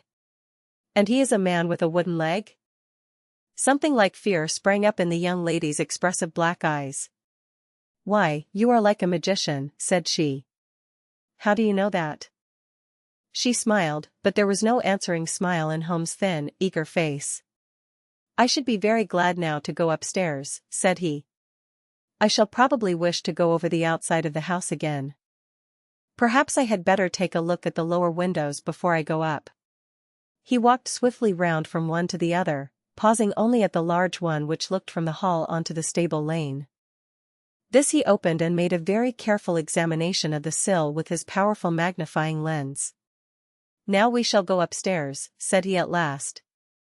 The banker's dressing-room was a plainly furnished little chamber, with a grey carpet, a large bureau, and a long mirror. Holmes went to the bureau first and looked hard at the lock. Which key was used to open it, he asked. That which my son himself indicated, that of the cupboard of the lumber room. Have you it here? That is it on the dressing table. Sherlock Holmes took it up and opened the bureau. It is a noiseless lock, said he. It is no wonder that it did not wake you. This case, I presume, contains the coronet. We must have a look at it. He opened the case, and taking out the diadem he laid it upon the table. It was a magnificent specimen of the jeweller's art, and the 36 stones were the finest that I have ever seen. At one side of the coronet was a cracked edge, where a corner holding 3 gems had been torn away. Now, Mr. Holder, said Holmes, here is the corner which corresponds to that which has been so unfortunately lost. Might I beg that you will break it off? The banker recoiled in horror. I should not dream of trying, said he. Then I will. Holmes suddenly bent his strength upon it, but without result. I feel it give a little, said he, but, though I am exceptionally strong in the fingers, it would take me all my time to break it. An ordinary man could not do it. Now, what do you think would happen if I did break it, Mr. Holder? There would be a noise like a pistol shot. Do you tell me that all this happened within a few yards of your bed and that you heard nothing of it? I do not know what to think. It is all dark to me. But perhaps it may grow lighter as we go. What do you think, Miss Holder? I confess that I still share my uncle's perplexity. Your son had no shoes or slippers on when you saw him? He had nothing on save only his trousers and shirt. Thank you. We have certainly been favored with extraordinary luck during this inquiry, and it will be entirely our own fault if we do not succeed in clearing the matter up. With your permission, Mr. Holder, I shall now continue my investigations outside. He went alone, at his own request, for he explained that any unnecessary footmarks might make his task more difficult. For an hour or more he was at work, returning at last with his feet heavy with snow and his features as inscrutable as ever. I think that I have seen now all that there is to see, Mr. Holder, said he. I can serve you best by returning to my rooms. But the gems, Mr. Holmes. Where are they? I cannot tell. The banker wrung his hands. I shall never see them again, he cried. And my son? You give me hopes? My opinion is in no way altered. Then, for God's sake, what was this dark business which was acted in my house last night? If you can call upon me at my Baker Street rooms tomorrow morning between 9 and 10, I shall be happy to do what I can to make it clearer. I understand that you give me carte blanche to act for you, provided only that I get back the gems, and that you place no limit on the sum I may draw. I would give my fortune to have them back. Very good. I shall look into the matter between this and then. Goodbye. It is just possible that I may have to come over here again before evening. It was obvious to me that my companion's mind was now made up about the case, although what his conclusions were was more than I could even dimly imagine. Several times during our homeward journey I endeavored to sound him upon the point, but he always glided away to some other topic, until at last I gave it over in despair.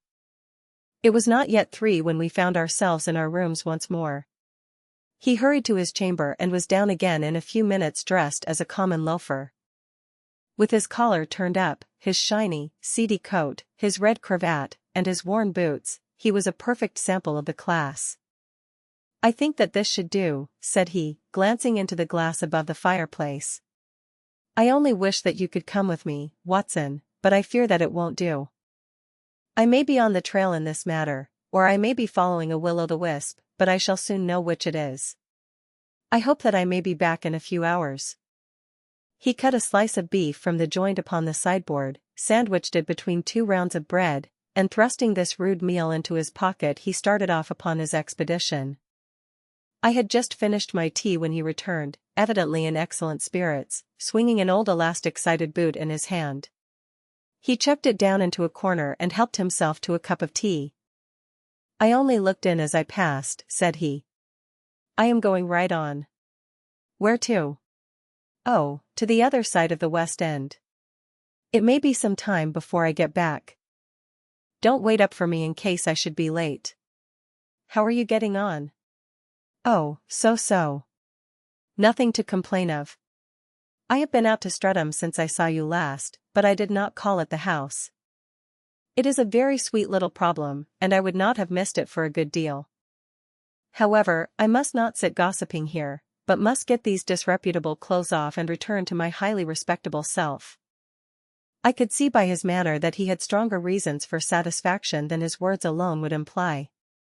His eyes twinkled, and there was even a touch of color upon his sallow cheeks. He hastened upstairs, and a few minutes later I heard the slam of the hall door, which told me that he was off once more upon his congenial hunt. I waited until midnight, but there was no sign of his return, so I retired to my room. It was no uncommon thing for him to be away for days and nights on end when he was hot upon a scent, so that his lateness caused me no surprise. I do not know at what hour he came in, but when I came down to breakfast in the morning there he was with a cup of coffee in one hand and the paper in the other, as fresh and trim as possible. You will excuse my beginning without you, Watson, said he, but you remember that our client has rather an early appointment this morning. Why, it is after 9 now, I answered. I should not be surprised if that were he. I thought I heard a ring. It was, indeed, our friend the financier. I was shocked by the change which had come over him, for his face, which was naturally of a broad and massive mold, was now pinched and fallen in, while his hair seemed to me at least a shade whiter. He entered with a weariness and lethargy which was even more painful than his violence of the morning before, and he dropped heavily into the armchair which I pushed forward for him. I do not know what I have done to be so severely tried, said he. Only 2 days ago I was a happy and prosperous man, without a care in the world. Now I am left to a lonely and dishonored age. One sorrow comes close upon the heels of another. My niece, Mary, has deserted me. Deserted you? Yes. Her bed this morning had not been slept in, her room was empty, and a note for me lay upon the hall table. I had said to her last night, in sorrow and not in anger, that if she had married my boy all might have been well with him. Perhaps it was thoughtless of me to say so. It is to that remark that she refers in this note. My dearest uncle, I feel that I have brought trouble upon you, and that if I had acted differently this terrible misfortune might never have occurred. I cannot, with this thought in my mind, ever again be happy under your roof, and I feel that I must leave you forever. Do not worry about my future, for that is provided for, and, above all, do not search for me, for it will be fruitless labor and an ill service to me. In life or in death, I am ever your loving Mary. What could she mean by that note, Mr. Holmes? Do you think it points to suicide? No, no, nothing of the kind. It is perhaps the best possible solution. I trust, Mr. Holder, that you are nearing the end of your troubles. Ha! You say so. You have heard something, Mr. Holmes, you have learned something. Where are the gems? You would not think £1,000 apiece an excessive sum for them? I would pay 10. That would be unnecessary. 3,000 will cover the matter. And there is a little reward, I fancy. Have you your checkbook? Here is a pen. Better make it out for £4,000. With a dazed face the banker made out the required check. Holmes walked over to his desk, took out a little triangular piece of gold with 3 gems in it, and threw it down upon the table. With a shriek of joy our client clutched it up. You have it! He gasped. I am saved! I am saved! The reaction of joy was as passionate as his grief had been, and he hugged his recovered gems to his bosom. There is one other thing you owe, Mr. Holder, said Sherlock Holmes rather sternly. Oh. He caught up a pen. Name the sum, and I will pay it. No, the debt is not to me. You owe a very humble apology to that noble lad, your son, who has carried himself in this matter as I should be proud to see my own son do, should I ever chance to have one. Then it was not Arthur who took them? I told you yesterday, and I repeat today, that it was not. You are sure of it? Then let us hurry to him at once to let him know that the truth is known. He knows it already. When I had cleared it all up I had an interview with him, and finding that he would not tell me the story, I told it to him, on which he had to confess that I was right and to add the very few details which were not yet quite clear to me. Your news of this morning, however, may open his lips. For heaven's sake, tell me, then, what is this extraordinary mystery? I will do so, and I will show you the steps by which I reached it. And let me say to you, first, that which it is hardest for me to say and for you to hear, there has been an understanding between Sir George Benwell and your niece Mary. They have now fled together. My Mary? Impossible. It is unfortunately more than possible, it is certain. Neither you nor your son knew the true character of this man when you admitted him into your family circle. He is one of the most dangerous men in England, a ruined gambler, an absolutely desperate villain, a man without heart or conscience. Your niece knew nothing of such men. When he breathed his vows to her, as he had done to 100 before her, she flattered herself that she alone had touched his heart. The devil knows best what he said, but at least she became his tool and was in the habit of seeing him nearly every evening. I cannot, and I will not, believe it, cried the banker with an ashen face. I will tell you, then, what occurred in your house last night. Your niece, when you had, as she thought, gone to your room, slipped down and talked to her lover through the window which leads into the stable lane. His footmarks had pressed right through the snow, so long had he stood there. She told him of the coronet. His wicked lust for gold kindled at the news, and he bent her to his will. I have no doubt that she loved you, but there are women in whom the love of a lover extinguishes all other loves, and I think that she must have been one. She had hardly listened to his instructions when she saw you coming downstairs, on which she closed the window rapidly and told you about one of the servants' escapade with her wooden-legged lover, which was all perfectly true. Your boy, Arthur, went to bed after his interview with you, but he slept badly on account of his uneasiness about his club debts. In the middle of the night he heard a soft tread pass his door, so he rose and, looking out, was surprised to see his cousin walking very stealthily along the passage until she disappeared into your dressing room. Petrified with astonishment, the lad slipped on some clothes and waited there in the dark to see what would come of this strange affair. Presently she emerged from the room again, and in the light of the passage lamp your son saw that she carried the precious coronet in her hands.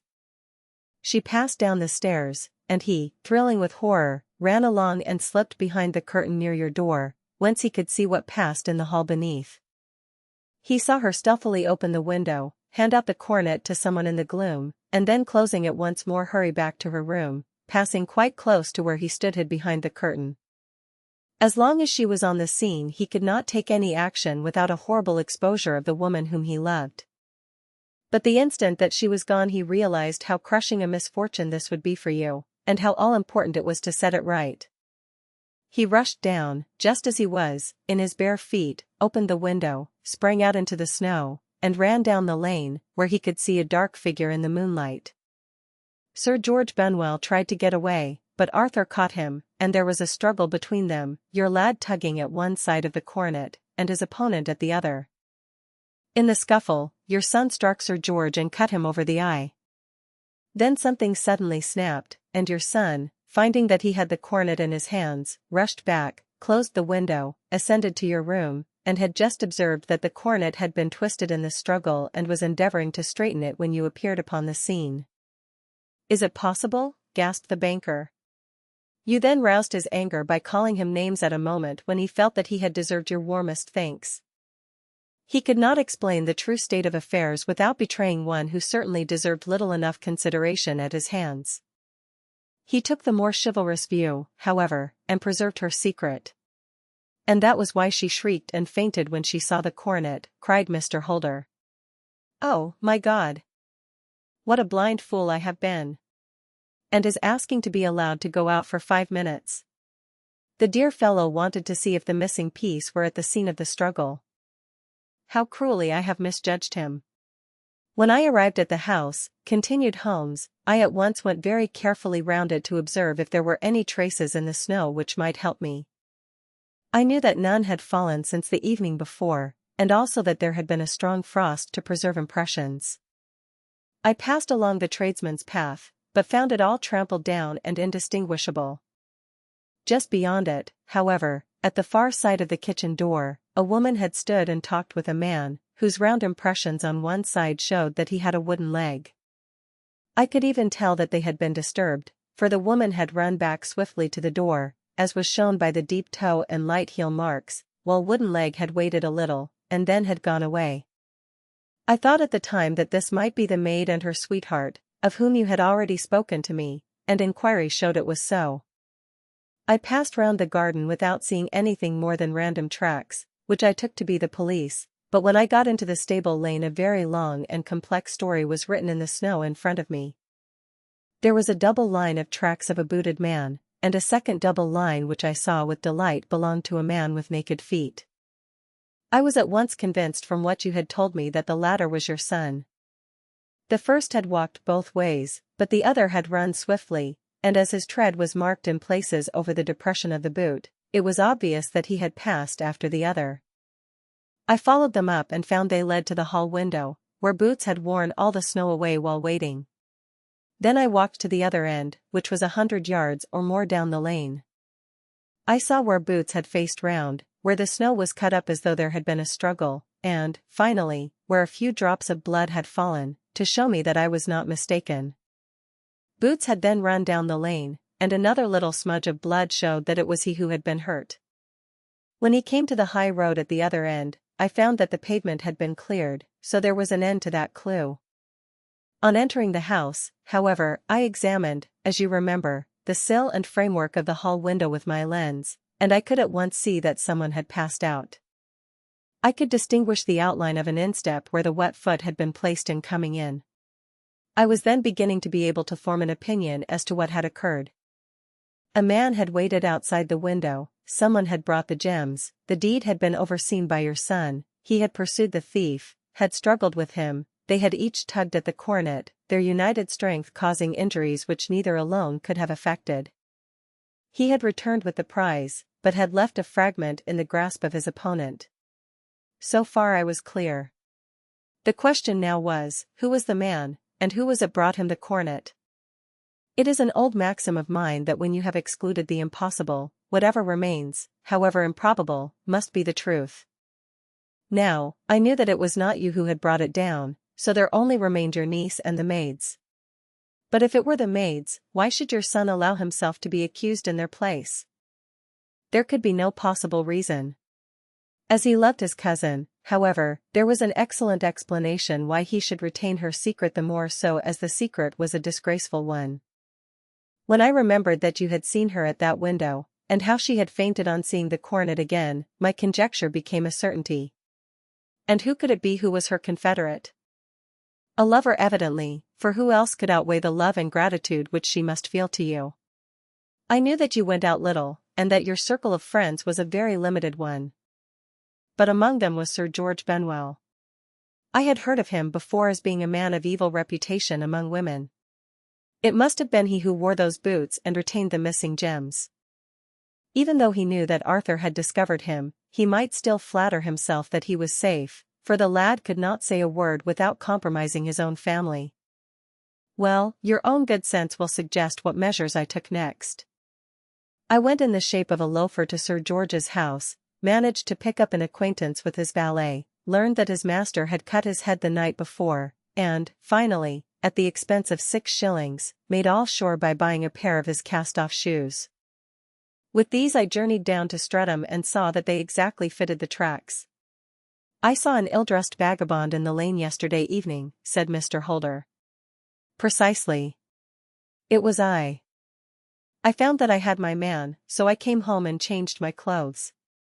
It was a delicate part which I had to play then, for I saw that a prosecution must be avoided to avert scandal, and I knew that so astute a villain would see that our hands were tied in the matter. I went and saw him.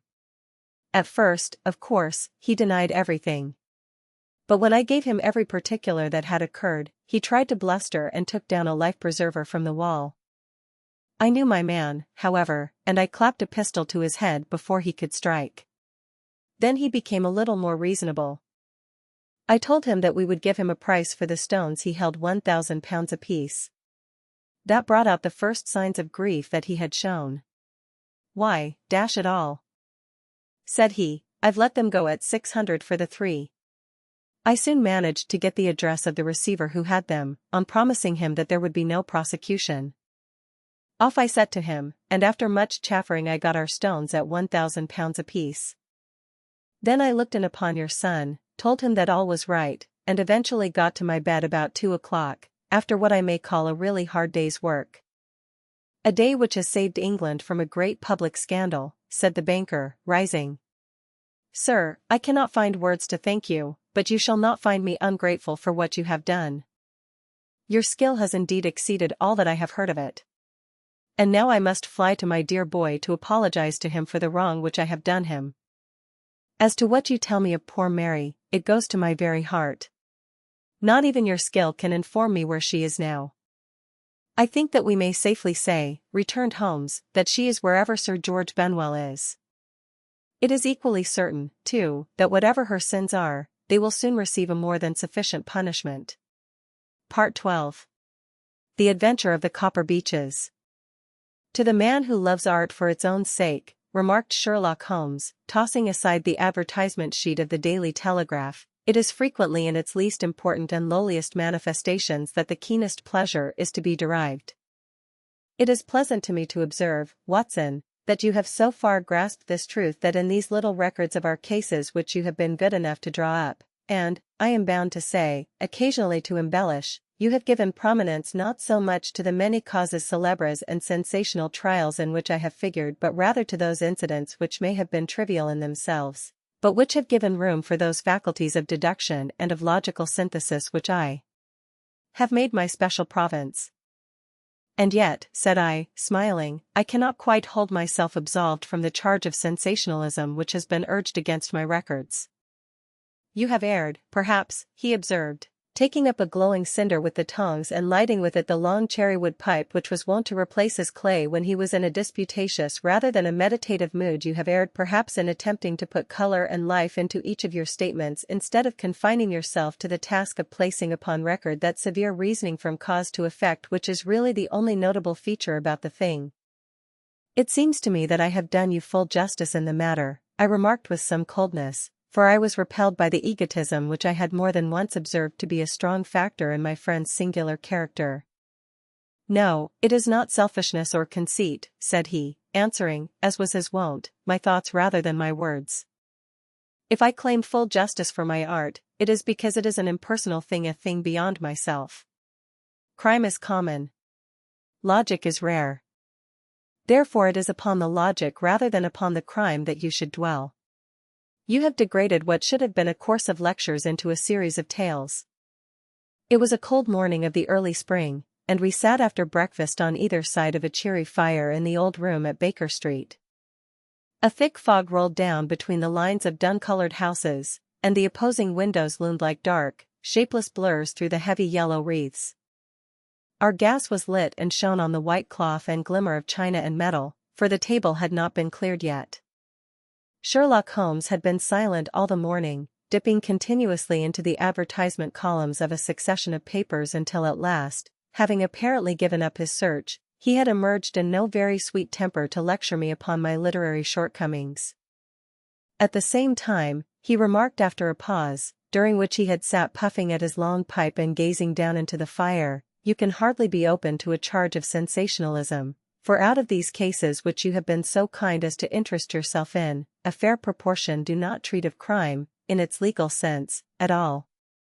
The small matter in which I endeavored to help the King of Bohemia, the singular experience of Miss Mary Sutherland, the problem connected with the man with the twisted lip, and the incident of the noble bachelor, were all matters which are outside the pale of the law. But in avoiding the sensational, I fear that you may have bordered on the trivial. The end may have been so, I answered, but the methods I hold to have been novel and of interest. Pshaw, my dear fellow, what do the public, the great unobservant public, who could hardly tell a weaver by his tooth or a compositor by his left thumb, care about the finer shades of analysis and deduction? But, indeed, if you are trivial, I cannot blame you, for the days of the great cases are past. Man, or at least criminal man, has lost all enterprise and originality. As to my own little practice, it seems to be degenerating into an agency for recovering lost lead pencils and giving advice to young ladies from boarding schools. I think that I have touched bottom at last, however. This note I had this morning marks my 0 point, I fancy. Read it. He tossed a crumpled letter across to me. It was dated from Montague Place upon the preceding evening, and ran thus, Dear M.R. Holmes, I am very anxious to consult you as to whether I should or should not accept a situation which has been offered to me as governess. I shall call at 10:30 tomorrow if I do not inconvenience you. Yours faithfully, Violet Hunter. Do you know the young lady? I asked. Not I. It is 10:30 now. Yes, and I have no doubt that is her ring. It may turn out to be of more interest than you think. You remember that the affair of the blue carbuncle, which appeared to be a mere whim at first, developed into a serious investigation. It may be so in this case, also. Well, let us hope so. But our doubts will very soon be solved, for here, unless I am much mistaken, is the person in question. As he spoke, the door opened and a young lady entered the room. She was plainly but neatly dressed, with a bright, quick face, freckled like a plover's egg, and with the brisk manner of a woman who has had her own way to make in the world.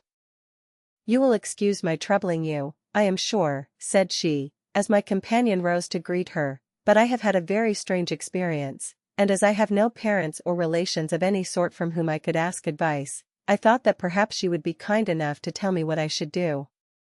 Pray take a seat, Miss Hunter. I shall be happy to do anything that I can to serve you.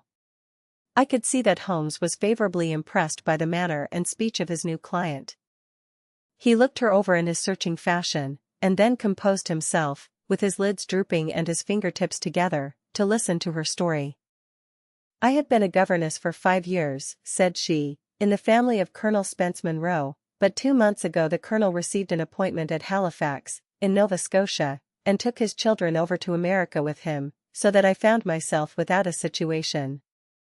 I advertised, and I answered advertisements, but without success. At last the little money which I had saved began to run short, and I was at my wits' end as to what I should do. There is a well-known agency for governesses in the West End called Westways, and there I used to call about once a week in order to see whether anything had turned up which might suit me. Westway was the name of the founder of the business, but it is really managed by Miss Stoper. She sits in her own little office, and the ladies who are seeking employment wait in an anteroom, and are then shown in one by one, when she consults her ledgers and sees whether she has anything which would suit them.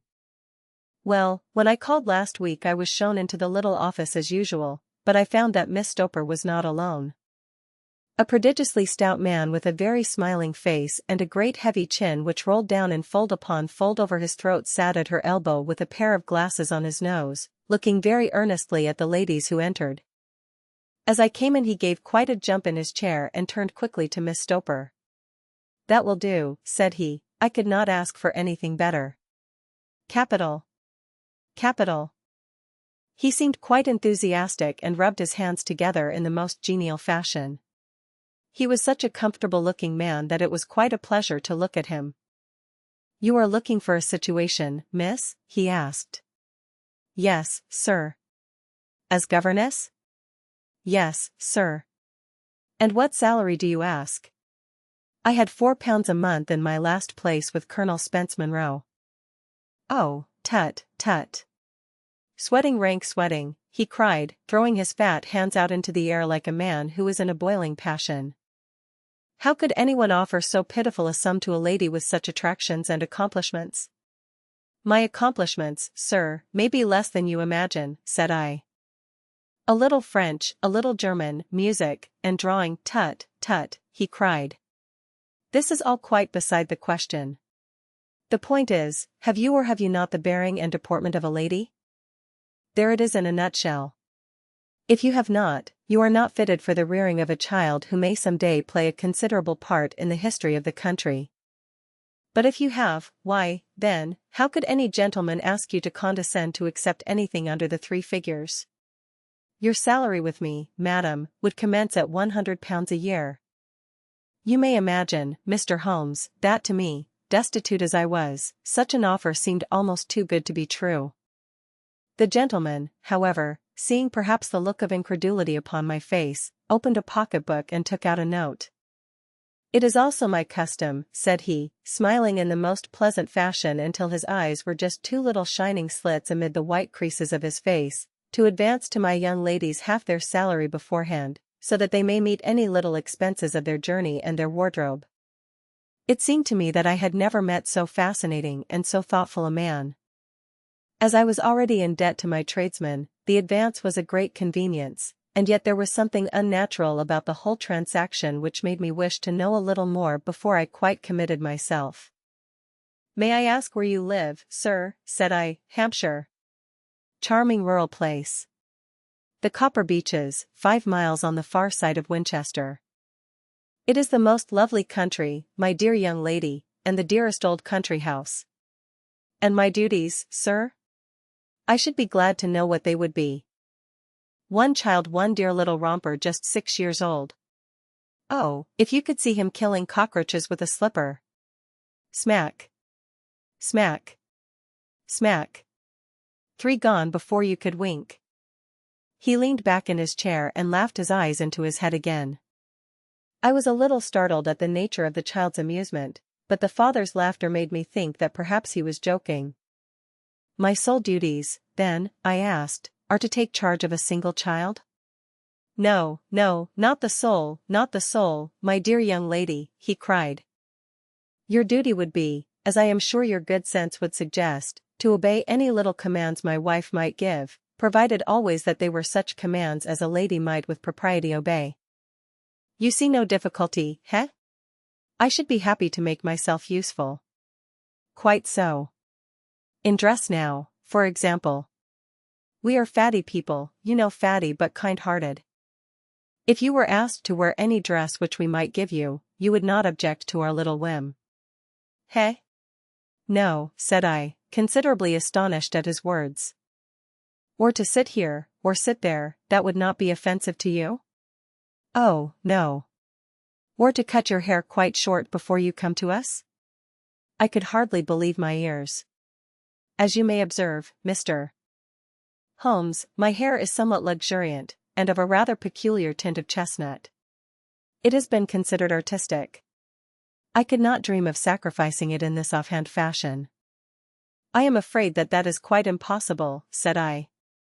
He had been watching me eagerly out of his small eyes, and I could see a shadow pass over his face as I spoke. I am afraid that it is quite essential, said he. It is a little fancy of my wife's, and ladies' fancies, you know, madam, ladies' fancies must be consulted. And so you won't cut your hair? No, sir, I really could not, I answered firmly. Ah, very well, then that quite settles the matter.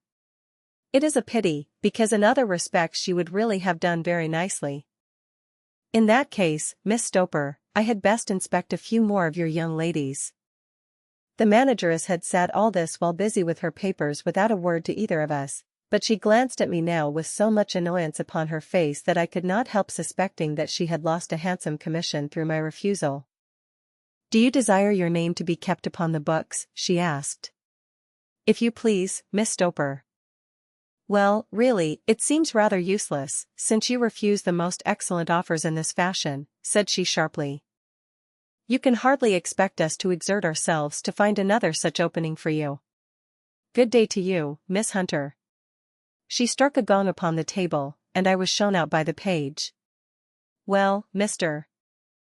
Holmes, when I got back to my lodgings and found little enough in the cupboard, and 2 or 3 bills upon the table, I began to ask myself whether I had not done a very foolish thing. After all, if these people had strange fads and expected obedience on the most extraordinary matters, they were at least ready to pay for their eccentricity. Very few governesses in England are getting £100 a year. Besides, what use was my hair to me? Many people are improved by wearing it short, and perhaps I should be among the number. Next day I was inclined to think that I had made a mistake, and by the day after I was sure of it. I had almost overcome my pride so far as to go back to the agency and inquire whether the place was still open when I received this letter from the gentleman himself. I have it here and I will read it to you. The Copper Beeches, near Winchester. Dear Miss Hunter, Miss Stoper has very kindly given me your address, and I write from here to ask you whether you have reconsidered your decision.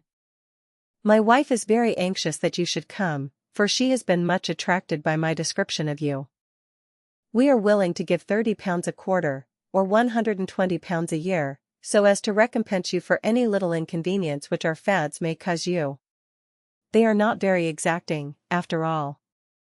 My wife is fond of a particular shade of electric blue and would like you to wear such a dress indoors in the morning. You need not, however, go to the expense of purchasing one, as we have one belonging to my dear daughter Alice, now in Philadelphia, which would, I should think, fit you very well. Then, as to sitting here or there, or amusing yourself in any manner indicated, that need cause you no inconvenience.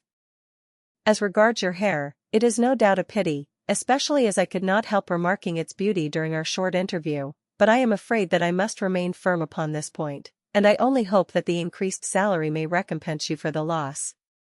Your duties, as far as the child is concerned, are very light. Now do try to come, and I shall meet you with the dog-cart at Winchester. Let me know your train. Yours faithfully, Geoffrey Rucastle. That is the letter which I have just received, Mr. Holmes, and my mind is made up that I will accept it. I thought, however, that before taking the final step I should like to submit the whole matter to your consideration.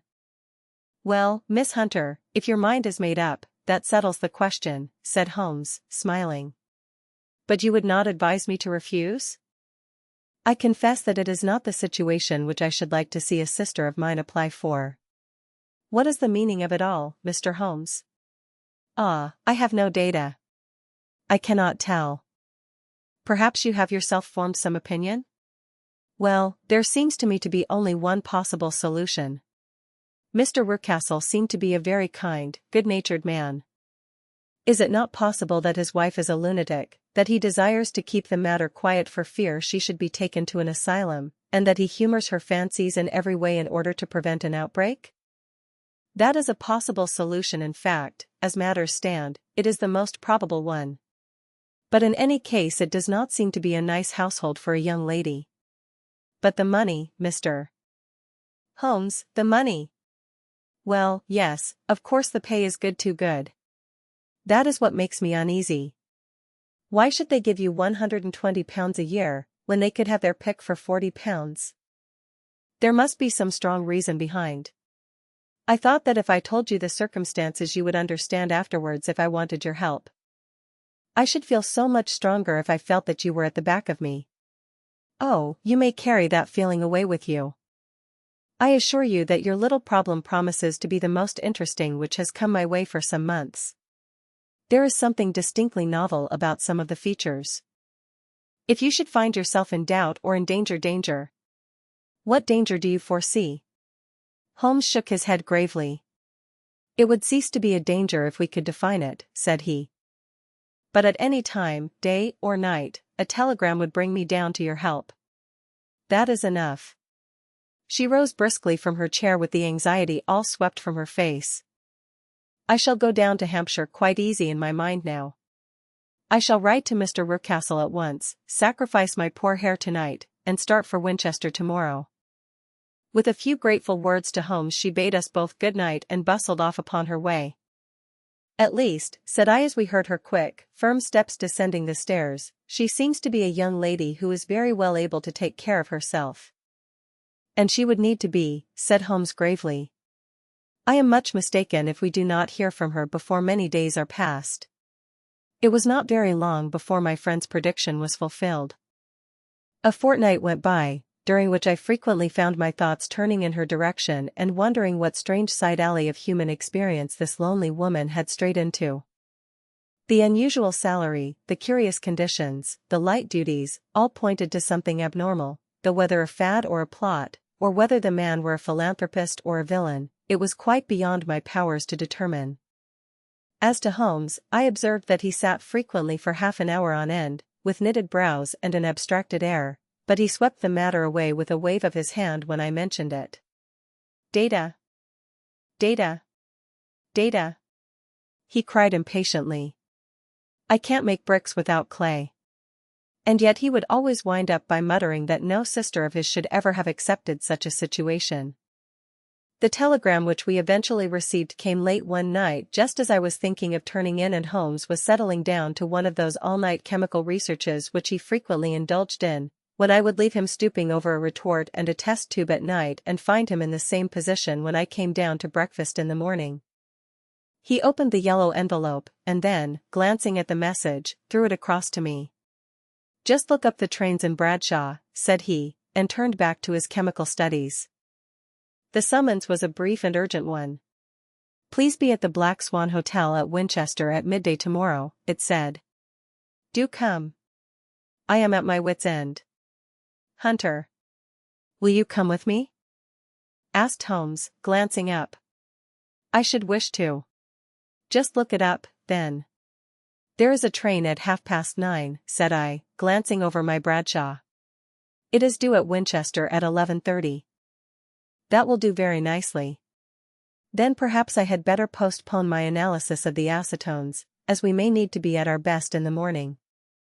By 11 o'clock the next day we were well upon our way to the Old English capital. Holmes had been buried in the morning papers all the way down, but after we had passed the Hampshire border he threw them down and began to admire the scenery. It was an ideal spring day, a light blue sky, flecked with little fleecy white clouds drifting across from west to east. The sun was shining very brightly, and yet there was an exhilarating nip in the air, which set an edge to a man's energy. All over the countryside, away to the rolling hills around Aldershot, the little red and grey roofs of the farmsteadings peeped out from amid the light green of the new foliage. "Are they not fresh and beautiful?" I cried with all the enthusiasm of a man fresh from the fogs of Baker Street. But Holmes shook his head gravely. "Do you know, Watson," said he, "that it is one of the curses of a mind with a turn like mine that I must look at everything with reference to my own special subject. You look at these scattered houses, and you are impressed by their beauty. I look at them, and the only thought which comes to me is a feeling of their isolation and of the impunity with which crime may be committed there." "Good heavens!" I cried. "Who would associate crime with these dear old homesteads? They always fill me with a certain horror.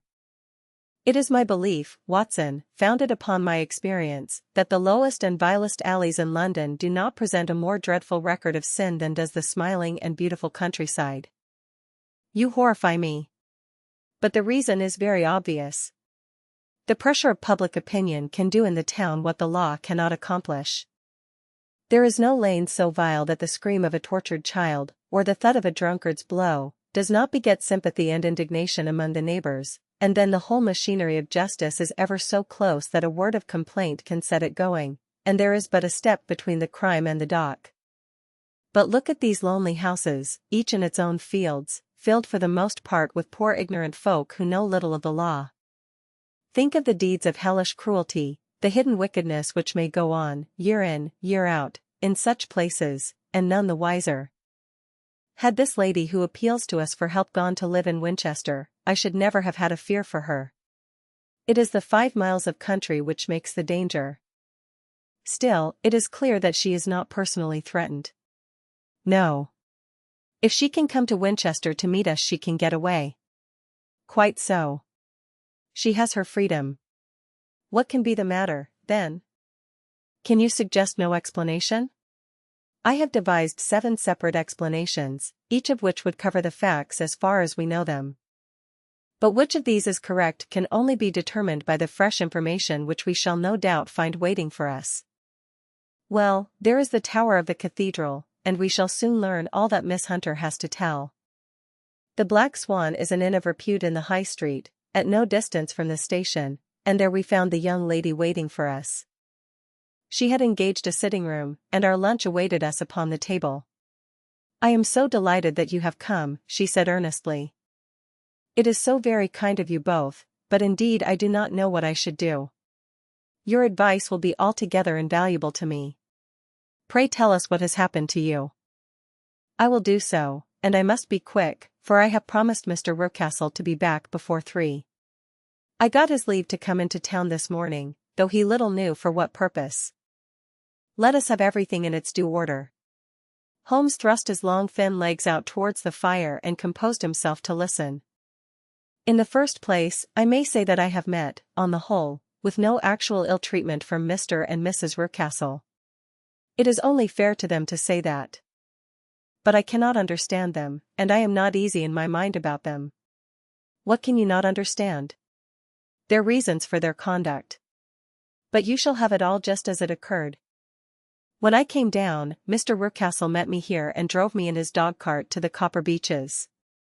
It is, as he said, beautifully situated, but it is not beautiful in itself, for it is a large square block of a house, whitewashed, but all stained and streaked with damp and bad weather. There are grounds round it, woods on 3 sides, and on the 4th a field which slopes down to the Southampton High Road, which curves past about 100 yards from the front door.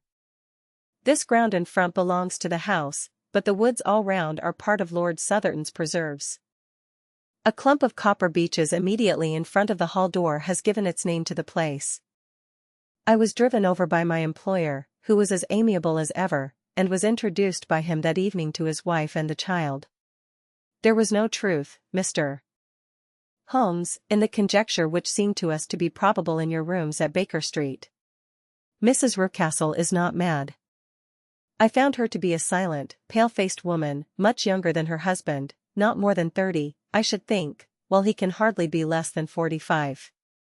From their conversation I have gathered that they have been married about 7 years, that he was a widower, and that his only child by the first wife was the daughter who has gone to Philadelphia. Mr. Rucastle told me in private that the reason why she had left them was that she had an unreasoning aversion to her stepmother. As the daughter could not have been less than 20, I can quite imagine that her position must have been uncomfortable with her father's young wife. Mrs. Rucastle seemed to me to be colorless in mind as well as in feature. She impressed me neither favorably nor the reverse. She was a nonentity. It was easy to see that she was passionately devoted both to her husband and to her little son. Her light gray eyes wandered continually from one to the other, noting every little want and forestalling it if possible. He was kind to her also in his bluff, boisterous fashion, and on the whole they seemed to be a happy couple. And yet she had some secret sorrow, this woman. She would often be lost in deep thought, with the saddest look upon her face. More than once I have surprised her in tears. I have thought sometimes that it was the disposition of her child which weighed upon her mind, for I have never met so utterly spoiled and so ill-natured a little creature. He is small for his age, with a head which is quite disproportionately large. His whole life appears to be spent in an alternation between savage fits of passion and gloomy intervals of sulking. Giving pain to any creature weaker than himself seems to be his one idea of amusement, and he shows quite remarkable talent in planning the capture of mice, little birds, and insects. But I would rather not talk about the creature, Mr. Holmes, and, indeed, he has little to do with my story. I am glad of all details, remarked my friend, whether they seem to you to be relevant or not. I shall try not to miss anything of importance. The one unpleasant thing about the house, which struck me at once, was the appearance and conduct of the servants. There are only two, a man and his wife. Toller, for that is his name, is a rough, uncouth man, with grizzled hair and whiskers, and a perpetual smell of drink. Twice since I have been with them he has been quite drunk, and yet Mr. Rucastle seemed to take no notice of it. His wife is a very tall and strong woman with a sour face, as silent as Mrs. Rucastle and much less amiable. They are a most unpleasant couple, but fortunately I spend most of my time in the nursery and my own room, which are next to each other in one corner of the building. For 2 days after my arrival at the Copper Beeches my life was very quiet. On the third, Mrs. Rucastle came down just after breakfast and whispered something to her husband. "Oh, yes," said he, turning to me, "we are very much obliged to you, Miss Hunter, for falling in with our whims so far as to cut your hair. I assure you that it has not detracted in the tiniest iota from your appearance. We shall now see how the electric blue dress will become you. You will find it laid out upon the bed in your room, and if you would be so good as to put it on we should both be extremely obliged." The dress which I found waiting for me was of a peculiar shade of blue. It was of excellent material, a sort of beige, but it bore unmistakable signs of having been worn before. It could not have been a better fit if I had been measured for it. Both Mr. and Mrs. Rucastle expressed a delight at the look of it, which seemed quite exaggerated in its vehemence. They were waiting for me in the drawing-room, which is a very large room, stretching along the entire front of the house, with 3 long windows reaching down to the floor. A chair had been placed close to the central window, with its back turned towards it. In this I was asked to sit, and then Mr. Rucastle, walking up and down on the other side of the room, began to tell me a series of the funniest stories that I have ever listened to. You cannot imagine how comical he was, and I laughed until I was quite weary. Mrs. Rucastle, however, who has evidently no sense of humor, never so much as smiled, but sat with her hands in her lap, and a sad, anxious look upon her face. After an hour or so, Mr. Rucastle suddenly remarked that it was time to commence the duties of the day, and that I might change my dress and go to little Edward in the nursery. 2 days later the same performance was gone through under exactly similar circumstances. Again I changed my dress, again I sat in the window, and again I laughed very heartily at the funny stories of which my employer had an immense repertoire, and which he told inimitably. Then he handed me a yellow-backed novel, and moving my chair a little sideways, that my own shadow might not fall upon the page, he begged me to read aloud to him. I read for about 10 minutes, beginning in the heart of a chapter, and then suddenly, in the middle of a sentence, he ordered me to cease and to change my dress. You can easily imagine, Mr. Holmes, how curious I became as to what the meaning of this extraordinary performance could possibly be. They were always very careful, I observed, to turn my face away from the window, so that I became consumed with the desire to see what was going on behind my back. At first it seemed to be impossible, but I soon devised a means. My hand mirror had been broken, so a happy thought seized me, and I concealed a piece of the glass in my handkerchief. On the next occasion, in the midst of my laughter, I put my handkerchief up to my eyes, and was able with a little management to see all that there was behind me. I confess that I was disappointed. There was nothing. At least that was my first impression. At the second glance, however, I perceived that there was a man standing in the Southampton Road, a small bearded man in a grey suit, who seemed to be looking in my direction. The road is an important highway, and there are usually people there. This man, however, was leaning against the railings which bordered our field and was looking earnestly up. I lowered my handkerchief and glanced at Mrs. Rucastle to find her eyes fixed upon me with a most searching gaze. She said nothing, but I am convinced that she had divined that I had a mirror in my hand and had seen what was behind me. She rose at once. "Jeffro," said she, "there is an impertinent fellow upon the road there who stares up at Miss Hunter." "No friend of yours, Miss Hunter?" he asked. "No, I know no one in these parts." "Dear me. How very impertinent. Kindly turn round and motion to him to go away. Surely it would be better to take no notice." "No, no, we should have him loitering here always. Kindly turn round and wave him away like that." I did as I was told, and at the same instant Mrs. Rucastle drew down the blind. That was a week ago, and from that time I have not sat again in the window, nor have I worn the blue dress, nor seen the man in the road. "Pray continue," said Holmes. "Your narrative promises to be a most interesting one. You will find it rather disconnected, I fear, and there may prove to be little relation between the different incidents of which I speak. On the very first day that I was at the Copper Beeches, Mr. Rucastle took me to a small outhouse which stands near the kitchen door. As we approached it I heard the sharp rattling of a chain, and the sound as of a large animal moving about.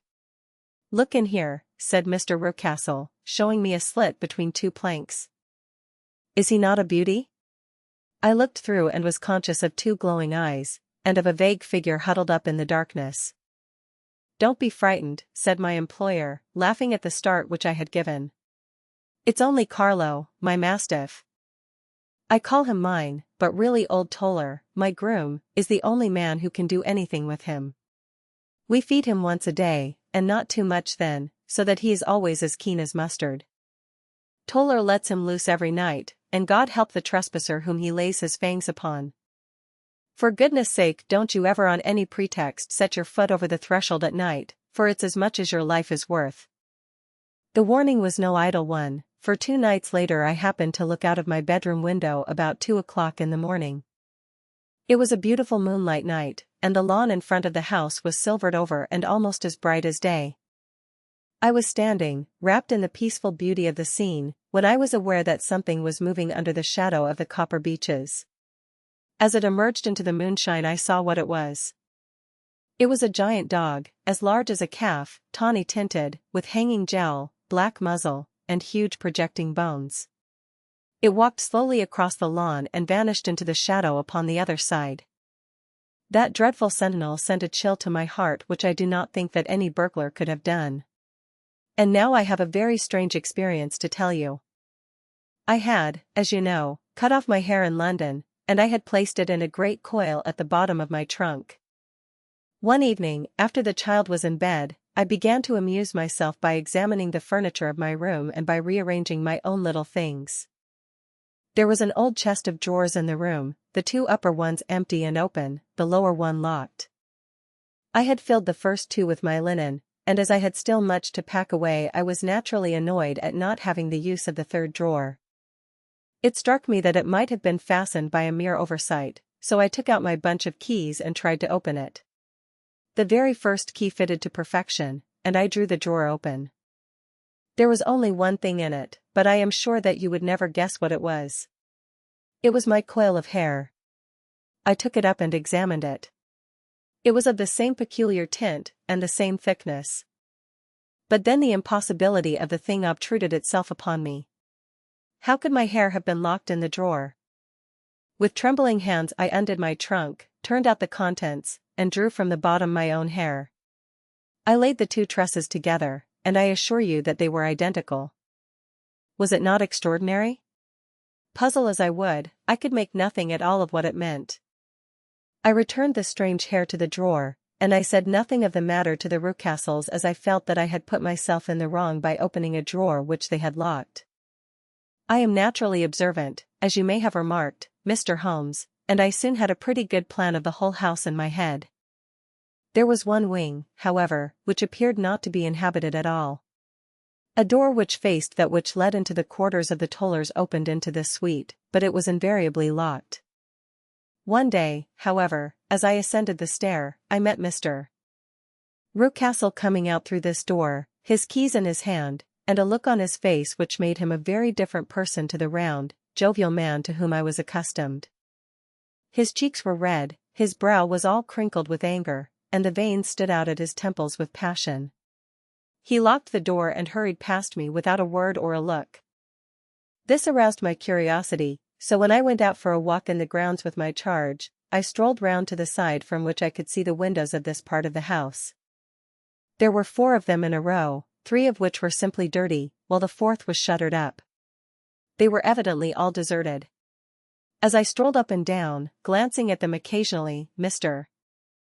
Rucastle came out to me, looking as merry and jovial as ever. "Ah," said he, "you must not think me rude if I passed you without a word, my dear young lady." I was preoccupied with business matters. I assured him that I was not offended.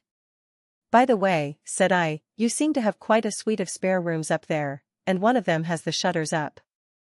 He looked surprised and, as it seemed to me, a little startled at my remark. "Photography is one of my hobbies," said he. "I have made my dark room up there. But, dear me, what an observant young lady we have come upon. Who would have believed it? Who would have ever believed it?" He spoke in a jesting tone, but there was no jest in his eyes as he looked at me. I read suspicion there and annoyance, but no jest. Well, Mr. Holmes, from the moment that I understood that there was something about that suite of rooms which I was not to know, I was all on fire to go over them. It was not mere curiosity, though I have my share of that. It was more a feeling of duty, a feeling that some good might come from my penetrating to this place. They talk of woman's instinct, perhaps it was woman's instinct which gave me that feeling. At any rate, it was there, and I was keenly on the lookout for any chance to pass the forbidden door. It was only yesterday that the chance came. I may tell you that, besides Mr. Rucastle, both Toller and his wife find something to do in these deserted rooms, and I once saw him carrying a large black linen bag with him through the door. Recently he has been drinking hard, and yesterday evening he was very drunk, and when I came upstairs there was the key in the door. I have no doubt at all that he had left it there. Mr. and Mrs. Rucastle were both downstairs, and the child was with them, so that I had an admirable opportunity. I turned the key gently in the lock, opened the door, and slipped through. There was a little passage in front of me, unpapered and uncarpeted, which turned at a right angle at the farther end. Round this corner were 3 doors in a line, the first and third of which were open. They each led into an empty room, dusty and cheerless, with 2 windows in the one and one in the other, so thick with dirt that the evening light glimmered dimly through them. The center door was closed, and across the outside of it had been fastened one of the broad bars of an iron bed, padlocked at one end to a ring in the wall, and fastened at the other with stout cord. The door itself was locked as well, and the key was not there. This barricaded door corresponded clearly with the shuttered window outside, and yet I could see by the glimmer from beneath it that the room was not in darkness. Evidently there was a skylight which let in light from above. As I stood in the passage gazing at the sinister door and wondering what secret it might veil, I suddenly heard the sound of steps within the room and saw a shadow pass backward and forward against the little slit of dim light which shone out from under the door. A mad, unreasoning terror rose up in me at the sight, Mr. Holmes.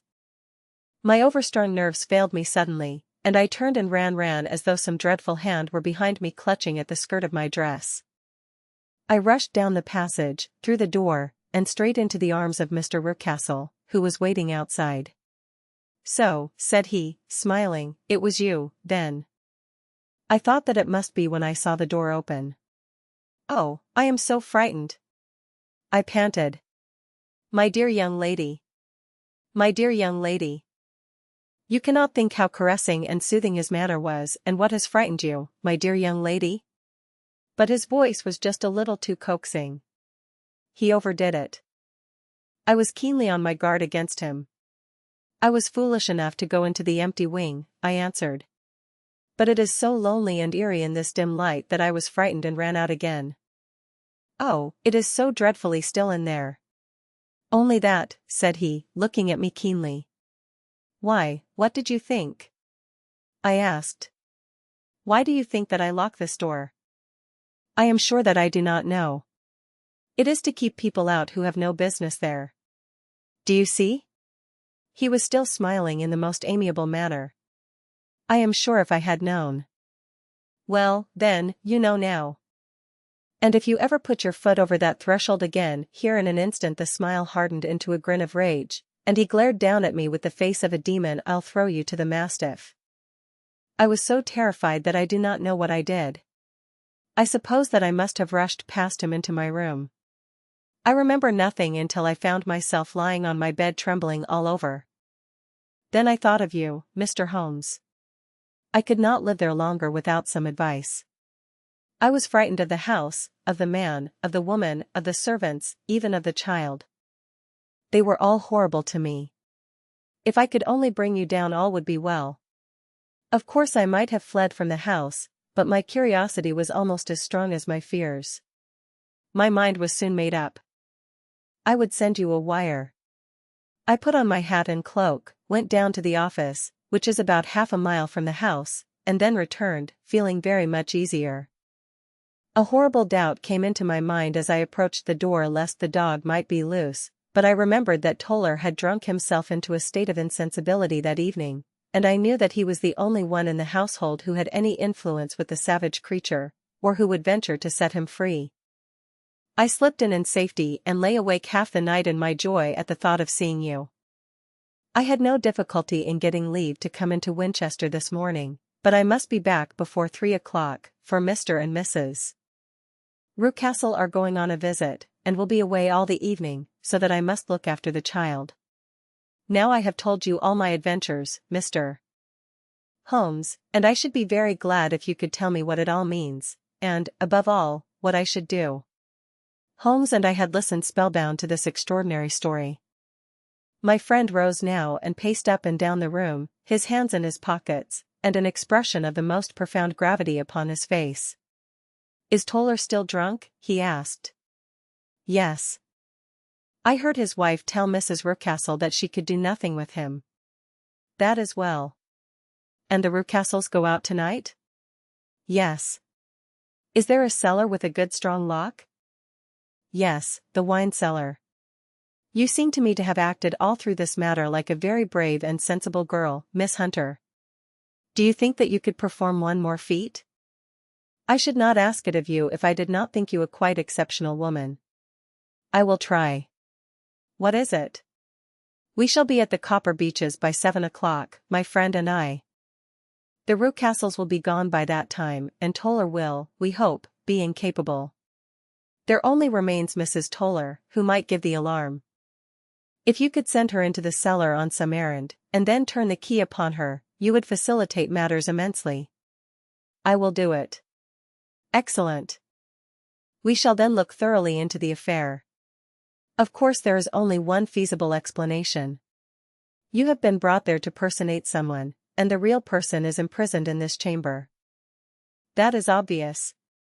As to who this prisoner is, I have no doubt that it is the daughter, Miss Alice Rucastle, if I remember right, who was said to have gone to America." You were chosen, doubtless, as resembling her in height, figure, and the color of your hair. Hers had been cut off, very possibly in some illness through which she has passed, and so, of course, yours had to be sacrificed also. By a curious chance you came upon her tresses. The man in the road was undoubtedly some friend of hers, possibly her fiancé, and no doubt, as you wore the girl's dress and were so like her, he was convinced from your laughter, whenever he saw you, and afterwards from your gesture, that Miss Rucastle was perfectly happy, and that she no longer desired his attentions. The dog is let loose at night to prevent him from endeavoring to communicate with her. So much is fairly clear. The most serious point in the case is the disposition of the child. What on earth has that to do with it? I ejaculated. My dear Watson, you as a medical man are continually gaining light as to the tendencies of a child by the study of the parents. Don't you see that the converse is equally valid? I have frequently gained my first real insight into the character of parents by studying their children. This child's disposition is abnormally cruel, merely for cruelty's sake, and whether he derives this from his smiling father, as I should suspect, or from his mother, it bodes evil for the poor girl who is in their power. I am sure that you are right, Mr. Holmes, cried our client. 1,000 things come back to me which make me certain that you have hit it. Oh, let us lose not an instant in bringing help to this poor creature. We must be circumspect, for we are dealing with a very cunning man. We can do nothing until 7 o'clock. At that hour we shall be with you, and it will not be long before we solve the mystery. We were as good as our word, for it was just 7 when we reached the Copper Beeches, having put up our trap at a wayside public house. The group of trees, with their dark leaves shining like burnished metal in the light of the setting sun, were sufficient to mark the house even had Miss Hunter not been standing smiling on the doorstep. Have you managed it? Asked Holmes. A loud thudding noise came from somewhere downstairs. That is Mrs. Toller in the cellar, said she. Her husband lies snoring on the kitchen rug. Here are his keys, which are the duplicates of Mr. Rucastle's. You have done well indeed, cried Holmes with enthusiasm. Now lead the way, and we shall soon see the end of this black business. We passed up the stair, unlocked the door, followed on down a passage, and found ourselves in front of the barricade which Miss Hunter had described. Holmes cut the cord and removed the transverse bar. Then he tried the various keys in the lock, but without success.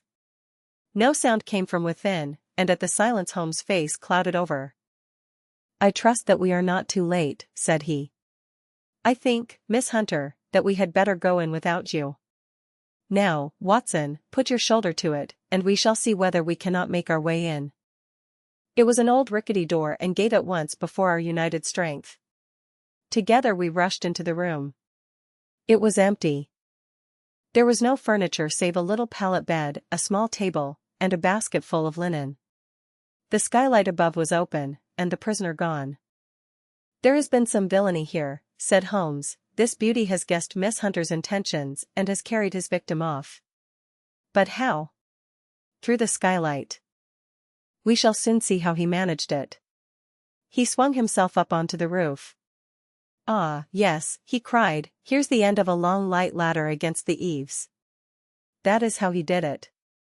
But it is impossible, said Miss Hunter, the ladder was not there when the Rucastles went away. He has come back and done it.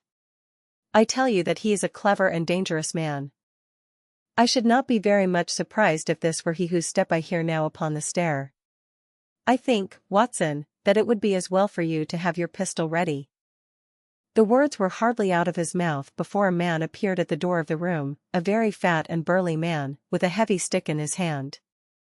Miss Hunter screamed and shrunk against the wall at the sight of him, but Sherlock Holmes sprang forward and confronted him. You villain, said he, where's your daughter? The fat man cast his eyes round, and then up at the open skylight. It is for me to ask you that, he shrieked, you thieves. Spies and thieves. I have caught you, have I? You are in my power. I'll serve you. He turned and clattered down the stairs as hard as he could go. He's gone for the dog, cried Miss Hunter. I have my revolver, said I. Better close the front door, cried Holmes, and we all rushed down the stairs together. We had hardly reached the hall when we heard the baying of a hound, and then a scream of agony, with a horrible worrying sound which it was dreadful to listen to. An elderly man with a red face and shaking limbs came staggering out at a side door. "My God," he cried. "Someone has loosed the dog. It's not been fed for 2 days. Quick, quick, or it'll be too late." Holmes and I rushed out and round the angle of the house, with Toller hurrying behind us. There was the huge famished brute, its black muzzle buried in Rucastle's throat, while he writhed and screamed upon the ground. Running up, I blew its brains out, and it fell over with its keen white teeth still meeting in the great creases of his neck. With much labor we separated them and carried him, living but horribly mangled, into the house. We laid him upon the drawing-room sofa, and having dispatched the sobered Toller to bear the news to his wife, I did what I could to relieve his pain. We were all assembled round him when the door opened, and a tall, gaunt woman entered the room. "Mrs. Toller," cried Miss Hunter. "Yes, miss." "Mr. Rucastle let me out when he came back before he went up to you." "Ah, miss, it is a pity you didn't let me know what you were planning, for I would have told you that your pains were wasted." "Ha!" said Holmes, looking keenly at her. "It is clear that Mrs. Toller knows more about this matter than anyone else." "Yes, sir, I do, and I am ready enough to tell what I know." "Then, pray, sit down, and let us hear it, for there are several points on which I must confess that I am still in the dark." "I will soon make it clear to you," said she, "and I'd have done so before now if I could have got out from the cellar. If there's police court business over this, you'll remember that I was the one that stood your friend, and that I was Miss Alice's friend too. She was never happy at home, Miss Alice wasn't, from the time that her father married again. She was slighted like and had no say in anything, but it never really became bad for her until after she met Mr. Fowler at a friend's house. As well as I could learn, Miss Alice had rights of her own by will, but she was so quiet and patient, that she never said a word about them but just left everything in Mr. Rucastle's hands. He knew he was safe with her, but when there was a chance of a husband coming forward, who would ask for all that the law would give him, then her father thought it time to put a stop on it. He wanted her to sign a paper, so that whether she married or not, he could use her money. When she wouldn't do it, he kept on worrying her until she got brain fever, and for 6 weeks was at death's door. Then she got better at last, all worn to a shadow, and with her beautiful hair cut off, but that didn't make no change in her young man, and he stuck to her as true as man could be." "Ah," said Holmes, "I think that what you have been good enough to tell us makes the matter fairly clear, and that I can deduce all that remains. Mr. Rucastle then, I presume, took to this system of imprisonment?" "Yes, sir. And brought Miss Hunter down from London in order to get rid of the disagreeable persistence of Mr. Fowler."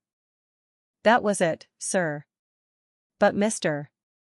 Fowler, being a persevering man, as a good seaman should be, blockaded the house, and having met you succeeded by certain arguments, metallic or otherwise, in convincing you that your interests were the same as his."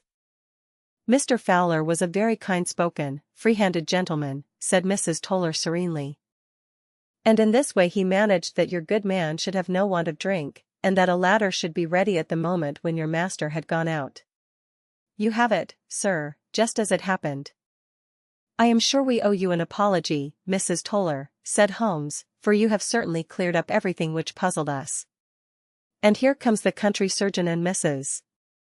Rucastle, so I think, Watson, that we had best escort Miss Hunter back to Winchester, as it seems to me that our locus standi now is rather a questionable one." And thus was solved the mystery of the sinister house with the copper beeches in front of the door. Mr. Rucastle survived, but was always a broken man, kept alive solely through the care of his devoted wife. They still live with their old servants, who probably know so much of Rucastle's past life that he finds it difficult to part from them. Mr.